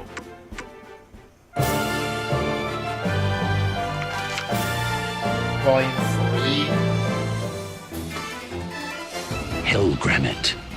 倒されても領地を守れる。変身後のサーペントフライは水と風属性領地で地形効果を得る。 Amphibian Warrior 水風属性地での戦闘に有利なクリーチャー。ダメージスペルが効かないことも地味に心強い。 Great Tusker 高い基本性能を持つ侵略担当クリーチャー。先制を持つクリーチャーに対して特に強い。 Burning Rod 領地の数に応じて評価される巻物。普通の巻物ではありえない攻撃力も可能だ。 Stone Blast 属性限定だが30ダメージを直撃できるのは強力だ。 Speed Penalty 周回ボーナス狙いの周回稼ぎセプターを阻止できる。自分の周回数を控えめにすればかなりの魔力を奪えるだろう。 Holy Banishment 強力なクリーチャー除去スペル。土地と属性が合わない敵クリーチャーがいたら除去してしまおう。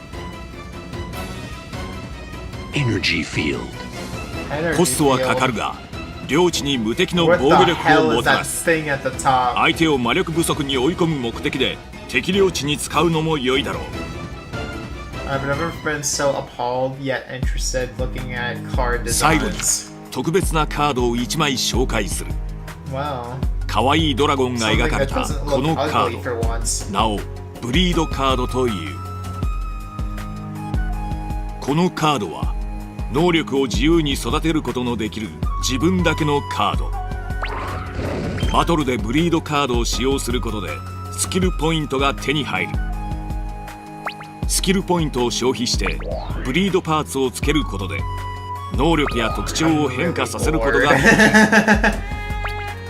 強力なパーツをつけるほど召喚コストが増加し使うためのハードルが高くなる。しかし自分のブックに適合したカードを作成できれば自分だけの最強のカードとして盤上で活躍してくれることは間違いないだろう。ちなみにブリードカードはゲーム序盤では使うことができない。ゲームを熟知した者のみに与えられる特別なカードである。ここまでカルドセプトリボルトの基本をお届けしてきたがいかがだったであろう。 Okay, I guess it is. カルドセプトリボルトには新システムや新カード、そしてカスタマイズ可能なブリードカードの他にもまだまだ新しい要素があるという。発売を楽しみにお待ちいただきたい。 The final boot awaits you. You are the winner of this war. You are the winner of this war. God damn it, I thought it こ was こで the その end. 発売日をお伝えしよう。発売日は Is this like 7月7日。楽しみにお待ちいただきたい。発売日の決定に伴いこの放送終了後よりあらかじめダウンロードの販売が開始される。 Okay. Please tell me that そして that was the end あらかじめ of ダウンロード this. された方を対象にカルドセプトリボルトスタートダッシュバージョンの特別配信が決定した。スタートダッシュバージョンはブック構成の決められた8種類のブックを使用してクエストモードの序盤を楽しめる。またバトルで得た GP を使ってカードパックを購入しそのまま製品版に持ち越すことができる。遊べば遊ぶほど製品版のスタートダッシュができるということだ。 You're 2 minutes away from greatness, but not really because we have another one of these. さらに期間限定のネット対戦イベント Whether も or 予 not 定 this し will ている。 contain subtitles, I'm not sure. なおこのスタートダッシュバージョンはマイニンテンドーのポイントでも入手することができる。 All I heard from that was my Nintendo. スタートダッシュバージョンはこの放送後すぐに配信が開始される。以上で本日の発表は終了だ。今後の情報は本日から公開される公式ホームページや公式ツイッターで確認してほしい。それでは本日はこれにて失礼する。 Okay. still have another one of these to go through. There's another one. 6.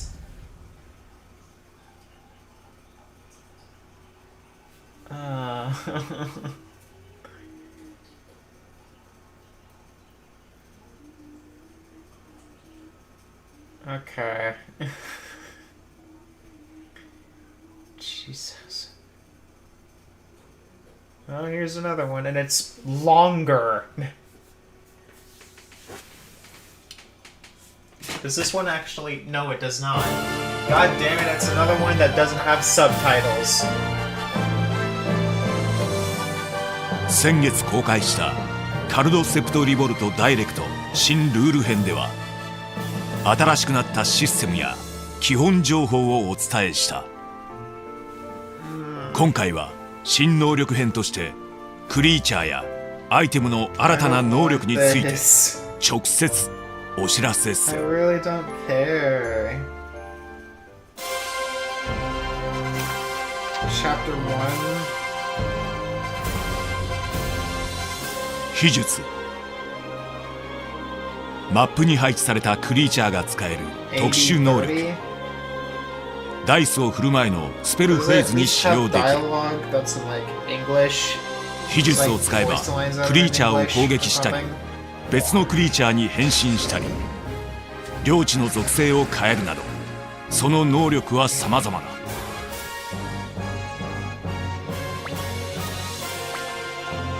秘術使用後はダウン状態となるためレベルアップや移動といった領地コマンドを使用することができなくなってしまう点に注意が必要。秘術能力を持ったクリーチャーを集めスペルに頼らない戦略を取るなどうまく使えば一気に形勢逆転も可能となる。不屈。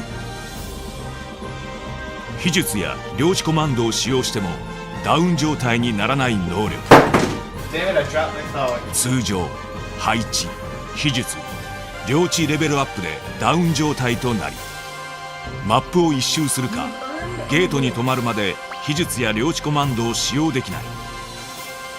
しかしこの能力を持っていればダウン状態とならないため配置後すぐに領地のレベルアップができたりさらに不屈と秘術を併せ持つクリーチャーは毎ターン秘術を使用して戦況を有利に進めることが可能だ。それではご覧いただいた新能力を持つカードをご紹介したい。生き残りさえすれば召喚コストを回収できるお得なクリーチャー。不屈で連続侵略すればさらに魔力を稼げる。ダウン解除の秘術を持つ。手当たり次第に使うものでもないが秘術が主力のブックでは組み入れ No way!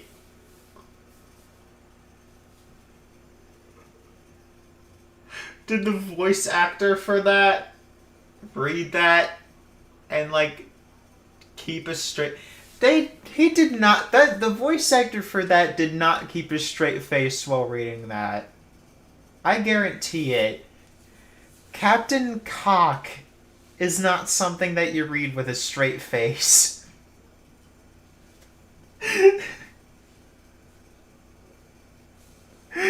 Captain Cock. So far, this direct is far better than the other one. Shadow Geist.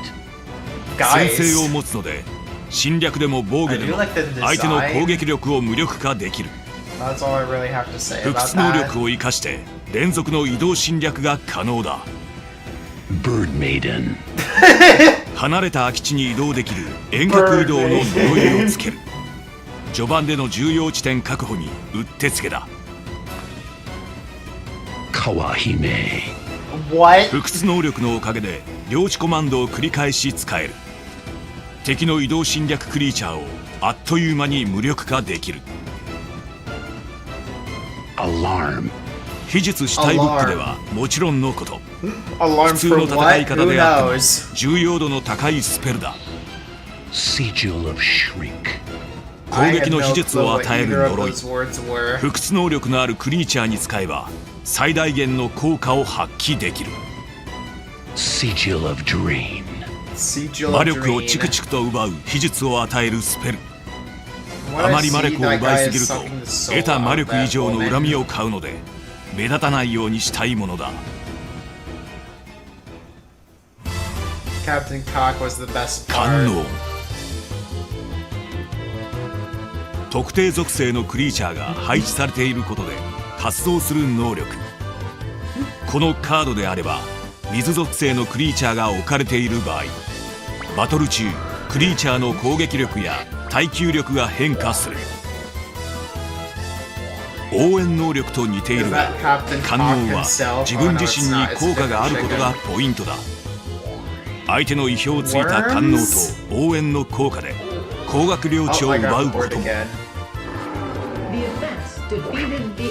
The events defeated the enemy. 合成、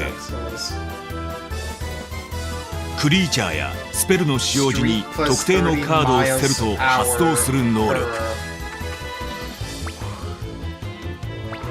指定されていないカードを捨てても使用することができるが、特定のカードを捨てることで別のクリーチャーに変身したり、スペル攻撃の対象が単体から全体になるなど、より大きな効果を期待できる。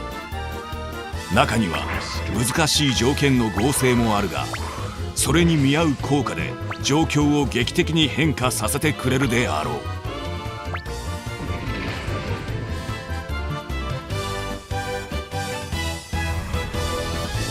世界呪い、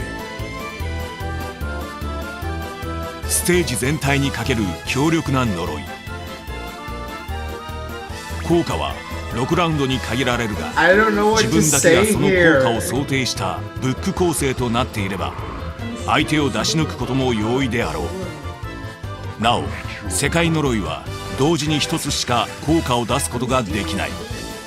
世界呪いを上書きすれば前にかかっていた世界呪いは打ち消され、新しい呪い効果のみが発動する。それではご覧いただいた能力を持つカードをご紹介したい。地属性のクリーチャーがいれば防御力50のボーマクリーチャーとなって拠点防衛で活躍できる。キリン、官能能力の条件が整えば先制能力と合わせて強力な土地の守護者となる。クーシー、ボーマを持つのでスペルで排除されにくい。さらに官能能力の条件が揃えば戦闘でも活躍できる。アステロイド、手札に2枚を集めて合成能力を使えれば強力な土地破壊スペルになる。対戦序盤での混戦を一気に解決する力がある。合成条件が容易なので状況に合った使い方を選びやすい。場をかき回すので劣勢になった時の逆転策として使えるだろ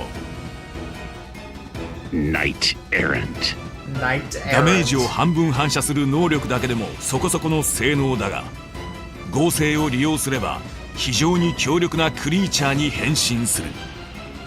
Armed Paladin、配置された非地属性クリーチャーの数で性能が向上するとてつもないクリーチャーナイトエラントの合成能力で出現する。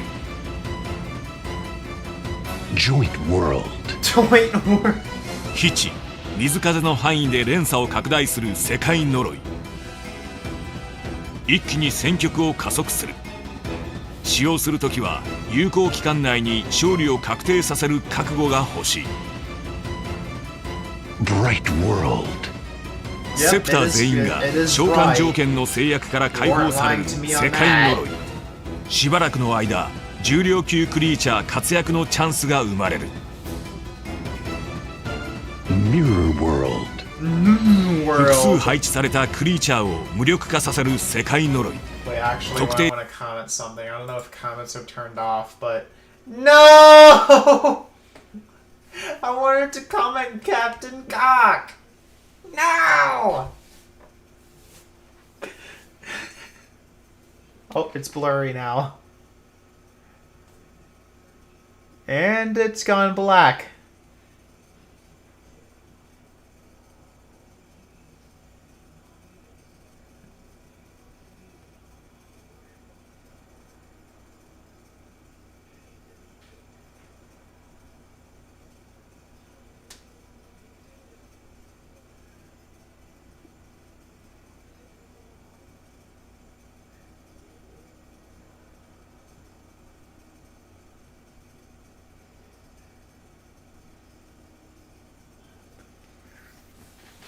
Alright. カードを主力とする相手を恐怖させる。 Aw, damn it. I didn't have anything beyond the level of Captain Cock. カルドセプトリボルトでは対戦をさらに激化させる新たな施設が数多く登場する。ステージに登場する施設やその効果をご紹介しよう。ゲート、周回のチェックポイントとなる施設。ステージに配置された全てのゲートを通過すると周回ボーナスをもらうことができる。目標魔力を貯めてゲートにたどり着けば勝利だ。各ゲートにちょうど止まるか、全てのゲートを通過すればクリーチャーのダウン状態が回復することも忘れてはいけない。魔法陣、マスに止まるとスペルカードをコストなしで使用することのできる施設。止まると2枚のカードが提示され、そのうち1枚を選んで使用できる。その時に置かれた状況を的確に判断し有効なカードを選択したい。魔力トラップ、通過するだけで Damn it.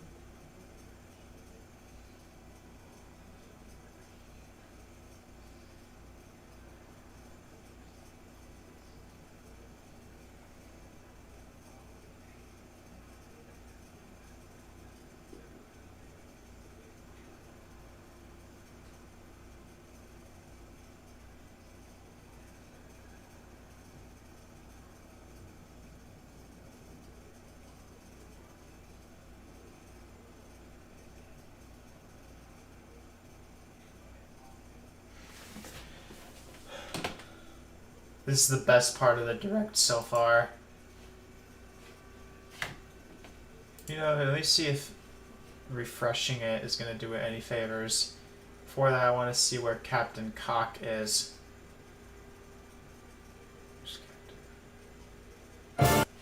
解除の秘術を持つ。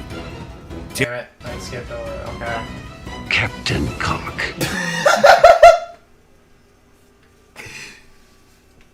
Can't get enough of it. It's Captain Cock. I believe it stopped here. クリーチャーのダウン状態が回復することも忘れてはいけない。魔法陣、マスに止まるとスペルカードをコストなしで使用することのできる施設。止まると2枚のカードが提示され、そのうち1枚を選んで使用できる。その時に置かれた状況を的確に判断し有効なカードを選択したい。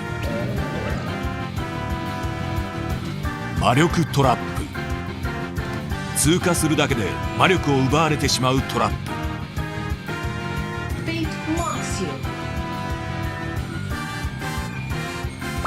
ダイス目が6以上の時に通過すると手持ちの魔力のうち 20% が奪われ魔力トラップに蓄えられてしまう。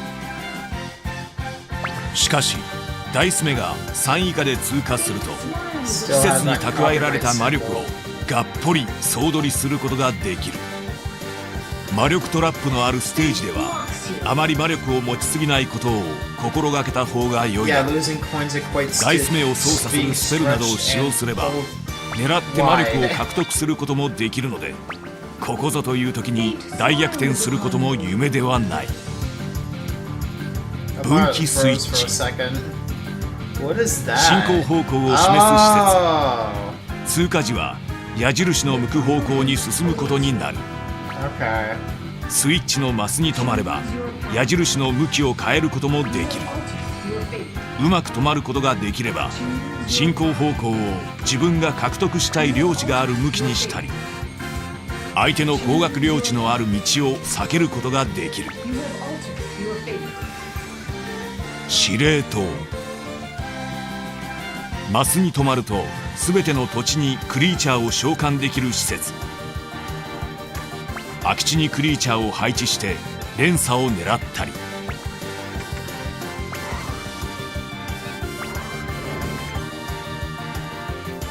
さらに相手の領地にも侵略を仕掛けることができ、高レベルの相手の領地にローリスクで攻め込めるなど利用価値は非常に高いので積極的に使いたい。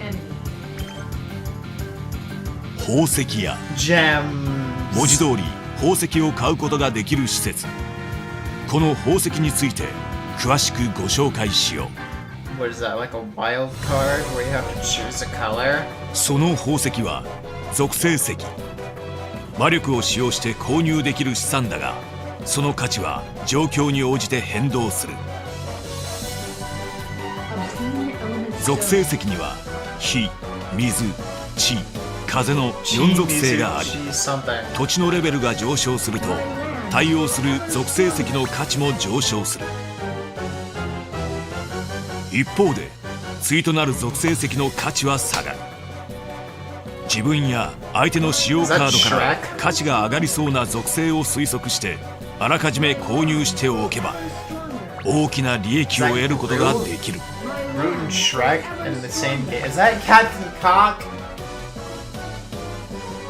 宝石屋では属性石を売ったり奪ったりすることもできる。手持ちの魔力が心もとない時には属性石を売って魔力に還元することができる。また通常購入するよりも値は張るが、属性石を奪って敵の資産を我が物にすることもできる。過去シリーズの5譜よりも激しい奪い合いが行われることは必至であろう。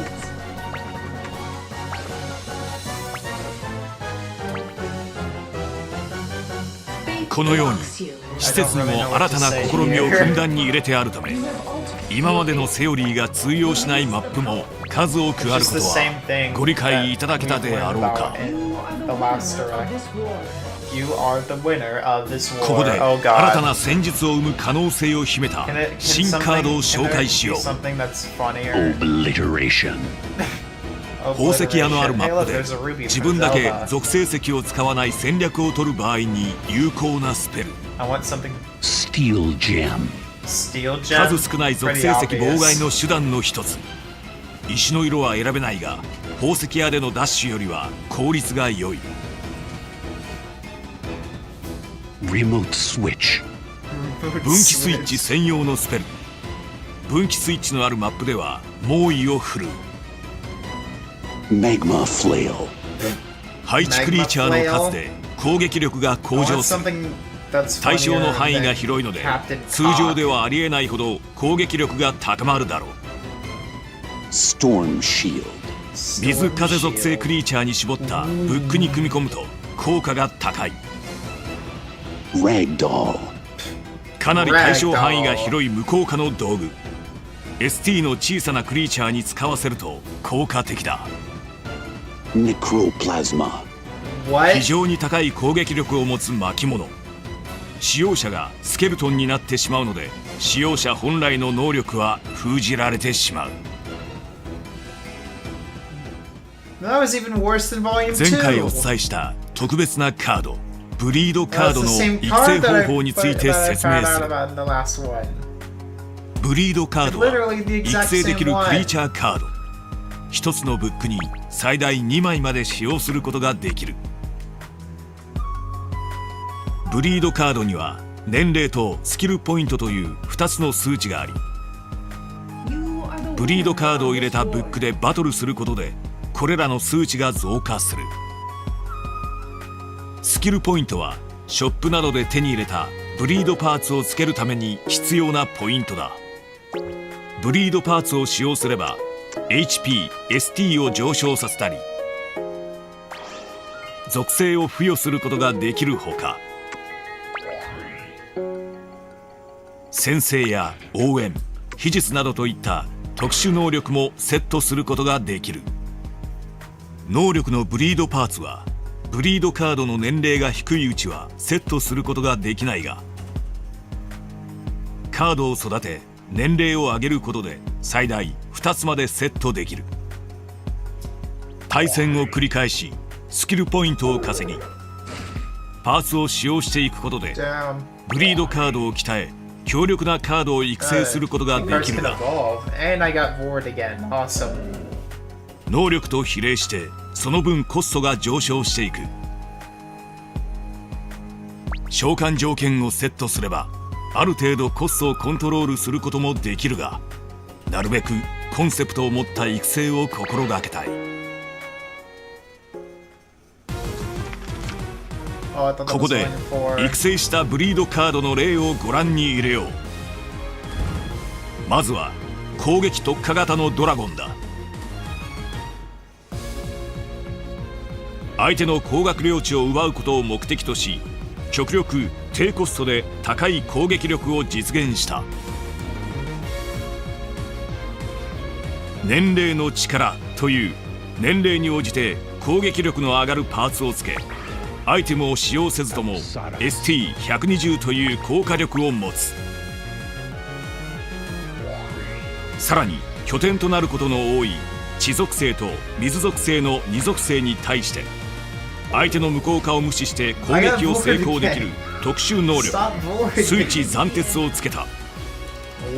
一方ボイタートのことは考えていないので速やかに回収を行いたい。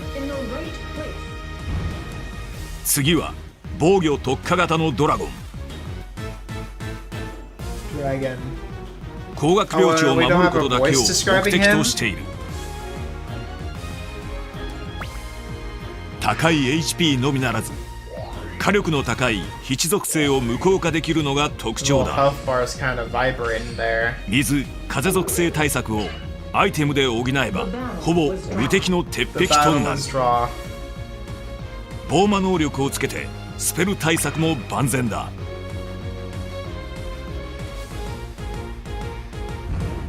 最後に極力魔力を奪われたくないというコンセプトのドラゴン。攻撃成功さえすれば敵の通行量が半額になる能力を持たせた。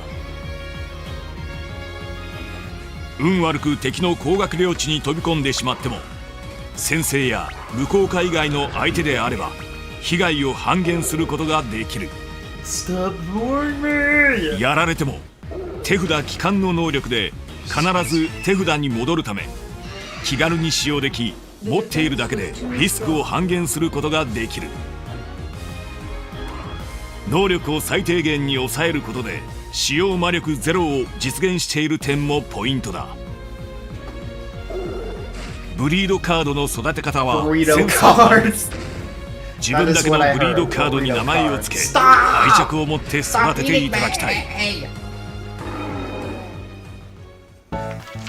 さてここで通信について紹介する。通信対戦には誰でも対戦とフレンド対戦の2種類の対戦がある。全国の猛者と競うもよし、気心知れた仲間と楽しむもよしということだ。誰でも対戦はいろいろなフロアが存在し、中には特別なルールが設定されているフロアもあり、さまざまな対戦を楽しむことが可能だ。フレンド対戦ではフレンド登録した友達とルールや設定を自由に変更して対戦することができる。通信対戦ではアイコンによるチャットでコミュニケーションを図るが、フレンド対戦のみボイスチャットを行うこともできる。通信対戦では制限時間が設定されている。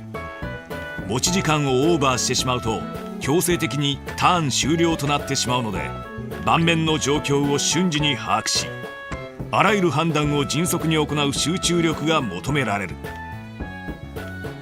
この制限時間、誰でも対戦ではフロアごとに異なり、一方フレンド対戦では自由に設定できる。そして今回から打ち切りという仕組みが加わった。開始5ターン経過後から打ち切りを提案することができ、4人対戦なら3人、3人対戦なら2人と、プレイしている半分よりも多くのプレイヤーが賛同すればその場で試合が終了する仕組みだ。また打ち切りではなく強制的に切断を行った場合は、プレイヤーの代わりに CPU が勝負を継続する。切断を行ったプレイヤーはこの天気記号のようなマナーマークが悪くなっていく。マナーマークの近しい相手とマッチングしやすくなっているので、マナーよく対戦していればいるほどマナーの良い相手とマッチングできることだろう。またブラックリストを設定することもできるので、万一悪質ユーザーがいた場合、次回以降こちらから排除することも可能だ。また今作でも期間中の勝敗に応じて順位が登録されるランキング戦を実施する。第1回の日程は7月15日から7月21日だ。ぜひふるって参加していただきたい。ちなみにランキング戦では打ち切りが無効となっている。そしてネットショップではアバターやダイス、ブックカバーのセットや追加クエストを販売する。ラインナップの一部をご紹介しよう。また追加マップや一部のブックカバー、アバターの無料配信も実施する。ぜひネットショップを覗いていただきたい。最後となったが特別な能力を持ったスペルカードを紹介する。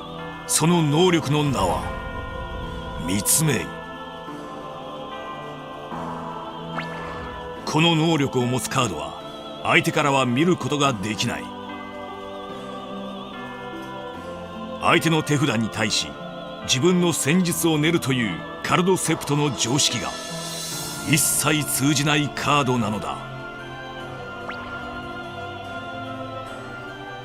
密命は使用するための条件が必要なものが多いが、タイミングを見計らい使用すれば絶大な効果をもたらすものもある。戦略を知られることなく密かに使用する機会を伺いつつ、られる使用すれば絶大な効果をもたらすものもある。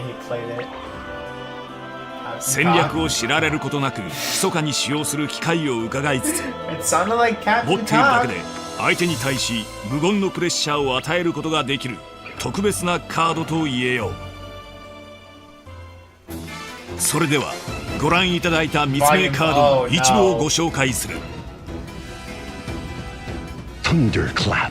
敵にカードの内容を知られることのない密命カード。召喚条件を持つクリーチャー限定だが手痛い攻撃をお見舞いできる。密命カード。油断した敵が土地レベルを4に上げたらチャンスだ。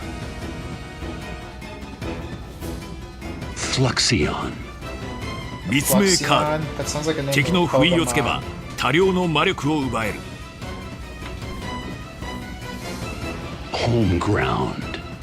That is a back. That is not the 序盤 ground. にとりあえずばらまいておいて And those are 後から一気に trees. 属性を合わせられるスペルだ Not a part of the ground.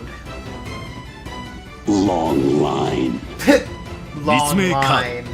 ド連続して使用できれば Where's the line? 魔力大量獲得の可能性もある Gab Santos.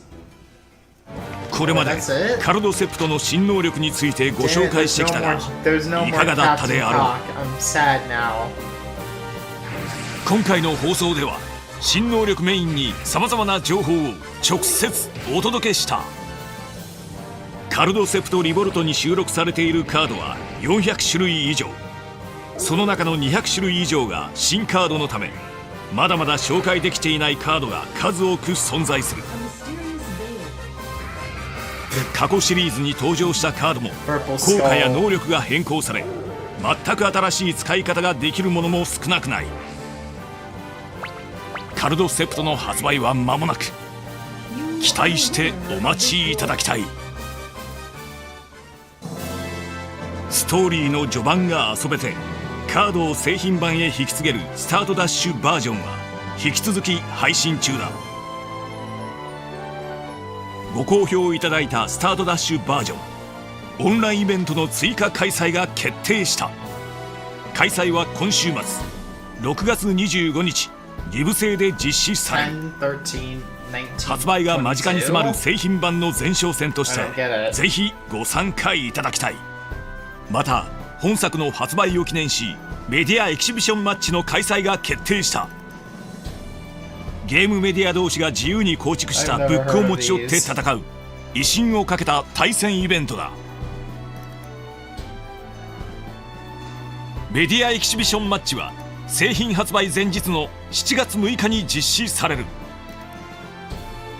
対戦の模様はニコニコ生放送で中継予定だ決戦に向けたブック編集の模様など陣営ごとに発信される予定というので各メディアからの情報もぜひチェックしていただきたい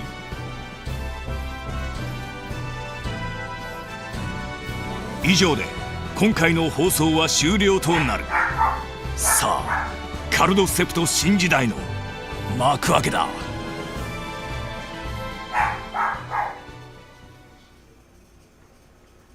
Okay, It's your turn. My turn to what? My turn to what? You never told me what I was supposed to do. Thank God those are over. Now we can actually talk about stuff.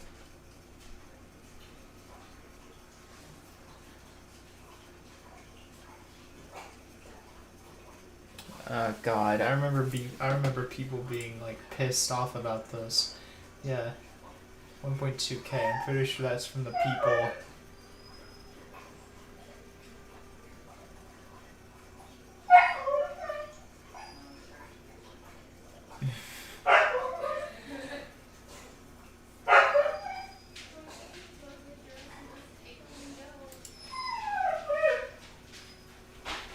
I remember people being like pissed off about this because this was like a month before the Switch was announced and then people were like begging for Nintendo to announce the system and then it's just like, here's a direct filled with nothing but 3DS information.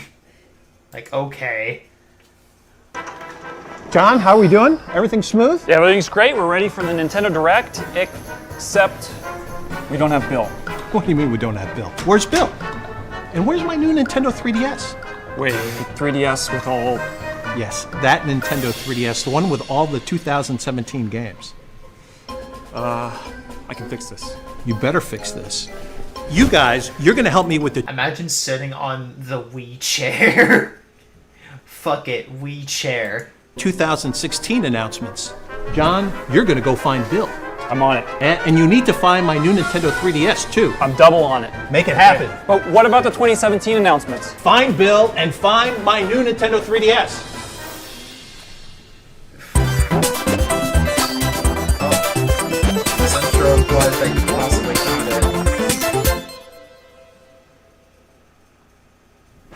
It's been a while since the games Pokemon Sun and Pokemon Moon were revealed on Nintendo Direct last February, so let's take another look.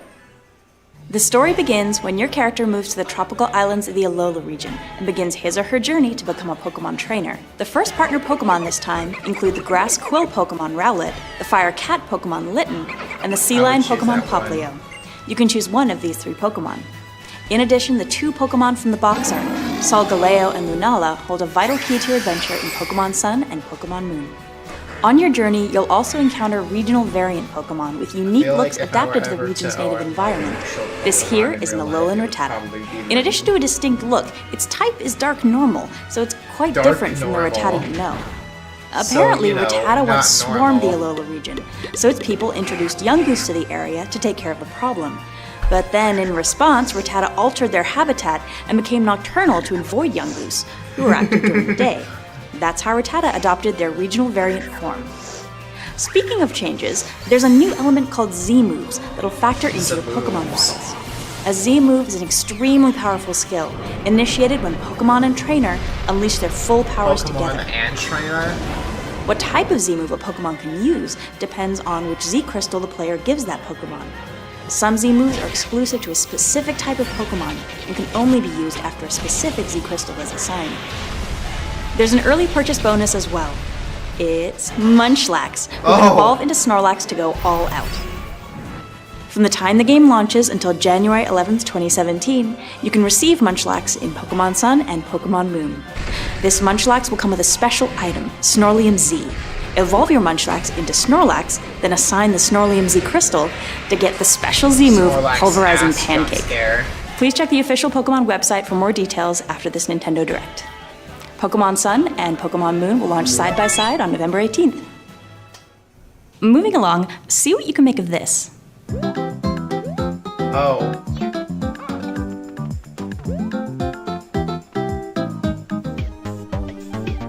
It's the worst. It may look like version good of old Super Mario Maker, which launched last year on Wii U, but this is Super Mario Maker for Nintendo 3DS. This new game is all about playing courses anytime, anywhere, and it gives you 100 built-in courses designed by Nintendo to play right out of the box. These levels have medal challenges, from collecting every coin to defeating every enemy before reaching a goal. I wonder how many medals you can collect. You can also go online to play courses made using the Wii U version. In the spirit of spontaneity, you won't be able to search by course ID, but you will be able to enjoy the 100 Mario Challenge and recommended courses as well.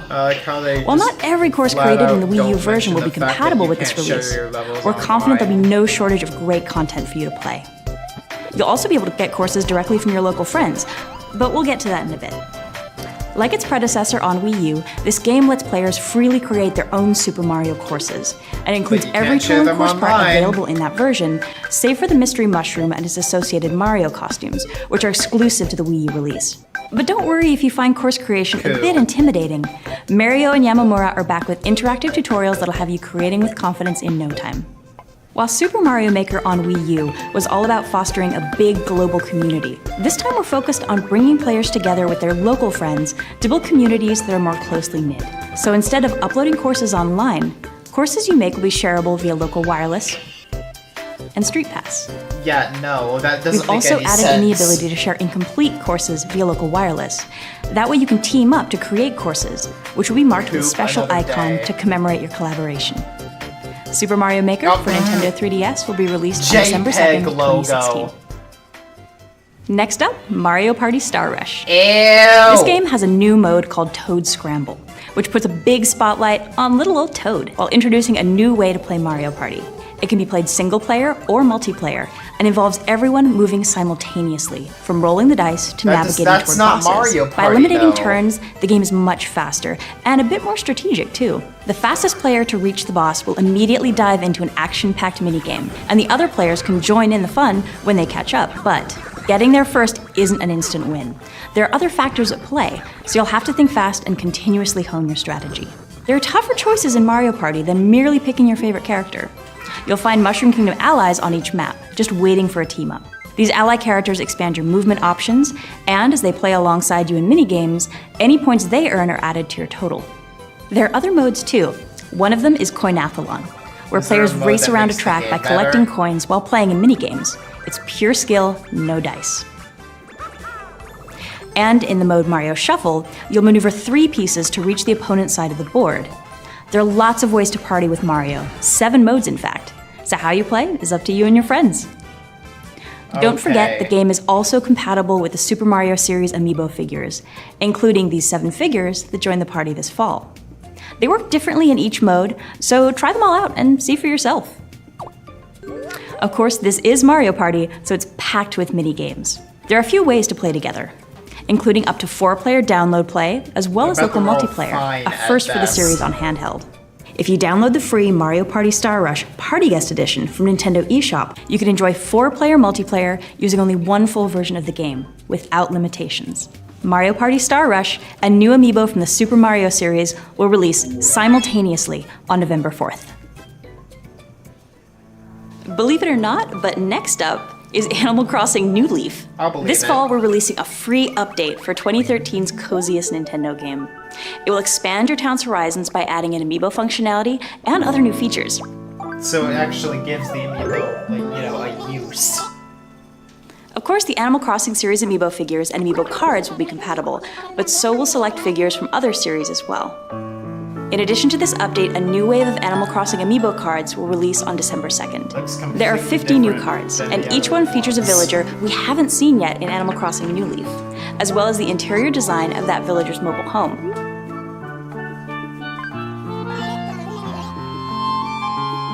You can update your current version of the game, Animal Crossing New Leaf, including the recently launched Nintendo Selects version, or you can purchase a package that includes this update called Animal Crossing New Leaf Welcome Amiibo. With this version, you'll also be gifted a brand new amiibo card from the wave I mentioned earlier. Pretty soon, we'll be going to town on all of the features included in this update, especially the amiibo compatibility. So stay tuned for an Animal Crossing mini direct coming later this fall.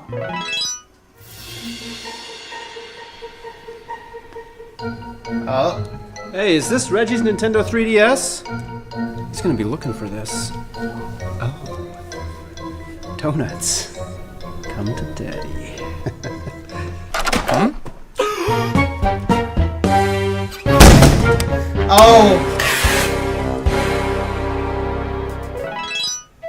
Street Pass Mii Plaza is marching into new territory. A new update should make your gameplay experience quicker and smoother. In addition to the current Street Pass Mii Plaza, we're adding a Quick Plaza, which streamlines the way you play the games. When you visit the Quick Plaza, the gameplay will move along quicker. Greeting messages from Mii characters have been simplified, and you can select the game more quickly from the bottom screen and boot it up right away. There will also be a handy adjustment to the Plaza Gate in Street Pass Mii Plaza Premium. Previously, you could only encounter up to 10 players via the Street Pass feature, but now, by sending Mii characters you've met via Street Pass to the Plaza Gate, you can encounter up to 100 players. Alongside the update, we're also adding 5 new fast-paced Street Pass games. You'll race slot cars and compete for the best time against players you encounter through Street Pass in Slot Car Rivals. You'll predict stock prices as advised by the Miis you've met in Market Crashers. You'll cook requested dishes for heroes aiming to rescue the king in Feed Me. You'll explore wild frontiers using the step count of players you've met via Street Pass in Mii Trek. And you'll also blast yourself from a cannon to defeat demons in Ninja Launcher. Even for Street Pass, these games are bite-sized and deliciously so. Perhaps best of all, you can download either Slot Car Rivals or Market Crashers for free. If you take advantage of the free download, you can purchase the 4 other new games in a special discounted bundle. The new games and updates for Street Pass Mii Plaza and Street Pass Mii Plaza Premium launch shortly after the Direct, along with a free game download. Stay alert, troops! This here's a new game in development for Nintendo 3DS, Tank Troopers. It's the action game that thrusts you into battle behind the wheel of a tank with specialized abilities. A key aspect of this game is the titular Troopers. Depending on the type of troopers you have in your tank, you'll have access to different abilities. They may look like normal tanks, but these babies can strike surrounding enemies with a freeze attack, launch paintballs to block the opponent's views, and use electrical shocks to freeze rival tanks where they stand. This is definitely not your average tank warfare. In addition to single player and a local 6-player multiplayer mode, the game offers download play as well. That way, up to 6 players can make war together. Recon tells me that there are other game modes too. The Nintendo 3DS exclusive Tank Troopers will be unleashed on Nintendo eShop later this winter. Okay. Puzzle gaming is about to get a fresh new coat of paint in the eShop exclusive Picross 3D Round 2. There's a round This 2? time, blocks can be painted with 2 colors of paint to reveal more elaborate shapes. Using the numbers as hints, you can search for the hidden object in more than 300 puzzles at the cafe. And even tap compatible amiibo figures to uncover secret Nintendo characters. A demo will be available too, real soon after today's Direct. So head to Nintendo eShop on Nintendo 3DS to try some free puzzles. Then, if you have fun, you can purchase the whole game. Picross 3D Round 2 is available today in Nintendo eShop on Nintendo 3DS. At Nintendo, we're committed to working with awesome independent developers. This September, we'll be releasing a new Wii U or Nintendo 3DS title each week in Nintendo eShop at a reduced price for a limited time. It all begins today with Axiom Verge, so check it out on Nintendo eShop and come back every Thursday in September to grab more great games and watch our latest developer spotlight videos. We're also kicking off the month with a contest on Twitter. For the next 2 weeks, enter for a chance to win all 5 games and an opportunity to curate your own content shelf on Nintendo eShop. Also, if you're in Seattle this weekend for PAX West, stop by the EMP Museum in Seattle on September 1st. Or come to the 6th floor of the Convention Center any day of PAX to try 13 new and unreleased Nindy titles, like Runbow Pocket for Nintendo 3DS or Punch Club. We're bringing some free swag, so I hope to see you there. Free swag. Hi everyone, Reggie here.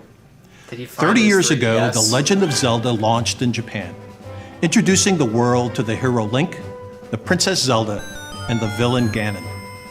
The game also introduced players to its items, enemies, dungeons, and the intricate puzzles that left you feeling so smart once you solved them. Players of all ages will be able to revisit that original game in all its glory later this year, even if they don't own a current Nintendo console, when the Nintendo Entertainment System NES Classic Edition releases on November 8th. And to commemorate the 30th anniversary, this holiday will also be releasing a special series of classic Zelda amiibo figures.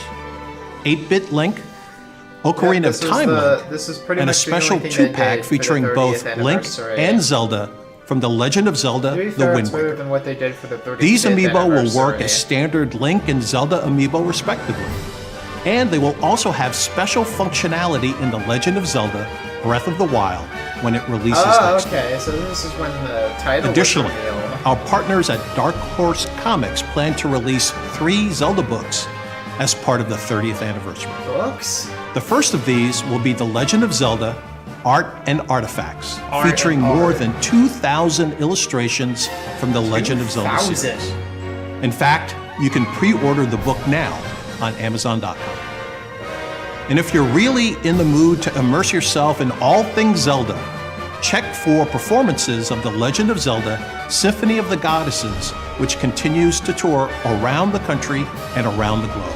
Wow, it's almost like the fucking one of the last announcements for the very first Direct. It's coming full circle. Wow. Finally, we're happy to announce that the original version of The Legend of Zelda Skyward Sword will be releasing today in the Nintendo eShop on Wii U. The story is set at the earliest point in Zelda history, so between this release and the release of NES Classic Edition, this fall is the perfect time to see where it all began for the series before the release of The Legend of Zelda Breath of the Wild next year. The Legend of Zelda The Wind Waker HD for Wii U is another one of my favorite Zelda titles. Selects. And now part of the new batch of Nintendo Selects titles released last month for both Wii U and Nintendo 3DS. Let me pull that little ribbon thing down. Last month also saw the release of new hardware. The new Nintendo 3DS XL system now comes in a slick new Galaxy-style design. Oh, fuck And we off. also released the Super Mario 3D Land Edition new Nintendo 3DS system bundle that's available exclusively Finally. in a couple retailers in the US and across Took you long Canada enough. and Latin America. Looks like something you would find in It a comes kid's with 2 lunchbox, sets of though. swappable cover plates. The bundle also includes the pre-installed imaginative game, Super Mario 3D. Imaginative? I guess playing Mario with Mario has its benefits. Now's a great time to jump in with Nintendo 3DS. Next, we'll take a look at even more content on the way. Okay, cut! Great. Are we all good? You were great. That was awesome. That's not what I mean. Do we have Bill? And do we have my Nintendo 3DS? Not yet. It's all right. We'll pull it all together. Good job, team. Where are my donuts? The fight continues in the game Hyrule Warriors Legends. A Oh, third God. DLC pack is coming, and here's your I first forgot look. that the game still isn't out, by this point at least.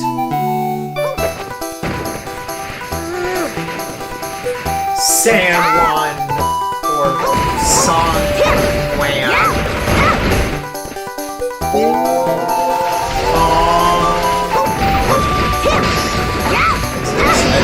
Explain why he generates sand blocks and throws them at people.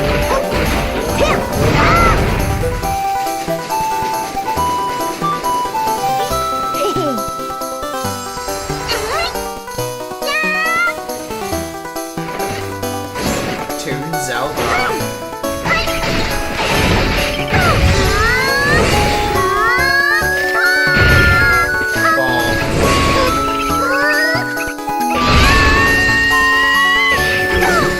Her screams were so high-pitched.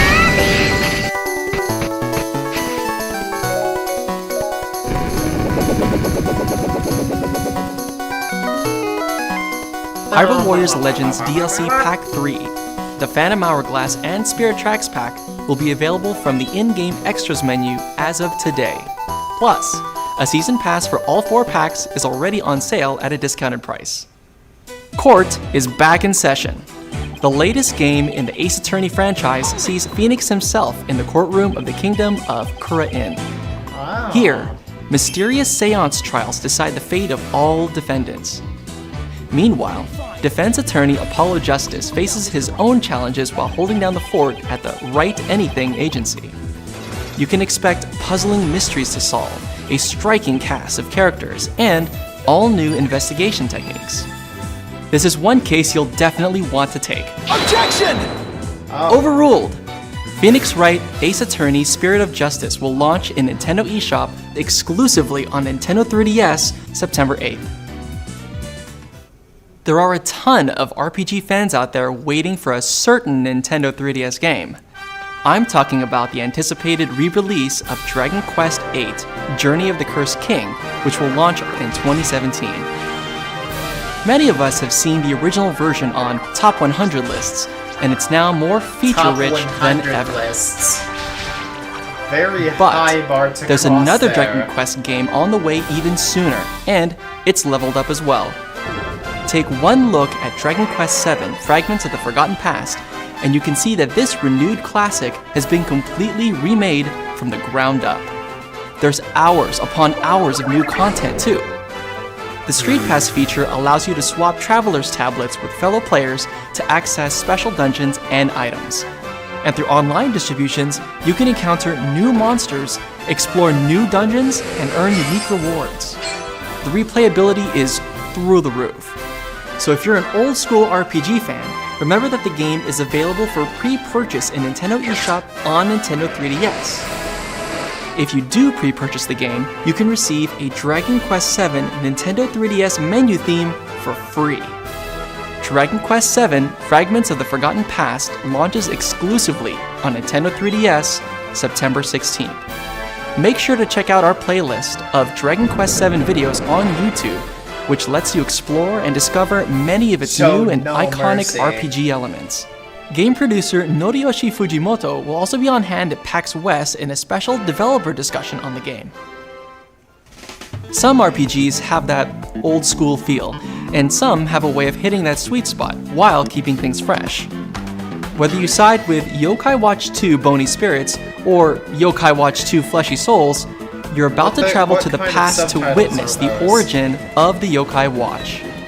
There, you'll choose sides and take part in an age-old yokai war between two rival factions. Luckily, you'll also discover the Yokai Watch Model 0, which gives you 2 new tactics that makes for more strategic battles. If an enemy is either loafing or inspirited, you can now poke them, and if you're fast enough, you'll earn bonuses in battle, even dealing a little extra damage. And if you fill up the soul meters of a yokai on your team and adjacent yokai, you can unleash a powerful M skill, like this. Power is certainly on your side, but which side will you choose? Bony or fleshy? Each version has some unique yokai you can't befriend in the other. Hailing from ancient Japan, the leader of the Bony Spirits faction is Arachnus, who harbors a spidery secret. As for Fleshy Souls, the leader is Total Dude, the essence of a toad who lived for several centuries thanks to a fresh sense of style. No matter which yokai you befriend, you'll get their medal, and luckily, these medals can be traded between versions. Either way, the initial production run of the retail versions of the game each contain a physical medal that unlocks a new Soultimate move for Jibanyan. Yes. And the digital versions come with the ability to battle and befriend Robanyan F, or Sailor Nyan. Sailor Nyan! You can try the game yourself when the demo version arrives in Nintendo eShop mid-September. So many choices, which means it's time to choose your side when the game launches for Nintendo 3DS on September 30th. Here's a quick reminder for all you Disney fans out there. Disney's Magical World 2 is headed to Nintendo 3DS on October 14th. If you pre-purchase the game, you'll receive some free in-game outfits. Do characters like Olaf, Anna, and Elsa ring a bell? That's right, free Frozen outfits. And luckily, the game is available for pre-purchase in Nintendo eShop on Nintendo 3DS and at select retailers. If you want to learn more about those cool unlockables in the game, head to the official website. There's a website? Here's a sneak peek. I bet that does not exist anymore.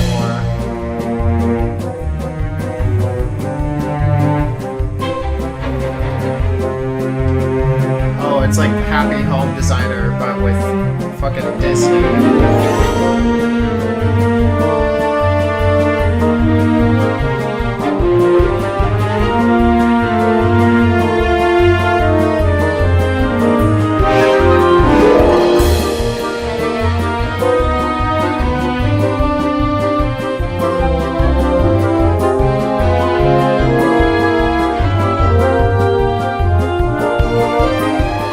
I saw quite a bit of Disney magic in there, which reminds me, there are new Disney themes headed to the Nintendo 3DS theme shop too. Of course This year is Sonic the Hedgehog's 25th anniversary, and his latest game infuses the series' characters with some new elements, fire and ice. Oh. Just look at him go! There are modes for both single-player and two-player competitions. You'll notice that the controls make it easy to switch between characters, which should give speedrunners some much-needed adrenaline. While the game harnesses the tone of the popular animated series Sonic Boom, it also forges a new path and tells its own story. If I had to guess, Dr. Eggman is about to get wrecked, and so will the new villain, Defect. You can make sure that happens when the game launches exclusively on Nintendo 3DS on September 27th. The North American launch edition also packs in a 3-episode Sonic Boom DVD. Oh god. Humans, demons, and gods are about to face off in a true war of worlds. That's right. The long-awaited continuation of the beloved RPG, Shin Megami Tensei 4, is now available for pre-order. If you enjoyed the original game, this sequel will show you another side into the story, and take you into the events that follow. But if you didn't play the original, fear not.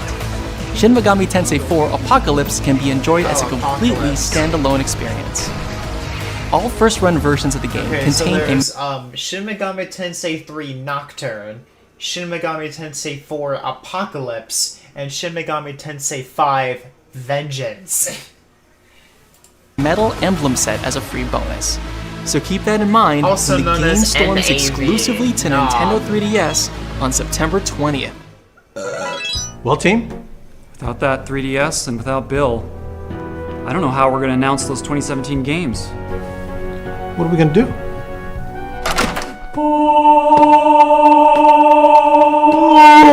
Bill?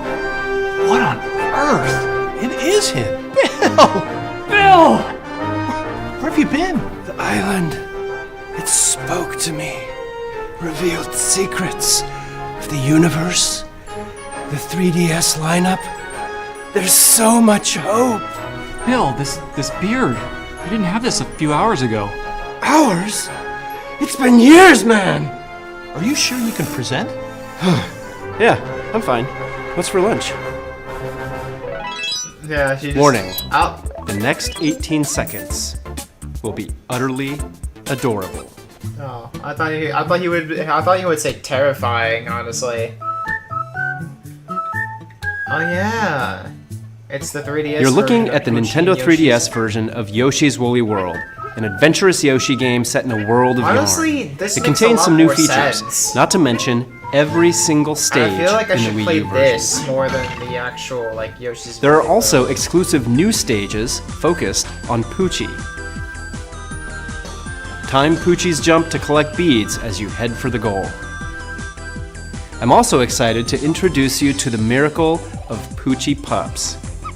Poochie Pups my are God. curious little helpers who jump on suspicious spots to indicate where you should look for secrets and collectibles if you call them out to do It's so. more than 18 seconds long, by the way.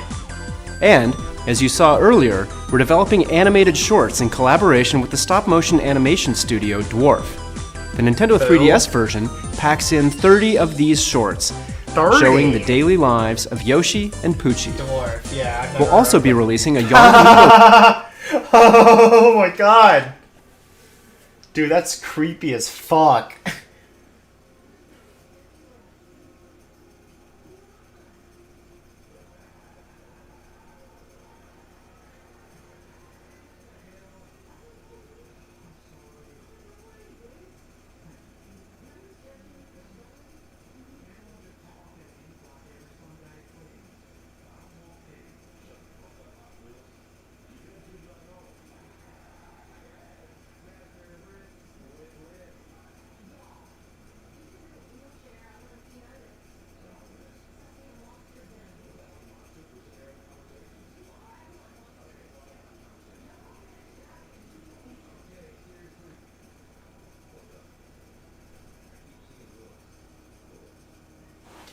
Alright. Figure of Poochie, just as he appeared in these episodes. Stay tuned for more info about the game's amiibo functionality. Poochie and Yoshi's Woolly World will be released February 3rd, 2017, as will the Poochie amiibo on the very literally a same day. month before the We'll offer a Switch special bundle that launches. includes the game and the Poochie amiibo. Now let's look at an action-adventure RPG we announced on Nintendo Treehouse Live at E3 2016, Ever Oasis. Oh! Mr. Koichi Ishii of Grezzo is the producer and the very director of this familiar title. with this. As the creator of the legendary Chocobo and Moogle, as well as the Mana series at Square Enix, Mr. Ishii will bring decades of experience to Ever Oasis. And the character design is done by famed illustrator Yoshinori Shizuma. Ever Oasis takes place in a sprawling desert and the oasis at its heart. Is it ever? As a chosen seedling, you'll travel between this desert and oasis, collecting duodems to make your Desert oasis bloom. Travelers with different wants, needs, and wishes will visit your oasis. And folks living there will sell products made from the materials you've gathered in the desert. They'll even offer hospitality to weary travelers. In contrast to your lively oasis, with its bustling shops all in a row, the desert is a harsh world where inhabitants live under threat of a dark force known as chaos. With your desert-dwelling friends in mind, you must set off on an adventure across this cruel terrain and locate the dungeons scattered throughout. Allies will join your cause, each one strengthening your team with a specific weapon and a unique skill set. Certain weapons are effective against certain enemies, and particular skills are required to solve puzzles in every dungeon.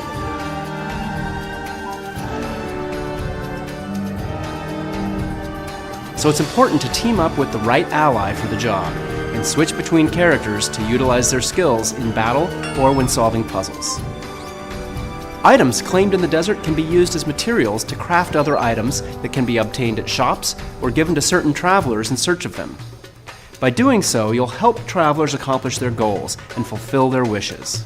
In fact, they may cozy up to the idea of moving in and living at your oasis as an ally.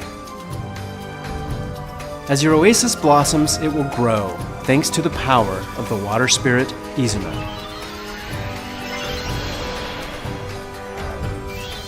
Congratulations. May your journey lead you to Ever Oasis when the game releases in 2017. Next is a new title, Mario Sports Superstars. No! This compilation includes 5 sports,